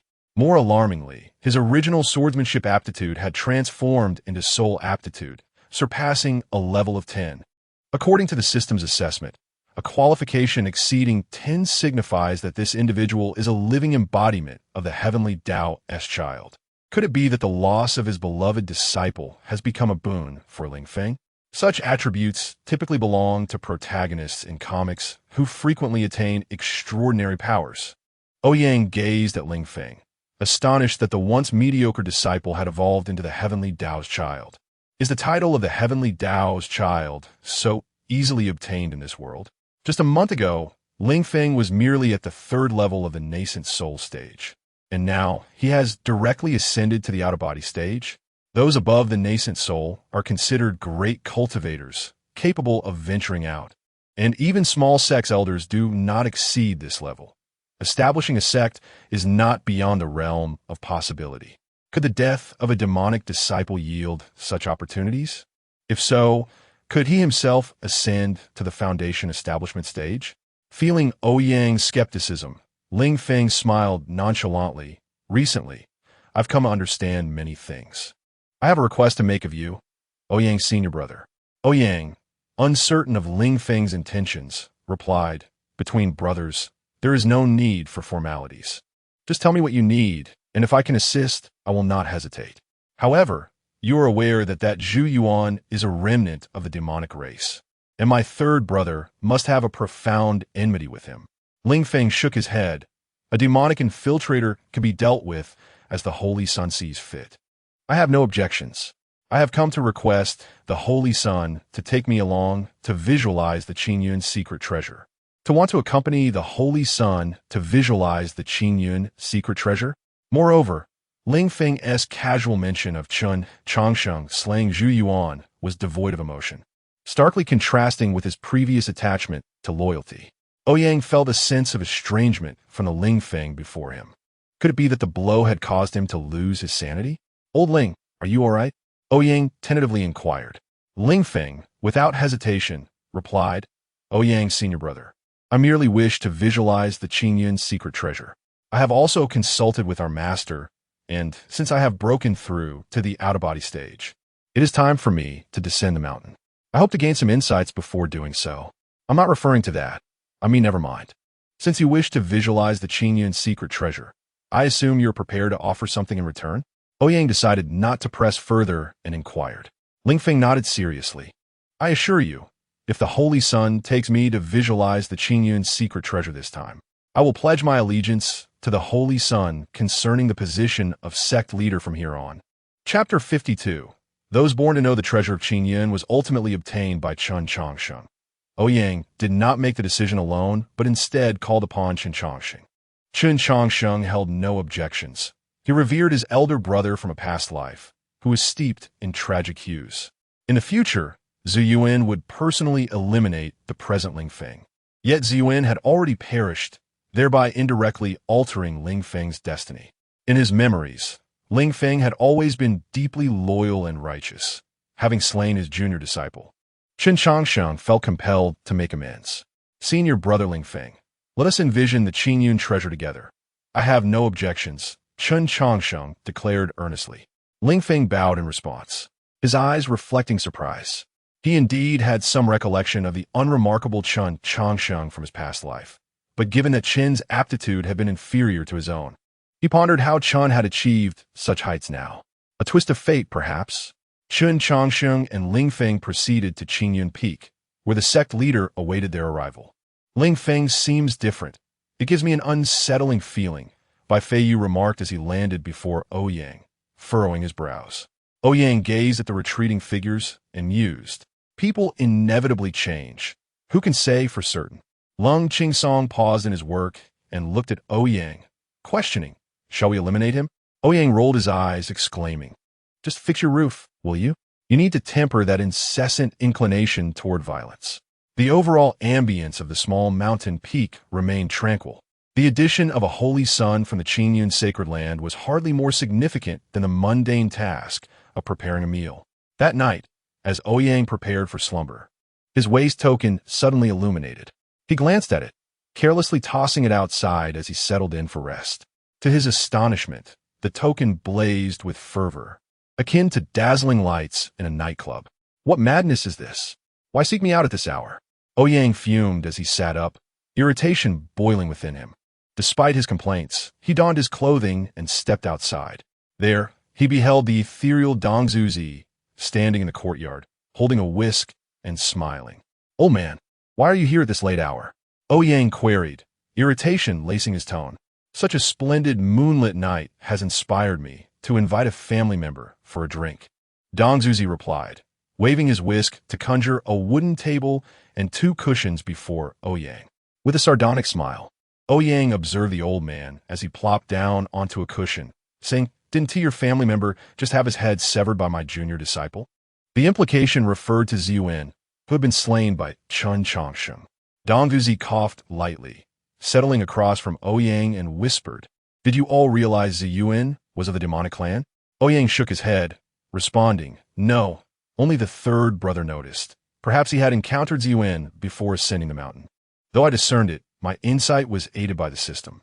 Bai Fei Yu, an ancient sword immortal, failed to perceive Ziyuan's origins, so I cannot claim to have uncovered any clues." Dongzuzi stroked his beard thoughtfully before slowly articulating, "He was merely a demon. It is hardly a significant matter. In my day, I slayed enough demons to construct a city wall. That Ling kid has finally shed his obsessions, which is unexpectedly fortunate." As Dongzuzi spoke of Ling Feng's transformation, he appeared comforted, though Ouyang sensed an unusual depth of concern for Ling Feng in the old man's demeanor. Ouyang hesitantly inquired, "Old man, could it be that Ling is your biological son?" Dongzuzi, caught off guard, coughed again and waved his whisk, causing the table and cushions to rise upon clouds. Realizing this, Ouyang suddenly grasped a monumental revelation. Goodness, this old man is thousands of years old, while Ling Feng is merely 25 or 26. Could it be that this old fellow still has a beautiful woman in her 40s or 50s outside? "Boy, what are your thoughts on your junior disciples?" Dongzuzi quickly interjected to steer the conversation away from Ouyang's burgeoning curiosity. "My junior disciples each possess extraordinary talents. They are all individuals of immense potential," Ouyang replied without reservation. The system's data indicated that each of his rebellious disciples was more formidable than the last, and he felt no shame in his statement. Dongzuzi nodded in agreement, saying, "Though your words may sound provocative, they are undeniably true. But why do you ask?" Ouyang rolled his eyes, lazily pouring himself a cup of wine from the table. "What of it? Would you care to hear my perspective?" Dongzuzi inquired with a grin, pouring himself a cup as well. Ouyang set aside his cup, adopting an attentive demeanor. For the insights of a 1,000-year-old sage far surpassed his own. Dongzuzi drew a horizontal line on the table with his finger, fixing his gaze on Ouyang, his eyes gleaming with intrigue. "That young Bai, young Chun, and even you are all of the same ilk. You are all born to know." A warning bell rang in Ouyang's mind, yet his expression remained placid. "Born to know? What does that mean?" Dongzuzi laughed heartily, pointing at Ouyang. "What are you pretending for? From birth to death, every age brings its own insights. All knowledge and experience are accumulated over time. How could you possess the cunning of an adult from such a young age? Born to know, knowing everything from the moment of birth." Seeing Ouyang remain silent, Dongzuzi continued, "I have discussed the Tao with Bai. At such a tender age, he has already surpassed the sword's path. Chun, with a mind brimming with secret techniques from countless sects, is an enigma. Thus, I can conclude that you 3 are indeed born to know." Ouyang lowered his gaze, sipping his wine. Bai, as a reincarnated ancient sword immortal, the 3rd brother as a reborn individual, and himself as a transmigrator. Indeed, they had all arrived in this world bearing memories. In that strict sense, the old man's words held merit. Yet, what was the old man's intention in suddenly broaching such topics? Ouyang's thoughts flickered to his younger brother Lung Chingsong, Hu Tu, and the newly accepted Xiaofeng, and he raised his eyes to Dongzuzi. Dongzuzi nodded and began, "Those such as you, born to know, are already aware of your path. However, this may hinder those still seeking their own way. As an elder brother, I will take responsibility for guiding them." Ouyang replied calmly, "I shall assist them as best as I can." Dongzuzi shook his head, stating, "Each individual has their own fate, their own path to tread. There are matters that you cannot assist them with. For them, the small mountain peak is too limited, The vast world beyond belongs to them. Chapter 53. A celestial being slays the moon and plucks the stars. Ouyang gazed at the elder before him with a hint of dissatisfaction. You come to find me at this late hour. Do you not intend to pry into my affairs? He remarked. Hasn't the third been thrust into the role of a saint by you already? Dong Shuzi shook his head and replied, That is not my purpose for coming. This matter has finally brought clarity to the doubts that have lingered in my heart. Ouyang gestured for Dong Shuzi to continue. Looking intently at Ouyang, Dong Shuzi recounted, In my youth, I did not boast when I say I once bested a prodigious talent in my era. Yet, even during those days, we endured a cataclysm in the realm of cultivation. Nearly all sects were annihilated, save for the 9 great sacred lands, and countless lives were lost. Are you suggesting that our era is to face another calamity? Ouyang recalled the words of the hidden fox and inquired of Dong Shuzi. Without answering, Dong Shuzi raised his gaze to the moon. As they ascended higher, the moon loomed ever closer, casting a gentle, pale yellow glow that enveloped Dong Shuzi, who turned away from the moonlight and spoke to Ouyang with the air of celestial being. That is your concern. I have grown old. However, what I can do is shield you from certain perils until you mature, much like your esteemed ancestor did. His voice was calm and soothing, yet imbued with the steadfastness of an old lion protecting its cubs. Listening to your self-indulgence at this hour is less appealing than returning home to sleep, Ouyang muttered, glancing at Dong Shuzi, who appeared ready to depart from this world. The elderly are prone to sentimentality, my boy. Time waits for no one. You must strategize early, Dong Shuzi declared, setting down his cup and pouring wine into a glass. The fragrant nectar dripped from his beard, soaking his robe, as Dong Shuzi exhibited a carefree demeanor, utterly devoid of the solemnity typically associated with a leader of the sacred land. Under the influence of the exquisite wine, he began to recount the epic battle of the demonic path from a millennium ago. In his unadorned narrative, a grand saga of celestial warfare unfurled before Ouyang. All things wept blood, and bones stretched for miles. Great cultivators fell like rain, all to protect the seeds of their sects amidst the chaos. Dong Shuzi's words were delivered with such simplicity that the monumental conflict of yours seemed trivial, yet they stirred a tumult of emotions within Ouyang. The Tao that can be spoken is not the eternal Tao, Dong Shuzi mused, momentarily agitated before finding peace once more. Turning to Ouyang with a smile, he said, Do you not often claim that my teachings lack substance? Today, I have come to present you with a different lesson. As Ouyang observed the multifaceted leader of Qingyun, rated as adept in 10 disciplines, it seemed as though the cosmos itself revolved in his gaze. Dong Shuzi shook his head, reiterating, The Tao that can be spoken is not the eternal Tao, before suddenly exclaiming, To hell with the Tao. His voice resonated like a thunderclap, shaking the heavens. Raising a dust-covered wand, it transformed into a long sword as he leapt skyward, slicing through the air with a fierce flourish. The sword energy ignited at the tip of the wand, creating a vast, luminous streak that cleaved the heavens. This seemingly ordinary strike from the all-capable leader of Qingyun reverberated through the cosmos, as the tumultuous sword energy surged deep into the sky. The target of this formidable force was none other than the colossal moon itself. Above the small peak of Qingyun, a sword energy shot forth like a silver thread, aimed squarely at the moon. Under this assault, the immense orb appeared to be cleaved in two. What unparalleled power was this? Yet in the next moment, the moon returned to its previous state, as if nothing had transpired. However, as it was momentarily bisected, a wave of ethereal resonance surged forth from the divide, revealing that which had been concealed by the heavens. Beneath the vast sword energy, the Tao's essence flowed, and the sword's resonance permeated the entire Qingyun sect. In that instant, every sword cultivator within Qingyun felt a stirring in their hearts, raising their gazes towards the sky. At this moment, the heavens seemed to open a gate to the sword Tao, showering down countless insights that illuminated previously obscure techniques and methods. The sword cultivators of Qingyun bowed in reverence, recognizing that someone was imparting their understanding of the Tao, using their very being as the brush to illustrate the sword's path. all seized the opportunity for cultivation, accelerating their progress manifold in this propitious moment. For a sword cultivator, such an opportunity may not arise even once in a lifetime. Bai Feiyu and Lung Qingsong simultaneously opened their eyes. Bai Feiyu, clad in white, ascended to a branch, standing with hands clasped behind him, gazing at the vast and nebulous sword resonances. Even as an ancient sword immortal, he could not help but be astonished. In this world, the sword Tao had been cultivated to such an extent, rivaling his past self. Furthermore, they had unveiled the true essence of the sword Tao that had been shrouded by the heavens. Were the cultivators of this era more fervent than the immortal beings of antiquity?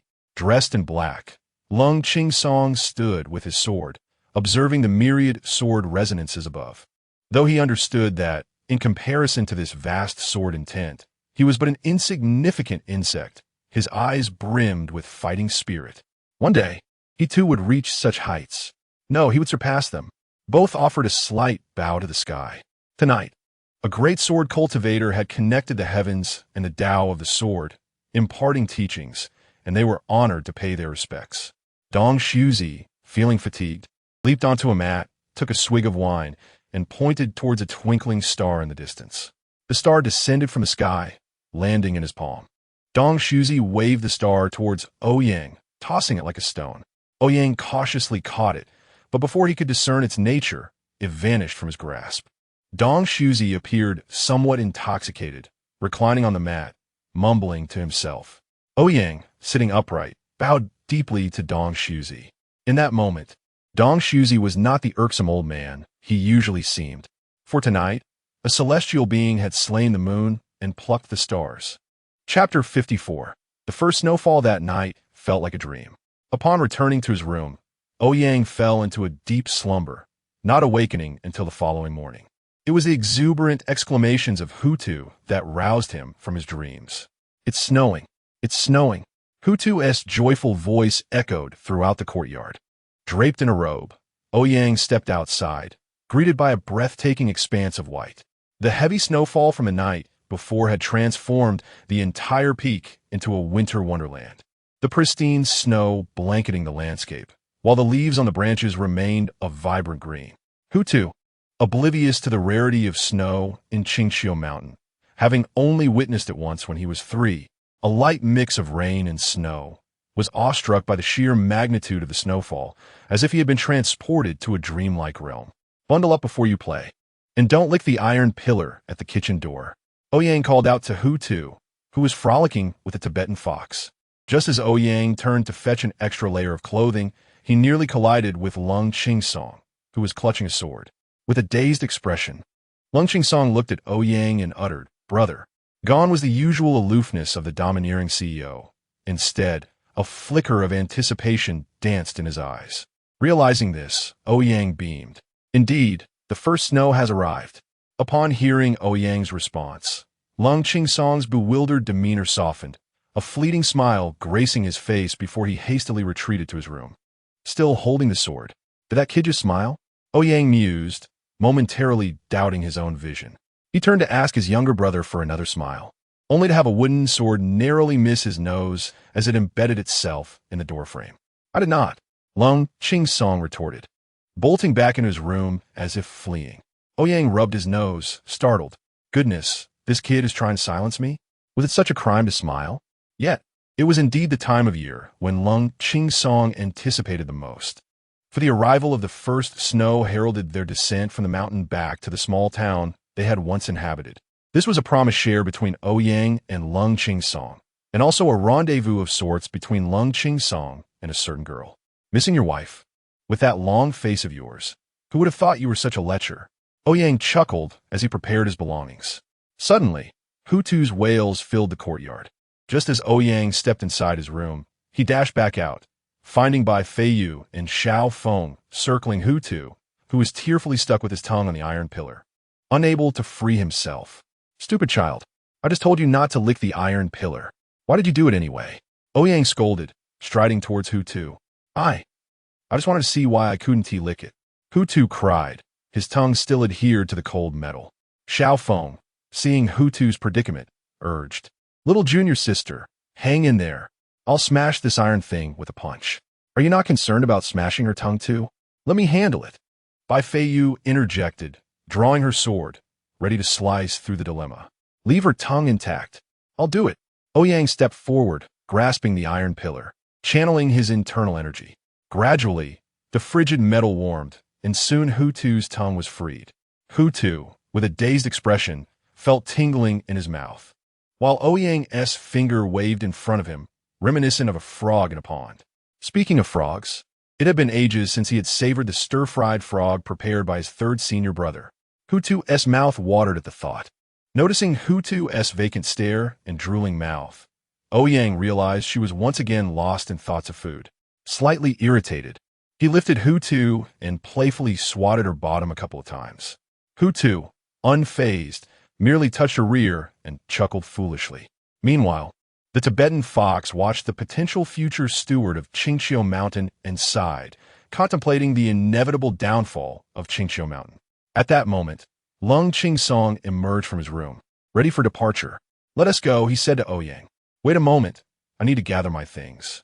This girl is too rambunctious. Ouyang shot a glare at Hutu before retreating to his room. Senior brother, where are you going? Hutu trailed after Ouyang, her eyes wide with curiosity.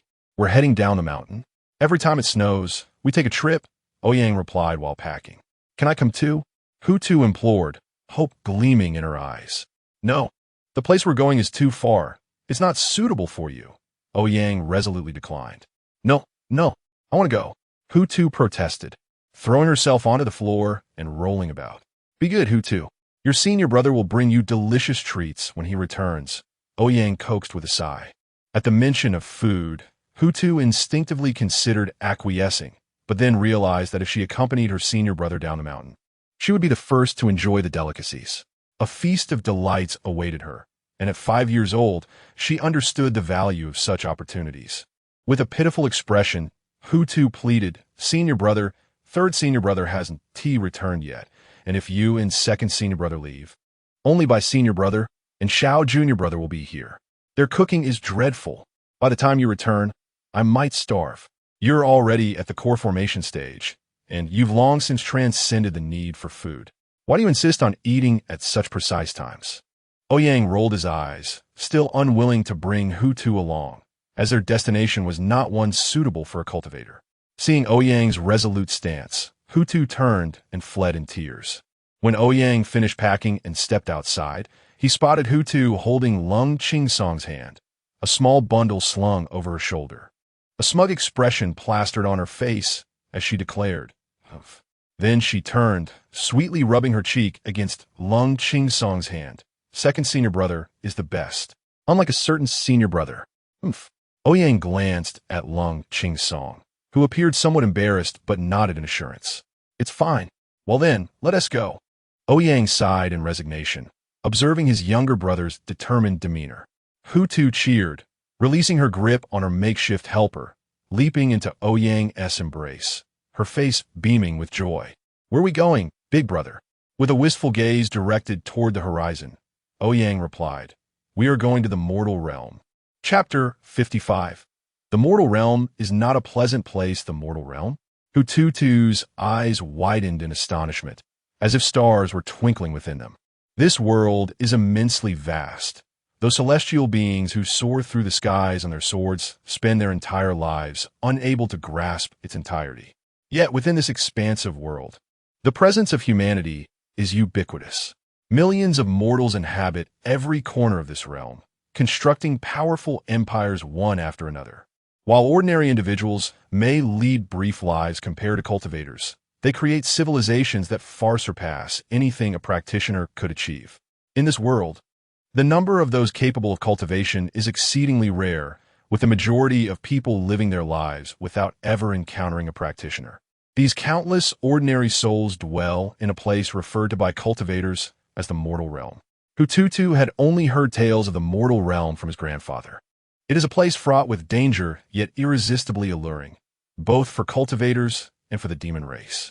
The closer one approaches the mortal realm, the thinner the essence of heaven and earth becomes, making cultivation increasingly arduous.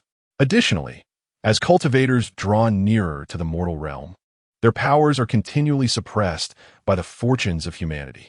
Not to mention the myriad of karmic ties in the mortal realm. A single misstep could lead to entanglement with karma, resulting in stagnation of cultivation at best, or madness and demise at worst. The mundane atmosphere of the mortal realm can corrupt even the purest of hearts. Ouyang, riding on a paper crane, held Hu Tutu close, while Lung Qingsong flew alongside them on his sword. The three had exchanged their Taoist robes for the attire of youthful heroes. In the mortal realm, wearing Taoist robes is not taken lightly. Improper attire could attract unnecessary troubles. Thus, they transformed into wandering swordsmen, setting forth into the mortal realm. Departing from a small peak, they journeyed eastward, crossing out of the Qingyun sect's domain. The destination Ouyang and Lung Qingsong sought was far from Qingyun sect, even with flight. It would take 7 to 8 days to arrive, highlighting just how distant Ouyang's destination was. It was the place where Ouyang had found himself after traversing into this world. And it was also where he and Lung Qingsong had first crossed paths. They had lived there for 2 years before being brought back to Qingyun sect by their master, Ouyang. They had agreed that on the first snowfall each year, they would return to visit. In their youth, Ouyang had always accompanied them back until 2 years prior, when they began to journey there on their own. This place was replete with memories, and Ouyang regarded it as his homeland in this world. He glanced at the stoic Lung Qingsong, who was also returning to his own homeland, where a young woman awaited him. A flicker of concern crossed Ouyang's brow. The girl was rather commendable. In their youth, Ouyang and Lung Qingsong had often relied on their youth to pilfer in the city, while that young woman frequently brought them food in secret. For his cold-faced younger brother, aside from his affection for Ouyang, the only other person he held dear was that young woman. Yet, she was merely an ordinary person, devoid of any cultivation abilities. Now, the two of them had fundamentally changed compared to mere mortals. The endless years that lay ahead for Lung Qingsong contrasted starkly with the fleeting lifespan of an ordinary person, which barely reached a century. If Lung Qingsong were truly to develop deep feelings for that young woman, he would inevitably face the sorrow of her passing in the distant future. Brother? Lung Qingsong's voice interrupted Ouyang's reverie. A look of puzzlement on his face as he wondered why Ouyang was gazing at him so intently. Ouyang smiled and asked, "Have you thought about what you should say when you see Xian'er?" Lung Qingsong hesitated, feeling somewhat awkward, and tentatively replied, "Hello? Hello? What nonsense is that? Have you become foolish from studying the sword?" Ouyang rolled his eyes in exasperation. Xian'er was indeed that young woman, 3 years older than Ouyang and 5 years older than Lung Qingsong. Calculating her age, she was already 20 years old, waiting to be married. One could only wonder if she would still be waiting for Lung Qingsong. Ouyang's impression of Xian'er was not particularly favorable. Upon first encountering her discerning eyes, he sensed the depth of her thoughts. As the three soared through the clouds, they landed in a forest to rest, gradually approaching the place they referred to as their homeland. The closer they drew, the more they noticed the burgeoning cities and villages established by humanity below. Upon reaching the borders of the mortal realm, Ouyang felt no discomfort. Yet Hu Tutu and Lung Qingsong were acutely aware of their unease. The further they advanced, the more turbulent their internal energies became, involuntarily dissipating outward, and even their previously tranquil hearts began to waver. "Senior brother, I feel a bit unwell. The mortal realm is not at all enjoyable." Hu Tutu pouted as he turned to Ouyang. Ouyang grasped Hu Tutu's small hand, channeling a stream of true essence to help calm the turmoil within him, saying, "The mortal realm has never been a pleasant place. It serves as a trial for cultivators' hearts amidst the mundane world. The closer we get to the great cities of humanity, the more our cultivation is suppressed. My esteemed master once remarked that where humanity gathers, their fortunes flourish, protecting all ordinary mortals who cannot cultivate. Thus, the mortal realm is not a good place for cultivators or demon practitioners. Even malevolent entities would rather avoid living among mortals unless absolutely necessary."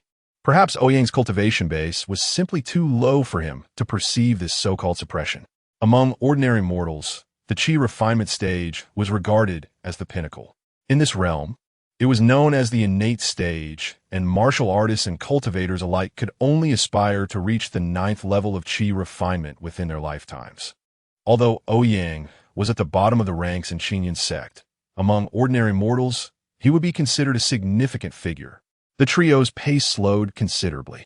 Lung Qingsong found his true essence insufficient for sword flight, and his Dan formation stage energy was suppressed to that of the foundation establishment stage. Meanwhile, although Hututu relied on a magical paper crane, he still felt strained. The quality of heaven and earth essence here was vastly inferior to that in Qinyan's sect, making it impossible to sustain even their basic needs. Noticing the growing difficulty for his companions, Ouyang signaled for them to descend to a less populated area. They landed beside a main road, and Ouyang produced a recording stone, turning it this way and that before addressing it. If we follow this road on foot, we should reach Maple Leaf City in 2 days. Brother, how about we walk during the day and fly at night? Lung Qingsong suggested reluctantly, feeling that 2 days was rather slow. Ouyang shook his head, saying, try to gauge how long it takes to recover your true essence. Lung Qingsong sat cross-legged and began to meditate. After a while, he opened his eyes and sighed. The essence of heaven and earth here is simply too thin. Thus, he resigned himself to Ouyang's plan. As they traveled along the main road, 2 young swordsmen donned in vibrant attire, accompanied by an exceedingly adorable young girl, moved with an ethereal grace. Chapter 56. In which direction lies the imperial city? Though the 3 companions had relinquished their sword flight, alternative methods were at their disposal. The expenditure of true essence during flight was substantial. However, when merely applied to their feet, the consumption was negligible. In a manner reminiscent of the lightness of foot found in the mortal realm, they leapt back and forth among the towering trees flanking the official road, covering distances of several meters in the blink of an eye. Ouyang carried Hutu on his back, while Lung Qingsong appeared somewhat unaccustomed to traversing this way. He was used to soaring through the air and found himself momentarily at a loss. Yet, after a brief period of adjustment, he managed to keep pace behind Ouyang. As they bounded between the trees, a sudden clamor of battle erupted ahead.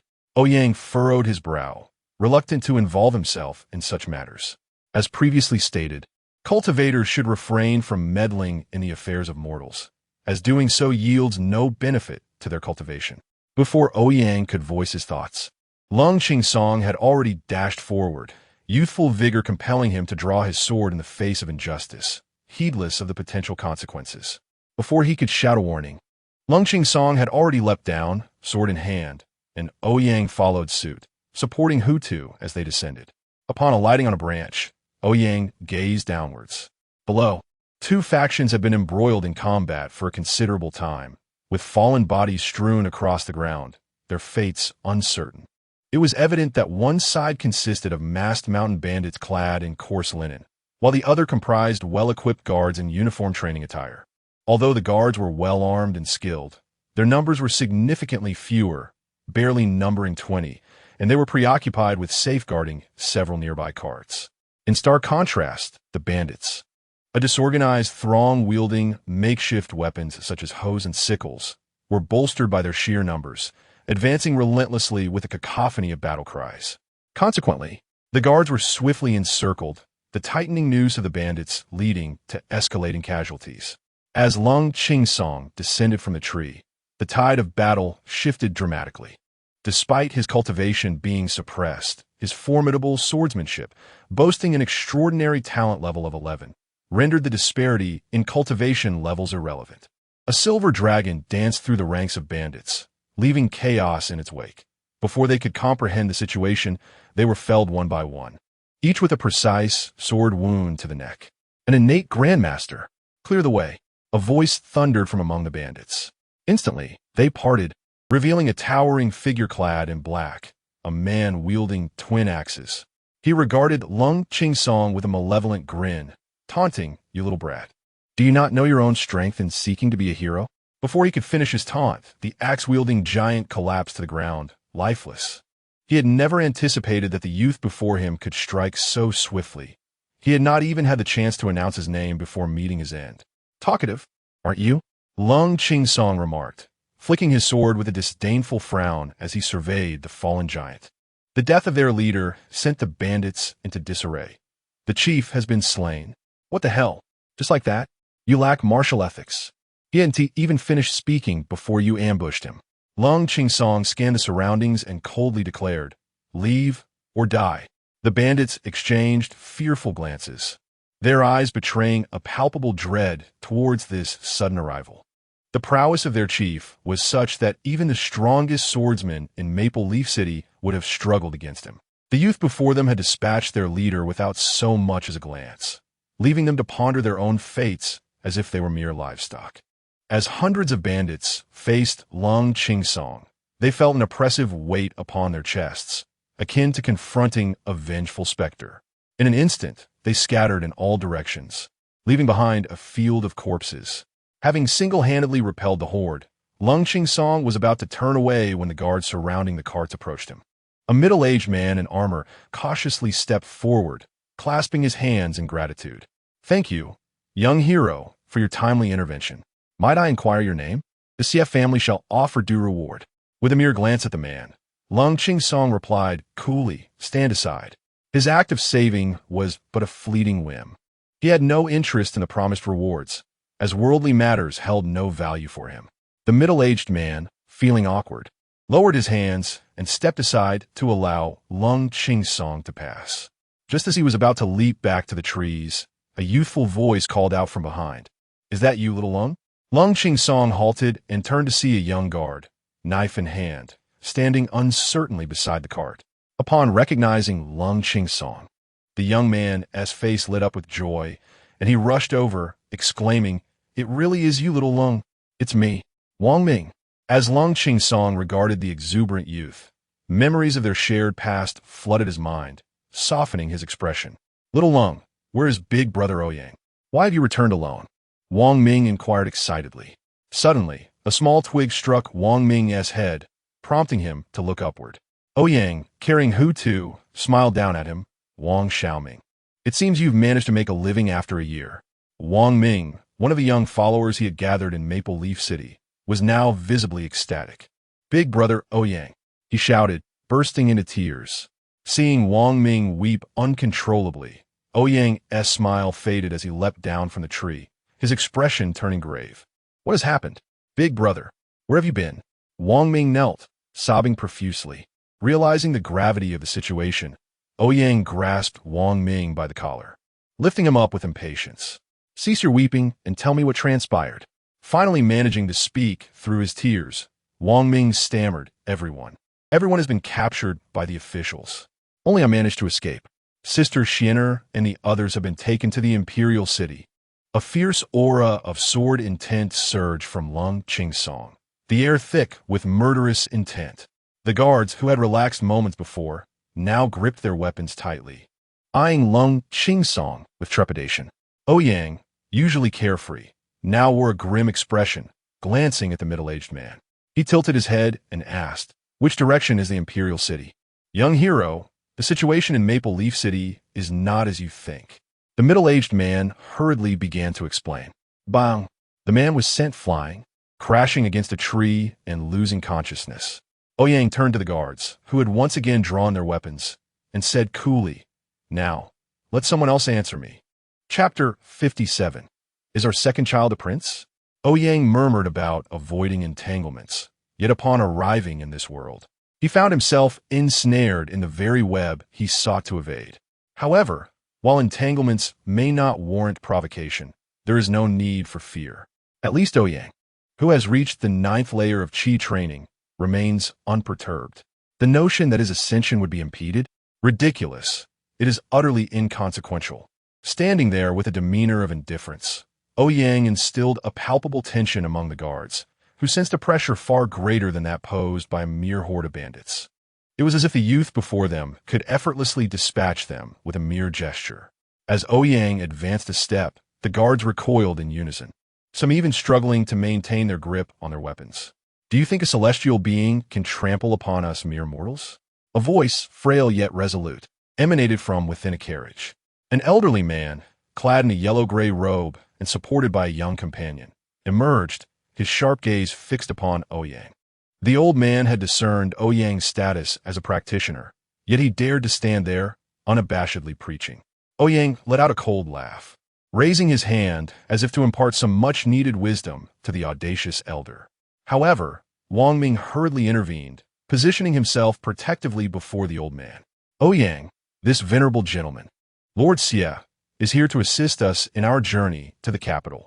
I am Xie Chongyang, the Lord of Maple Leaf City, the elder announced with a respectful bow toward Ouyang. The youth supporting him, donned in scholar's attire, regarded Ouyang with curiosity, having only heard tales of celestial beings through storytellers and texts. Ouyang refrained from introducing himself, instead fixing his gaze on the elder, his expression one of cool detachment. The Lord of Maple Leaf City? What agreement did my master make with you? The elder sighed, his voice tinged with bitterness. The celestial being promised that Maple Leaf City would enjoy favorable weather in exchange for our protection. So, you believe that the prosperity of Maple Leaf City over the past decade is solely due to your virtue? Ouyang took a step forward, unleashing the oppressive aura of a practitioner upon the elder. The already frail man trembled under the onslaught of raw, celestial energy, nearly collapsing to the ground. The youth beside the elder glared at Ouyang, proclaiming, "Silence. Do not speak of things beyond your understanding." A surge of pure, white righteousness materialized, shielding the elder from the tempestuous energy. Ouyang glanced at the youth, who appeared to be around 20 years of age, surprised that he possessed an aura of righteousness that even some scholars lacked. Ouyang's system, which typically evaluated mortals, revealed no particular attribute for the youth. Even if he exhibited some righteousness, he was merely a standout among the common folk, easily vanquishable. Xie Chongyang steadied himself with the support of the youth, and, with a bow, addressed Ouyang. This matter lies with Maple Leaf City. Therefore, I have decided to seek an explanation from His Majesty in the Imperial City. Upon hearing this, Ouyang's demeanor softened slightly. Furrowing his brow, he inquired, "What exactly is going on?" Xie Chongyang glanced toward the cold and brooding Qing Song beside Ouyang, then gestured toward the carriage. "There are matters that warrant a private discussion within the carriage." Sensing the gravity of the situation, Ouyang regarded the tense Qing Song, who stood with an overwhelming desire to strike. Ouyang placated him with a gentle pat, signaling for him to remain calm. He then waved at Hu Tu, who leaped down from a tree, hiding behind Ouyang and peering cautiously at the individuals before them. "Are these the mortals my grandfather spoke of? They seem rather weak. Yet there's an unsettling aura about them, particularly that youth in scholarly robes. For a demon, the unique righteousness of humanity posed an innate suppression." As the group boarded the carriage, Xie Chongyang hesitated, glancing at Qing Song before addressing Ouyang with a bow. "May I inquire about the ages of the esteemed celestial beings present?" Ouyang frowned, wondering what scheme the elder was concocting, but replied, "I am 17, he is 15. I am 5. Hu Tu proudly declared, raising a hand. Upon hearing Ouyang's response, Xie Chongyang turned to Qing Song. "Might I ask if you possess a piece of white half-jade?" Qing Song was taken aback, his expression darkening. How they found their way to Maple Leaf City? Xie Chongyang, relieved by the non-answer, regarded Qing Song with newfound respect. His demeanor, once polite before Ouyang, now reflected a reverence akin to that afforded to Qing Song. Bowing slightly, Xie Chongyang continued, "Though you were lost to Maple Leaf City in your youth, the Imperial City has never ceased its search for you. Seeking me out? To eradicate every trace?" Qing Song scoffed, a cold smile gracing his lips. Yet, Xie Chongyang produced a piece of white half-jade, declaring His Majesty, now advanced in years and without heirs, wishes only to meet you. "Huh, without heirs? How ironic, considering the many sons he has slain." Qing Song laughed heartily before adopting a serious demeanor and declining, "I have no interest." Ouyang, astonished, realized that his younger brother, who had been lost to Maple Leaf City at the age of 3, was more than just an orphan. He possessed an extraordinary lineage. Xie Chongyang's expression turned grave as he spoke. In the spring of the 27th year of the Great Tang, the Duke of Su conspired against the throne, resulting in the eradication of his lineage. 40 years later, His Majesty has revisited these events, seeking to rectify the wrongs and restore the honor of those wronged. As Ouyang recounted the events, Qing Song's demeanor shifted from sorrow to a bittersweet sense of solace, only to be followed by a pang of loss. They're all gone. What does it matter if justice is served now? With a slight bow, Ouyang continued, His Majesty, now without heirs, faces a tumultuous court filled with treachery and chaos, seeking the means to prolong his life. Qing Song's eyes glazed over as he murmured, He seeks me merely for the sake of longevity? Not at all, Your Highness, Ouyang replied earnestly. You are the sole bloodline of His Majesty. Should you return to the imperial city, he would abandon the pursuit of immortality, and the nation would find peace. Qing Song shook his head resolutely. I'm no longer immortal. Worldly affairs hold no relevance for me. Besides, he brought this upon himself. Ouyang's gaze sharpened as he implored, Do the lives of countless commoners not matter in comparison to your eternal path? You are the son of the Duke of Su, the future sovereign of our great Tang. Chapter 58. I want you to rebel. Inside the carriage, an unsettling silence enveloped the atmosphere. Ouyang appeared to be meeting his younger brother, who had always trailed behind him since childhood, for the first time. To his astonishment, this little brother was a prince, and one who stood as the sole remaining heir to the throne. If fate allowed, once the current emperor passed, his little brother would indeed become the legitimate successor to the imperial seat. Why pursue immortality when returning to claim the throne would be such a delightful prospect? Yet, the allure of the imperial throne paled in comparison to the pursuit of transcendence. Even as the most esteemed monarch on earth, one's lifespan would ultimately not exceed a century, falling considerably short of the unrestrained freedom enjoyed by those who cultivate their path. The young prince in the carriage seemed lost in contemplation, as many memories had become hazy in his mind. He was merely 3 years old when his parents rebelled and were murdered. After being cast adrift in Maple Leaf City, he encountered his elder brother. From once being above all to wandering the streets, had it not been for his brother's support in Maple Leaf City, he might not have survived the first snowfall of that year. Years passed in the blink of an eye, and now the so-called grandfather, who was also the murderer of his parents, had the audacity to express a desire for familial bliss. Though the cold palace walls and impatient tones had replaced his parents' warmth, they remained his biological parents. Even the oblivious cold Qing Song understood that the old wretch in the imperial city must harbor ulterior motives. If he could eliminate his own flesh and blood for the security of the throne, how could he now expect cold Qing Song to inherit it? Cold Qing Song glanced at the half-piece of white jade in Ouyang's hand and retrieved the other half he had carried since childhood from his storage space. He spoke softly, This is the other half of the jade.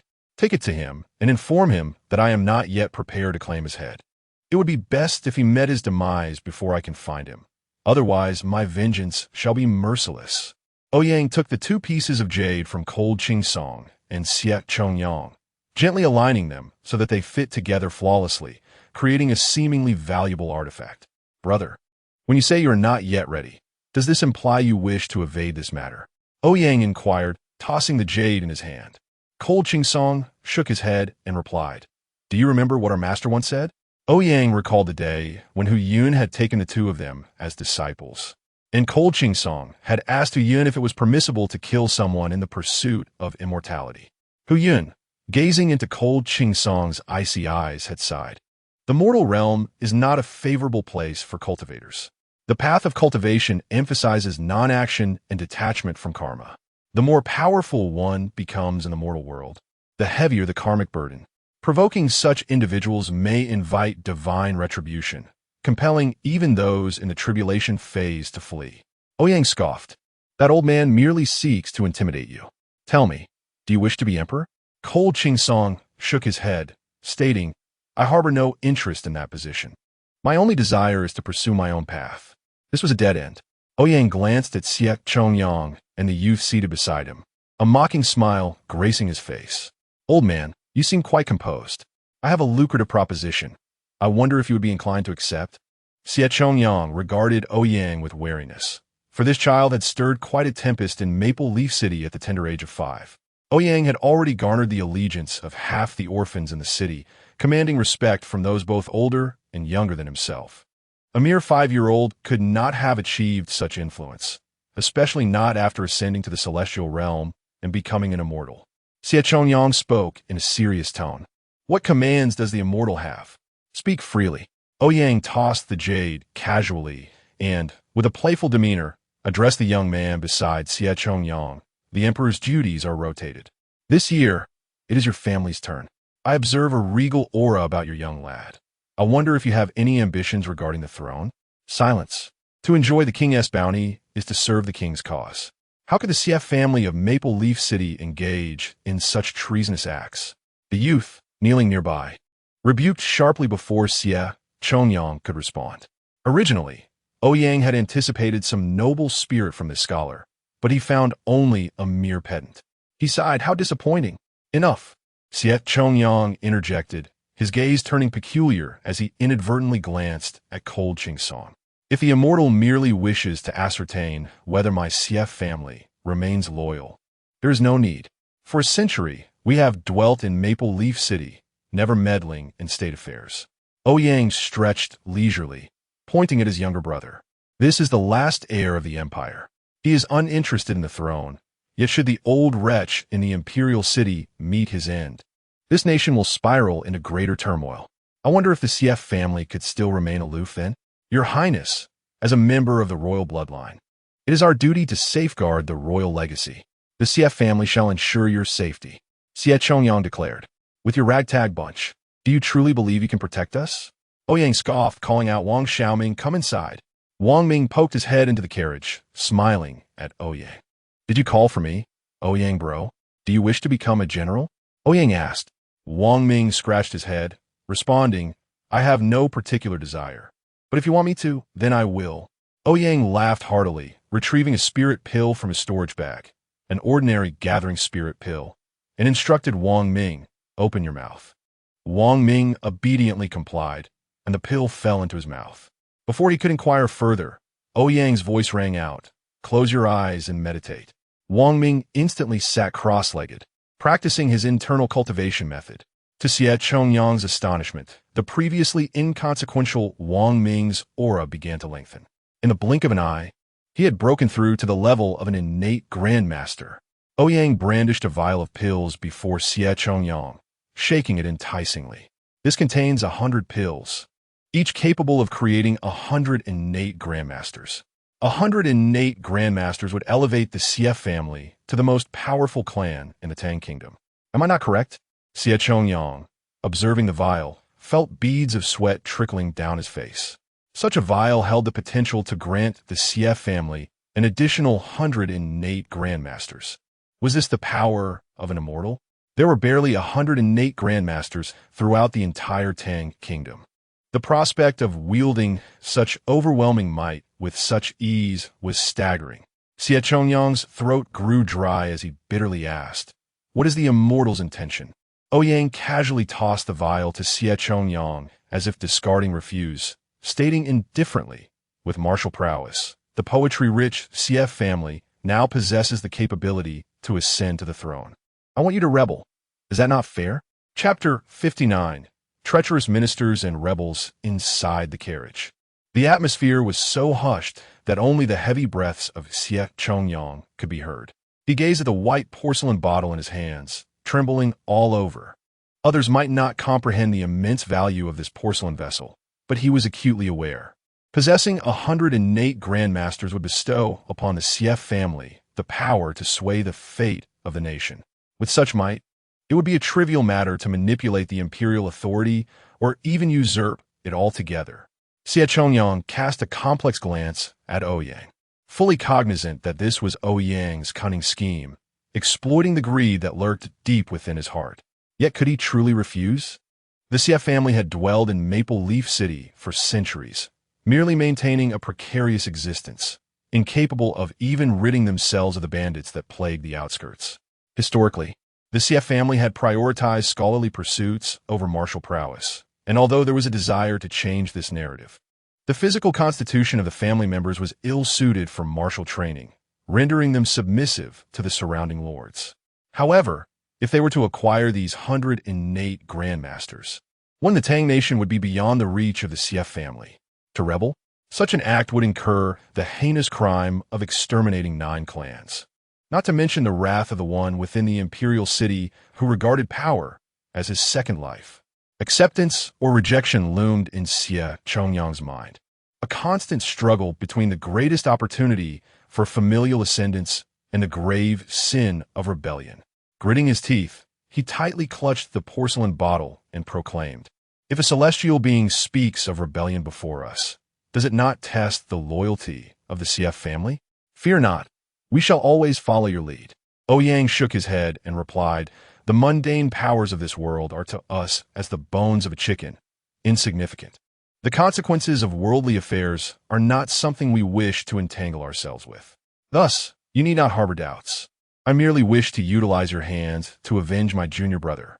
At that moment, a young man beside Xie Chongyang whispered, "Father, the sovereign and his ministers must uphold their duties to observe the royal family." Upon hearing these words, Ouyang was momentarily taken aback. Such a statement could only be uttered by a standard rebel. How astonishing that the youth, who had just moments ago adhered to the decorum of loyalty, now revealed a rebellious spirit. The righteous aura that enveloped him seemed to cry out in protest. The youth then bowed to Ouyang and said, "Since you have bestowed upon the CF family such an opportunity, would it not be unwise to reject it and thus provoke your displeasure?" His demeanor was warm and his reasoning seemingly sound, yet it starkly contrasted with his earlier insistence on loyalty. Uncertain of how to address him, Ouyang inquired, "What should I call you?" The youth respectfully replied, "I am Xie Zinch, the young lord of Maple Leaf City." "You splendid. The Xie family cannot help but prosper with you among them." Ouyang stammered, momentarily at a loss for words. Xie Zinch continued, "The celestial being is acquainted with my wife, Su In-er, and has the endorsement of the previous dynasty's prince, who has little interest in the throne. The CF family merely rides the winds of fortune." So swiftly did he invoke the previous dynasty, already embracing the role of a rebel. "Wait a moment. My wife, Su In-er?" Ouyang's lips curled into a smirk as he glanced at the equally bewildered L in QNGSing. This was turning out to be quite the spectacle. "What is your relationship with Su In-er?" Even the typically stoic L in QNGS couldn't refrain from asking. "This year, I have betrothed myself to Su In-er. We are now husband and wife. As celestial beings pursue enlightenment, we mortals naturally cannot inform you. I hope for your understanding." The youth spoke earnestly. What a predicament! His second son, the fated chosen one, was about to have his nation stolen by this youth, and now his first love as well. Ouyang's eyes twitched as he regarded his bewildered second son, covering his face in exasperation. L in QNGS plopped down in the carriage, frustration bubbling within him. Unsure of what to say, yet Xie Zinch stood confidently, exuding an air of triumph, and declared, "Maple Leaf City is rich in resources but lacks martial strength. With the addition of 108 grandmasters, we shall remedy our greatest shortcoming and unite the 21 cities of the Tang Nation, marching straight towards the imperial city." Goodness! This lad must have had rebellious inclinations long before. He had already mapped out a rebellion's course the moment I proposed a condition. How did he cultivate such a righteous spirit? Unable to endure the incessant chatter, L in QNGS leaped from the carriage, sword in hand. Ouyang, clutching the jade pendant, observed the fervent Xie Zinch, and after a moment's silence, spoke, "The matter of rebellion rests with you. I have but one condition. Once you breach the imperial city, that person must be taken alive. Your command shall not be disregarded." Xie Zinch bowed respectfully. Ouyang cast a deep glance at Xie Zinch before cradling the now slumbering HTT and exiting the carriage. Ouyang vanished from sight in a few agile leaps. "Zinch, do you truly wish to rebel?" Xie Chongyang asked cautiously, still gripping the porcelain bottle. "Father, the moment that Emperor captured Su In-er, I harbored thoughts of usurpation. Since the celestial beings share this intent, why should we not seize the opportunity?" Xie Zinch replied, gazing toward the direction in which Ouyang had vanished. Xie Chongyang nodded gravely. "Then let us return to Maple Leaf City, gather the family members, cultivate 108 grandmasters, and plot this endeavor. All shall be at your discretion, Father, Xie responded. In that moment, a hint of imperial aura began to envelop Xie. Ouyang, cradling HTT, arrived at a waterfall where Ling stood, sword in hand, before the towering cascade. His sword intent surged, and with a mere gesture, an invisible sword sliced through the waterfall, unleashing a torrent of several hundred strikes that shattered the cascade into fragments. The turbulent energy ravaged the waterfall, yet Ling's expression remained impassive. Perched atop a massive stone, Ouyang sat cross-legged, holding the sleeping HTT, raising a barrier of true energy to shield himself from the rushing water. Brother, are you employing others to achieve your ends to keep your hands clean of worldly entanglements? Ling, after venting his frustrations, turned to Ouyang and inquired. Ouyang nodded and explained, the last time I enlightened my junior brother, the divine retribution was too feeble, providing an opportunity. Moreover, the act of enlightening divine beasts is merely a transgression against the heavenly order, resulting in a simple lightning punishment. Should you entangle yourself with worldly consequences, the unseen retribution will inevitably befall you. It is far wiser to remain untainted by such inevitable punishment. Ling sheathed his sword and alighted upon the stone, asking, what then of my parents' vengeance? Isn't using others to achieve my goals detrimental to my own resolve? Ouyang replied with a smile, the emperor's karmic ties are substantial. But if he ceases to be an emperor, what consequence remains? Should the Xie family rise against him and seize the throne, the former emperor would no longer hold that title, thus rendering his karmic ties void. Realization dawned on Ling as he grasped the intentions of his elder brother. He nodded and queried, what shall we do now? Ouyang gestured toward the imperial city and stated, your former beloved is still in distress. It is only fitting that we pay her a visit. Chapter 60. The soft jade and red tint. The imperial city of Tanghua is a grand metropolis, bustling with millions of inhabitants, and stands as the most prosperous among human settlements in this realm. Within the imperial city, there are 56 districts, each separated by towering walls, with the vibrant scenes of the city only visible in the two vast marketplaces located to the east and west.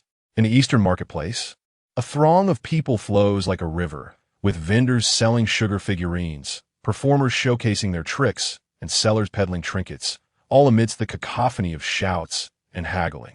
Naturally, the most joyous among them is Hutu, the little girl who exuberantly dives into the crowd, reveling in the lively atmosphere she has never before experienced. Having never seen such a grand city, Ouyang recalls his 5-year-old self in Maple Leaf City, preoccupied solely with the will to survive, oblivious to the wonders of the world around him. Now, as he strolls leisurely through these streets, he is enveloped by a surreal feeling of having traversed time. Brother, what is that? Hutu asks, holding a sugar figure in one hand and a candied hawthorn in the other, perched on Ouyang's shoulder as she curiously gazes at a grain shop. That is a grain store, Ouyang replies after a brief glance. And what do they do there? That is an inn, a place to dine. What about over there? What is that? That is a shop selling fabrics for clothing. Oh, over there. Those young ladies in beautiful dresses are waving at me. Hutu beams, shaking her sugar figure at the women on the second floor, who are posing and preening. Ouyang glances at the sign that reads E-Home Courtyard and awkwardly states, that is not a place for children. Why not? I want to wear pretty clothes too. Hutu replies, her eyes gleaming with envy as she gazes at the revealing attire of the women. Those are places for wayward girls, and you, my dear Hutu, are far too lovely to venture there. Ouyang admonishes earnestly. He then turns his gaze back to the brothel, a flicker of anticipation in his eyes. He hasn't yet explored such establishments since his arrival in this world, and he feels quite the failure as a time traveler. Brother, there are cultivators. Cold Ching, standing beside him, suddenly speaks up. Cultivators? Ouyang raises an eyebrow, scanning his surroundings. Yet, he perceives nothing as his current cultivation level, merely in the chi training stage, prevents him from sensing the presence of any powerful cultivators. It is truly unfortunate. While he himself possesses mediocre talent, only grasping the most fundamental techniques of the 5 elements. His second brother, endowed with exceptional aptitude, disdainfully neglects anything outside the sword path. Thus, despite their arrival in the imperial city, they find themselves unable to locate Xian'er and the others, who were brought here by the old emperor. If only the third brother, or Xiaobai, were here. These two are adept at almost everything.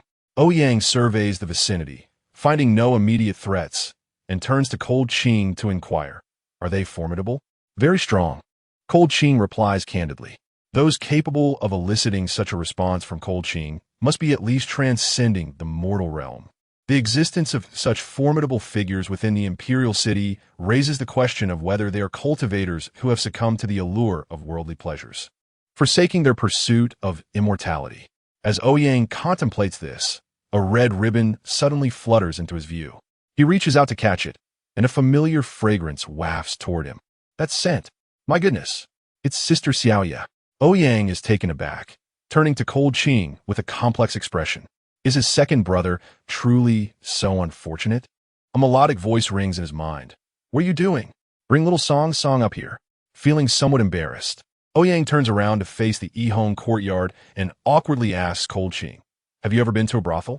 Cold Qing shakes his head, unsure of what Ouyang means by brothel, and is further troubled by thoughts of Xian'er's marriage.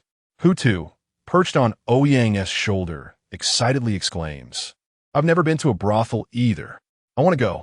Her innocent proclamation draws curious glances from those around, who can't help but raise their eyebrows at the sight of two young men discussing a brothel in such a loud manner with a 5-year-old girl. Their looks shift to one of disdain, wondering who raised such shameless young men. With a resolute demeanor, Ouyang leads Hu Tu and Cold Qing toward the Yihong courtyard. Upon entering, a wave of exotic fragrances envelopes them, and a lavish red decor transforms the place into a realm of indulgence. Numerous elegantly dressed young women are playfully posing for the trio.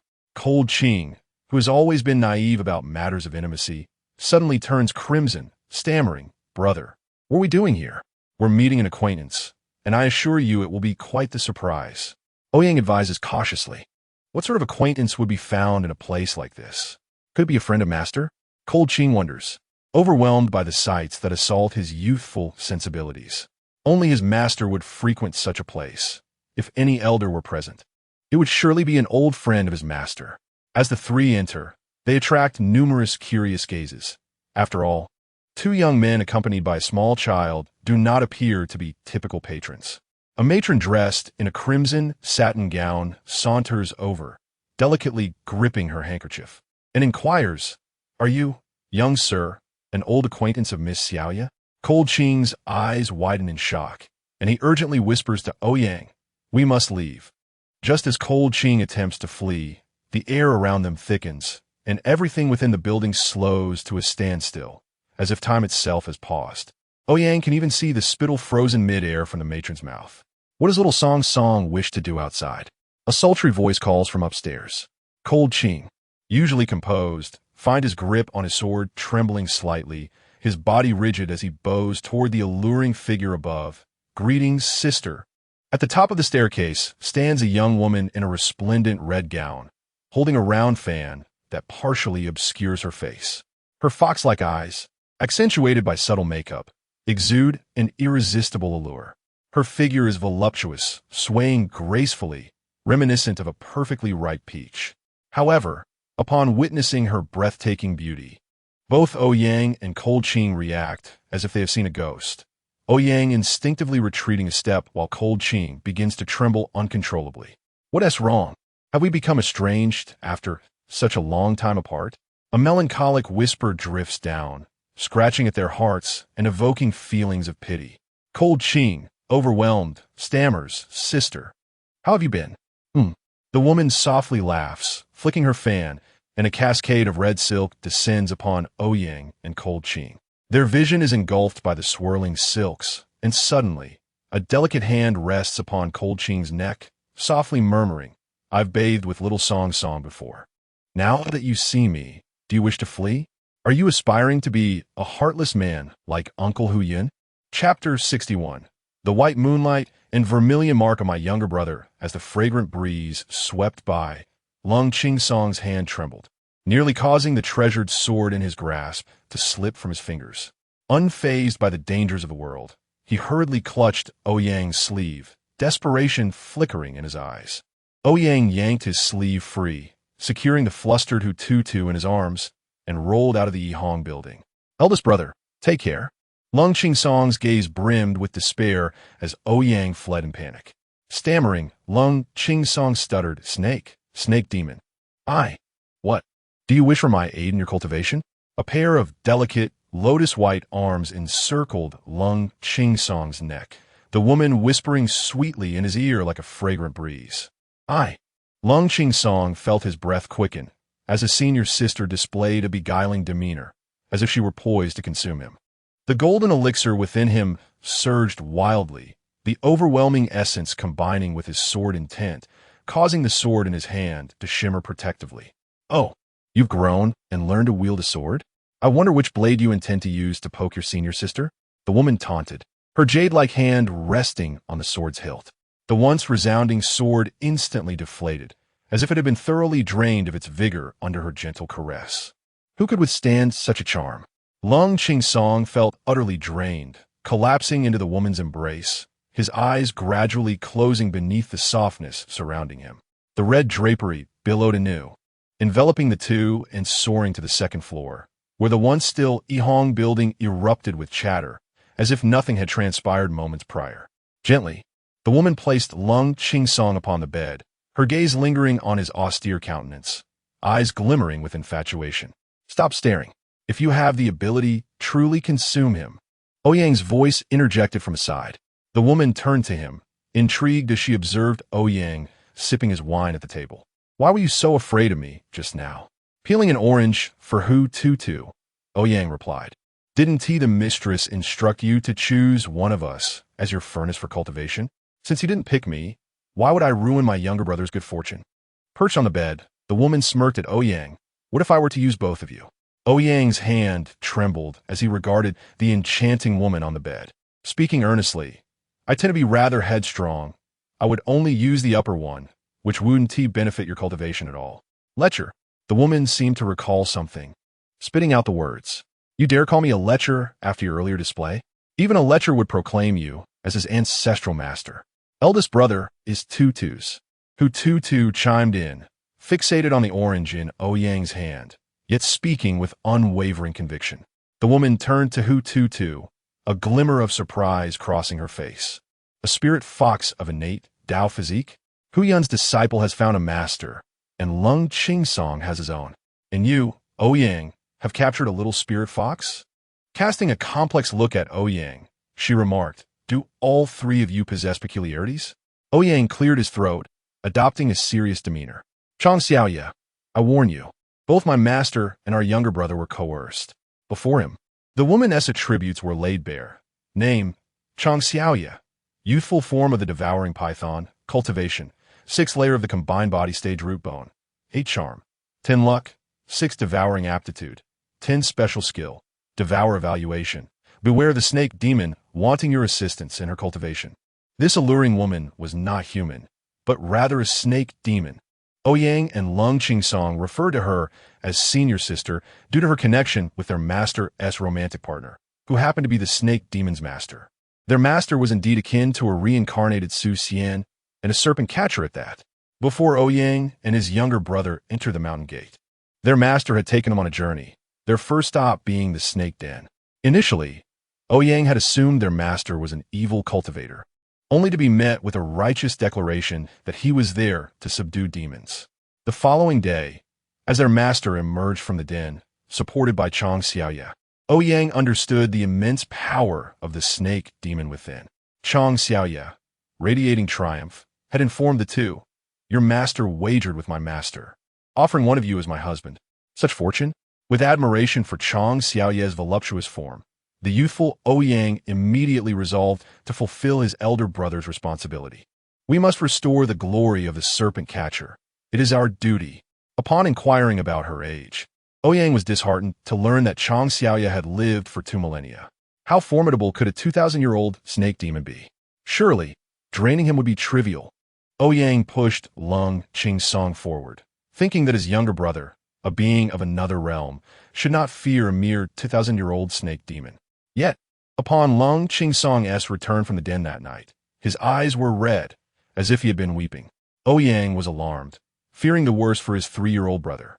But before he could inquire, Chang Xiaoya emerged, carrying Lung Qingsong's freshly changed clothes, declaring, "I have inspected him. He is indeed a fine furnace." Ouyang, noticing his brother's reddened eyes, quietly asked how she had conducted the inspection. "We simply took a bath together. What could a 3-year-old possibly do?" Chang Xiaoya rolled her eyes. "Just a bath." Ouyang, observing the bullied expression on Lung Qingsong, lost interest in the spectacle. Henceforth, whenever Lung Qingsong faced Chang Xiaoya, he resembled a mouse in the presence of a cat.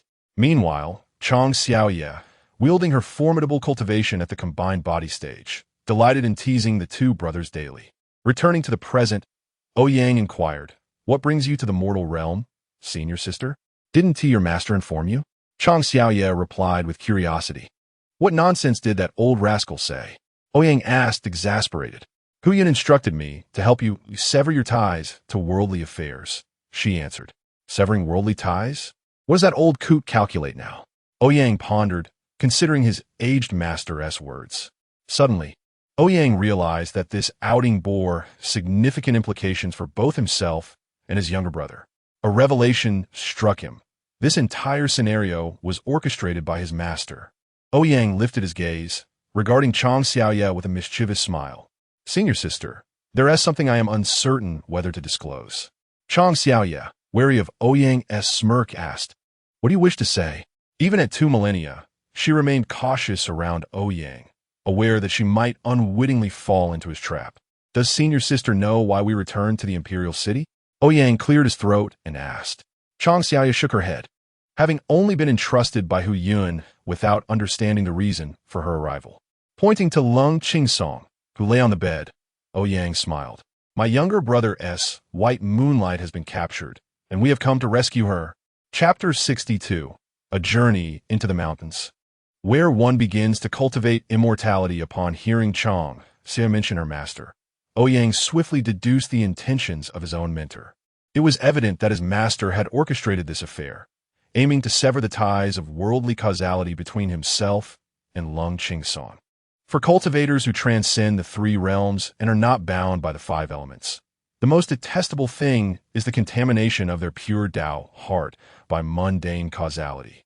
Thus, his master employed this method to assist the two in disentangling themselves from worldly entanglements. After all, both he and Lung Qingsong originated from the mortal realm, and it was only fitting that they depart from it. It was essential that they personally sever the ties of causality to stabilize their Tao hearts. But when did his master begin to scheme this? Perhaps it was when his second brother first proposed to their master that they return to the mortal realm during the first snowfall, and then sacrificed himself in the serpent's den to pave the way for his brother's destined red birthmark. Although his master was somewhat eccentric, he was always meticulous in his plans. Reflecting on the attribute panel he had seen upon first meeting his master, Ouyang felt certain that his master had his own reasoning. Having unraveled all the key points, Ouyang glanced at his sleeping second brother on the bed.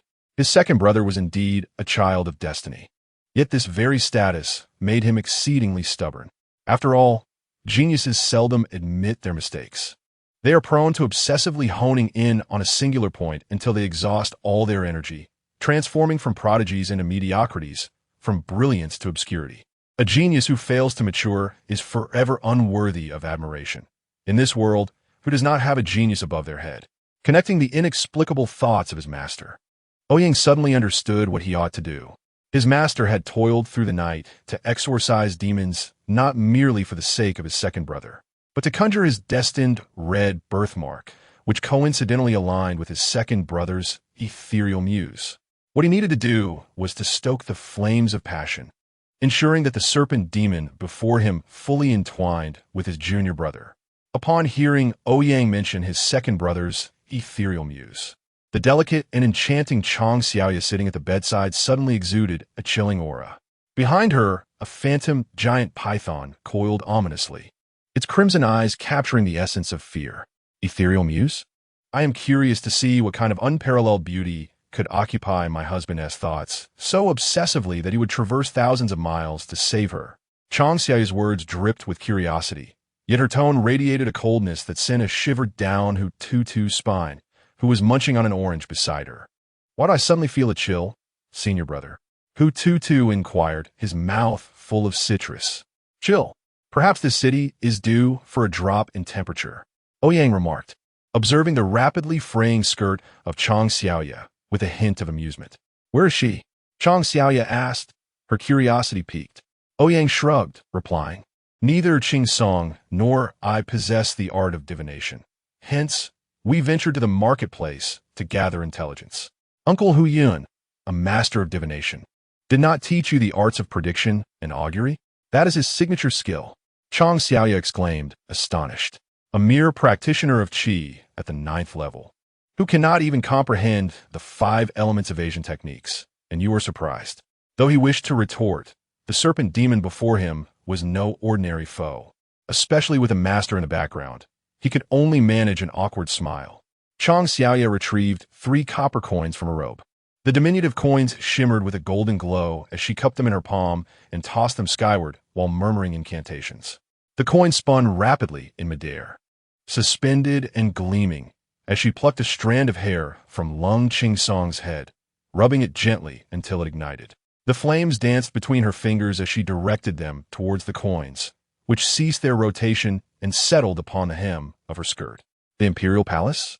Chang Xiaoya mused, her brow furrowed in confusion. She had been in the Imperial City for 2 months and was well acquainted with its significance. Upon hearing Chang Xiaoya utter Imperial Palace, Ouyang grasped that the old emperor had concealed Xianyuan and the others within its walls. You are aware of this place? Chang Xiaoya questioned, eyeing Ouyang, who appeared enlightened. I do not know, but makes sense. After all, it was once where your husband resided, Ouyang acknowledged.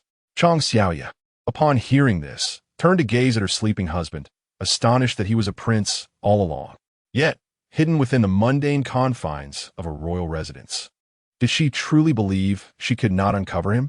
Her expression shifted as she rose and moved toward the door. Wait, that is my second brother's ethereal muse. You do not intend to eliminate your romantic rival, do you?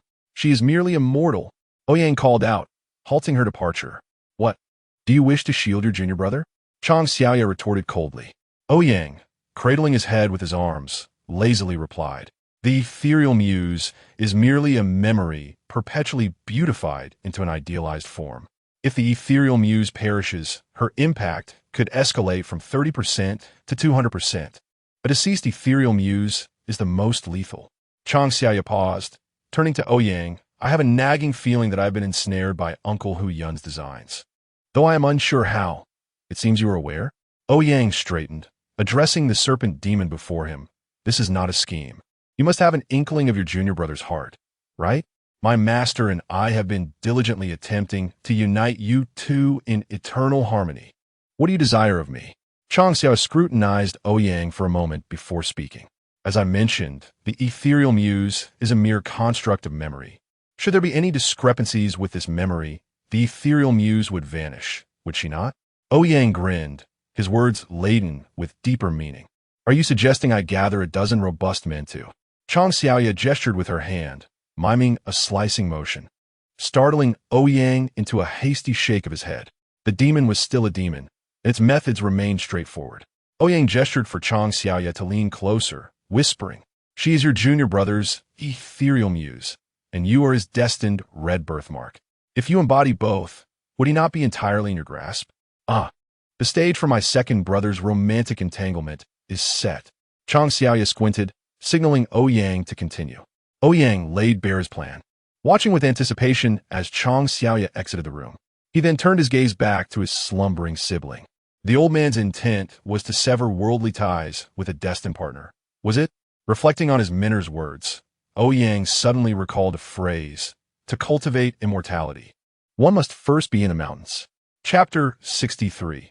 The cross-dressing master is my junior disciple in the Imperial City today.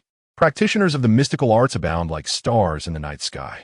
The emperor has developed an affinity for the pursuit of immortality and the Tao, neglecting state affairs for quite some time. This has not been the case for merely a year or two. although the overall functioning of the nation remains largely unaffected. The populace has begun to harbor subtle discontent towards the aging emperor, who dedicates his days to the esoteric arts and enacts numerous favorable decrees for monks and Taoists alike. Ouyang, lacking any knowledge of divination, could sense a peculiar decline as he gazed down from the city gate upon the metropolis below. The air was thick with the resonance of sacred chants and fragrant mists, enveloping the city like devoted followers of the Tao and Buddha. Mortal beings are incapable of cultivating their spirits. Even the revered emperor, despite his exalted status, finds the celestial energy here diluted to the point of being imperceptible due to the mundane clamor of human life. Chang Xiaoya had also informed him that, despite being a formidable cultivator in the harmonization stage, her abilities were suppressed to the brink of merely forming a foundation in a city of millions. It is evident that for cultivators, the mortal realm is far from an ideal place, and many practitioners actively avoid such environments. Ouyang's gaze shifted to the most majestic palace at the heart of the imperial city, the residence of the old emperor, which also marked the conclusion of a heart-searching scheme arranged by his master for his second disciple. The Tao that can be spoken is not the eternal Tao. Ouyang suddenly recalled a phrase often uttered by Dong Shuzi. These ancient beings, having lived for millennia, can effortlessly lay traps spanning decades, truly a terrifying feat. With a sigh, Ouyang retrieved the fundamentals of the 5 elements escape technique, diligently searching its pages. After silently reciting its contents several times, he closed the book, having forgotten most of it, and had to flip through it again. While his memory was still somewhat fresh, Ouyang tucked the book back into his robe and muttered, "Heaven, something boundless, grant me release." Ultimately, he abandoned the incantation, merely remembering the flow of his inner energy. With a haphazard shout and a clap of his hands, his true chi surged forth. The once starry night sky was gradually shrouded by dark clouds, and snowflakes, as large as goose feathers, began to cascade down. Within mere minutes, the entire imperial city was blanketed in a thick layer of snow. Amidst the swirling flurries, Ouyang directed his gaze towards the eastern market, where a splendid spectacle was unfolding. Although it was supposed to be a time of curfew, the eastern market of the imperial city buzzed with liveliness. A grand floral boat made its appearance on the streets. It was winter, yet the blossoms adorning the boat appeared vibrant and fresh, as if just picked. The air was filled with melodious songs and dances, as countless dancers clad in silks swayed atop the floral vessel, captivating the onlookers and igniting a surge of primal excitement. Atop the boat, amidst the throng of beautiful women, sat a figure draped in a veiled scarf, akin to a moon surrounded by stars. Clad in a simple white silk gown, she radiated an aura of serene purity, her unadorned eyes reflecting innocence. Like a solitary lotus blooming among a sea of crimson flowers, her presence evoked a sense of sanctity. The heavy snowfall seemed reluctant to settle upon her, swirling gracefully around her form. She was a celestial being. Only a fairy could possess such ethereal beauty.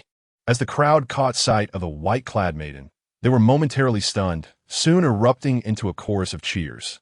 The floral boat glided slowly through the streets, intermittently tossing out sunflower seeds and peanuts, each toss inciting a frenzy as people clamored to seize them, as if grasping a piece of warmth once held by the delicate hand of the maiden. "I will cherish this seed. Don't snatch it. Don't take what's in my mouth." The chaos below the floral boat contrasted sharply with the serene demeanor of the white-clad maiden, whose eyes sparkled with naive innocence, embodying a tranquil existence. "Xiaosong, when we arrive at the palace gates, suppress that murderous aura of yours. Acting in the mortal realm is akin to severing your own path as a cultivator." Chang Xiaoya, adorned in red, seated beside her, spoke with a hint of irritation. The white-clad maiden was indeed Lung Qingsong, disguised as a woman, rendered immobile in the midst of the floral boat. The golden elixir within him was sealed by Chang Xiaoya, leaving him utterly powerless. With wide eyes, Lung Qingsong managed to mutter, "What exactly do you wish to achieve?" "Sorceress, what do I wish to achieve? Do not forget that we were promised to each other as husband and wife. I want to see what kind of wretched creature dares to disturb my man." Chang Xiaoya retorted, her temper flaring. She was already married. A hint of bitterness laced Lung Qingsong's words. At his tender age, He remained blissfully unaware of what it meant to love. The hazy affection he felt had yet to be fully realized. So hearing of her marriage merely elicited a twinge of sorrow. Chang Xiaoya's gaze fell upon the somewhat melancholy Lung Qingsong, and her frustration grew. Was it truly so difficult to deal with a paragon like Bai Yueguang? Why the long face, as if nursing a broken heart? Just as she was about to explode with anger, she recalled Ouyang's earlier words. A girl not yet 20 can forge connections with the city lord. Even ensnaring the young lord. What do you think she relies upon? Merely a refined green tea. After years of searching, the old emperor finally found Lung Qingsong this year, gathering all the orphans from Maple Leaf City. Who would believe that there was no traitor among them? And if there were a traitor, who could it be? Aside from Ouyang, the child king of Maple Leaf City, this group of orphans had always looked up to Xianyuan. Perhaps all of this was merely a scheme devised by a mere mortal. Upon hearing that Xianyuan and the others were in the palace, Ouyang was already certain that she had brokered some form of deal with the old emperor. Standing atop the city wall, he observed the distant floral boat, a smirk creeping onto his face. How amusing it was that a mortal striving for ascension had orchestrated such a scheme, perhaps even aspiring for greater heights. Recalling his first encounter with Xianyuan, he remembered her scrutinizing gaze, cleverly concealed. Yet, as a time traveler, Ouyang found that even the most cunning child appeared somewhat clumsy in the eyes of adults. Master brother, why do you wear such a cold smile? Hututu shrank back, bewildered by Ouyang's presence on the city wall in the snow. Ouyang, intrigued, inquired, Tutu, what do you think of the mortal realm? It's lively and interesting, but I don't like it here. We can't ride paper cranes, and the air is foul. Hututu wrinkled his nose in distaste. Ouyang lifted Hututu into his arms, brushing the snow off the little one, and softly remarked, is the air truly foul? No, it is the hearts of men that stink. Chapter 64. Within the deep palace, the commotion surrounding the flower boat was immense. As it departed from the Eastern market, a throng of onlookers surged forth, captivated by the ethereal beauty of the vessel, pursuing it in a collective wave. Soon, a squad of armored patrolmen arrived, parting the crowd to maintain order. They had received orders not to hinder the passage of this flower boat, rumored to be a tribute to His Majesty, the Emperor. The news spread through the imperial city like wildfire. Everyone was aware that the grandest brothel, the Yihong Lu, had crafted a magnificent flower boat as a gift for the reigning sovereign. Inside the palace, the sound of coughing echoed within the grand hall. The eunuchs knelt on the floor, trembling with trepidation, concerned for the well-being of the esteemed figure reclining on the central couch. Beside the couch stood a young girl clad in delicate green, her face etched with worry as she gazed at the figure above her. Though the girl possessed an average beauty, her innocence shone through, her fair face revealing a heart full of compassion. Cough, cough. A flower boat? Can it grant me immortality? How absurd. The elderly man, clad in a robe adorned with 5-clawed golden dragons, sat up, coughing as he cast a faint smile toward the girl.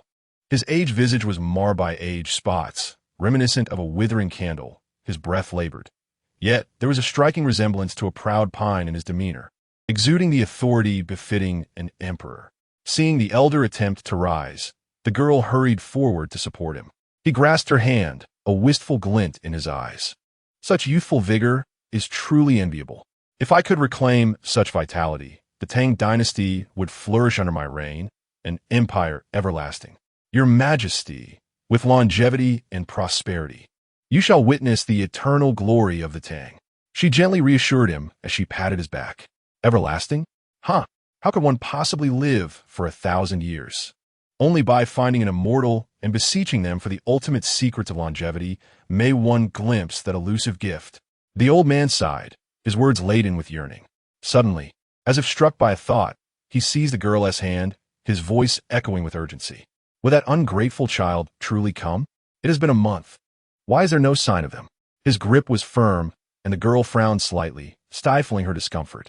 Your Majesty, I have assured you that every year, with the first snowfall, Qingsong will seek us out. It is always so. This year, the snow has merely arrived late. Humph, you had better not deceive me, or you and those orphans shall pay dearly. He released her hand, his gaze softening. Shinner, if I can attain immortality and the secret to rejuvenation, you shall stand by my side as we forge an indomitable empire for the Tang. With downcast eyes and a blush upon her cheeks, Shinner whispered, "I only wish for your majesty's health and longevity. That alone suffices for me." The old man felt a sense of comfort, yet as he observed her youthful beauty, a pang of sorrow struck him. "I was born before you, yet you were born as I aged. If only I could reclaim my youth for a few more decades. I would cherish you as you deserve." Though not strikingly beautiful, she evoked in him a sense of rekindled affection. It was both amusing and tragic, for at his advanced age, he still entertained such notions. Each time these feelings surged, the stark reality of his declining years pierced his heart with pain. His expression darkened with resolve. He must uncover the secrets to eternal life. For the sake of the throne, he had slain his own son, the beloved Empress, and far too many others, leaving him utterly alone. He refused to perish in solitude. Encountering Shinner had restored a semblance of home to him, and this time, he would grasp it tightly. If only that wayward child could return, even without the secrets of longevity, he could find a way to survive anew. As long as he returned, coughing interrupted his thoughts, and a faint flush appeared on his face, fatigue overtaking him as he reclined once more. Shinner gently laid him back, adjusting the covers before quietly exiting. Once the palace doors closed behind her, the previously anxious expression on Shinner's face transformed into one of steely determination. She suppressed the urge to retch, hastening away from the palace. The aura of age clung to the old man, making her stomach churn. She had endured his grasp without pulling away. For what reason? Perhaps it was the countless legends she had heard of his grandeur in Maple Leaf City, a fascination that had taken root. Or perhaps it was the allure of his power, capable of dictating the fates of millions, an elevation she could only admire from afar. She was merely an ordinary orphan in Maple Leaf City, devoid of support or lineage, relying solely on the intangible backing of two immortals to ascend to her current position. Every year, the immortals would visit her, but what if one day they ceased to appear? She would lose everything, a thought she could not bear to entertain. Shinner resolved to rise to the pinnacle of this nation, to look down upon those who had once disregarded her. Suppressing her nausea, she felt a sudden chill as snow began to fall. Did this herald the arrival of Ouyang and his companions? A wave of relief washed over her as she gazed into the distance, spotting the exquisite flower boat, adorned with youthful maidens. Had she not taken measures to survive, she might have been among those enchanting figures. Yet now, she would occupy the esteemed position, spectating as those beautiful women exerted their wiles to please her. Having poisoned all her former companions, her identity remained a secret within the imperial city. Now, she awaited Ouyang's arrival to claim her place above all. Clutching her handkerchief tightly, she suddenly felt a firm embrace envelop her. "The wind is strong. Do not catch a chill." The voice of a newcomer eased her tension, and she leaned into the broad embrace, softly murmuring, "General, do you not fear that the Emperor will discover your embrace of the current favored concubine and have your head? I am the commander of the Imperial Guards. All the royal troops are under my command. How would the Emperor ever know I am holding you?" replied the armored general, his arms tightening around her. "General, do not betray my trust," Shinner implored softly, her voice akin to a timid creature seeking refuge. His heart raced at her words, and he tightened his grip, whispering, "If you remain loyal to me, how could I ever betray you?" Chapter 65. Ridiculous as the magnificent flower boat approached the gates of the imperial palace, the guard stationed there were witnessing such a spectacle for the first time.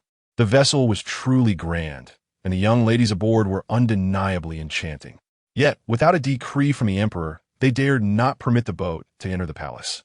For who could predict whether it might unleash a horde of assassins upon the royal residence? By imperial command, allow the flower boat to enter. A sharp voice echoed from within the depths of the palace, causing the onlookers to gasp in astonishment. They could hardly believe that His Majesty had indeed granted permission for the flower boat to proceed into the palace. This was an immense honor, and it seemed that the reputation of the Ouyang courtyard would only grow more illustrious. Who would not wish to share the same establishment as the emperor? The grand gates of the palace opened slowly, granting unhindered passage to the flower boat. As it crossed the threshold, the previously dim and silent palace illuminated with two bright lanterns, their glow intensifying as they lit the path deeper into the royal abode. Sitting regally atop the flower boat, Lung Chingsong gazed upon this familiar yet foreign place. The tragic memories had long been buried in the recesses of his mind. He had been but a child then, and the events had not left a profound impact on him. However, as he beheld the sights that were both familiar and strange, a flicker of sadness and anger crossed his eyes. His biological parents had perished within these palace walls, their blood perhaps still staining the bluestone beneath. The sword intent within Lung Qingsong seemed to resonate with its master's fury, almost breaking free from its confinement within his meridians. Beside him, Chang Xiaoya felt a surge of alarm. The seal she had placed, fortified by her own cultivation at the unity stage, was nearly breached by Lung Qingsong, who had not yet reached the golden core stage. Her little husband was indeed remarkable. The more unruly a young steed, the greater the thrill of conquest. Chang Xiaoya licked her lips, casting a possessive gaze at the figure in white dress, Lung Qingsong. She playfully pressed her hand upon his shoulder, reinforcing the seal. In an instant, Lung Qingsong, who had just begun to move, found himself immobilized, with only his eyes able to express his indignation. He glared at Chang Xiaoya, acutely aware of the vast difference in their realms. Despite his ability to challenge those of higher cultivation, Chang Xiaoya was already a formidable practitioner of the unity stage, and he was utterly at her mercy. "What are you looking at? Keep staring, and I might just devour you." Chang Xiaoya leaned closer, her voice a sultry whisper in Lung Qingsong's ear. He averted his gaze towards the palace hall, eager to discern what scheme Chang Xiaoya was concocting, while pondering the whereabouts of his brother, who had yet to make an appearance. As Lung Qingsong consoled himself, Ouyang had already set up several recording stones within the palace, capturing every moment of his younger brother's day as a cross-dressing gentleman. How rare! My little brother's clandestine history is about to be documented. I certainly cannot miss this opportunity, Ouyang thought with satisfaction as he observed the stones in hand. As the flower boat neared the great hall, a profound silence enveloped the surroundings. Numerous palace guards concealed in the shadows drew their bows taut, ready to unleash a volley of arrows at the slightest hint of trouble. Suddenly, the dark hall brightened, as countless maidens and eunuchs bearing lanterns emerged from either side, illuminating the entrance with a radiant glow. The grand doors of the hall creaked open, revealing a dozen robust men who carried a magnificent couch from within. The old emperor reclined upon the couch, his eyes narrowing as he surveyed the flower boat, a true work of art, but he could not discern the figures upon it. At that moment, as the old emperor appeared, Lung Qingsong's eyes turned crimson. The man before him was none other than his grandfather, the very enemy responsible for the demise of his parents, whose faces he could scarcely recall. "Do not be anxious. He shall not live for long. I can sense the flicker of life within him. It will extinguish at any moment." Chang Xiaoya, perceptive as ever, consoled Lung Qingsong, who appeared oddly composed. "Everything is fine," Lung Qingsong replied calmly, leaving Chang Xiaoya perplexed. She glanced at the old emperor, who, though aged and on the brink of death, still radiated a potent aura of human fortune.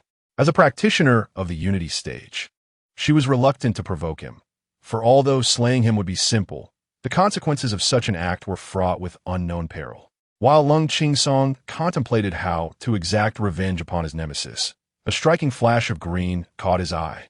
That familiar silhouette, one he had seen every year during the first snow, was unmistakable. Yet the intricately adorned face before him was foreign. Her opulent golden and silver jewelry and exquisite green gown enhancing her beauty significantly. Had a year truly wrought such a transformation? Lung Qingsong found himself struggling to recognize the young woman before him as Xian'er, whom he often reminisced about. Xian'er approached the old emperor's couch, effortlessly leaning in front of him, her radiant smile illuminating the space as she engaged him in light-hearted banter, occasionally revealing her youthful innocence. To Lung Qingsong, this scene was painfully jarring. The figure from his memories began to merge with the present, and an unsettling wave of nausea washed over him. "What is it? Is she your beloved?" Chang Xiaoya observed curiously, comparing herself to Xian'er. In terms of figure and visage, she felt superior to the ordinary girl. Originally expecting a breathtaking beauty, Chang Xiaoya felt relieved. Well, she is not so remarkable after all. Silence. Lung Qingsong bit his lip until it bled, casting a cold glare at Xian'er and the old emperor, as if wishing to etch this moment indelibly into his heart. Sensing Lung Qingsong's piercing gaze, Shinner briefly faltered. Her displeasure quickly masked. The beauty of the flower boat and the women aboard eclipsed her own, yet those trappings were mere instruments for self-gratification, causing her discomfort. Then let us destroy it, Shinner whispered to the old emperor, who frowned as he regarded the flower boat, muttering, summon someone, burn this vessel. As Lung Qingsong, bound by Chang Xiaoya's seals, slowly stood amidst her astonished gaze, he directed a frigid stare towards the hall and softly uttered, preposterous. Chapter 66. The old emperor's counterattack, just as Chang Xiaoya intended to stop the rising Lung Qingsong. She realized that such a forceful breach of her seal would undoubtedly lead to the destruction of Lung Qingsong's body, which was only at the core formation stage. As he stood, an overwhelming pressure erupted from Lung Qingsong, accompanied by a transcendent sword intent that soared upwards. The seal set by Chang Xiaoya was instantly shattered by this invincible sword intent, and she was struck by a backlash. A sudden sweetness filling her throat as drops of blood stained her crimson gown. Staring in horror at Lung Qingsong, he appeared to Chang Xiaoya as a sword, a celestial blade capable of cleaving through the heavens. The immense pressure made even Chang Xiaoya, at the integration stage, feel her heart tremble. How could such sword might emanate from a mere core formation practitioner? She stood frozen, gazing at Lung Qingsong. Meanwhile, the sword intent radiating from Lung Qingsong enveloped the surroundings with murderous energy, crashing outward like a tidal wave. The blue stone slabs around the flower boat were sent flying, and the snow-laden sky was dispersed by the onslaught of this sword intent. Countless imperial guards, palace maids, and eunuchs around the grand hall fell into unconsciousness beneath the weight of this pressure. Yet, a faint golden aura around the old emperor shielded him from this overwhelming sword might. The sharp sword light pierced the clouds, scattering the snow and illuminating the entire imperial city. Within the imperial city, countless swords resonated, as if they were eagerly anticipating something. Lung Qingsong felt every bone in his body rattle, the sound of shattering resonating in his ears, and before his eyes, there was only a blinding sword light. Suddenly, a heartbeat echoed in his mind, jolting him awake. It was his own heartbeat. Yet in the next moment, he realized that this heartbeat was also the pulse of the sword within his heart. The pursuit of the sword was synonymous with his very being, and in that instant, he felt as if he had transformed into the sharpest sword in existence, capable of severing everything, even time itself. From the skies, an endless stream of mysterious yellow energy descended, accompanied by a rumbling thunder that seemed to suppress the boundless sword intent emanating from Lung Qingsong. Such formidable sword energy should not exist in this world. The heavenly laws would not permit it. Yet, despite brushing against that boundary, Lung Qingsong refused to relent. Standing as if enveloped in a realm of golden light, countless truths of the heavenly path passed before his eyes, each representing the pinnacle of the Tao. But he remained unfazed, focusing solely on a massive closed door. Lung Qingsong sensed something calling to him from beyond that door. Yet it loomed so large that he felt utterly insignificant standing before it. Slowly, he raised his hand, grasping the infinite golden light surrounding him. Slash! Lung Qingsong, resembling an immortal, calmly gazed at the colossal door and uttered a soft command before gently swinging the sword made of boundless golden light.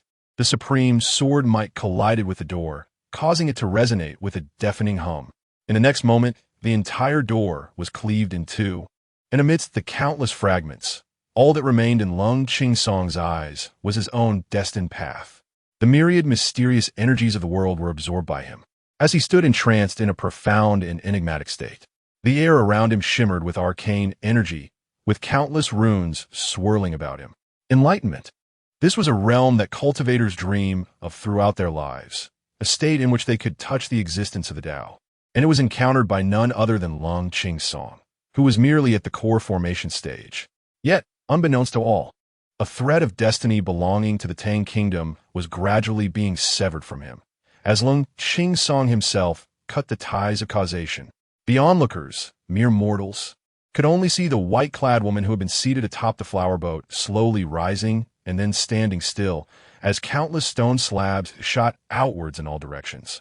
The old emperor, lying on his couch, felt an inexplicable familiarity with the figure in white, a sense of kinship that stirred a warmth in his long, lonely heart.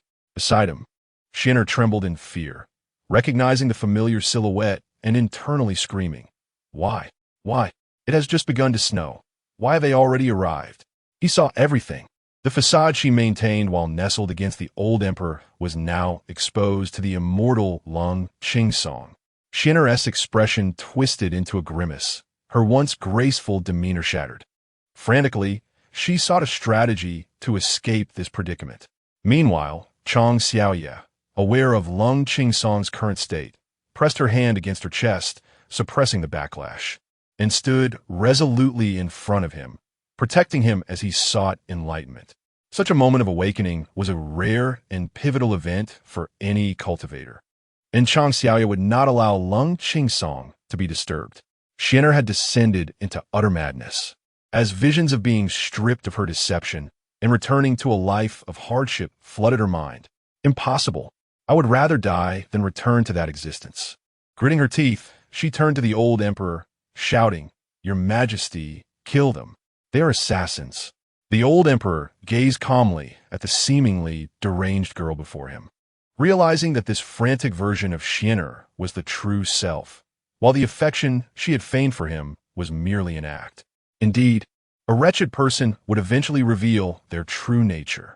His composed words left Shinner momentarily stunned. Then, as if possessed, she drew a dagger from her bosom and lunged at the old emperor. No one would drag me back to that life. Not even the emperor. Shinner plunged the dagger into the old emperor's chest, yet he remained unfazed. With a hint of pity, he grasped her chin and softly said, "Do you think I would believe you so easily? I trust only your youthful form." Shinner froze in place, her insides suddenly ablaze with pain. In horror, she looked at the old emperor's calm visage, desperately trying to flee his grasp, but he held her firmly. "I have grown too old. I intended to occupy the body of my immortal grandson, but time has run out. Thus, I shall take your body." The old emperor whispered in her ear. Shinner shuddered, about to protest, but the old emperor grasped her hand and pressed it against the dagger, his expression laced with derision. "This palace is mine to command. Nothing escapes my gaze. Do you truly believe I am blind to your sordid affairs?" Though the young woman before him was cunning, to the seasoned old emperor, she still appeared too naive. He had endured until now, coveting only the immortal behind her. Shinner wished to defend herself, but her mind grew heavier, and in a moment of defiance, she turned her head toward Lung Qingsong, opening her mouth to speak, only to be silenced by the old emperor, who used his last ounce of strength to cover her lips. The girl closed her eyes, but the next moment, they flew open again, her gaze fierce and filled with wrath, radiating a regal pressure unique to a sovereign. Chapter 67. Transformation. As Shinner reopened her eyes, they sparkled with the fierce intensity of sovereign, subtly exuding an aura of dominion, signifying that the essence of the person inhabiting Shinner's youthful form had undergone a profound transformation. Gazing at her rejuvenated body, Shinner erupted into laughter, reveling in her revival and the prospect of several decades ahead to squander at will. Alas, she lamented the missed opportunity of acquiring an immortal's physique. The old emperor had successfully seized control of this body, while the original soul of Shinner had long been consumed. As the old emperor assimilated the remnants of memories from this vessel, he reveled in the boundless vitality that pulsed through his youthful form. Concepts of familial ties and romantic affections paled in comparison to the stark reality of survival. Only those on the brink of death truly comprehend that existence outweighs all else. As long as he lived, infinite possibilities lay before him. However, a flicker of resentment surged within him as he cast a glance at Lung Qingsong. According to his design, he was meant to acquire the body of an immortal. How dare that wretched servant lay hand upon him? Once the old emperor had digested all the memories, his expression morphed back into that of a sorrowful maiden, casting a pitiful gaze at Lung Qingsong. This was the descendant he once yearned to eliminate with his own hands. Even now, he felt no remorse for his actions. Having been raised in a royal family, he had already experienced the brutality of familial betrayal. The bonds of kinship crumble effortlessly in the face of power. The old emperor's eyes glimmered with a flicker of hope as he contemplated that eternal life might grant him unwavering control. If this rebellious child, transformed into an immortal, could propagate supreme techniques, he could embark on a path of cultivation, achieving immortality and becoming the perpetual ruler of this empire. What are you staring at? A voice suddenly rang out beside the old emperor. He turned abruptly to find Ouyang, clad in a green robe, standing calmly beside him with hands tucked into his sleeves. Who are you? Ouyang. The old emperor rifled through Xian'er's memories, his face lighting up with the surprise of a maiden as she lunged towards Ouyang. Without even a glance, Ouyang seized the girl's wrist and lifted her with a single hand, observing her pitiful eyes with a hint of distaste. After all, she appeared to be a 20-year-old maiden, yet within her resided the soul of a decrepit old man. Unbeknownst to the old emperor, Ouyang had been silently observing all of his recent actions. Adopting the guise of Xian'er, she gazed at Ouyang with exaggerated sorrow, saying, Ouyang, have you hurt me? Her tone was reminiscent of a wronged girl. Ouyang smirked, did I hurt you? Should I summon a dozen burly men to swing you around a few times? The old emperor was momentarily taken aback. In his memories, Ouyang had always treated this body with kindness. Why the sudden shift to coarse remarks? Could it be that this foolish woman had provoked him, inciting the immortal's displeasure? Immortal? It was the emperor who forced me. What can a weak woman do? The old emperor's expression turned woeful, resembling a white lotus unable to control her fate. Ouyang, pitying her, reached out to caress the maiden's cheek, leaning in to whisper, Are you acting, you old scoundrel? The entire spectacle had been a source of amusement for Ouyang, hidden away in the flower boat's cabin, relishing the drama unfolding before him. Yet, he felt a nagging unease regarding the old emperor's method of possession. Why could he perceive the emperor's actions? A sudden attribute panel materialized before him, detailing name, Xian'er, dual souls in one body, root bone, 0 luck, 0 charm, 0 talent, 0 exclusive skills, 0 evaluation. No comment. Why does it feel like my system is becoming increasingly lackluster?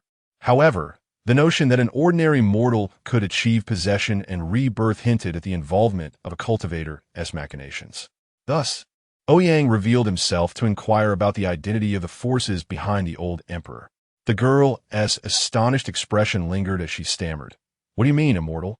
Ouyang patted her cheek, expressing a hint of regret. I mean, who assisted you in your possession, you old scoundrel? I do not understand. The old emperor, gripped with dread, realized that Ouyang had unraveled his identity. With a swift motion, Ouyang hurled the maiden onto a couch and, under the old emperor's horrified gaze, drew his sword, calmly stating, Do you know how to write death? Want to learn? I'll inscribe it on your face. I am the emperor of the Tang dynasty. You dare to kill me? Fear the wrath of heaven. The old emperor, seeing Ouyang draw his sword, discarded his pretense and shouted defiantly, Oh, so that soul truly is you? I merely wish to enhance your appearance. I never claimed I would kill you, Ouyang retorted, tilting his head in disdain. Recognizing the mockery in Ouyang's tone, the old emperor realized he had been deceived and hastily proposed, I can appoint you as the national teacher of the Tang. We could even share this realm. Watching the old emperor grovel like a dog, Ouyang remained perplexed by their belief that worldly possessions could sway a cultivator. He raised his hand and thrust his sword beside the old emperor's ear, the blade embedding itself into the wooden armrest of the couch, its quivering form reflecting the old emperor's pallid countenance. Ouyang felt a sense of familiarity regarding the identity of the cultivator behind the old emperor. Yet he couldn't pinpoint who it was. The fact that this individual had yet to reveal themselves suggested an extraordinary caution. As long as they remained unwilling, they would not surface. Ouyang turned to face Lung Qingsong, who stood in a meditative state, his expression shifting to one of puzzlement, sensing something amiss. Finally, Lung Qingsong opened his eyes, wisdom flowing within them, absorbing the profound energies around him. Within him, his golden core spun wildly, reaching a crescendo before shattering. With a gentle gesture, the clouds above parted as if cleaved by an invisible blade, revealing a massive ethereal sword that emerged, enveloped in a myriad of energies. Ascending into the sky, in midair, the colossal sword descended behind Lung Qingsong, transforming into a stream of light that fused into his being. The golden core within him shattered, birthing a diminutive figure no taller than an inch, heralding the transformation of his infant soul. Lung Qingsong was on the verge of breaking through to the nascent soul stage. The nascent soul mirrored Lung Qingsong, wielding the stream of light that had taken the form of a small sword. As the small sword fully materialized, Lung Qingsong gazed upon it for an extended moment. Its shape bore a striking resemblance to the wooden sword Xian'er had gifted him in his childhood. You enjoy sword practice? Then this shall be yours. The girl had handed him the wooden sword, her eyes filled with admiration. I shall become the greatest in the world. The young Lung Qingsong had declared earnestly as he accepted the sword. In the next instant, Lung Qingsong's gaze sharpened, and the long sword in the nascent soul's grasp shattered instantaneously. The world echoed with the sharp sound of metal fracturing. In an instant, chaos erupted within Lung Qingsong's dantian, as the nascent soul began to turn transparent. In the realm of sword cultivators, practicing with one's life sword was paramount. Breaking one's own life sword was tantamount to self-destruction, a path that could easily lead to madness. Lung Qingsong's aura became erratic as he opened his eyes, filled with a frenzied, killing intent. Yet when his gaze fell upon Chang Xiaoya, who stood resolutely before him, he hesitated. Ling Qingsong's eyes regained their clarity, and within his dantian, the nascent soul stabilized. Then his hand ceased its dissipating aura. The nascent soul, with its eyes gently closed, sat cross-legged within Ling Qingsong's dantian, absorbing the boundless essence of heaven and earth. The transparent stabilized just enough. Although it was broken, it had not been lost. As the nascent soul leapt forth from the golden core, the heavenly Tao responded. The ominous clouds that had been swept away by the sword's light began to coalesce once more, and amidst the flashes of lightning and the rumble of thunder, a terrifying thunder tribulation brewed.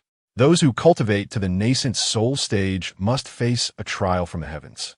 Surviving this tribulation elevates one to the rank of a great nascent soul cultivator. Failing it results in death and the extinguishing of one's path. This marks the first assessment by the heavens for practitioners, known as the Three Thunder Tribulations. Each year, countless golden core cultivators perish within these tribulations. As Ling Qingsong's aura gradually stabilized, he opened his eyes slightly, casting a displeased glance at the brewing thunderstorm above, and slowly uttered a single word, "Begone." Chapter 68. The secret realm of immortals. The impending thunder tribulation in the sky momentarily faltered, akin to a glitch in a game, before swiftly dissipating like wind scattering clouds. The once formidable thunderstorm vanished without a trace after Lung Qingsong uttered a dismissive word. This was the infamous Three Thunder Tribulation that had left countless core formation cultivators in despair. How could such celestial might simply retreat upon encountering Lung Qingsong? As Lung Qingsong descended from the sky, his body radiated a sharp sword intent, which now flowed subtly with every gesture. This was a manifestation of his mastery of the sword path. Once his cultivation stabilized, he felt confident enough to confront even those in the out-of-body stage with ease. Alas, his destined sword had yet to be forged, and he needed to seek a new heart sword. Upon landing on the flower boat, he noticed Chang Xiaoya with blood at the corner of her mouth. A flicker of remorse crossed his eyes, but she merely smiled at him, seemingly unperturbed. Taking a deep breath, he turned his gaze toward the soft couch, where a familiar visage lingered in his memory. She appeared more beautiful than before, yet remained strikingly unfamiliar. Had he not seen her with his own eyes, he would scarcely believe that this regal young woman was Xian'er. What were his intentions? The old emperor, observing Lung Qingsong clad in white on the opposite flower boat, realized that the young woman in white was indeed his own grandson, Lung Qingsong. It was no trivial matter. He likely sought to hone his resolve by using your life as a test. Ouyang responded nonchalantly. Brother, could you step aside? Lung Qingsong gently requested, casting a glance at Ouyang. Ouyang nodded. Matters concerning Lung Qingsong should be resolved by him alone. Lung Qingsong focused on the young woman, and with his nascent soul cultivation, he instantly discerned that the girl's body had undergone a soul transmutation. At the nascent soul stage, he had begun to grasp the threshold of the divine soul, making him particularly sensitive to differences in souls. Unfilial son, do you wish to kill me? I am your own grandfather. The old emperor glared at Lung Qingsong, his voice trembling with rage. As an emperor, he had never before felt such fear, akin to that of an ant. He was the sovereign of thousands, commanding an army of 100,000 and the lives of millions. Why, in the presence of these immortals, did he feel as insignificant as dust? When you murder my parents, did you consider that they were your own? Lung Qingsong's expression remained impassive as he inquired. The old emperor was momentarily speechless, his face alternating between shades of green and red, before he despondently replied, "To the victor belongs the spoils. Since you possess the power to arrive here, then strike." Lung Qingsong turned to Ouyang and asked, "Is there any issue if I kill him now?" Ouyang rolled his eyes. "If you wish to kill him, then do so. What problem could arise? Just a moment ago, you sent the thunderstorm packing. Yet, I do not wish to kill him. My parents indeed rebelled," as he stated. "It is merely a matter of victors and vanquished. As for the gift of the sword, let me return it to Xian'er this time." However, Lung Qingsong paused, contemplating the old emperor before directing his finger like a sword, aiming straight at him. A beam of golden light struck the old emperor, who felt as though his body were being torn apart in agony, as if someone were shredding him like strips of squid. Yet, just as the torment reached its peak, Lung Qingsong halted. Enduring the excruciating pain, the old emperor asked, "What have you done to me?" As he spoke, he was horrified to discover that his voice had morphed into a bizarre blend of male and female tones, his own voice intertwined with that of the original body. The discordant cacophony reverberated, causing the old emperor to realize that the wretched girl was vying for control over his body. Ouyang, upon hearing the old emperor's voice, was taken aback, quickly grasping Lung Qingsong's intention. Lung Qingsong had separated the souls of the old emperor and Xian'er once more, although the separation was not complete. The green tea girl had also revived. Within Xian'er's body resided two consciousnesses. One wonders if you, now in a woman's form, can still sit upon the throne. Oh, and by the way, this green tea girl has an old flame who might assist her in reclaiming the throne. How intriguing, though perhaps a bit excessive for the old emperor. Sacrificing one's body for the sake of power seems reasonable enough, does it not? In due time, the green tea girl's fiancé would arrive with an army to rescue her, only to find his beloved transformed into an empress, sharing her body with an old man. The tale of 3 men and 1 woman? How captivating! Ouyang mused that even the narrative he had conjured in his mind was sufficient to challenge conventional beliefs. He glanced at his brother, surprised that the usually taciturn Lung Qingsong harbored such cunning. With a calm demeanor, Lung Qingsong gazed at the full moon in the sky. Having completed these deeds and comprehended the essence of the sword, he suddenly felt as if the heavens had descended slightly. His nascent soul echoed his thoughts, furrowing its brow as it raised the broken sword in hand. In an instant, Lung Qingsong transformed into a streak of sword light, soaring toward the heavens.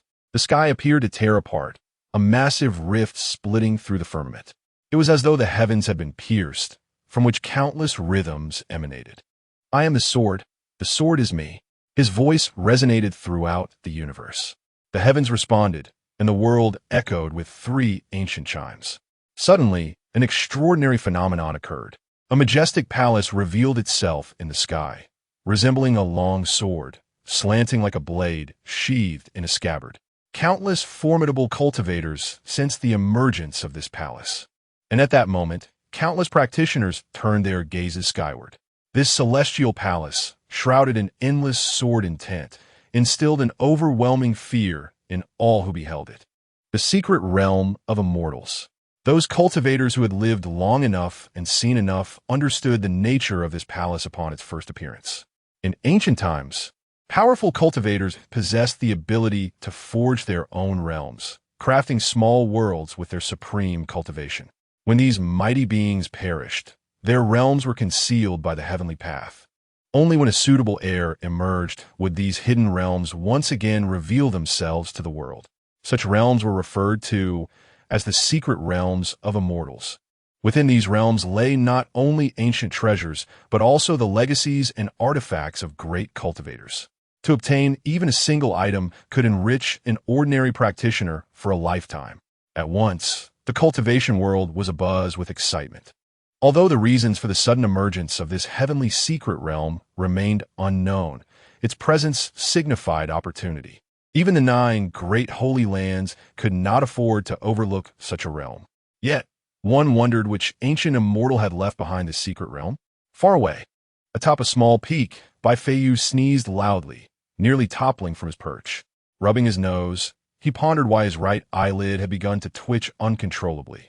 Chapter 69. Ouyang Long Qingsong spared the old Empress life, yet only intensified his suffering.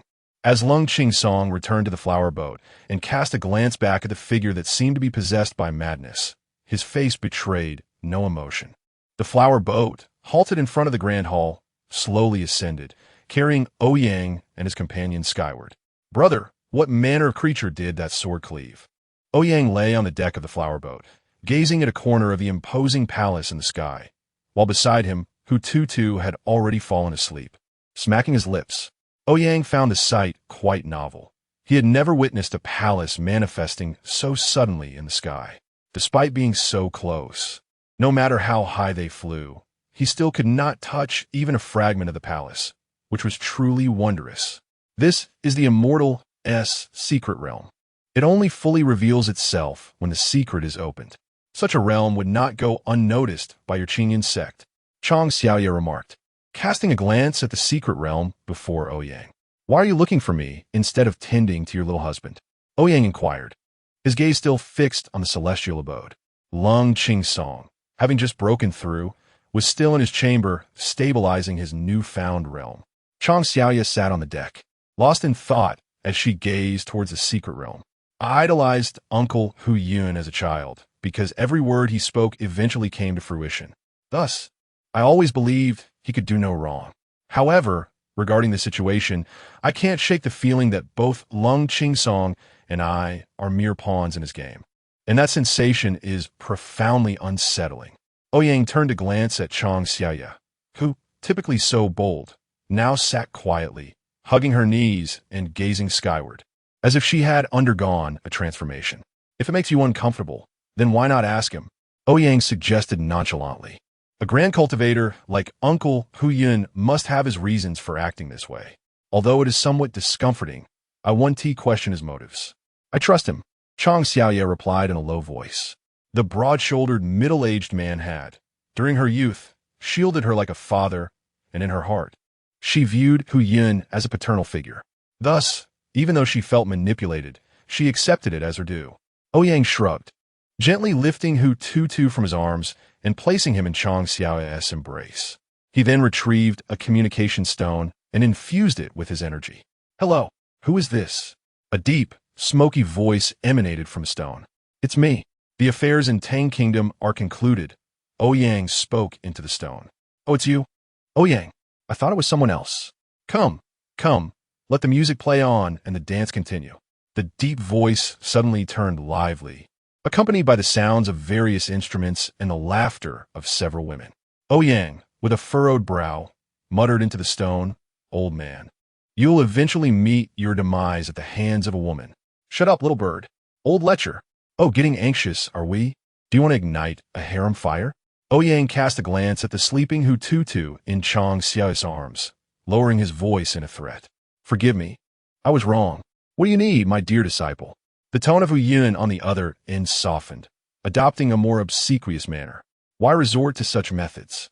Ouyang inquired. Ouyang lazily responded, "Otherwise, when will we wait? If that foolish boy solidifies his Tao heart after transcending the tribulation and witnesses what transpired earlier, what do you think would happen?" Ouyang's mind conjured a scene of an enraged Lung Qingsong, sword drawn, wreaking havoc upon the world, leaving him momentarily speechless. Yet he countered, "Did you truly transform that green tea girl into this? How can you unjustly tarnish another's reputation? I merely gave that girl a jade pendant. Beyond that, I did nothing. Everything that followed was her own choice. Her transformation is her own doing, and it concerns me not," Ouyang replied impatiently. Ouyang had indeed stated he only provided a jade pendant, but the moment he offered it, he had also unlocked the door to Xian Er's desires. He merely utilized the prevailing forces and the desires of mortals. His master truly was formidable in this respect. Must a cultivator sever ties with the mundane? Ouyang pondered aloud. With a heavy sigh, Ouyang replied, what do you think the consequences are when mortals and cultivators fall in love? Compared to cultivators, mortals have fleeting lifespans. When a mortal reaches 100, what reckless deeds might a cultivator perform to reclaim their beloved? Can you guarantee the outcome? There exists a way for mortals to live, just as there exists a way for cultivators. A cultivator's affection for a mortal is akin to marrying an inflatable girlfriend. It appears utterly ludicrous to a cultivator. When a cultivator's prowess reaches certain heights, they can accomplish unimaginable feats. It is all too common for one thought to lead to madness. Ouyang mused. Your younger brother aspires to follow the path of the Lord of 10,000 swords. What difference does that hold compared to an emperor of the mundane realm? The karmic ties of the mortal world will taint his sword heart. When his sword heart is pure, he shall naturally discern his path. Look at the bride I've chosen for him. She possesses everything one could wish for, far superior to the flawed fruits of the mortal realm. Ouyang continued. Upon hearing Ouyang's words, Chang Xiao's cheeks flushed, and she spat. You old lecher, has the secret realm manifested? Ouyang's voice rang out once more. Ouyang gazed at the palace above and responded with a slight acknowledgement. I deduced its emergence. Once Qingsong attains a pure sword heart, he will activate this secret realm, which is said to harbor great opportunities. Do not forget to visit. Ouyang instructed. The old man had even calculated the secret realm. Ouyang had orchestrated everything to ensure Lung Qingsong reached the state of a pure sword heart to activate the secret realm before them, laying the groundwork entirely for his disciple. Ouyang, perplexed, posed one final question. If that's the case, why assist the dog emperor in seizing another's body? Isn't that akin to removing one's pants to fart? I shall reiterate. I merely provided that girl with a jade pendant. Beyond that, I know nothing. Do you truly believe I possess omniscience? Ouyang insisted, before abruptly hanging up, leaving Ouyang bewildered. If it wasn't his master, then who could it be? In a cavern, a melancholic middle-aged man embraced a stunning woman, whispering sweet nothings. The woman nestled against his shoulder, exhaling softly. Can that lad truly help Xiaoya overcome her great tribulation? The middle-aged man pondered and shook his head. The heavenly secrets must not be divulged. The divination I have conducted for years has led me to this point, but Ouyang's mention of seizing another's body suggests unforeseen complications. Then have I not lost a disciple for nothing? The woman exclaimed, her eyes wide. May, we both know Xiaoya's fate is sealed. The emergence of variables has already proven advantageous. The middle-aged man hastily reassured her. You are truly all appearance and no substance. The woman retorted. Appearance and no substance? The middle-aged man felt provoked, raising his hand to extinguish the light, preparing to vindicate himself. The old emperor lay on the ground like a beaten dog, his eyes bloodshot, gasping for breath. The humiliation of being an emperor was a feeling he had never before endured. Someone, protect the emperor, he bellowed, his voice a dissonant blend of male and female tones. The grand hall echoed emptily, devoid of any presence. Congratulations, Your Majesty, on your rebirth.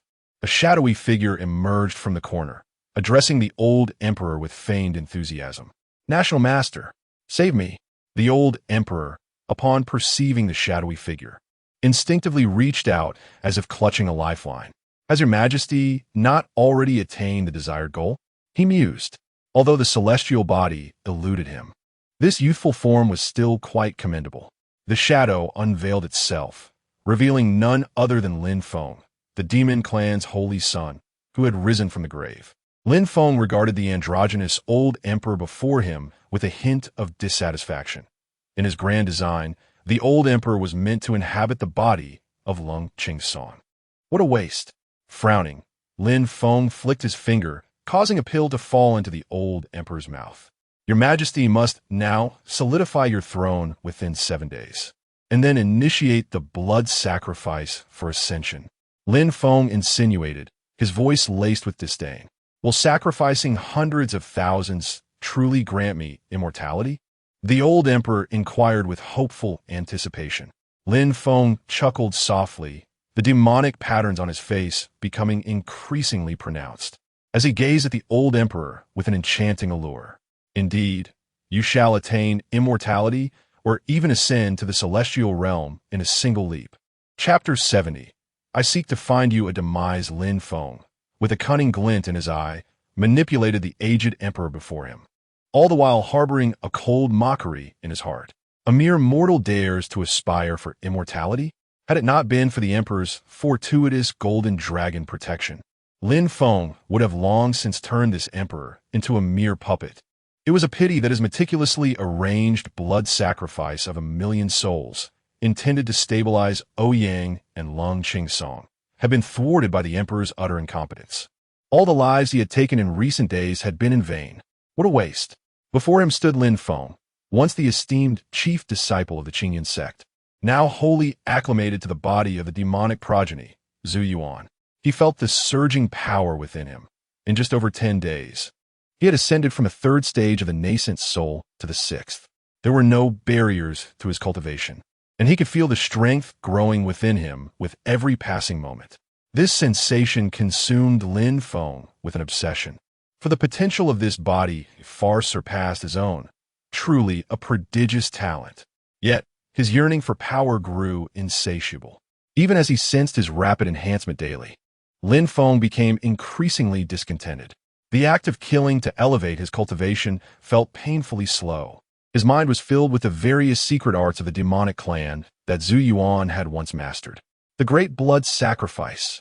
The more beings sacrificed, the greater the enhancement for the demonic cultivator. Thus, Lin Feng's gaze turned towards the distant Tang kingdom, a realm of mere mortals, where millions of souls crowded into minuscule cities. Upon his arrival, Lin Feng deemed this place his first venue for blood sacrifice. Despite his suppressed cultivation, he effortlessly gained the emperor's trust through some minor tricks. What surprised him was that this was also the homeland of Ouyang and Lung Qingsong. The emperor before him was none other than the grandfather of Lung Qingsong, who had once single-handedly toppled the entire sword-questioning peak. With a personality transformed, Lin Feng's actions became ruthless. Now that he had uncovered this connection, the emperor would be subjected to his torment until death, providing him with the thrill of personal vengeance. He produced a yellow talisman, which ignited spontaneously, and cast it upon the emperor's original form. It blazed with an intensity akin to fire meeting oil. The emperor watched, a complex expression on his face, as his body was slowly reduced to ash. This sensation was peculiar, as if he were witnessing his own demise. Surely you have left a contingency plan, and the throne will be smoothly succeeded? Lin Feng inquired casually. Rest assured, I have made all necessary arrangements, the emperor hastily replied. Lin Feng nodded. In 7 days, I shall activate the formation, and it will be your day of transcendence. The emperor's face lit up with joy as he clasped his hands in gratitude. If this comes to pass, I will share the Tang kingdom with you, my esteemed advisor. The emperor's voice reverted to a feminine tone, as the pill Lin Feng had flicked towards him possessed the power to stabilize the spirit. It is getting late, your majesty. You should return to rest, Lin Feng proclaimed, unceremoniously ushering him away. The emperor bowed, but a flicker of malice glinted in his eyes. He had never been treated with such blatant disrespect. When he attained longevity, he would summon the entire imperial guard, and regardless of the cost in lives, he would hunt down Lin Feng. Once the emperor vanished from sight, Lin Feng gazed at his increasingly radiant demonic markings and murmured, Ouyang, just wait. There will come a day when I reclaim what I have lost from you. There's no need to wait. I dislike being indebted to others. Let us settle this now. Just as Lin Feng made his silent vow, Ouyang's voice wafted down from the air. Beneath the moonlight, Ouyang sat atop a massive paper crane, propping his head on one hand. With a half-smile directed at Lin Feng below, though confusion churned within him. Meanwhile, Lin Feng's attribute panel materialized before his eyes. Name, Lin Feng, demonic prodigy. Cultivation, nascent soul 6 stage suppressed, root bone, 10-1 charisma, 8 luck, 7 swordsmanship talent, 10 exclusive skills, metamorphic demon form, soul transformation evaluation. Don't ask me. I'm unsure how to evaluate. Ouyang, intrigued by the striking resemblance Lin Feng bore to Zhu Yuan, right down to his root bone, charisma, and luck, was taken aback by the garbled characters following his name and the ambiguous evaluation. Who exactly was Lin Feng, that even the system could not provide a coherent assessment?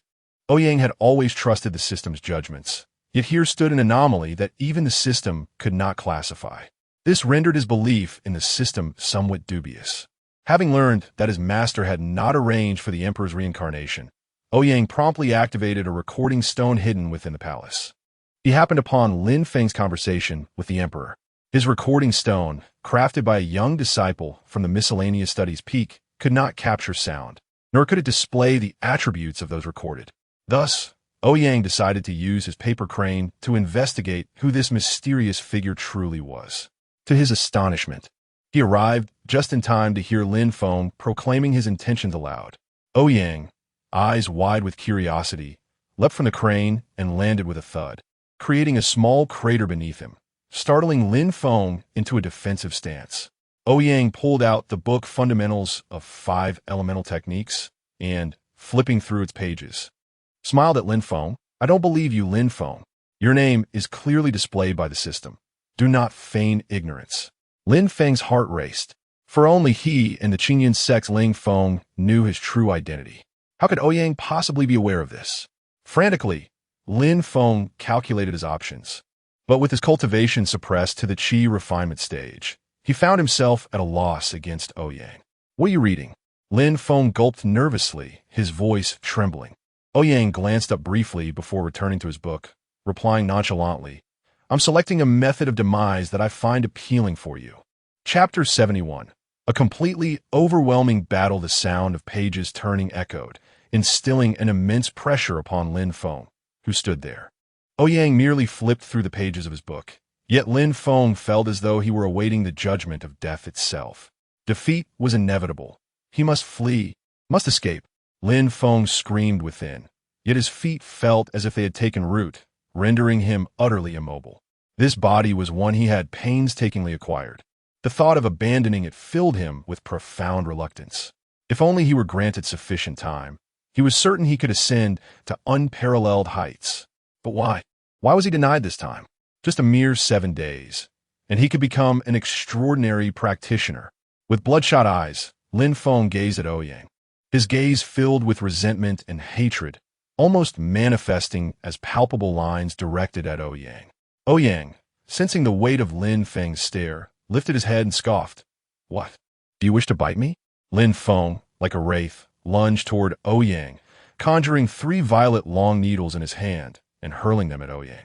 Ouyang merely tilted his head, evading the 3 silver needles with ease. It was too slow. Although he was merely at the qi refinement stage, Lin Feng's realm had been suppressed to the same level, having remained stagnant at the qi refinement stage for years. Ouyang felt confident he could handle 10 opponents like Lin Feng. The 3 demonic needles served merely as a distraction. The moment Ouyang dodged them, Lin Feng surged forward, his right hand, adorned with dark magical patterns, clawing toward Ouyang's neck. Bang! Lin Feng felt a sharp pain in his abdomen as the scenery around him whirled, and he was sent flying. He crashed onto the steps before the palace, the blue stone beneath him fracturing upon impact. Collapsed on the blue stones, he nearly lost consciousness.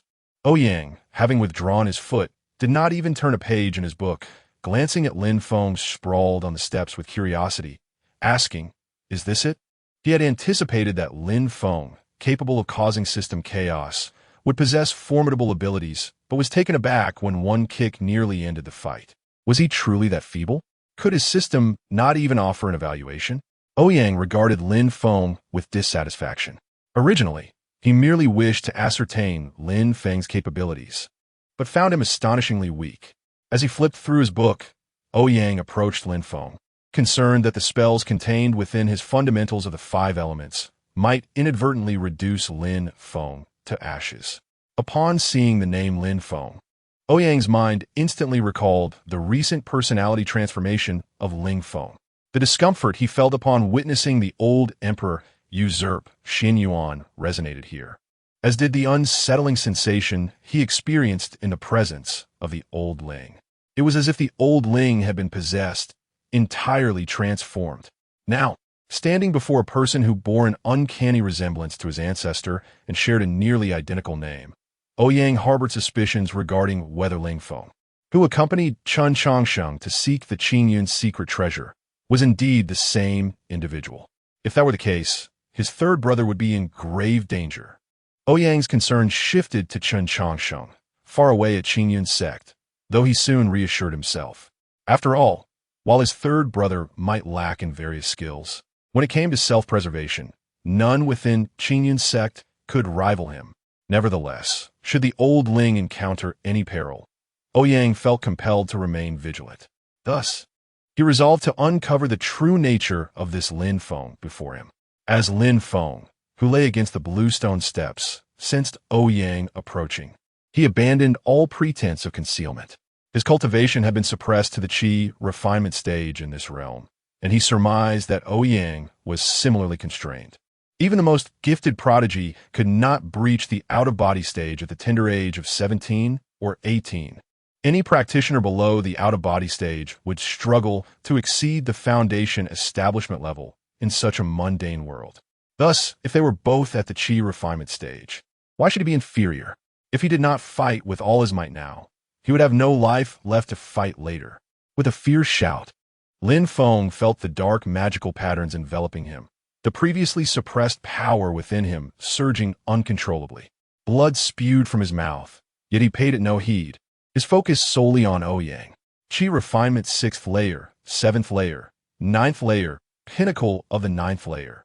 With his realm forcibly elevated, Lin Feng sensed the tumultuous power within him, and as he looked at Ouyang again, his eyes gleamed with cruelty.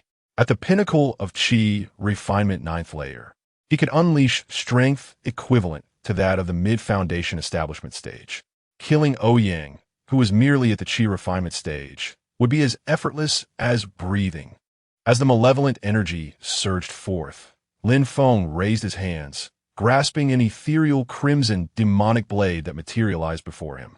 Upon its appearance, anguished souls seemed to howl upon the blade, seemingly enduring insufferable torment.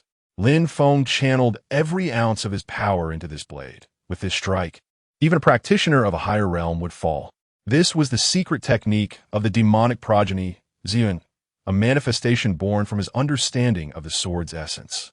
One must exert their utmost strength, even against a mere rabbit, let alone Lin Feng facing Ouyang. He knew he must deliver a decisive blow. As Lin Feng's power escalated, he resembled a protagonist confronting a final boss, his expression resolute, prepared to unleash his life-or-death strike. Ouyang halted, observing the furious Lin Feng, calmly closing his book, and said, "I have perused the options. Water burial, wind burial, thunder burial. They all pale in comparison to earth burial." Lin Feng paid no heed to Ouyang's words, unleashing his full force as he swung the demonic blade toward Ouyang. The originally half-meter-long blade expanded instantaneously into a monstrous shadow. The tremendous blade, shrouded in the wails of vengeful spirits, bore down upon Ouyang. Ouyang regarded the unstoppable blade shadow, clasping his hands together, and calmly declared, "Earth wall technique." In an instant, two robust earthen walls rose on either side of Lin Feng, their towering height crashing inward upon him. The once unstoppable blade shadow was halted as if swatted away like a fly, trapped between the two earthen walls. It was a complete mismatch of power. The two massive earthen walls loomed like towering gravestones, standing resolutely before the Grand Hall. To eradicate the roots, Ouyang twisted his clasped hands slightly, placing them before his chest. The earthen walls, resembling tombstones, twisted and intertwined as if made of twisted hemp. Within the confines of the earthen walls, Lin Feng's presence was utterly extinguished. Chapter 72. These chosen ones are like indestructible cockroaches. Ouyang, having completed his flamboyant display, suddenly slapped his forehead and exclaimed, "Oh no, I might have struck too hard. Is he dead? In my eagerness to show off, I must have exerted far too much force. My earth wall technique could easily obliterate even a golden core cultivator. How could Lin Feng, suppressed to the qi refinement stage, possibly withstand it?"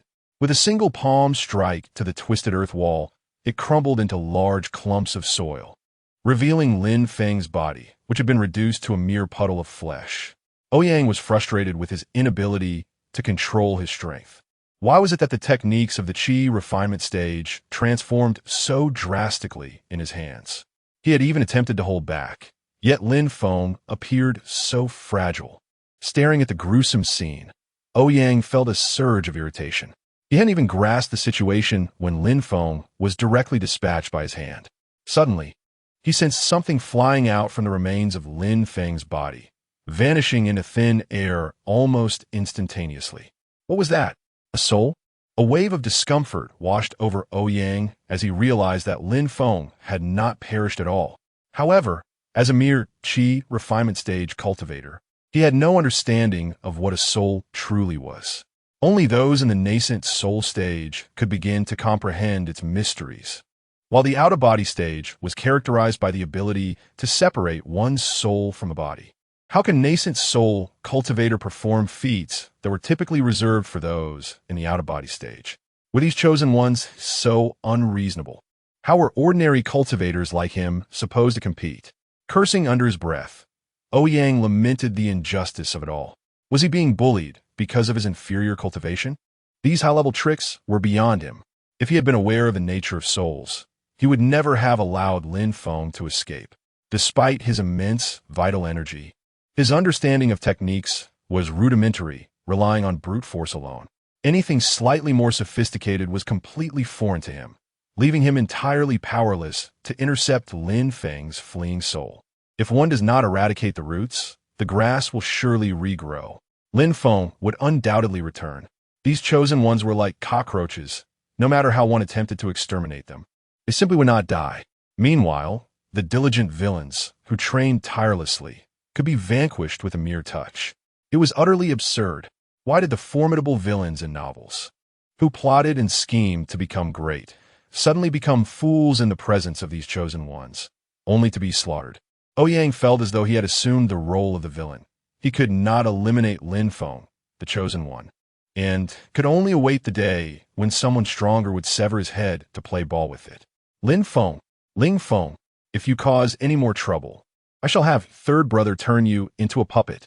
He recalled Ling Feng from the Qingyun sect, whose name was strikingly similar to Lin Feng's. Moreover, Lin Feng bore a striking resemblance to Ling Feng's deceased demonic disciple, Zhu Yuan. To claim there was no connection would be utterly implausible. Enraged and powerless, Ouyang turned his gaze toward the distant palace, smirking coldly as he noticed eyes watching the scene unfold. In his hand appeared a love potion that Su Ling'er had once attempted to feed him, which he flicked into the mouth of an unconscious general. Enjoy the show? I'll ensure you watch it thoroughly. The former emperor, now transformed into a Thai overlord, witnessed the events that had just transpired in their entirety. Once the emperor's fiancée stripped away the fortune dragon from him, the emperor would meet his demise. What storm could an ordinary dog stir in the mundane world? Enjoy it, old man. Ouyang activated his communication stone, summoning the paper crane remotely controlled by Hututu. As a qi refinement stage cultivator, he could not manipulate magical artifacts himself, so he had to call Hututu to transport him back. Meanwhile, within the grand hall, the former emperor crouched at the door, witnessing the celestial battle before him, feeling a pang of sorrow. Could he truly find a way to attain immortality among these immortals? He sat down despondently, his eyes devoid of hope. With the national master dead, the blood ritual had lost its orchestrator, severing his path to eternal life. All that remained was this youthful body, and he had gained nothing else. Yet now he had time once more. The former emperor rose again, gazing at his delicate hands, his eyes filled with ferocity. He was no longer an elderly man on the brink of death, but a vibrant young woman in her 20s, with ample time to rediscover the secrets of immortality. Before that, he must reclaim the throne and become the empress of this empire. The former emperor looked at the plaque in the hall, behind which he had concealed a blank decree for succession, his contingency plan. Time slipped by, and eventually, the grand hall doors swung open, revealing a general clad in armor, who beheld his beloved seated upon the dragon throne, holding a scroll. "Xuan'e?" The general inquired softly, gazing at the emperor on the throne. The emperor abruptly lifted her head, meeting the gaze of her most trusted captain of the guard, who looked at her with eyes filled with affection. This stirred a wave of revulsion within the emperor, who held the highest authority.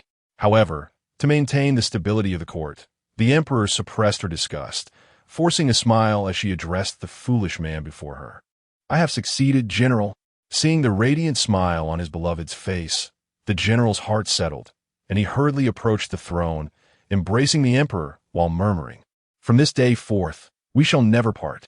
Initially stunned by the embrace, the emperor soon regained her sweet smile, though internally she roared, "When I reclaim control of the court, you'll be the first fool I eliminate."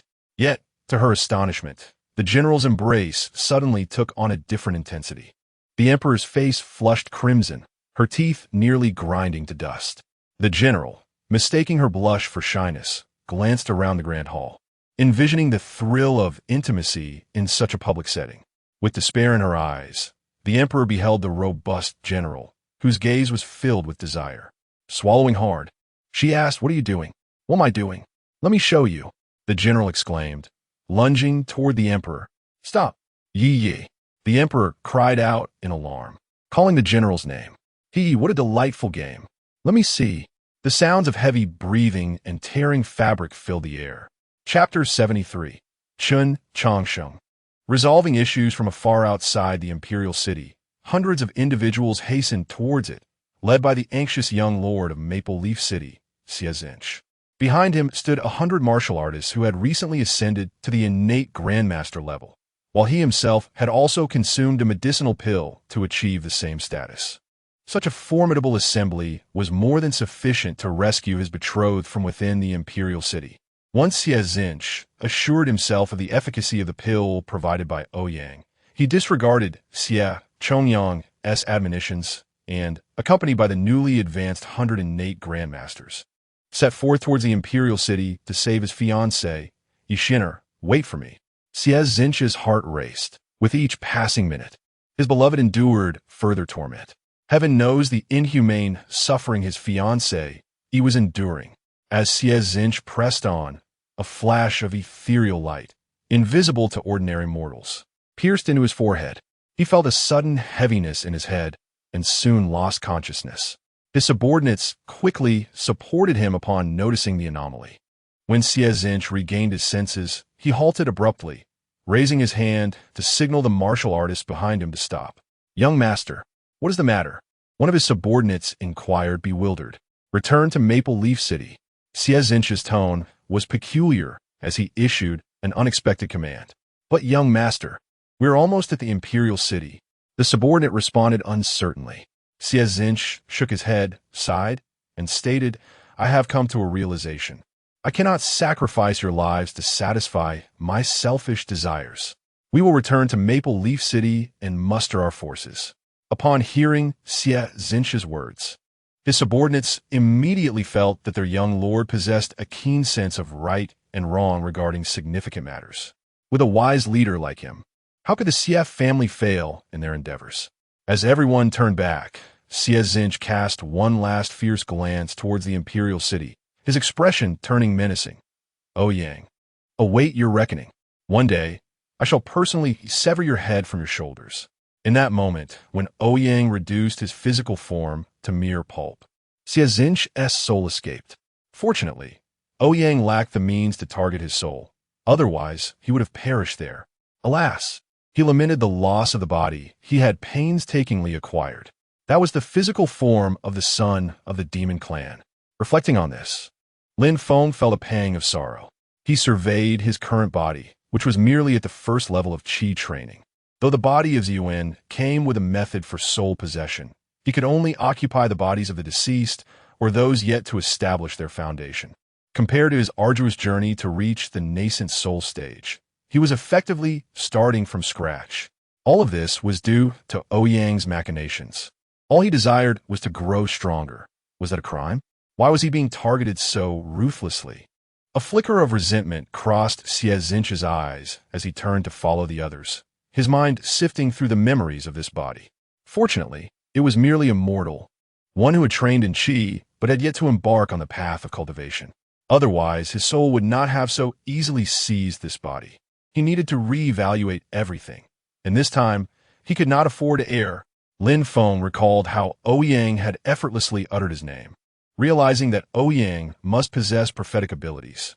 Was he truly a disciple of the famed diviner, Ouyang? It seemed that he had to exercise utmost caution this time. The previous body had not been in vain. He had indeed gained considerable advantages. As Lin Feng journeyed onward, he shifted his visage from Ziwen to Ling Feng and finally settled back to resemble Xie. Far away, within the forbidden grounds of the Qinyan sect, in a vast underground palace, Chen Changsheng and Ling Feng sat suspended in midair. Before them hovered a massive light sphere of a pale, azure hue, swirling with countless strands of Tao rhythm. Yet these rhythms remained firmly confined within the sphere.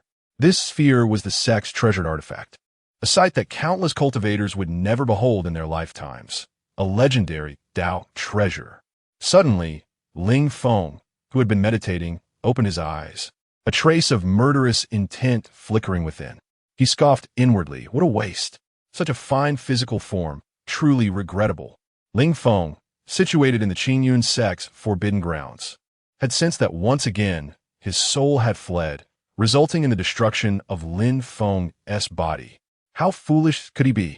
Just a few days had passed, and his hard-won body had been obliterated. If Lin Feng were not his current incarnation, Ling Feng would have rushed to confront him and personally eliminate this waste. He promptly closed his eyes again, refocusing on the Tao treasure. Compared to the loss of his current physical form, the most pressing matter was to comprehend his own Tao through the Qinyan sect's treasure. The reason that it was referred to as a Tao treasure was that it could autonomously evolve Tao rhythms, allowing cultivators to connect with the profound truths of the universe and visualize their unique Tao. This understanding was crucial for a cultivator's future practice. Beside him, Chen Changsheng, who was also meditating, acutely sensed the flicker of murderous intent emanating from Ling Feng. Within a secret chamber on a small mountain peak, Chen Changsheng, donned in a violet Tao robe, slowly opened his eyes, puzzled as to why his senior brother Ling would suddenly reveal such a sentiment. Should he detonate his doppelganger? However, Ling Feng was already a grandmaster in the out-of-body stage. Merely detonating his doppelganger wouldn't harm his soul. Contemplating this, Chen Changsheng furrowed his brow.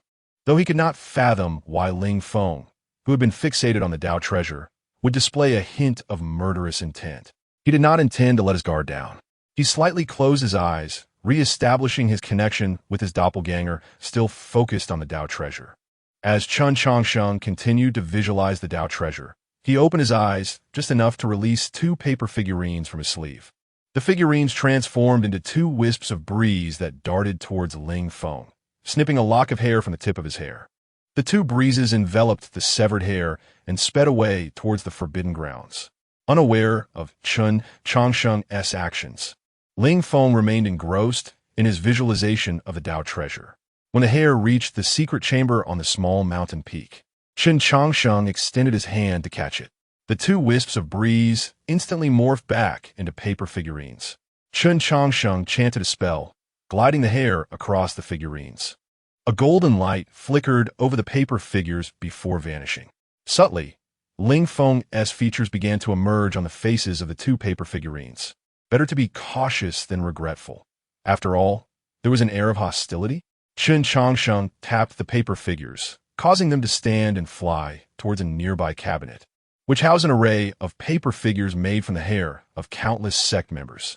Glancing at the multitude of paper figures, a glimmer of vigilance crossed Chen Changsheng's eyes. Each member of the Qinyan sect had a paper figure crafted from their own hair, including one of Chen Changsheng himself. This was one of his trump cards, the puppet possession technique. It enabled him to manipulate the actions of others through hair-imbued paper figures. For those of lower cultivation, Chen Changsheng could even compel the paper figures to end their own lives. If he so wished, he could eliminate all his fellow sect members below the out-of-body stage without a trace, leaving even those above that stage injured before confrontation. He had even prepared for his brothers on the small mountain peak. Strangely, there were no paper figures of Ouyang among them. Chapter 74, Farewell, upon ascending the paper crane. Ouyang returned to the flower boat. As he landed, he noticed Lung Qingsong standing on the deck, lost in thought as he gazed at a palace appearing in the sky. Regrettably, Lung Qingsong had changed out of his white gauze dress. Otherwise, he would have resembled a serene and elegant figure contemplating the moon. Ouyang felt a twinge of disappointment. His younger brother Scandal had sold remarkably well at Qingyun's sect. Jumping down from the paper crane, Lung Qingsong quietly asked Ouyang, "Brother, I wish to strike master. Indeed, when he returns, I shall bind him in a sack, and you may have your way." Ouyang nodded in agreement. That old rascal had schemed against them for over a decade, albeit for Lung Qingsong's benefit. A beating was not too great a price for such audacity. Gazing at one corner of the palace in the sky, Lung Qingsong murmured, "It feels as though something within that palace is calling out to me." Ouyang squinted at the majestic structure. Though only a fragment was visible, its grandeur and solemnity were palpable. Nevertheless, the palace's design, its towering circular dome, struck him as reminiscent of a grave mound. Could it be that his brother had summoned the tomb of some ancient celestial being? Turning to Lung Qingsong, Ouyang remarked, "This is a gift from the old man. Surely, whatever lies within will greatly aid your path. Once we return to the sect, we shall see what the patriarch has to say." Ouyang chose to keep silent about Ling Feng, as it remained merely speculation on his part. He was uncertain of Ling's true nature, and if he divulged his thoughts to his younger brother, Ouyang could easily predict that upon returning to the sect, Lung Qingsong would charge at Ling Feng with his sword. An outer realm cultivator did not concern Ouyang. Worst case scenario, he could obliterate Ling's physical form and have his third brother extinguish his soul, ensuring that not even ashes remained. What truly worried Ouyang was what else might be lurking behind Ling Feng. A son of the demon clan was already peculiar enough. Why would there be a presence that even the system could not identify? Such occurrences had never transpired since Ouyang's arrival in this world. It was the first time the system had produced a glitch. Until he could find clarity, Ouyang resolved not to stir the waters unnecessarily. Furthermore, upon returning to the sect, he needed to immerse himself in knowledge regarding souls. Otherwise, against cultivators above the outer realm, he would have no recourse but to flail helplessly. "Brother, what are you contemplating?" Lung Qingsong inquired. Ouyang snapped back to reality, smiling as he replied, "I was just pondering how your grandfather is faring. Is it truly acceptable to spare him?" Their journey to the mortal realm was intended to sever his younger brother's earthly ties, but with leaving the old emperor alive affect, Lung Qingsong's mindset. Shaking his head, Lung Qingsong declared, "I have cast aside all worldly concerns. Once we return to the small mountain peak, I wish to enter seclusion for several days to solidify my realm." Ouyang scratched his face, noting how increasingly verbose his younger brother had become. Had he finally emerged from the shadows of social anxiety? Curiously, Ouyang opened Lung Qingsong's attribute panel. Name, Lung Qingsong, child of the dimension, cultivation, first stage of Yuan Ying bone structure, 10-1 luck, 10 charm, 10 swordsmanship aptitude, 10-1 exclusive skill. I am the sword. Evaluation, a child of the dimension with mild social anxiety, destined protagonist. All attributes remained unchanged, yet the evaluation had shifted from a slight social anxiety to merely mild. Had it increased or decreased? Ouyang shook his head at the seemingly unchanged attribute panel, no longer fully trusting the system's assessments. He primarily utilized it to glean specific circumstances. After all, if glitches could manifest, it seemed this world was beyond even the system's comprehension. As Ouyang and Lung Qingsong returned to their quarters, he tossed the paper crane onto the deck, planning to retrieve it once Tutu awoke the next day. The flower boat sped toward Qingyun's sect, racing through the skies. While lying in bed, Ouyang was abruptly awakened by Tutu's exuberant laughter. Rubbing his eyes, he struggled to comprehend the situation when Lung Qingsong entered, announcing, "Senior brother, Xiaoye is leaving." "Oh, Xiaoye has been summoned? Surely you weren't sneaking in through her window at midnight?" Ouyang teased with a mischievous grin. Lung Qingsong's face flushed crimson as he stammered, "I did not." "Then it must have been she who climbed through your window," Ouyang asserted, recognizing the expression on his younger brother's face. "Brother, you..." Lung Qingsong trailed off, silently reaching for the hilt of his sword. In terms of verbal sparring, he couldn't possibly outmatch Ouyang. Just jesting. I was merely joking. Ouyang quickly reassured him, sensing that this young man could not handle the banter. With a glare, Lung Qingsong turned and exited Ouyang's room. Dressed, Ouyang stepped outside, where he could faintly see Qin Yun peek in the distance. Home at last, Ouyang remarked with a hint of nostalgia. Though he had only been away for a few days, it felt as if much longer had passed. Meanwhile, Hu Tutu soared around the flower boat on the paper crane, her laughter echoing joyfully in the air. The child, having been stifled in her cultivation, was bursting with energy. Dressed in a flowing red gown, Chang Xiaoya approached with grace, casting a tender glance at Lung Qingsong. The latter, feeling electrified, could only awkwardly scratch his head. Chang Xiaoya, internally chiding him for his clumsiness, shot him a playful look before addressing Ouyang. Junior brother, we are now entering the territory of Qingyun's sect. My presence here is rather inconvenient, so I shall take my leave at this point. Ouyang nodded, then recalled something, retrieving 2 white porcelain vials from his storage pouch and offering them to Chang Xiaoya. This is my latest concoction of 100-flower fragrance. 1 for you, and 1 for the master. Chang Xiaoya accepted the vials, glancing once more at the still awkward Lung Qingsong. With a sigh, she smiled at Ouyang, saying, Junior brother Ouyang, master was right. You truly resemble Uncle Hu Yun the most. That old man pales in comparison. Ouyang scoffed. Please, the cheesy lines he uses are clearly borrowed from me. How could he possibly compare? Chang Xiaoyan nodded in agreement, adding, that is precisely why master advised me against choosing you. You and Uncle Hu Yun are both gentle and considerate, making one feel attended to. Yet in truth, you are the most indifferent. How can you say that about me? This is slander. I do not even have a girlfriend. Ouyang retorted, indignant. It was as if she were branding him a scoundrel when he was still a virgin. Chang Xiaoya cast a meaningful glance at Lung Qingsong, reflecting on the gamble she had placed on him. With a light laugh, she remarked thus, I trust master's words. When choosing a partner, it is wise to select someone more earnest. Chapter 75. Returning to the sect at last. Everything has returned. Ouyang gazed towards the direction of the Qingyun sect, feeling a flutter of emotions after his few days away from home. The closer he drew to the sect, the more palpable the essence of heaven and earth became. Taking a deep breath, his expression relaxed, and he contentedly remarked, Indeed, it carries the essence of home. Beside him, Lung Qingsong, traveling on his sword, wore a similar smile. Having lived in the Qingyun sect for over a decade, he had long since come to regard this place as home. Meanwhile, Hu Tutu, guiding a paper crane, could only think of hastening back to the small peak to enjoy the chicken prepared by their senior brother. Although the world outside was bustling, he found no joy in it. As the trio approached the boundary of the sect, 2 figures on flying swords intercepted them. One of the youths, bowing respectfully, addressed them. This is the territory of the Qingyun sect. May I inquire about your business here? Are you Ouyang? Ouyang looked over and recognized the familiar face of Ma Xingye, who had assisted him during the outer sect competition. The world truly is small, he mused. But Ma Xingye had indeed made it. A hard-won entry into the inner sect, now tasked with guarding the gate.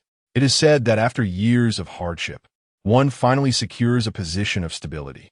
What an accomplishment, Ouyang thought, sparing him 30 years of struggle. Though Ma Xingye's methods were somewhat dubious, Ouyang chose not to dwell on it and merely presented his identification token for Ma Xingye to see. Ma Xingye raised his hand in greeting, bowing deeply. Senior brother, please. His courteous demeanor was impeccable, clearly the result of professional training in hospitality. Nodding in acknowledgement, Ouyang and his companions soared into the domain of the Qingyun sect.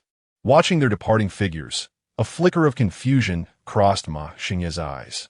He had painstakingly entered the inner sect, yet everything was not as he had envisioned. Once the center of attention in the outer sect, he had anticipated that upon reaching the inner sect, he would rise to prominence, wielding his exceptional talent and formidable skills. However, he now felt indistinguishable from the crowd. While the inner sect boasted abundant resources, alleviating his worries over cultivation materials, he found himself surrounded by peers whose talents surpassed his own, learning spells at a pace he could not match. The once lauded Ma Xingye had become an inconspicuous figure among many. Each time he received letters from home, he would extol the virtues of the Qingyun sect, bringing comfort to his parents. Yet he alone understood the discontent that lay beneath. The pressure here was overwhelming, with an abundance of excellence. Though the atmosphere seemed amicable, with laughter and camaraderie, a fierce competition simmered beneath the surface. Upon entering the inner sect, the steward, Sun, had advised him explicitly to avoid conflict with Ouyang and to maintain decorum in their encounters. He had heard that Xiao Feng had also been admitted to the inner sect, residing on the same peak as Ouyang. He wondered if Xiao Feng felt the same stifling pressure, having been the one he had defeated. Despite outwardly dismissing Xiao Feng as a defeated opponent, Ma Xingye harbored a genuine admiration for his strength. Sighing softly as he watched Ouyang fade into a distant speck, he remarked, "Though the Qingyun sect is vast, it is not easily inhabited." For Ma Xingye, Ouyang and his companions were but a fleeting interlude. When the small peak emerged before them, the trio erupted into laughter. Hu Tutu, overflowing with excitement, called out to the peak, "Hey, Tutu is back. I'm back." His voice echoed through the small peak, yet no one emerged to greet them. Feeling a bit slighted, Hu Tutu turned to Ouyang, asking, "Senior brother, why is no one here to welcome us?" Ouyang, puzzled as well, noted that, logically, with his return alongside his companions, at least third junior brother, Xiao Bai, and junior brother, Xiao, should have come to greet him. Was it not rather undignified for him, the senior brother, to return unnoticed? Upon landing in the courtyard atop the small peak, Ouyang immediately spotted Xiao Bai, typically so vibrant, now languishing in a recliner, staring vacantly at the sky. It was indeed peculiar. Ouyang had never seen Xiao Bai in such a disheveled state. Turning to follow Xiao Bai's gaze, Ouyang realized he was fixated on the circular domed palace in the sky. Could this palace be connected to Xiao Bai in some significant way? Ouyang approached, waving his fingers before Xiao Bai's eyes, but received no response. He then shook Xiao Bai's shoulders vigorously, urging, "Xiao Bai, wake up." Roused by Ouyang's commotion, Xiao Bai turned with a dazed expression and murmured, "What did you all do while you were down the mountain?" "That palace in the sky. Did you create it?" Ouyang, with an air of confidence, replied, "Of course. You ought to know who your senior brother is. Such a grand spectacle could only be our doing. Impressive, isn't it?" Suddenly, Xiao Bai's demeanor turned ferocious, shedding his usual calmness as he pounced on the bewildered Ouyang like a ravenous tiger. The abrupt transformation startled Hu Tutu, who could hardly believe that the once genteel Xiao Bai had become a different person altogether. "Wow, wow, wow. Senior brother has changed," Hu Tutu exclaimed, cradling the curious Zhang Hu as he wept, believing that his absence had caused Xiao Bai's distress. Meanwhile, Lung Qingsong, accustomed to the playful banter between Xiao Bai and Ouyang, prioritized stabilizing his own cultivation after recently achieving the transformation stage. He retreated to his room, focusing on solidifying his progress. In an instant, the small peak was once again filled with commotion. Xiao Bai gripped Ouyang's neck, shaking him vigorously. "How long have you been back? Why did you disturb someone's ancestral grave? Are you out of your mind?" Caught off guard, Ouyang struggled to respond, suddenly recalling Xiao Bai's hidden identity as an ancient sword immortal. According to his father, this celestial realm was particularly suited for Lung Qingsong, who specialized in swordsmanship. Watching Xiao Bai in a frenzy, an immature thought crossed Ouyang's mind. Could it be that the palace in the sky was the result of second brother unearthing Xiao Bai's past grave? Chapter 76. Who can resist being called handsome? Gazing at the red-eyed by Feiyu before him, Ouyang contemplated shifting the blame onto his second brother. Yet the latter had retreated to his chamber to stabilize his realm. What to do now? His second brother had inadvertently unearthed the grave of their fourth brother from a past life. Ouyang felt an overwhelming sense of dread, swallowing hard as he forced a dry smile, remarking, "Little Bai, your excitement, could it be that the celestial palace is actually your ancestors?" Upon hearing Ouyang's words, Bai Feiyu, who had been seething with anger for days, was momentarily struck dumb. He had reincarnated, and this was his most guarded secret. There was no way he would reveal it. Bai Feiyu released his grip on Ouyang's neck, coughed lightly, and feigned righteous indignation, stating, It is evident that the celestial palace is the resting place of some ancient sword cultivator. Disturbing the slumber of such a predecessor, how could I, as a sword cultivator, stand idly by? Witnessing Bai Feiyu's brazen display, Ouyang rolled his eyes internally. He knew all too well Bai Feiyu's true nature. When had he become so meddlesome? Even if the Qinyan sect were to face an assault on its gates tomorrow, this brat would undoubtedly be perched in a tree, enjoying the spectacle. Righteous indignation? Wasn't it simply because his own grave was at risk of being disturbed? Anxious, perhaps? While Ouyang pondered this, he earnestly replied, "The relics left by our ancestors are meant for those fated to possess them. If our second brother can open this grave, it signifies that the predecessor has acknowledged him." Ouyang spoke with conviction, presenting his second brother as the rightful heir of the ancient sword cultivator. Bai Feiyu, listening to Ouyang, felt the veins on his forehead pulse as he silently seethed, thinking, when did I ever acknowledge that stubborn ox? I was unaware of such a thing. Suddenly he froze, recalling that Lung Qingsong's sword path seemed to be following the same trajectory he had traversed in his past life. In his previous existence, he had indeed taken the sword as his path, cleaving through all with it. Yet this path led to demise. Otherwise, he would not have perished in his past life. Bai Feiyu's expression darkened. The path Lung Qingsong had chosen was one he had already walked, and he could not stand by and watch as Lung Qingsong repeated his mistakes. After spending nearly a decade together, he had felt a familial bond with these individuals, akin to that of blood relatives. He could not simply watch Lung Qingsong march towards his own destruction. With this thought, Bai Feiyu turned towards Lung Qingsong's room, but after taking a couple of steps, he hesitated, returning to Ouyang with a grave expression. This celestial secret realm, second brother, cannot go. Ouyang, taken aback by Bai Feiyu's serious demeanor, initially struggled to grasp his meaning. However, upon seeing the unprecedented determination etched on Bai Feiyu's face, he found himself at a loss. Ouyang gently remarked, "It was the old man who arranged this. Our descent from the mountain was orchestrated by him." The mention of their master, Ouyang, caused Bai Feiyu's expression to fluctuate. The instant Ouyang invoked Ouyang's name, Bai Feiyu envisioned those penetrating eyes that seemed to see through everything. When those eyes were directed at him, it felt as though all his secrets were laid bare. Post-reincarnation, Bai Feiyu was indifferent to which sect he joined, drawing from his past life's experiences and the vast array of ancient scriptures. He lacked for nothing in terms of cultivation methods. Yet, when subjected to the scrutiny of those eyes, he found himself inexplicably nodding in acquiescence. If it was indeed his master's will, Bai Feiyu fell into contemplation. Observing Bai Feiyu's uncertainty, Ouyang realized that among their group, Bai Feiyu held the utmost respect for the old man. As the reincarnation of an ancient sword immortal, Bai Feiyu's deference was unexpected, even to Ouyang.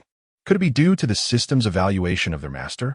Upon first encountering the old man's appraisal, Ouyang couldn't suppress a laugh. In the cultivation world, it was a 50-50 chance even with dogs. Were it not for the title of the Qinyan sect master-est disciple, Ouyang might have doubted the old man's legitimacy. Amused, Ouyang playfully teased Hu Tutu before inquiring, "Where are the third and sixth brothers?" Bai Feiyu, pulled from his thoughts, casually replied, "Senior brother Chun went to the forbidden area of Qinyan Peak to contemplate the Qinyan treasure, while junior brother Xiao is inside honing his physique."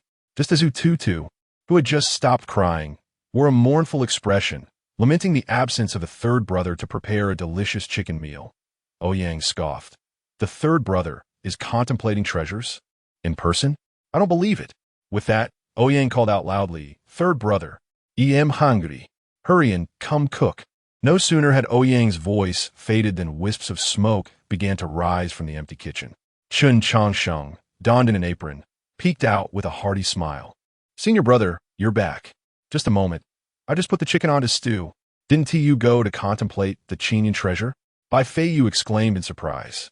Looking at Qin Changsheng, how had he not realized that Qin Changsheng remained on the small peak? As the reincarnation of an ancient sword immortal, Bai Feiyu felt a twinge of inadequacy. It seemed imperative that he hasten to elevate his cultivation, to touch upon the divine soul. Otherwise, he would appear foolish on the small peak. For the first time, Bai Feiyu, the reincarnation of an ancient sword immortal, felt the weight of pressure. With his complete memories from his past life, he found himself at the bottom of the hierarchy on this small peak. This instilled a sense of urgency, even a burden. With that thought, Bai Feiyu snorted coldly and retreated to his room. Competing? In his previous life as a sword immortal, he had outshone the entire cultivation realm. Meanwhile, Ouyang and Hu Tutu ventured into the kitchen. Upon catching sight of the stewing chicken, Hu Tutu's eyes brightened. Although the mortal realm offered a plethora of food, none could match the flavor nourished by the essence of heaven and earth. As the aroma wafted from the iron pot, Hu Tutu's mouth watered uncontrollably, droplets of saliva escaping down his chin, soaking the fur of the concealed fox atop his head. The fox, originally intent on observing whether this relative had made any progress, realized from the first glance that Hu Tutu had made none whatsoever. It seemed that without his guidance, this girl would be fortunate to break through to 5 tails, let alone become a 9-tailed celestial fox. What a waste of such excellent potential. The expressionless countenance of the concealed fox belied a burgeoning plan in its mind. Though indifferent to the revitalization of Qinyu Mountain, it genuinely cared for this relative. After all, who wouldn't he appreciate a fox that incessantly called them handsome? Or perhaps, repaying a debt. Chapter 78. A conversation between brothers. Ouyang gazed at the squatting Hutu beside the fire and settled down next to him, absent-mindedly stirring the firewood. Suddenly, he recalled something and turned to the grinning Chun Changsheng, inquiring, "Third brother, is it true that one can only master the soul when reaching the out-of-body stage?" Chun Changsheng's smile faltered, becoming somewhat awkward as he responded, "Why do you suddenly ask about this, senior brother?" Ouyang casually replied, "I'm merely curious. You know, my cultivation is rather low. I can hardly grasp the 5 elements escape technique, let alone something as advanced as the soul." After a moment of contemplation, Chun Changsheng explained, "Logically speaking, during the Qi refinement stage, one condenses true energy in the Dantian. In the foundation establishment stage, true energy is transformed into true essence.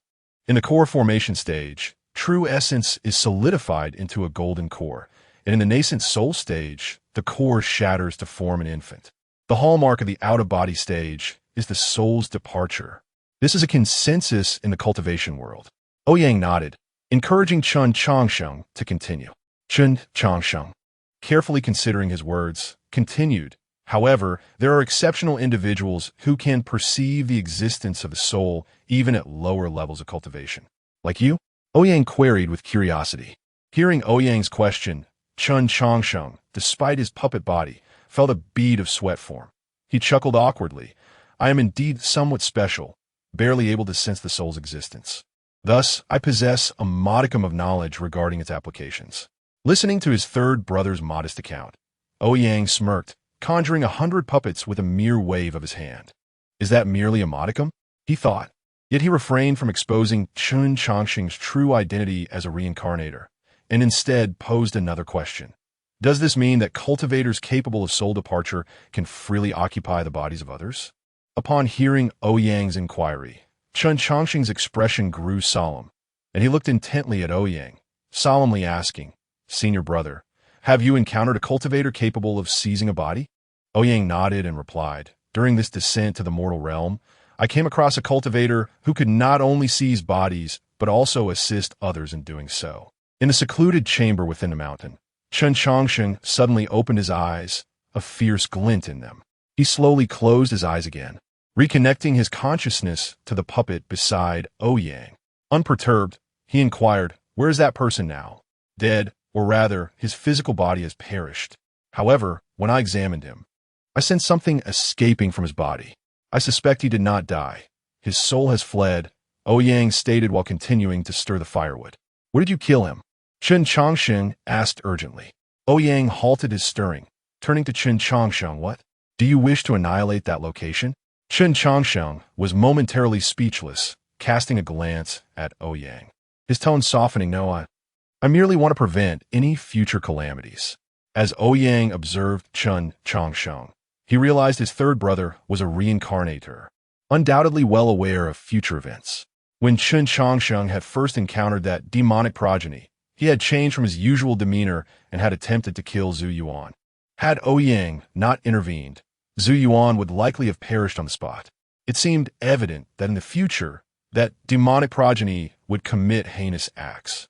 Perhaps even deeds so grievous that even Qin Changsheng would feel compelled to eliminate him without hesitation.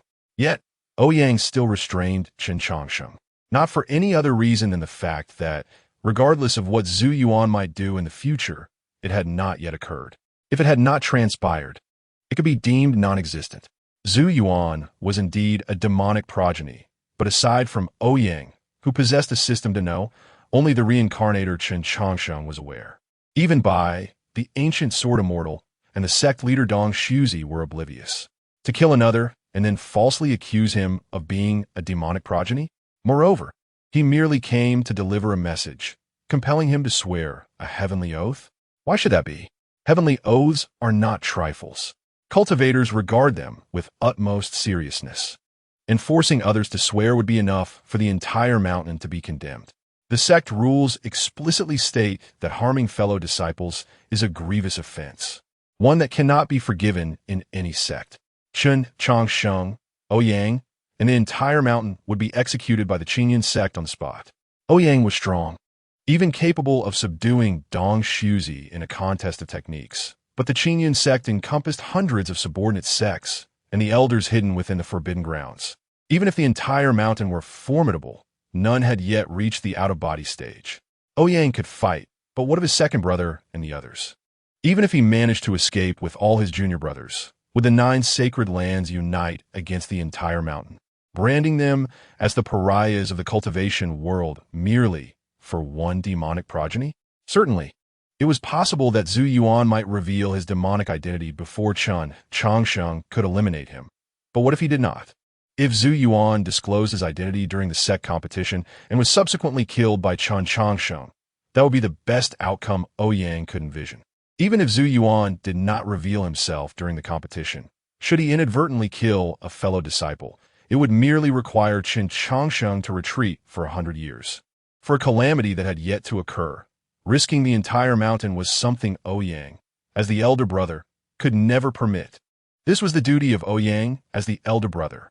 What troubled Ouyang even more was Qin Changsheng's apparent fixation on the events of his past life, which had cultivated his excessively cautious nature. This could prove detrimental, potentially becoming his inner demon.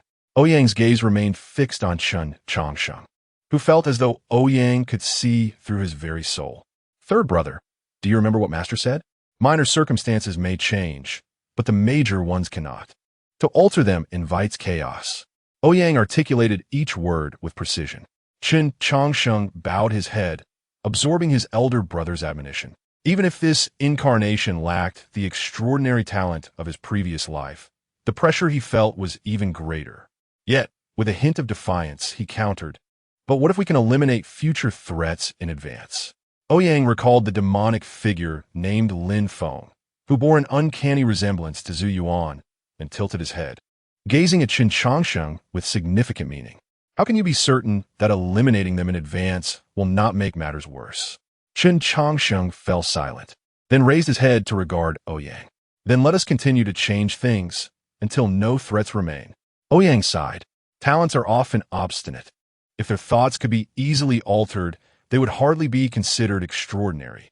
Such matters can only be resolved once they come to terms with themselves.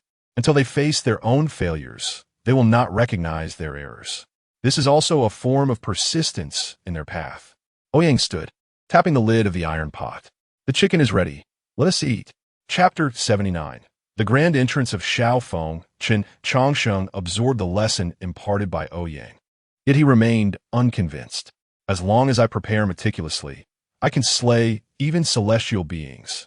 He thought defiantly. The tide cannot be altered. Perhaps it is not being changed thoroughly enough. Having experienced the cataclysm of his past life, Qin Changsheng understood all too well the magnitude of the bloodshed that would ensue if the future remained unaltered. The tide cannot be altered? My return is precisely to see if it can be. He resolved. If it cannot be changed, what significance does my rebirth hold? Is it merely to witness the tragic scenes of my former life replaying before my eyes? Within the secluded embrace of the small mountain peak, Chen Chongqing's true form gradually opened his eyes, filled with unwavering determination. Amidst the jubilant cheers of Hututu, Ouyang entered the courtyard carrying a chicken. Hututu wiped the drool from his mouth and delightedly devoured the dish prepared by his third senior brother, savoring its exquisite flavor, reminiscent of his memories. My third senior brother, so handsome, is truly wonderful, he mused. Innocent of any malice, the child simply yearned for the taste of chicken. Ouyang glanced at the setting sun, now nearing dusk, and curiously inquired, "Is Xiao Shidi not returning?" Chen Chongsheng shook his head, responding, "Judging by the sun, it should be soon. Xiao Shidi has chosen the path of physical cultivation, requiring a substantial appetite. He usually returns just in time for meals." As soon as Chen Chongsheng's words fell, an exhilarating melody erupted, accompanied by the sounds of dragons and phoenixes. Bare-chested, Xiao Feng sprinted towards the small mountain peak with an exuberance that was almost ethereal. Ouyang's eyes twitched involuntarily. Was Xiao Feng truly making an entrance while carrying a speaker? With a spirited shout, Xiao Feng leaped into the courtyard, his bronze skin and sculpted muscles gleaming under the setting sun. Hututu, clutching a chicken leg, stared at Xiao Feng in awe, swallowing hard. "Grandfather, I am truly happy at Qingyun's sect. I shall not return to Qingxiu Mountain," he silently resolved. Upon landing in the courtyard, Xiao Feng spotted Ouyang and Hututu seated, a smile blossoming on his face. He casually turned off the recording stone that was still blaring triumphant music and bowed respectfully to Ouyang, senior brother, junior sister. "You have returned. Has second senior brother returned as well?" Ouyang observed Xiao Feng's exuberant spirit, particularly the undiminished presence of the dragon and phoenix manifestations, nodding in acknowledgement. "Xiao Shidi has indeed been diligent these days." Xiao Feng grinned at Ouyang, replying, "All thanks to Brother Bai's excellent teachings and the training tools crafted by Brother Chun. Moreover, the spirit beasts within the forbidden area have been immensely helpful." During Ouyang's absence, Xiao Feng had diligently sought counsel from Bai Feiyu on the ancient methods of physical cultivation and honed his understanding of the tattoos adorning his body. Chen Chongsheng even tailored a yellow talisman inscribed with a weight-bearing formation specifically for Xiao Feng. He had also engaged in sparring with formidable spirit beasts within the forbidden area, not only to temper his physique, but also to refine his close combat skills. However, it had become increasingly challenging to locate a spirit beast, requiring him to venture deeper into the forbidden territory each time. Ouyang nodded, recognizing that Xiao Feng's ability to effortlessly retract the dragon and phoenix manifestations behind him indicated significant progress in his training. He turned to Chen Chongsheng and inquired, "Old three, at this pace of cultivation, when can the remaining divine beasts be awakened?" Chen Chongsheng pondered briefly before responding. "Once Xiao Shidi fully integrates the power of the dragon and phoenix into his bloodline, he can awaken the tattoos on his back using his own bloodline. This will ensure a more harmonious connection with the divine beasts." "Is it possible without my true qi?" Ouyang asked curiously. Chen Chongsheng chuckled and shook his head. "The 5 divine beasts share a common lineage. When brother activated the dragon and phoenix for Xiao Shidi, all 5 divine beasts were awakened. It now depends on when Xiao Shidi can trigger them. Isn't it a bit ostentatious to have music playing?" Ouyang remarked awkwardly, pointing at the recording stone at Xiao Feng's waist. Chen Chongsheng explained, "The tattoos on Xiao Shidi's back require a medium for stimulation. The melody not only summons the divine beasts, but also serves as an inspiring battle anthem." Xiao Feng chimed in, "Brother Chen speaks the truth. Each time I play the music, I indeed feel a surge of power and confidence." Ouyang envisioned Xiao Feng's future battles. Before each confrontation, Xiao Feng would activate the speaker, allowing his enemies to feel both embarrassed and constrained as they succumb to his prowess amidst his personal soundtrack. "Is this the combat style of the future human emperor?" he mused, feeling a blend of admiration and amusement. "Indeed, truly remarkable." Ouyang chuckled, "Keep up the good work." Xiao Feng assured earnestly, "Rest assured, brothers, I will not disappoint your earnest efforts." Hututu waved his hand, eagerly chiming in, And me. Count me in. Go, Xiao Shitty. Xiao Feng glanced at Hu Tutu, a tender warmth in his gaze, nodding earnestly, of course, and our junior sister too. After their meal, everyone retreated to their respective chambers. As Ouyang prepared to sleep, he heard a knock at his door, and Foxian strode in unceremoniously. Hey, you didn't even knock? Ouyang remarked, slightly displeased.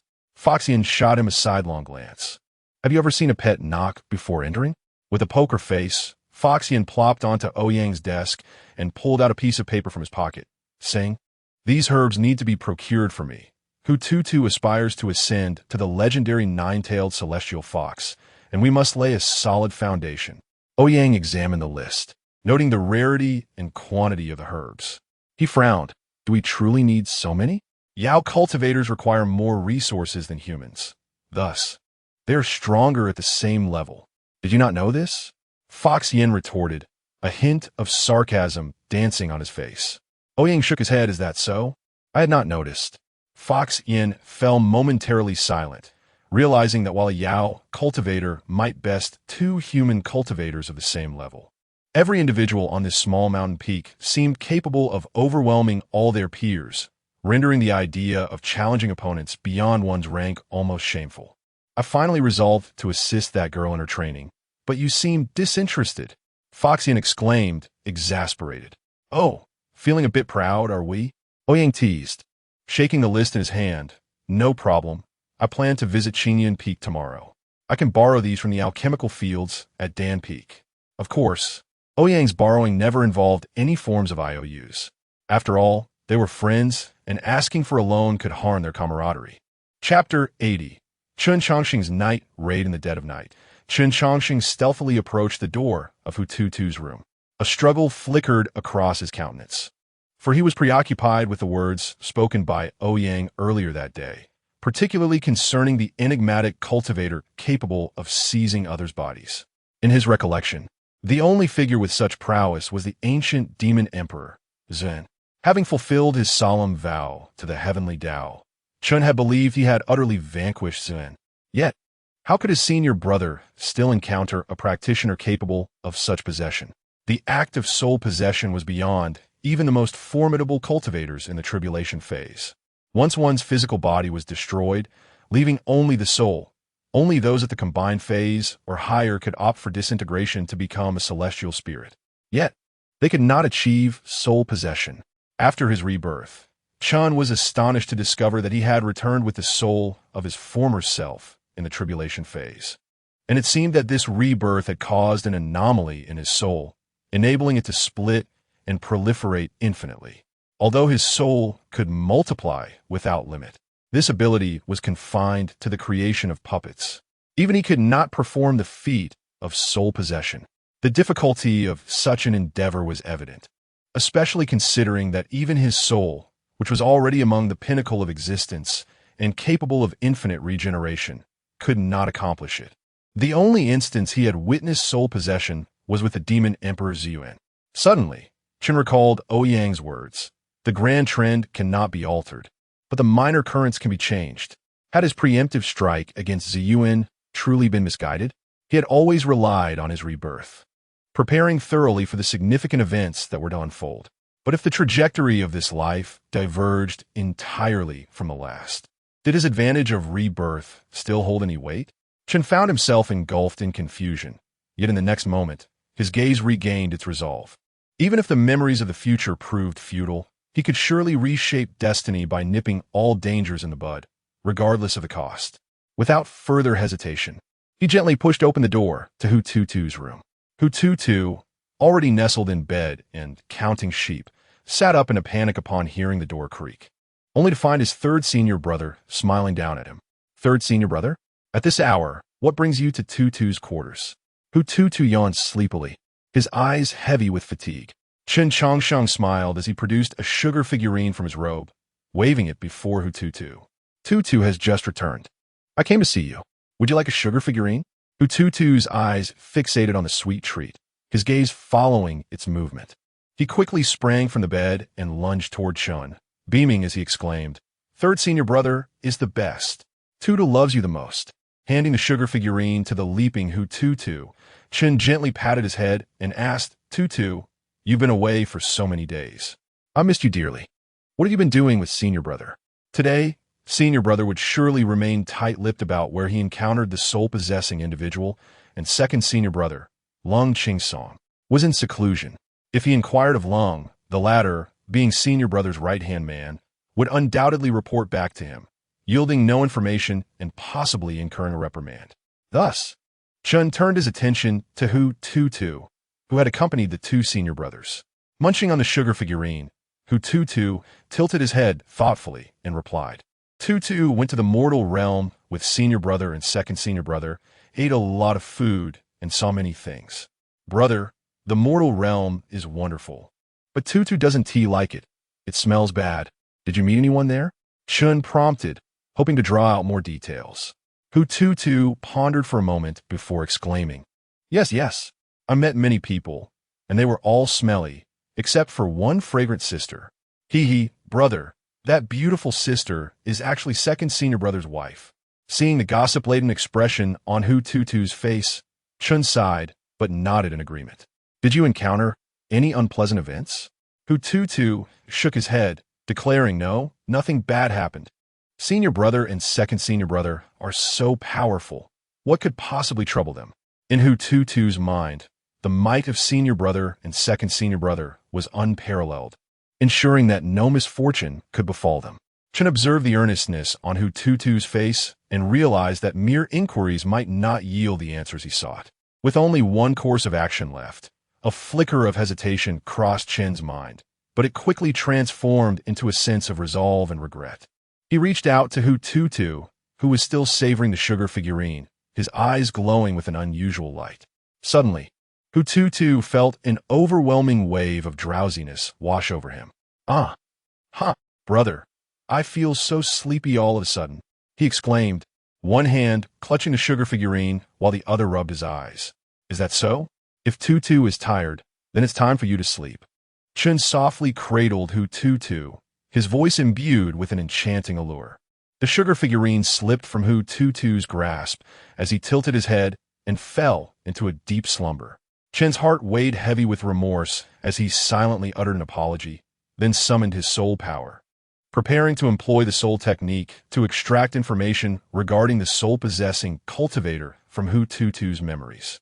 The instant the waves of his soul energy surged forth, an overwhelming pressure akin to a tempest filled the room. Chen was taken aback, instinctively shielding Hu Tutu as his sleeves billowed and a stack of yellow talismans materialized in his hands. Release her! A colossal fox apparition, bearing its fangs, glared at Chun, its tremendous demonic power propelling him backward. Who are you? Chen demanded, clutching Hu Tutu protectively as he hurled several yellow talismans before him. However, within a mere second, they were obliterated by the surging demonic force. At least a formidable demon cultivator at the combined phase.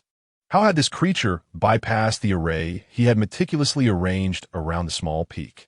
Chen's heart raced as he prepared to summon his trump card. But before he could act, a massive fox paw pressed against his throat, and a square-faced fox appeared before him, its beady eyes narrowing as it spoke slowly. You dare to use soul techniques on her? Do you not realize it could harm her soul? Chun recognized the fox. It was the pet of his junior sister, affectionately named Handsome. This creature often lounged in the sun or pilfered food from his kitchen, yet he had not anticipated it was a demon of such stature, surpassing the combined phase. Struggling to speak, Chun managed, Who exactly are you? Why do you willingly masquerade as a pet, lurking on my small peak? The fox, Ouyang, gazed intently at Chun and responded, I am Ouyang, the eight-tailed spirit fox. I have been sent by your senior brother to protect Hu Tutu. Chapter 81. A resounding slap. Are you the protector of the little junior sister?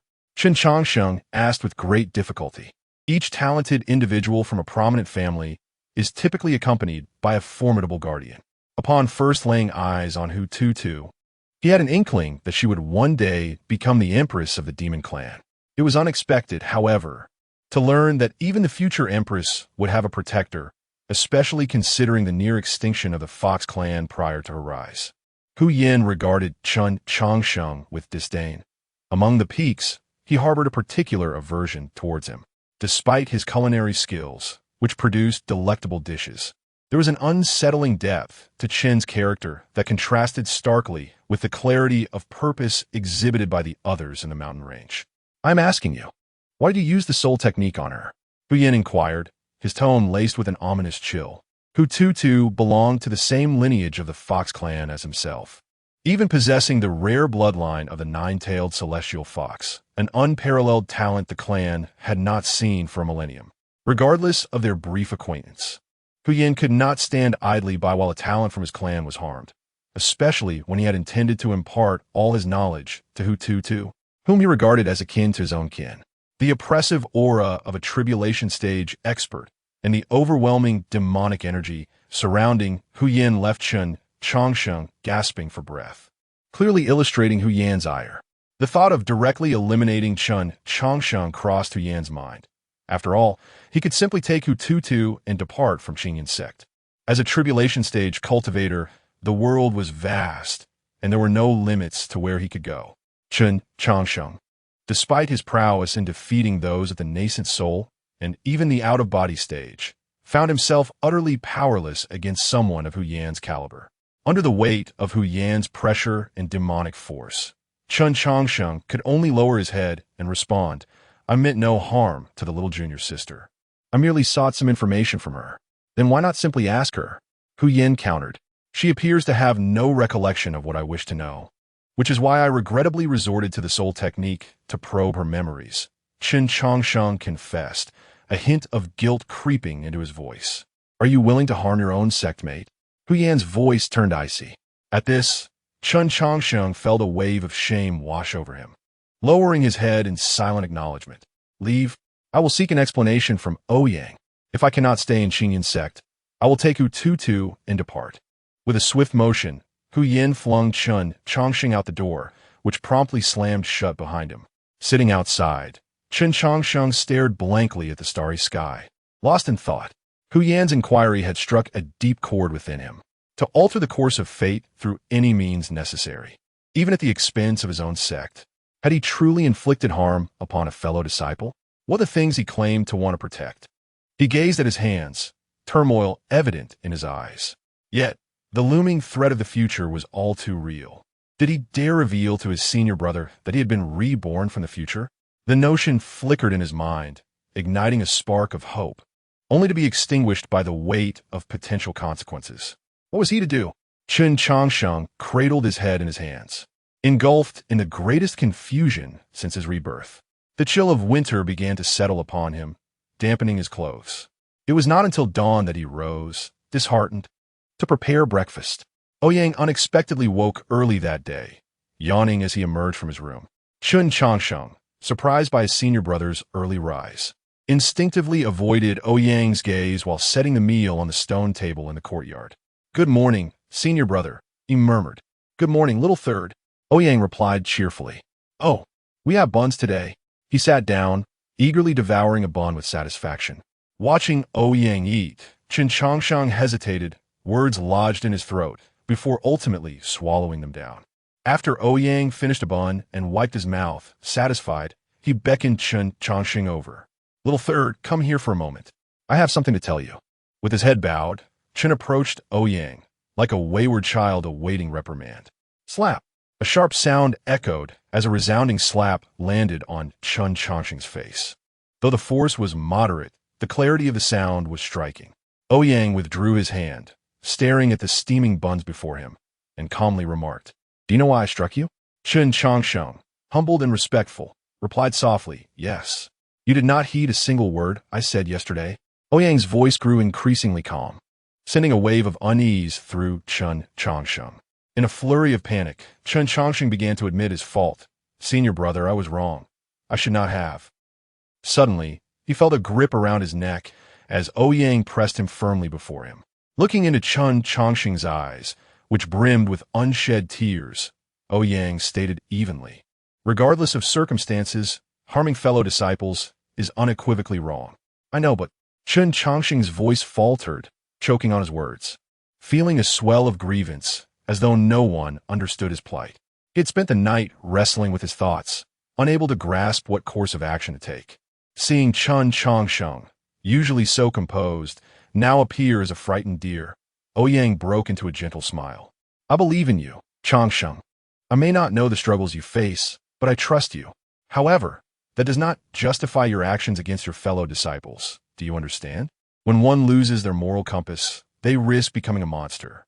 Hearing Ouyang's words and gazing into his supportive expression, Chun Changsheng envisioned a future where Ouyang stood before him, battered yet unwavering, sword in hand, deflecting all dangers while still assuring him, Changsheng, I believe in you after all. You are my junior brother. At that moment, Chun Changsheng's pent-up frustrations erupted, tears welling in his eyes as he hastily wiped them away with his sleeve. Go apologize to Tutu and prepare a gift of contrition, Ouyang gently instructed. Chun Changsheng hastily agreed, turning away, struggling to keep his tears at bay. Just as he was about to leave, Ouyang's voice called out from behind him. Little third, I am your senior brother. Do not shoulder everything alone. Even if the sky were to fall, remember that I am here to stand in front of you. At these words, Chun Changsheng could no longer contain his tears. He nodded heavily, choking back his emotion, and turned towards the kitchen. In that moment, he felt as though he had cast off an immense burden, his steps becoming noticeably lighter. Chapter 82. Ouyang's transformation. Ouyang sighed, observing Chun Changsheng entering the kitchen. Expressing his frustration, he stretched lazily, his mind set on attending the Tao lecture today. He could not afford to be late. When was the last time he arrived late for a Tao lecture? 7 years ago? Or perhaps 8? As he pondered, the memories of his last attendance eluded him. Third brother, I won't be back for lunch. I'm off to listen to the Tao, Ouyang called out as he made his way to the door. Clatter. Upon hearing Ouyang's announcement, Chun Changsheng nearly dropped the plate he was holding, his disbelief palpable. Was it true that the senior brother was going to attend a Tao lecture? If his memory served him right, it had been 9 years, 2 months, and 13 days since the last time. Was something significant about to transpire in their sect? Chun Changsheng's expression turned serious as he approached the door, pulling out a paper effigy from his sleeve. With a gentle breath, he sent the effigy floating into the air. Crash! Cold Ching Song, in a stable realm, burst through the roof, sword in hand, his brow furrowed with concern as he gazed in the direction Ouyang had departed. Could it be that this time, the senior brother harbored some untold secrets? Bai Feiyu opened his room door, casting a thoughtful glance at his own grave in the sky, his expression equally grave. The three of them understood Ouyang's character all too well. The notion that he was genuinely attending a Tao lecture was absurd. He must be off to play the hero yet again, hidden from their view. Xiaofeng, peering cautiously into the courtyard, was bewildered by the serious demeanor of his 3 senior brothers. Moments ago, the senior brother had slapped the third brother. Clearly, he wasn't the only one who witnessed it. Bai and Cole must have seen it too. Otherwise, how could they all emerge from their rooms upon hearing the senior brother mention a Tao lecture? Their expressions, filled with trepidation, seemed disproportionate for merely attending a lecture. Bai Feiyu exchanged glances with Cold Ching Song, both acknowledging their shared understanding. Just as they prepared to fly away on their swords, Chun Changsheng spoke firmly. Second brother, fourth junior, let us go together. The senior brother surely wishes to keep something from us. I will use a concealment technique to mask our presence. Wait, senior brother, I want to go too, Xiaofeng declared loudly, stepping out of his room. Since arriving at the small peak, he had benefited from his brother's guidance, and now, with the senior brother in trouble, he felt compelled to assist, despite his limited strength. Just keep the junior sister steady when she wakes up. The 3 of us will handle the rest, Chun Changsheng retorted, casting a disapproving glance at Xiaofeng. He couldn't help but feel a twinge of annoyance. After all, he had just been slapped, and those 3 must have been eavesdropping at the door. Chun Changsheng withdrew a yellow talisman from his sleeve, reciting an incantation as he tossed it into the air. The talisman unfurled in the wind, transforming into a massive, invisible cloak that enveloped the 3 of them. As the cloak settled over them, their presence vanished before Xiaofeng's eyes. Xiaofeng clenched his fists, lamenting his own lack of strength, realizing he would have to practice diligently in the forbidden area today. Within the confines of that area, the spirit beasts he had previously encountered sensed a disturbance, causing a ruckus at the perimeter. The sun shone bright, flowers smiled at him, and birds chirped cheerfully, but Ouyang hummed a nursery rhyme as he strolled toward Qingyun Peak. This journey to the mortal realm had made him acutely aware of his shortcomings. Against cultivators below the out-of-body stage, he could easily dominate, but those above it, who could separate their souls from their bodies, posed a significant challenge. Even if he destroyed their physical forms, he had no means to deal with their souls. Initially, he had considered asking the third brother for advice. Yet that idea faded when he realized the third brother had nearly crossed a line with the junior sister. Perhaps it would be wiser to consult the headmaster. Being a master of all trades, might possess secret techniques to deal with the souls of out-of-body cultivators. With a newfound appreciation for the importance of learning, Ouyang brimmed with confidence, believing he would surely become a pillar of the Qingyun sect, perhaps even achieving foundational cultivation. The thought of a promising future spurred him to retrieve the comprehensive basics of the 5 elements, seeking the wind manipulation technique to enhance his speed. As Ouyang hurried toward Qingyun Peak, the expressions of the trio trailing behind him grew more serious. The senior brother was using techniques to hasten his journey. Something urgent must be at stake. What could possibly be so pressing that he wished to keep them in the dark? The trio exchanged glances, determined to follow closely behind Ouyang. Ouyang recalled that today was indeed the day for the headmaster Dong Shuzi to impart wisdom, and the foot of Qingyun Peak was already teeming with inner disciples eager to listen. After confirming their entry through the imposing stone lions, he ascended the white jade steps of Qingyun Peak. Despite hastening his pace with the wind manipulation technique, Ouyang arrived too late. The stone lions had already succumbed to slumber atop their pedestals. As Ouyang approached the mountain gate, the larger lion on the right, eyes closed, declared, "The time to enter has passed. Those wishing to listen must wait for the next opportunity." Smack. Who dares to intrude? The sharp sound of a slap echoed as the lion's eyes snapped open, ready to chastise the audacious intruder. However, upon recognizing Ouyang scaling the gate's railing, it swiftly leaped down, adjusting its size to accommodate Ouyang, and said with a sycophantic tone, "Master, do be careful. Don't fall." Standing atop the lion, Ouyang rebuked the creature. "Can't you see I'm here? Open the gate." Such is the nature of stone beings, they lack intelligence. The lion hastily complied, lifting Ouyang over the railing, casting a glance at its counterpart, which feigned sleep, savoring a quiet chuckle within. "You refuse to show deference to the master? You deserve to remain at the gate forever."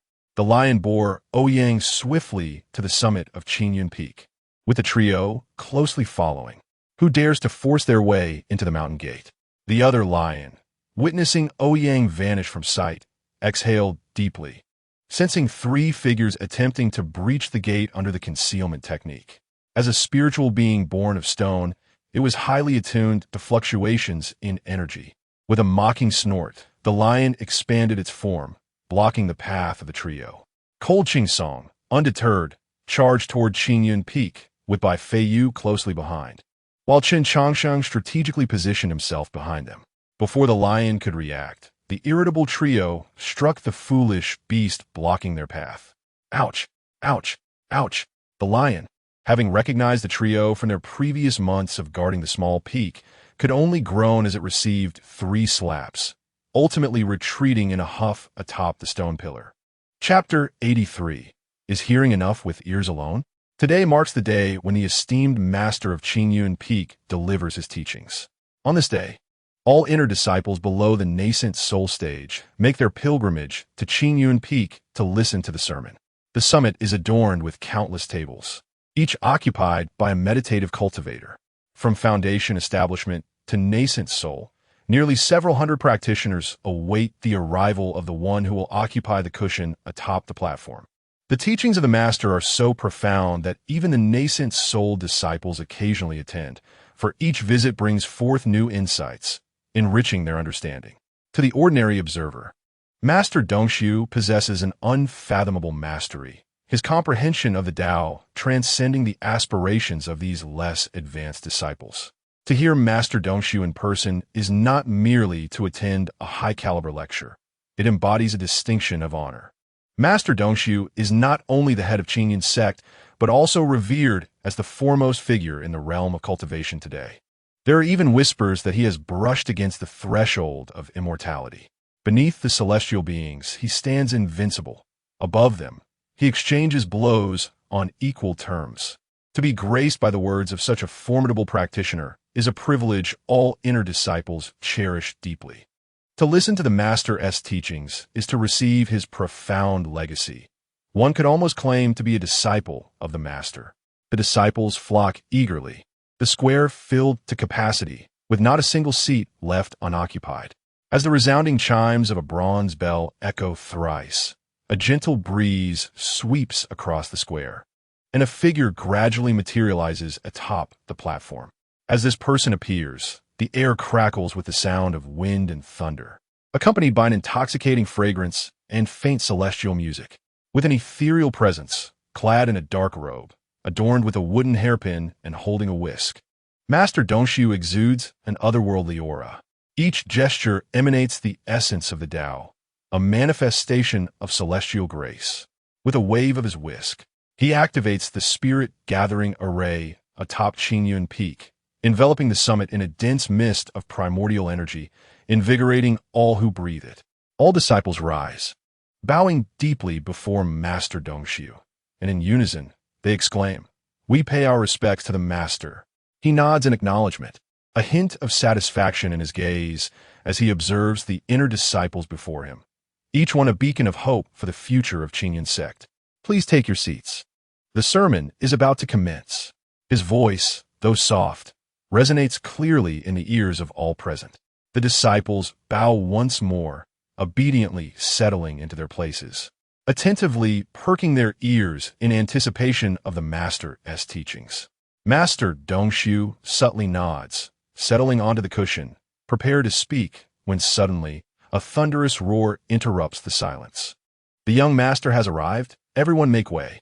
The previously serene square erupts with commotion, and Master Dongshu nearly chokes on his own saliva. With a raucous cheer, everyone's gaze shifts toward the steps, where a massive stone lion leaps forth, bearing atop its back a youth clad in azure, his hair disheveled. The stone lion, sensing Master Dongshu's displeasure, feels a twinge of guilt for its boisterous proclamation, yet pride swells within it as it considers its Master's glory. To gain favor in front of the Master, such a loyal creature might expect a reward of true essence from its master. What a splendid victory this is! Compared to the Master's ire, the prospect of receiving a bit more true essence from its master is far more enticing. Does Master Dongshu hold any authority over a mere gatekeeper like me? The stone lion's tail wags furiously in delight, eagerly anticipating praise from its master. Ouyang, now fully aware of the foolishness surrounding him, feels his cheeks flush with embarrassment. What was that idiot shouting about? Such disgraceful words. Does he wish for me to suffer social death? He jumps off the lion's back, kicks it lightly, and channels a strand of true essence into it. The stone lion, feeling the surge of energy, rolls about gleefully, lavishing affection on Ouyang. Roll away. Ouyang scolds the stone lion, which obliges without further ado, reverting to its former imposing self, casting a regal glance at the inner disciples before bounding down the mountain. Surveying the square, Ouyang notes with surprise how packed it is. There are no empty seats. Senior brother, over here. A group of muscular disciples from the execution peak leaps up, waving fervently. As Ouyang approaches, he recognizes them as familiar faces from the execution peak, where he often visited under the guise of discussing alchemical arts, though it was more of a thinly veiled demand for his artistic contributions. The execution peak disciples, renowned for their brawn, fill the atmosphere with their robust energy, their robes straining against their impressive physiques.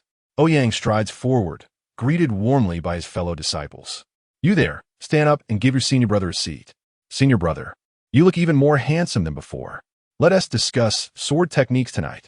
Ouyang waves cheerfully amidst the throng of muscular men, bantering and jesting, even managing to make a few of the hulking figures blush. The execution peak disciples are acutely aware of Ouyang's close ties to their master, and the square, once as silent as a falling needle, now buzzes with the noise of a bustling market. Master Dongshu clears his throat, declaring, "Silence." As his voice rings out, the execution-peaked disciples promptly settle down, returning to their seats. Master Dongshu gazes in astonishment at Ouyang, who sits nonchalantly among the muscular crowd, hands resting casually on the table behind him, gazing up at him with an air of indifference. It has nearly been a decade since this lad last attended his sermon. What a peculiar day it is for him to grace the occasion with his presence. Surely, there must be some ulterior motive at play. Casting a discreet glance toward the celestial realm above, Master Dongshu clears his throat and begins. Today's discourse will cover the arts, the laws, and the Tao. The practitioner begins with the art of cultivation. At the inception of Qi training, the resonance of his teachings reverberates throughout the square.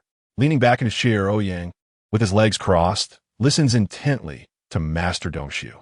As he watches the master's lips move, the rhythm of his voice lulls him into a trance, akin to a soothing lullaby. In the blink of an eye, Ouyang's eyelids become heavy, and before he knows it, he tilts his head back and falls asleep. The sound of his snoring echoing through the square just moments after the master begins. Chapter 84. Only learning can provide fulfillment. Gulu. Gulu. Ouyang, sleeping with his mouth agape, had gathered a pool of saliva. The rhythmic snoring, intermingling with the sounds of his drool, created a peculiar melody. A disciple from Xingfeng, mustering courage, shook Ouyang, yet he remained as unresponsive as a dead pig, oblivious to the world. He slept soundly, saliva trickling from his lips. The snoring grew louder, even drowning out the teachings of Dongshu. An increasing number of onlookers turned their heads to gaze at the slumbering Ouyang, incredulous that someone could sleep so soundly during such a significant discourse by the master. Who was this disgraceful fool from which mountain? The newly initiated disciples, having joined within the past decade, were indignant, perturbed by Ouyang's disruption of their master's teachings. Only those who had joined a decade prior regarded the sleeping figure with a sense of nostalgia, as if rekindling memories from the past. The veterans exchanged glances, focusing intently on Dongshu atop the platform, seemingly awaiting a moment of significance. The square divided into factions. One group glared at Ouyang with disdain, while the other fixated on the master, eyes brimming with anticipation. Dongshu, feeling the weight of the situation, glanced at the peacefully snoring Ouyang, his expression darkening. Had he spoken 10 words? How could this brat fall asleep so quickly? Dongshu sensed the presence of a trio lurking just outside the square and felt a jolt of alarm. Surely, these rascals weren't here to cause trouble for him? No, he was the master. The authority of the master could not be undermined by a few unruly youths. His countenance grew serious, and his voice became increasingly profound and elusive. The disciples, once enraptured, suddenly found themselves bewildered. The teachings, which had once seemed simple, now appeared incomprehensibly complex, akin to transitioning from kindergarten phonetics to advanced calculus. The intertwining sounds of Dongshu's voice and Ouyang's snoring echoed around the square, leaving the disciples in a state of confusion. Gradually, Dongshu felt his eyelids growing heavier, his consciousness slipping away, even his voice diminishing. It was happening. The veterans who had joined a decade ago eagerly retrieved their recording stones, ready to capture this moment. As Dongshu's voice became increasingly ethereal and faint, he finally succumbed to the overwhelming wave of drowsiness, his head drooping as he fell into a deep, sweet slumber, even snoring softly. Chirp, chirp, chirp. Gulu. Gulu. Chirp, chirp, chirp. Gulu. The harmonious snoring of Dongshu and Ouyang resonated in tandem throughout the square. It had returned. The moment this fellow appeared, the master inevitably fell asleep. Who would have thought that a decade later, one could witness such a scene again? Nostalgia washed over the veterans, tears of joy welling in their eyes as they recorded the moment, rising to surround Ouyang in jubilation. This spectacle had once sparked immense excitement, with throngs gathering, believing Ouyang to be the master's nemesis. The master's nemesis. How majestic! Oh! The veterans cheered for Ouyang, while the younger disciples looked on in bewilderment. What was happening? Wasn't he the master delivering a lecture? What was going on now? Why had the master fallen asleep? Or were the older disciples celebrating? Who am I? Where am I? What am I doing? The square descended into chaos, resembling a bustling market, while the lurking trio below the steps fell silent. I believe the senior brother merely wished to listen to the teachings and reminisce about his childhood. Chen Changsheng stated dryly to Bai Feiyu and Lung Qingsong.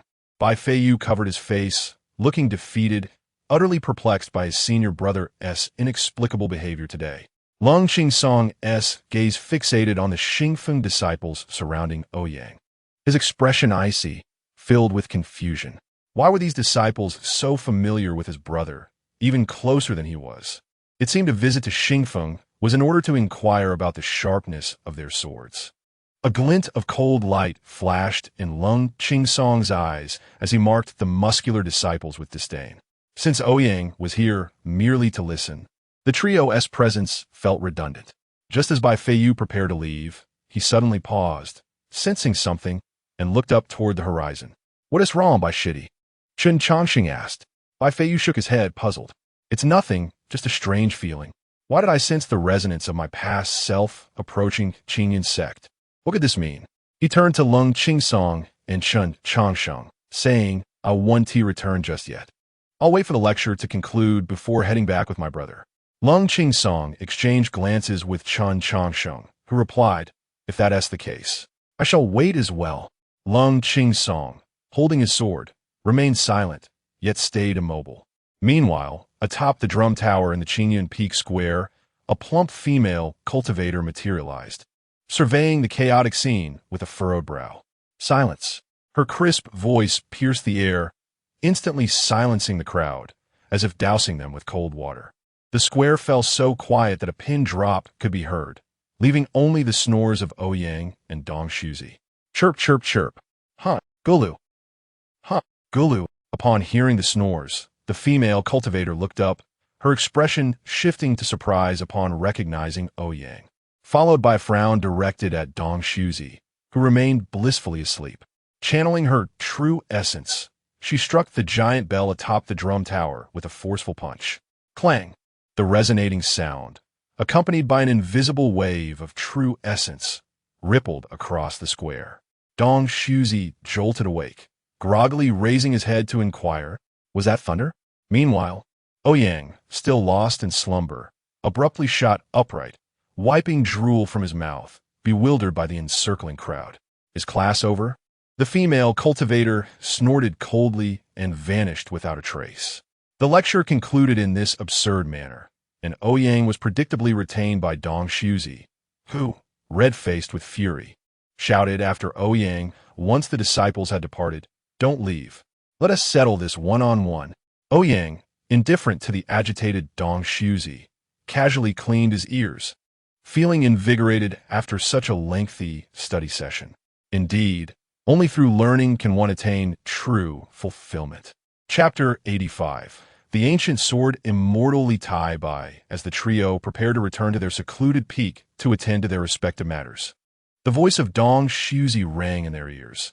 He stays, and so do you. The three of them, Lung Qingsong, Chen Changsheng, and Bai Feiyu, paused momentarily, exchanging glances before obediently presenting themselves before Ouyang. Ouyang, who had been indifferently observing Dong Shuzi as he berated him, looked in astonishment at the three unexpected arrivals. When did you three arrive? Just as Chen Changsheng was about to respond candidly, Bai Feiyu interjected, We came seeking the teachings of the master regarding our cultivation. Really? Ouyang regarded the trio with suspicion. You seek the old man's guidance on cultivation? Is that something that could come from your mouths? Chen Changsheng nodded vigorously, affirming, yes. Senior brother, recently we have felt our Tao hearts wavering, and thus came to inquire of the master. Isn't that right? Second senior brother? To his surprise, Lung Qingsong found himself thrust into the spotlight, but nonetheless nodded in agreement. Dong Shuzi, who was fervently lecturing Ouyang, turned his gaze to the three approaching figures, his eyes landing on Chen Changsheng. With a cold chuckle, he remarked, Shouldn't the holy son of Qingyun's sacred land be in the forbidden grounds, contemplating the Qingyun treasure? Upon hearing Dong Shuzi's inquiry, Chen Changsheng promptly bowed and replied, respectfully reporting to the master, "My true body is indeed in the forbidden grounds contemplating the treasure. What you see today is merely a projection." Dong Shuzi raised an eyebrow, observing Chen Changsheng's vital energy circulating within his body, appearing entirely genuine. Yet, the Chen Changsheng within the forbidden grounds exhibited the same demeanor. Whose puppet technique is this? To blur the lines between reality and illusion to such an extent? Clearing his throat, Dong Shuzi instructed, "Follow me to the Great Hall." With that, he turned and strode towards the Grand Hall of Qinyan Peak. Ouyang was the first to follow, and the remaining trio exchanged glances before trailing behind. Upon entering the Grand Hall, they were greeted by an altar dedicated to the worship of the heavenly and earthly wooden tablets. Dong Shuzi held 3 incense sticks, inserting them into the incense burner before taking a seat on the mat before the altar, gesturing for the 4 to offer incense. After Ouyang led the trio in their offerings, he casually plucked a sacrificial fruit from the altar to munch on. The 4 of them sat across from Dong Shuzi, curious as to what mysteries he might unveil. Dong Shuzi looked at the 4 youths before him, acknowledging that in his own youth, he had been little more than a fledgling, while these 4 were already beginning to shine. "Some days ago, your master transmitted a message to me from a great distance, requesting that I convey certain matters to you." "Master?" The 4 of them looked up, surprised. Their master rarely returned, so why would he suddenly ask the sect leader to relay something to them? Chen Changsheng was puzzled, while Bai Feiyu appeared contemplative. Ouyang and Lung Qingsong exchanged knowing glances, suspecting it had to do with the celestial secret realm that had recently appeared. Dong Shuzi continued, "You are aware that the celestial secret realm that emerged days ago still hangs in the sky, correct?" Before they could respond, he added, "Your master has instructed me to share some ancient lore regarding this realm, which was left behind by an ancient sword immortal. It holds immense benefits for you. After all, it is your master's hard work that has led to this. Do not let his intentions be in vain." Ouyang and Chen Changsheng remained indifferent, as they had little interest in the sword path. However, Lung Qingsong listened intently. His master had schemed for so long for this secret realm, and he was eager to discover what it held for him. Bai Feiyu felt a slight twitch in his expression, realizing that the grave he had once occupied in his previous life had been orchestrated by his master. When the secret realm emerged, Bai Feiyu had sensed its presence, feeling an inexplicable familiarity. This realm was, in fact, the small world he had once created. How could he not be familiar with it? After his demise, he had no idea who had erected a grave in his own small world, leaving him now to be manipulated by Ouyang. Dong Shuzi organized his thoughts and spoke. "This celestial secret realm is the legacy of the ancient sword immortal, Li Tai-bai. He was the sole sword immortal of the ancient era and played a pivotal role in ending the ancient celestial realm." As Dong Shuzi's words fell, the expressions of the 4 were nothing short of remarkable. Ouyang's mind raced with 1,000 thoughts. While others might not recognize Bai Feiyu's true identity, he was all too aware. Although Bai Feiyu's attributes had shifted, the title following his name clearly stated he was the reincarnation of the ancient sword immortal. Could it be that grave truly belongs to Xiao Bai? Ouyang mused, astonished that his master had unearthed it, allowing his second junior brother to dance upon it. Lung Qingsong's eyes sparkled with aspiration. A sword immortal who ended the ancient celestial realm. He believed he too could achieve such greatness. Bai Feiyu, recalling Dong Shuzi's words, gazed at Ouyang's back with a complex expression. Chen Changsheng maintained his indifferent demeanor, believing the matters at hand pertained more to his second senior brother and 4th junior brother than to himself. Dong Shuzi's expression grew serious as he continued. "Concerning the events of the ancient era, the entire cultivation world has kept silent, with no written records, only fragmented legends. Do you know why?" The 4 shook their heads, acknowledging their awareness of the ancient period but lacking any concrete records. Bai Feiyu too was curious as to when their current era had been deemed ancient. Observing the eager expressions of the 4, Dong Shuzi felt a surge of satisfaction, realizing he had never experienced such a sense of fulfillment as a teacher with these 4 rebellious disciples. As his junior brother had said, These four would not be satisfied until they had seen the rabbit. They were indeed a formidable lot. Clearing his throat to build suspense, he waved his feather duster and continued with a hint of reverence. In the ancient era, there were indeed immortals. They sat high above, observing the grand tapestry of the world. However, after the sword immortally tied by struck down the immortals, they fell like rain upon the earth, and from that moment forth, no immortals remained in existence. At last, the stage is set for Bai Feiyu's tale. Please stay tuned, encourage updates, and your generous support is greatly appreciated. Love you all, kisses. Chapter 86. Ancient Secrets, alas. After this individual, were there no more immortals? Is it true that this Li Tai Bai slaughtered all the immortals? How terrifying. Chen Changsheng inhaled sharply. During the apocalyptic era of his past life, he had witnessed those who ascended to immortality. The terror of those ascendants made even his past self, who had reached the tribulation phase, feel as insignificant as an ant. He never imagined that in ancient times, such a powerful being could exist, one capable of annihilating all immortals. Ling Qingsong felt his blood surge with excitement. In his mind, he envisioned a solitary figure with a sword standing high above the heavens, with a sword's edge brought about the fall of immortals. This was the ultimate aspiration for every swordsman, and even Ling Qingsong could not suppress his fervor. How fascinating! Little Bai truly is extraordinary. Initially, he thought it was merely an ordinary ancient sword immortal, but it turned out that in his past life, he was a formidable figure. Bai Feiyu, however, lowered his eyes, appearing disinterested, even wearing a hint of derision. Immortals?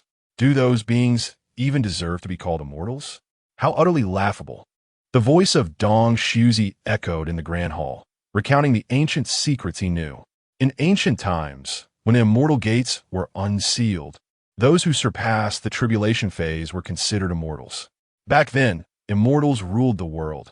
Every significant event of that era bore the shadow of immortals, until a sword immortal wielding an immortal sword emerged. Sword immortal Li Tai Bai, who ascended the immortal gates thrice, yet chose not to enter, stood outside the gates, slaying immortals and destroying the immortal gates, rendering the age of immortals a mere legend. Thus, the ancient era of immortals came to an end, ushering in the present age. What do you think of sword immortal Li Tai Bai?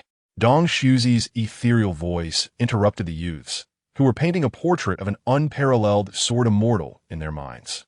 Chen Changsheng replied in a daze. The title of Sword Immortal is truly well-deserved. A Sword Immortal ought to be thus. Ling Qingsong, usually condescending, also offered high praise. Impressive. Ouyang expressed with his limited vocabulary.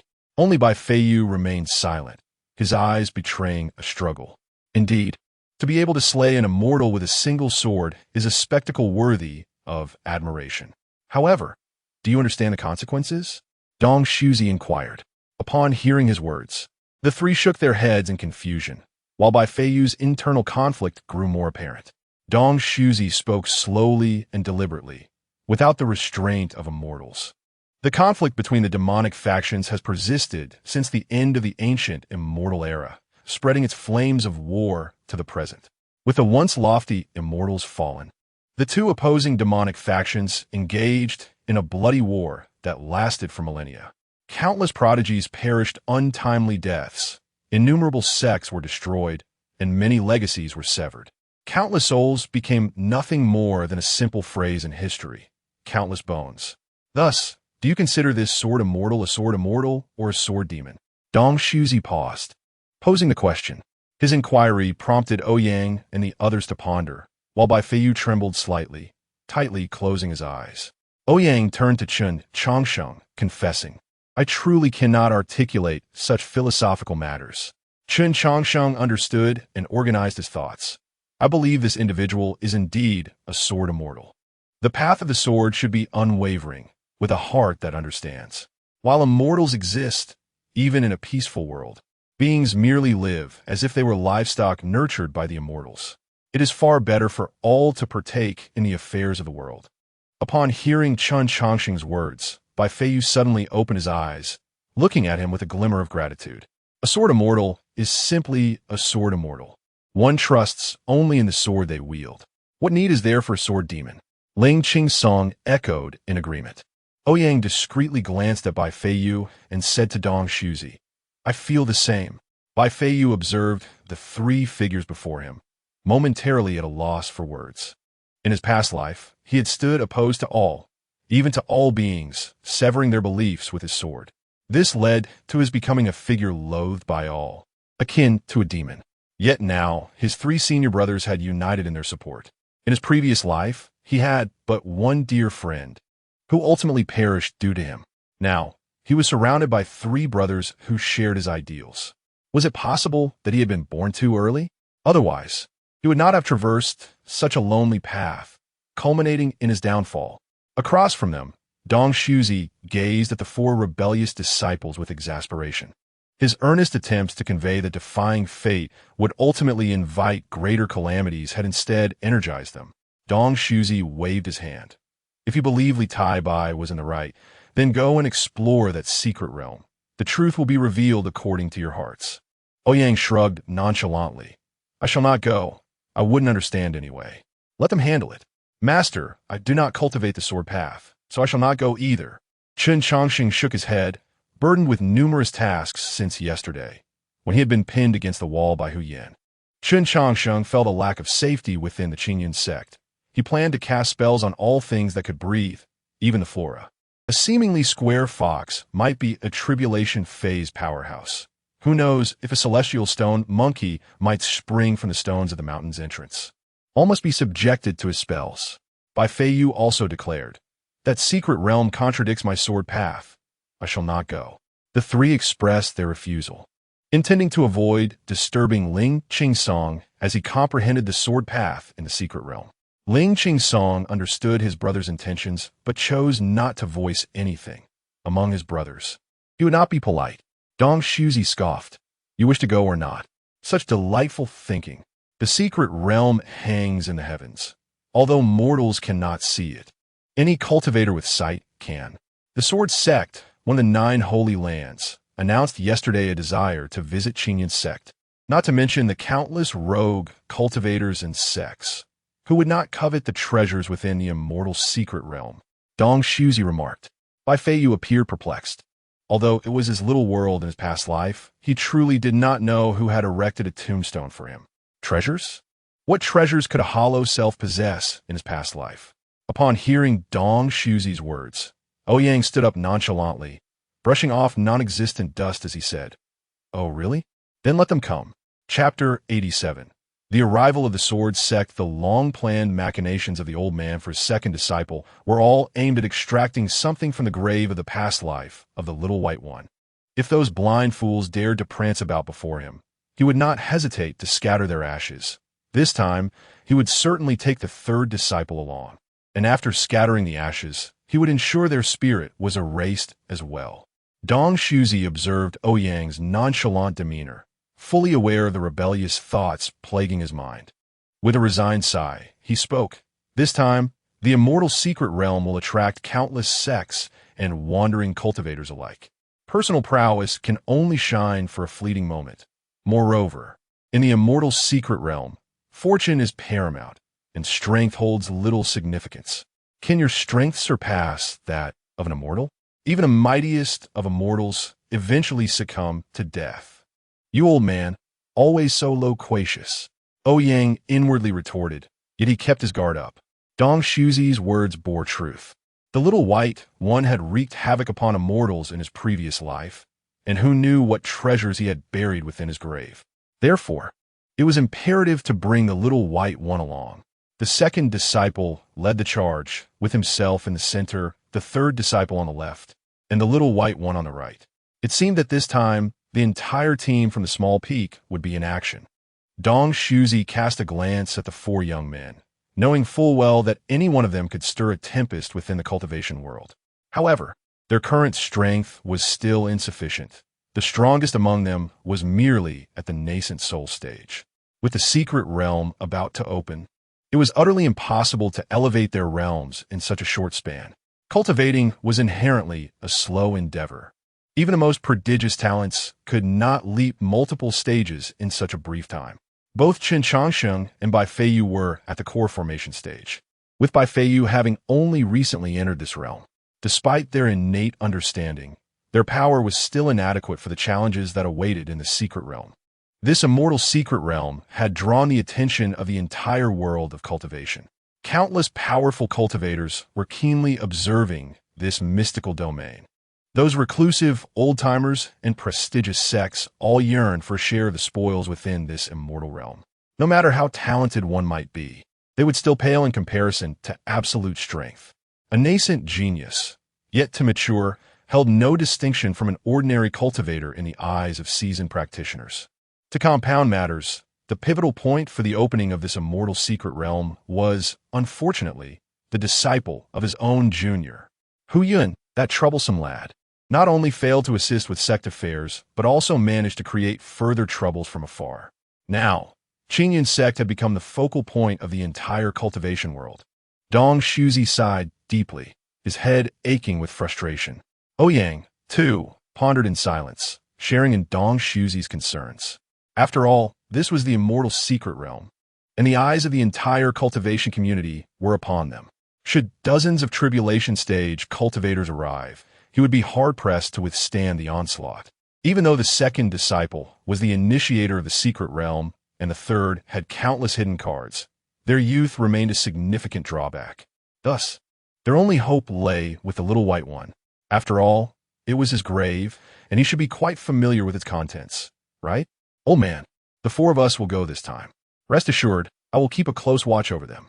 Ouyang declared earnestly. I won't go. Bai Feiyu's voice suddenly rang out. The abruptness of his declaration caught Ouyang off guard, leaving him momentarily astonished. Bai Feiyu, however, was resolute, gazing intently at Ouyang as he reiterated. I do not wish to go, not in the slightest. The atmosphere in the hall grew tense, and both Lung Qingsong and Qin Changsheng turned their curious gazes towards Bai Feiyu. Their fourth junior had always maintained a sharp tongue towards the eldest brother, yet he had never before rejected Ouyang's arrangements. This marked Bai Feiyu's first instance of openly contradicting Ouyang's plans. Ouyang, observing Bai Feiyu's determined expression, suddenly burst into laughter, saying, Fine, if you don't want to go, then the little white one shall remain behind. The second and third disciples, and I will proceed without him. Lung Qingsong and Qin Changsheng held no ill will towards Bai Feiyu. They were all brothers, and open communication was the natural order of their camaraderie. Lung Qingsong even preferred not to involve others in his own affairs, disliking the idea of burdening them. Qin Changsheng was indifferent. After all, they weren't physically venturing forth, and it was merely a matter of bringing along a few extra hidden cards. Bai Feiyu, gazing at Ouyang's smiling face, suddenly recalled a figure from his memories. Clad in a green robe, that free-spirited individual stood beside him, a broad smile illuminating his face as he said, If little white wishes to go, then I shall accompany you. That face was not Ouyang's, yet the similarities between the present Ouyang and that figure were striking. Bai Feiyu's lips moved, and he bitterly murmured, Senior brother, I have my reasons. Ouyang patted Bai Feiyu's shoulder, saying, We are brothers. There is no need for such formalities. Bai Feiyu bowed his head, fully aware that his presence would serve little purpose, and might even complicate matters further. After his fall, he retained no memories of events that transpired thereafter. Who knew who had placed a grave upon him? Now he had completely forsaken the path of his past life, embarking instead on an entirely divergent journey. Bai Feiyu wished to avoid emotional turmoil and had no desire to entangle himself with remnants of his former existence. Dong Shuzi, feeling a headache coming on, regarded the four young men below him. The secret realm had yet to commence, and already these rebellious youths were causing trouble. Ouyang, you rascal, always claiming to be a book-turner. If you mismanage your pages, it could ignite a fire you cannot extinguish. Just as Dong Shuzi lamented. A hearty laugh echoed from afar. Where is that old coot Dong Shuzi? Come forth to meet your demise. Dong Shuzi was startled, quickly realizing the identity of the voice's owner. His expression turned defeated as he stood and addressed the four. I have an old acquaintance visiting. You may leave for now. Barely had Dong Shuzi's words left his lips when the great hall's doors were forcefully flung open by an overwhelming surge of sword intent. shattering the massive redwood doors into splinters. Ouyang and the others turned to see a middle-aged man clad in a white sword practice robe, leaning against the doorframe with a smile, exclaiming, Dong Shuzi, you old coot. Here you are, old swordman. Can you not knock? Must you smash my hall's doors every time you arrive? Do sword cultivators not possess any sense? Dong Shuzi scolded the middle-aged man. The middle-aged man paid no heed, taking a hearty swig from the gourd at his waist. His gaze fell upon Ouyang and the others in the hall, and his eyes brightened upon seeing Lung Chingsong. With enthusiasm, he raised the gourd and asked the three young sirs, how about coming to the sword sect with me? I shall take you in as my personal disciples. Chapter 88. Taya, the sect master of the sword sect Longsheng, is now the holy son of the Qingyun sacred land, which means the three of us are the ones being referred to. The old fellow has quite the discerning eye. Has he truly recognized my unparalleled genius? Ouyang's admiration for the middle-aged man before him surged. However, mindful of his own elders still being alive, he could only clasp his fists and regretfully respond, Thank you, senior, for your kind words, but we currently have no plans to change our sect. The middle-aged man looked at Ouyang with surprise, bewildered as he retorted, I didn't ask you anything, so why are you answering? Do you not have an inkling of your own qualifications? The figure across from him, Dong Zuzi, couldn't help but laugh, quickly restoring his expression to normal. Ouyang stared at the middle-aged man. His face darkened. Was this old man blind? How could he overlook such a prodigious talent? Were it not for the impressive attributes displayed on the man's profile, Ouyang would have considered delivering a series of swift strikes. Name, Taya, sect master of the sword sect, cultivation, 9 stage of the tribulation transcendence root bone, 10 charm, 9 luck, 9 swordsmanship aptitude, 10 exclusive skill, 1 sword ascends to immortality evaluation. With my sword, I can slay immortals. These elders who attain the position of sect master among the 9 great sacred lands are all extraordinarily formidable. The middle-aged man continued to enthusiastically address Lung Chingsong by Feiyu and Chun Changsheng, stating, My sword sect is the foremost authority in sword cultivation today. Annually, over 1 million aspire to join us, yet only 1 is accepted each year. However, if the 3 of you are willing, I would gladly take you under my wing as my personal disciples. Dong Zuzi's expression was nothing short of spectacular, clearly amused by the shameless old man attempting to poach disciples from the Qingyun sect right in front of him. But hearing Taya insult Ouyang only added to his delight as he watched the unfolding drama. In Dong Zuzi's eyes, the sword sect's master bore an unmistakable sign of danger. Chen Changsheng, meanwhile, gazed intently at the sword sect's master. In his previous life, his second senior brother had been an unparalleled genius of the sword sect, and during this expedition into the immortal's secret realm, he had obtained the immortal's legacy, ultimately ascending to become the world's first immortal. He couldn't fathom why, in this life, his second senior brother had become his rival.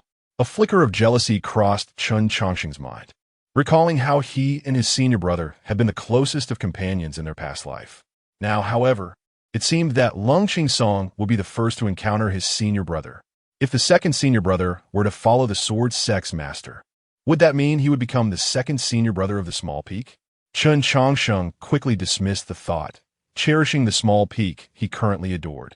With the cold yet warm-hearted Lung Chingsong, the mature and composed by Feiyu, the quirky little junior sister, and the self-reliant Xiaoshidi, compared to the desolation of his previous life, where only he and his senior brother remained at the small peak. This lively atmosphere was a treasure amidst the endless despair of the apocalypse. Master, if there's nothing else, we shall take our leave. You all continue your discussion. Farewell. Ouyang, under Dong Zuzi's disappointed gaze, prepared to lead his 3 rebellious disciples back to the small peak. He casually glanced at Taya, already plotting how to deal with the old man. However, Taya blocked Ouyang's path, sincerely addressing the 3 behind him. I truly am the sword sect's master. Trust me, I can help you fully realize your talents. The sword sect can accomplish what the Qingyun sect cannot. Dong Zuzi scoffed. Taya looked at Dong Zuzi and replied earnestly, You may be formidable, but in terms of swordsmanship, if my sword sect claims second place, Would you dare to assert your Qingyun sect as the first? Dong Zuzi was left speechless by Taya's words. Although he had a 6 out of 10 chance of overpowering the old man, he had to concede that when it came to swordsmanship, the sword sect undeniably held the title of the world's best. The strength of the sword sect stemmed not from any single swordsman, but from countless great swordsmen who had emerged from the sect throughout its long history, leaving behind legendary tales before returning to their roots. The sword sect's forbidden ground, the sword pool, was filled with the essence of countless great swordsmen embedded within the blades.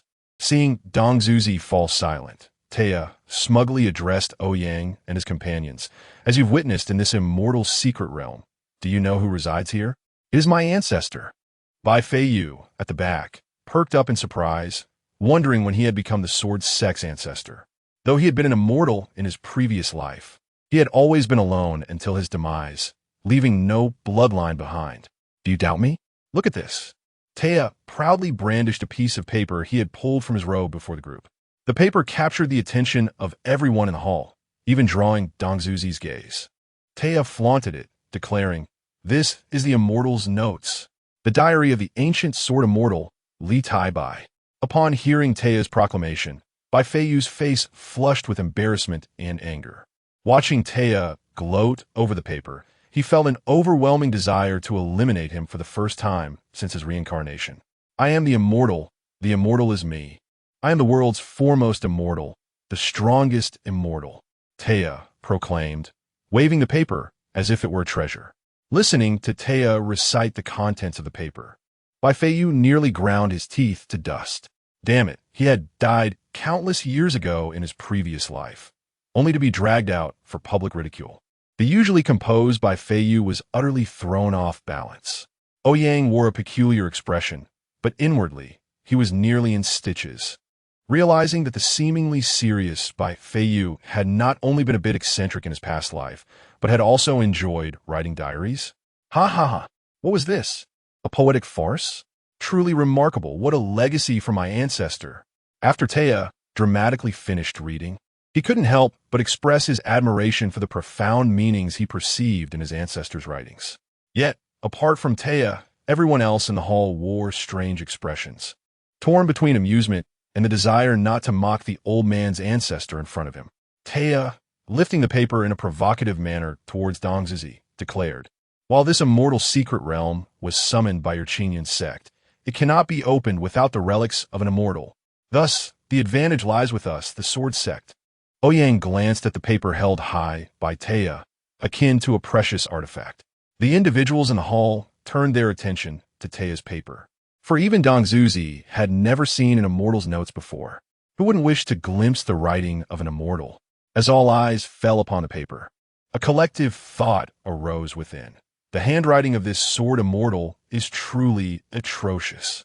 Chapter 89. The open sabotage by the sword sect master. The crooked characters crawled across the paper like wriggling worms.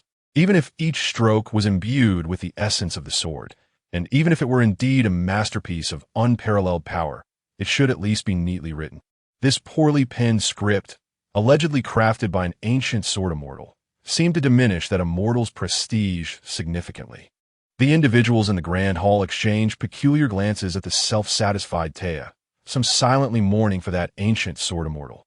Were he still alive, he might very well replace the current sword sect master overnight, casting this fool into the depths of the Eastern Sea. Bai Fei Yu, usually composed and mature, now huffed heavily, gazing at the sword sect master, who was gleefully brandishing a diary detailing his past misdeeds. If only he had the power, that imbecile would have been reduced to mere fragments by now. How magnificent it appears! Dong Zuzi found himself at a loss for words to adequately describe the characters on the paper, resorting to dry flattery instead. Ouyang, standing nearby, could hardly contain his laughter. What could be more delightful than witnessing the pretentious antics of a fool like Bai, who stood before the world, pretending to be impressive? Clearing his throat, Dong Zuzi spoke. "The matter of the immortal secret realm is of utmost importance. It concerns not only our sect, but also the other sacred grounds. Why are you here alone?" Taya cautiously tucked away his precious possession and lazily replied, "Other sects? All the elders below me in the sword sect have already taken their disciples to visit other sections. The only ones remaining are you from the Qingyun sect, whom I personally came to see. The sword sect was indeed domineering, going so far as to blockade the mountain gates of others to prevent them from leaving. It was clear that they possessed extensive knowledge about the treasures within the immortal secret realm. Ouyang, with a glint in his eye, inquired, "May I ask, what treasures lie within this immortal's secret realm that warrant such grand efforts from you?" Taya shot a disapproving glance at Ouyang, annoyed by the incessant chatter of a mere chi refinement brat. Why was he trying to assert his presence before him? Though initially reluctant to answer, Taya reconsidered as he caught sight of the serious expression on Lung Qingsong's face. He finally relented, albeit begrudgingly. This immortal's secret realm is the resting place of my ancestor, containing his secret treasures and a legacy of his swordsmanship.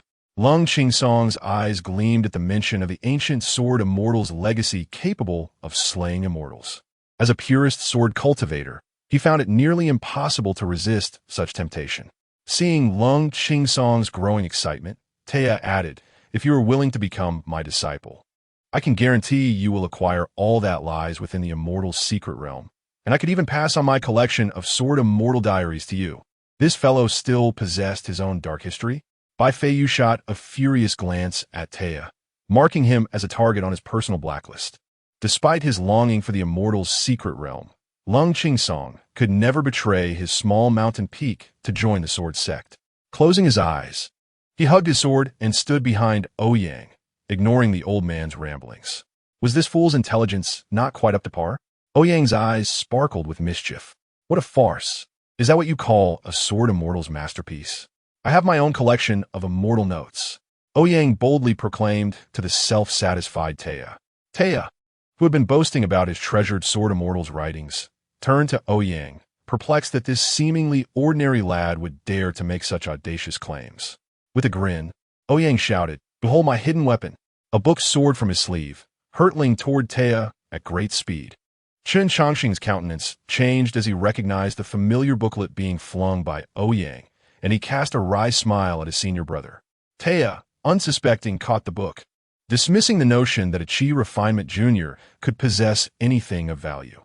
He casually glanced at the content of the booklet. Gasped. Upon seeing what was inside, Taya's expression shifted dramatically from indifference to anger, then to shock, and finally to intrigue. He swiftly concealed the booklet within his sleeve, casting a look of appreciation toward Ouyang, and said, "Though you appear unremarkable, you possess a sharp mind. I can reluctantly accept you as my gatekeeper disciple." A mere booklet could earn him the title of gatekeeper disciple? Wait a moment.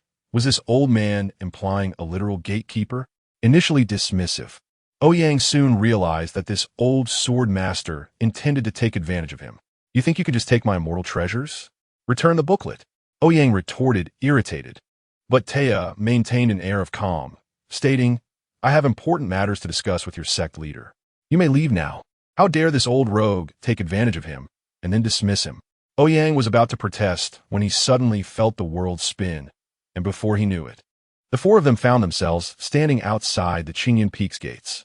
Only Dong Shuzi and Taya remained in the Grand Hall. Dong Shuzi glared at Taya, who seemed to lack decorum. "What are you doing, amusing yourself with them?" Taya, nonchalantly walking to the wooden sign of heaven and earth, lit 3 sticks of incense, then turned to Dong Shuzi and said, "The boy dressed in white and the one in black are fated to join my sword sect as disciples." The white and black-clad youths refer to her none other than Bai Feiyu in white and Lung Qingsong in black. Dong Shuzi scoffed. "I believe your sword sect's Wanjian pool is more suited to my Qingyun sect. It should belong to us." Taya looked at Dong Shuzi in surprise. "Is that so? Then it's settled. When you relocate the Wanjian pool, I'll take those 2 boys with me." Dong Shuzi coughed a few times, incredulous. "You believe the Wanjian pool is less important than those 2 boys?" Unfazed, Taya replied, "The Wanjian pool is but an inanimate object. As sword cultivators, we should strive for self-improvement. What merit is there in clinging to the paths of our predecessors?" Dong Shuzi found himself at a loss for words, stumped by Taya's perspective. Although Taia's cultivation level surpassed his own, Lung Qingsong and Bai Feiyu were not his disciples.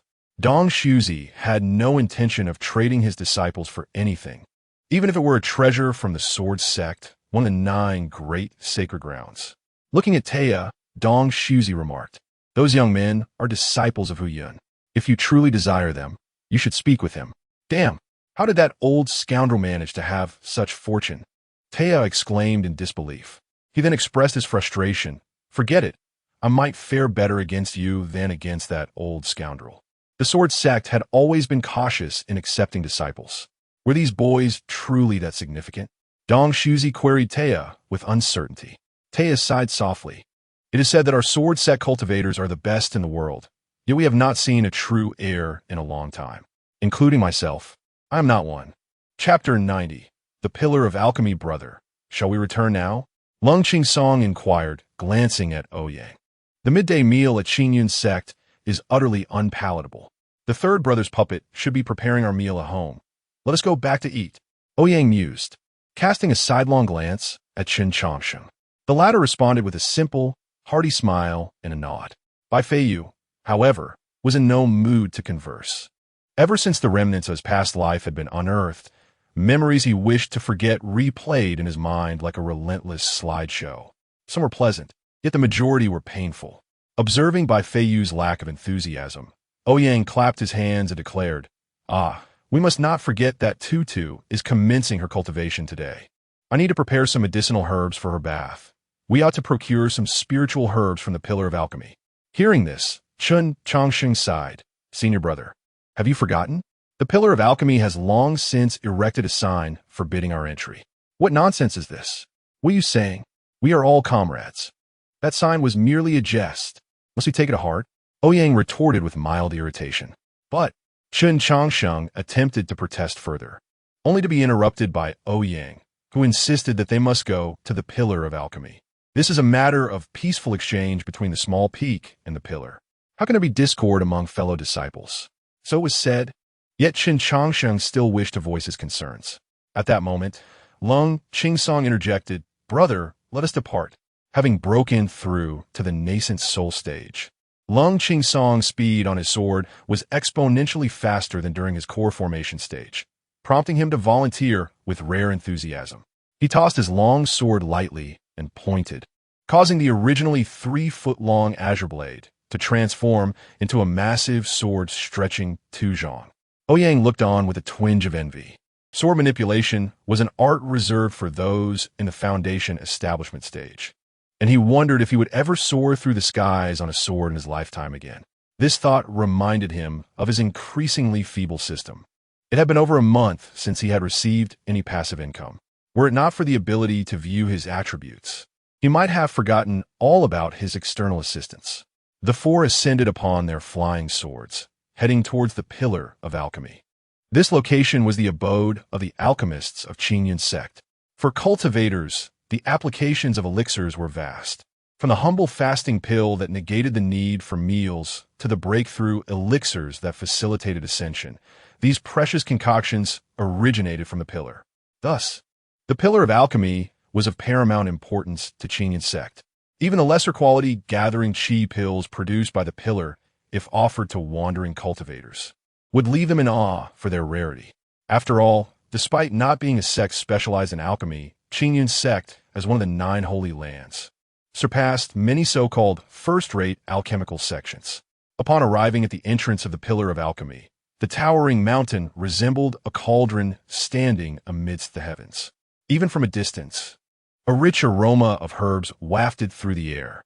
Before they could dismount, they spotted a massive wooden sign erected at the entrance. "Ouyang and dogs are forbidden entry. Seek death." With a cold snort, Lung Qingsong raised his hand, unleashing a burst of sword chi that shattered the sign into splinters. In that instant, the disciples stationed at the mountain gate caught sight of Ouyang on the flying sword. Ouyang waved enthusiastically, his expression warm. However, the disciple who had been dozing against the gate transformed from astonishment to fury, then to terror, channeling his energy to shout toward the pillar, "Ouyang has arrived." With that piercing cry echoing from the entrance, the previously tranquil pillar of alchemy erupted into chaos. Quick, hide everything. Activate the mountain defense array. Summon the Guardian team from the execution peak. Guardian team? Those muscle-headed fools are in league with him. Protect the spiritual Garden. We vow to coexist with the elixirs until death. In an instant, the pillar of alchemy was suffused with a tragic atmosphere, with cries of, for the elixirs, better dead than alive, resonating through the air. As the once peaceful pillar descended into turmoil, the expressions of Lung Qingsong and his companions shifted as they looked at Ouyang. Ouyang forced a smile. See, I told you we are all comrades. The brothers at the pillar are quite welcoming, aren't they? The trio fell into silence, leaving Ouyang increasingly awkward. Unable to contain himself, he exclaimed, "Is this not the doing of you ungrateful disciples? Do you think the fasting pills you consume daily, or the gathering chi pills and the spiritual herbs in the pot, are simply found on the street? They are the result of my arduous efforts to borrow from the pillar. My reputation has suffered because of you." The trio exchanged glances, understanding their situation. The small peak produced nothing. Its meager medical skills were of little use. Even within the sect, there was an expectation of equitable exchange. Yet the small peak was utterly destitute, and their aloof master cared for nothing, leaving everything to Ouyang.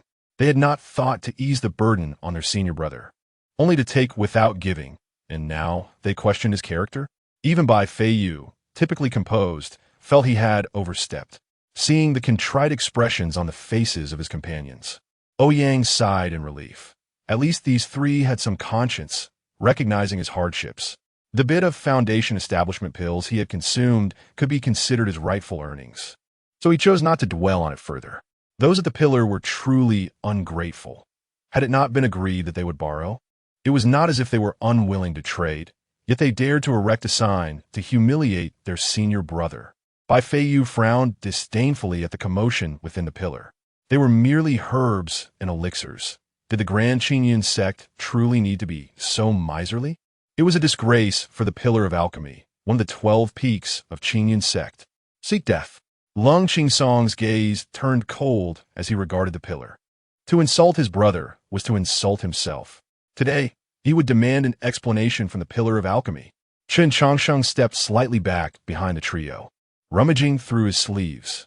"You dare to return," a powerful voice bellowed, as a radiant light ascended from the peak of the pillar, arriving before Ouyang and his companions in the blink of an eye. An elder with a head of white hair and an ethereal demeanor stood atop a cauldron, his face contorted with anger as he glared at Ouyang. Ouyang chuckled, offering a respectful bow. "Uncle Master Dan Yuan, how have you been of late?" The elder, known as Dan Yuan, pointed an accusatory finger at Ouyang, scolding, "You rascal. If you do not return the 100,000 foundation establishment pills you pilfered today, I shall have your head."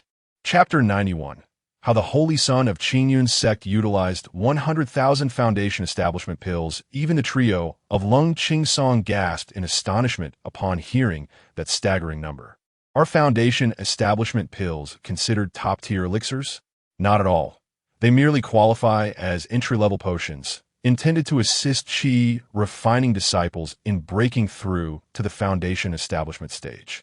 Inner disciples regard foundation establishment pills with disdain. After all, who among those admitted to the inner sect isn't a prodigy? The very idea of relying on foundation establishment pills for a breakthrough would invite scorn. Typically, these pills serve as training resources for outer disciples provided by the sect. While not particularly precious, the sheer quantity is simply astonishing. 100,000. Foundation establishment pills are only beneficial at the moment of breaking through, acting as auxiliary elixirs to facilitate the transformation of true qi into true essence. A regular person would need only one. Those of lesser aptitude might require two. And 3 is already pushing the limits. Consuming 100,000 would surely turn someone into a veritable repository of foundation establishment pills. The trio of Lung Qingsong turned their gaze towards Ouyang, who moments ago had been reflecting on his own selfishness, now yearning for an explanation. Feeling the piercing gaze behind him, Ouyang spoke with a hint of grievance. "Master Dan Yuanzi, it was you who said I could eat as I wished. You. Master Dan Yuanzi pointed at Ouyang, trembling with fury. That was 100,000 Foundation Establishment pills. You've consumed the entire stockpile of Foundation Establishment pills from the Dan Peak. Who knew you could eat so voraciously? I thought you only needed a few to break through. Foundation Establishment pills aren't exactly rare, considering your frequent gifts of illustrated manuals. I generously handed you the key to the storeroom. I never anticipated inviting a wolf into the fold. In just one night, you've devoured the entire inventory. Who among the inner disciples would take the time to refine Foundation Establishment pills? Generally, they are crafted for disciples to practice with before being distributed to outer disciples for their cultivation. 100,000 Foundation Establishment pills represent a decade's worth of stock at the Dan Peak. This young man has wiped out the outer sect's reserves built over many years in a single night. What was once a mere training resource has now become the most sought-after elixir among the outer sect. Consequently, everyone at the Dan Peak, from the peak master down to the newest inner disciple, toiled day and night, staring at the alchemical furnace, managing to replenish the supply only after enduring several sleepless nights. Here is the dignified peak master of the Dan Peak, a great cultivator of the great ascension stage, laboring tirelessly to refine Foundation Establishment pills. Now, the mere mention of Foundation Establishment pills causes a visceral reaction of nausea among the entire Dan Peak, all due to this insufferable brat. As Master Dan Yuanzi trembled with rage before Ouyang, the three behind him lowered their heads, scarcely daring to look in the direction of the Dan Peak. How could their senior brother act so brazenly while borrowing from the Dan Peak? His audacity knows no bounds. Even Lung Qingsong, glancing at the shattered wooden tablet from his sword Qi, felt a pang of guilt towards the entire Dan Peak. The atmosphere grew tense, with Ouyang's companions nearly burying their heads beneath their flying swords in embarrassment. Ouyang himself felt profoundly wronged.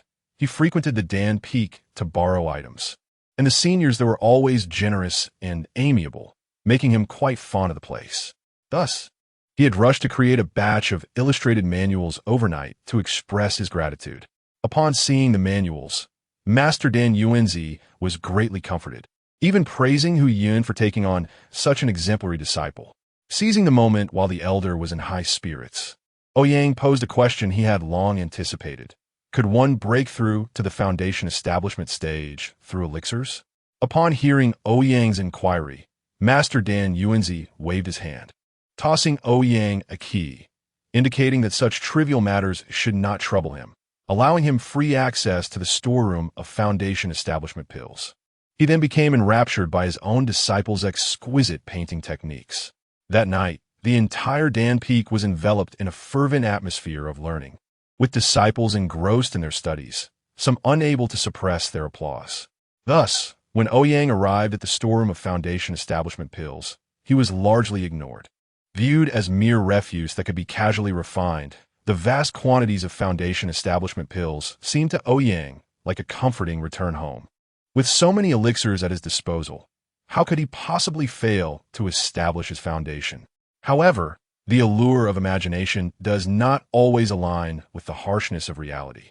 From dusk until dawn, he consumed the pills, only receiving the incessant notification of True Qi 1. By the end, his teeth ached, and still, he found them utterly ineffective. What a worthless item. The promised Foundation Establishment pills yielded nothing beyond a mere increment of True Qi. Were the alchemists of the Dan Peak peddling counterfeit goods? As he surveyed the chaotic storeroom, Ouyang felt it was high time to vacate. If he lingered, he feared he might not escape. Fortunately, as he departed from the Dan Peak, he could still faintly hear the sound of pages turning, prompting him to reflect on the dedication of these alchemists faced with countless recipes. With such diligence in their studies, the medical skills of his own small peak might never find a meaningful application. In a fit of rage, Master Dan Yuanzi appeared before Ouyang, seizing his wrist and growling. Come with me to meet the sect master. Even if I must perish at the gates of Qingyun Peak today, I shall demand an explanation. Is this old man serious? Ouyang thought, startled, and promptly turned to his three disciples for assistance. In times of battle, familial bonds are paramount. It was time to showcase the camaraderie among brothers. Yet, the trio of Lung Ching Song kept their heads down, feigning ignorance. Seriously? This is how you treat your senior brother? Ouyang fumed at their indifference. Upon spotting Chen Changsheng, a spark of hope ignited within him. He quickly smiled at Master Dan Yuanzi. Uncle Master, please allow me to explain. I have my reasons. Reasons? What justification could you possibly have for consuming 100,000 Foundation establishment pills? Master Dan Yuanzi scoffed. Ouyang pointed at Chen Changsheng behind him and declared, Uncle Master, do you not recall the holy son of Qin Yun, Chen Changsheng, who vanquished demons on behalf of our sect during the grand competition? Startled by the mention of his name, Chen Changsheng shot up, panic-stricken. Oh no, my brother's going to sell me out. I must flee. Just as he attempted to escape, two hands firmly grasped his shoulders, rendering him immobile. Bai Feiyu's voice, soft yet insistent, reached Chen Changsheng's ears. Don't leave. You need to help him out, or our entire small peak will truly face the wrath of the Qingyun sect. Though Lung Ching Song remained silent, the grip on Chen Changsheng's shoulders intensified. Master Dan Yuanzi regarded Chen Changsheng suspiciously, questioning, why would this lad, already at the core formation stage, require Foundation establishment pills? Uncle Master, have you forgotten my junior disciple's unique talents? The resources needed for those hundreds of puppets to activate are astronomical. Ouyang quickly devised a rationale while maintaining a dignified demeanor. Even so, my Dan Peak's 100,000 Foundation establishment pills. Master Dan Yuanzi began. Hold on, Uncle Master. Ouyang interjected, breaking free from Dan Yuanzi's grip. With a triumphant gesture towards the heavens, he proclaimed, Uncle Master, have you forgotten? The sect master once stated that meeting the Holy Sun is akin to meeting the sect master himself. Thus, the resources he utilizes are also those of the sect master, meaning these 100,000 Foundation establishment pills should be billed to the sect master. Meanwhile, deep within the Great Hall, as Dong Shuzi conversed with Tai, he suddenly let out a tremendous sneeze. Achoo! Chapter 92. Chen Changsheng is sold at a good price. Ouyang wore a smug expression, as if he were the holy son of the Qingyun sacred land himself. The number of disciples from Dan Peak gathering at the mountain gate to watch grew steadily, their eyes filled with shared animosity towards Ouyang, who stood atop his flying sword. Meanwhile, cultivators from other peaks, having heard of the excitement at Dan Peak, hastily arrived on their swords. After all, it is human nature to be drawn to spectacle. Dan Yuanzi, as a cultivator in the Mahayana stage, was naturally skeptical of Ouyang's fanciful claims. However, with the Holy Sun standing before him, he turned to Chen Changsheng with a hint of doubt and asked, Holy Sun, can we trust this rascal's words? Chen Changsheng, drenched in sweat and struggling to maintain the fragile puppet on his shoulders, could only smile weakly and respond, Uncle Master, you must understand that the remnants of the demon clan are cunning and treacherous. The more people who know, the greater the risk of attracting a suspicion. Thus, this is the only course of action we could take, asking my senior brother to borrow some resources. It is fair to say that Dan Peak should take the credit for the eradication of the demon remnants. With these few words, Dan Yuanzi's face broke into a wide smile, and he burst into hearty laughter. Although Dan Peak was a significant stronghold of the Qingyun sect, to speak candidly, it primarily served logistical support. Chen Changsheng's declaration of their contribution to the extermination of the demon remnants brought pride to Dan Yuanzi's face, and even the disciples of Dan Peak felt a sense of honor upon hearing his words. It turns out the Holy Sun's victory over the demon clan is partly due to our efforts at Dan Peak. The news spread, proclaiming that the Holy Sun's triumph over the demon clan was the achievement of Dan Peak. The echoes of the Holy Sun belongs to Dan Peak rang out, fueling the excitement. Oh, will Qingyun sect henceforth be ours, Dan Peak? I always said that the senior brother who enthusiastically offered the illustrated booklet couldn't be a bad person. Hey, weren't you just saying you wanted to feast on his flesh? How annoying. What are you talking about? A middle-aged man blushed and playfully punched the disciple beside him. A sense of pride welled up among the disciples of Dan Peak. Although their combat prowess ranked among the lowest in the 12 peaks of the Qingyun sect, the extermination of the demon remnants was orchestrated by the future Holy Son of their sect. Moreover, The disciples of Dan Peak had labored tirelessly to concoct foundation-building pills for the Holy Sun, contributing their fair share. Thus, in a roundabout way, they could claim that they too played a role in vanquishing the demon remnants. The significance of those 100,000 foundation-building pills? The Holy Sun himself stated they were for the purpose of defeating the demon clan. Would anyone dare to doubt it? To see the Holy Sun was to see the sect master. If you have the courage, go ask the sect leader. Dan Yuanzi's expression mirrored the joy of the moment, his previous anger vanishing entirely as he gazed upon Ouyang and his companions with increasing kindness. Might I inquire what brings you, Holy Sun, to our humble Dan Peak? Dan Yuanzi asked with a warm smile. Uncle Master, with a recent drop in temperature, I wish to borrow some spiritual herbs to nourish the Holy Sun's body after his battle against the demon remnants. As you know, the Holy Sun expended great energy during that fight, even endangering his Tao foundation. So he's been recuperating, Ouyang promptly explained. Chen Chongqing's mouth twitched in discomfort, as if he had just tasted something foul, yet he nodded in agreement. Oh, is the Holy Sun unwell? I have 10 second-grade enlightenment pills here. Would you like some? Dan Yuanzi inquired with genuine concern. Thank you for your kindness, Uncle Master, but just as Chen Chongqing was about to refuse Dan Yuanzi's offer, Ouyang covered his mouth. How embarrassing. I cannot refuse a gift from Senior. I shall accept it on behalf of the Holy Sun, Ouyang said with a foolish grin as he accepted the jade bottle from Dan Yuanzi. The fragrant aroma wafting from the bottle was invigorating. Such a fine item. Now it bears the name Ouyang. With a flick of his wrist, Ouyang made the jade bottle vanish, replacing it with a piece of paper that contained a list of required herbs written by the cunning Ouyang. Uncle Master, these are the herbs we need.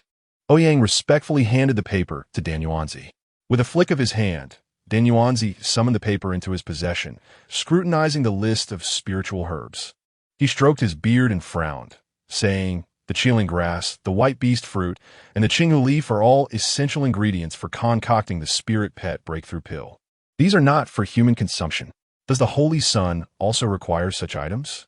Ouyang's eyes twinkled as he replied, Uncle Master, do you not recall those puppets? They are not human. Chen Chongqing's mouth twitched again. After all, those puppets were indeed products of his own divided spirit, thus akin to himself. Dan Yuanzi nodded and proclaimed with great enthusiasm, since the Holy Sun requires them, Dan Peak shall certainly lend its full support. I will have someone prepare them right away.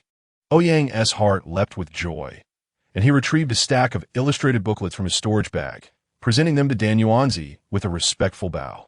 This is the latest batch of illustrated booklets. I hope you will enjoy them, Uncle Master. With a grand gesture, Dan Yuanzi made the booklets disappear from Ouyang's hands and said with delight, You young man, since you have come all this way, why bring anything at all? Ouyang chuckled and replied, Uncle Master, you flatter me. Dan Peak and the Little Mountain Peak are like brothers. Look, I fear these herbs may not suffice. Shall we perhaps double the amount? Dan Yuanzi narrowed his eyes and flew to stand before Ouyang, lowering his head to say, Do not take advantage, young man. Are you pushing your luck? Ouyang whispered back, Uncle Master, I have brought the Holy Sun here. Let him write an IOU in the sect master's name for double the amount, and have him write 3 times the amount for you to claim reimbursement from the sect leader. 3 times? 5 times? Dan Yuanzi protested. 4 times, or I shall take my leave, and include those 100,000 foundation-building pills in the agreement. My junior brother can also have a name at Dan Peak. Ouyang countered shrewdly. Upon hearing Ouyang's last remark, Dan Yuanzi's heart stirred as he looked at Chen Chongqing as if he were a piglet he had raised since childhood. Let us seal this with a clap. Dan Yuanzi declared in a low voice. Agreed, no alterations. Ouyang extended his palm. The two struck their palms together in a pact 3 times, and Dan Yuanzi laughed heartily, declaring, Today, Dan Peak shall host a banquet for the Little Mountain Peak. And from henceforth, the Little Mountain Peak and Dan Peak shall be sworn brother peaks. Oh. The disciples of Dan Peak cheered, for from this moment on, the Holy Sun of the Qingyun sect, the future influential figure in the cultivation world, would also belong to Dan Peak. Unfazed, the two continued to discuss their plans to deceive the sect leader right in front of the bewildered trio of Lung Qingsong by Fei Yu and Chen Chongqing. It was at this moment that Lung Qing and Bai Feiyu realized why their senior brother was so adored by the disciples of other peaks. His dealings were indeed meticulous. Only Chun Changsheng stared blankly, his jaw nearly shattered from clenching his teeth. The meal concluded with joy shared by both host and guest. As they prepared to depart, Lung Qing and Bai Feiyu each carried a massive bundle, while the enthusiastic disciples of Dan Peak continued to stuff the packages with spiritual herbs. After all, these were necessities for their future unifying holy sun.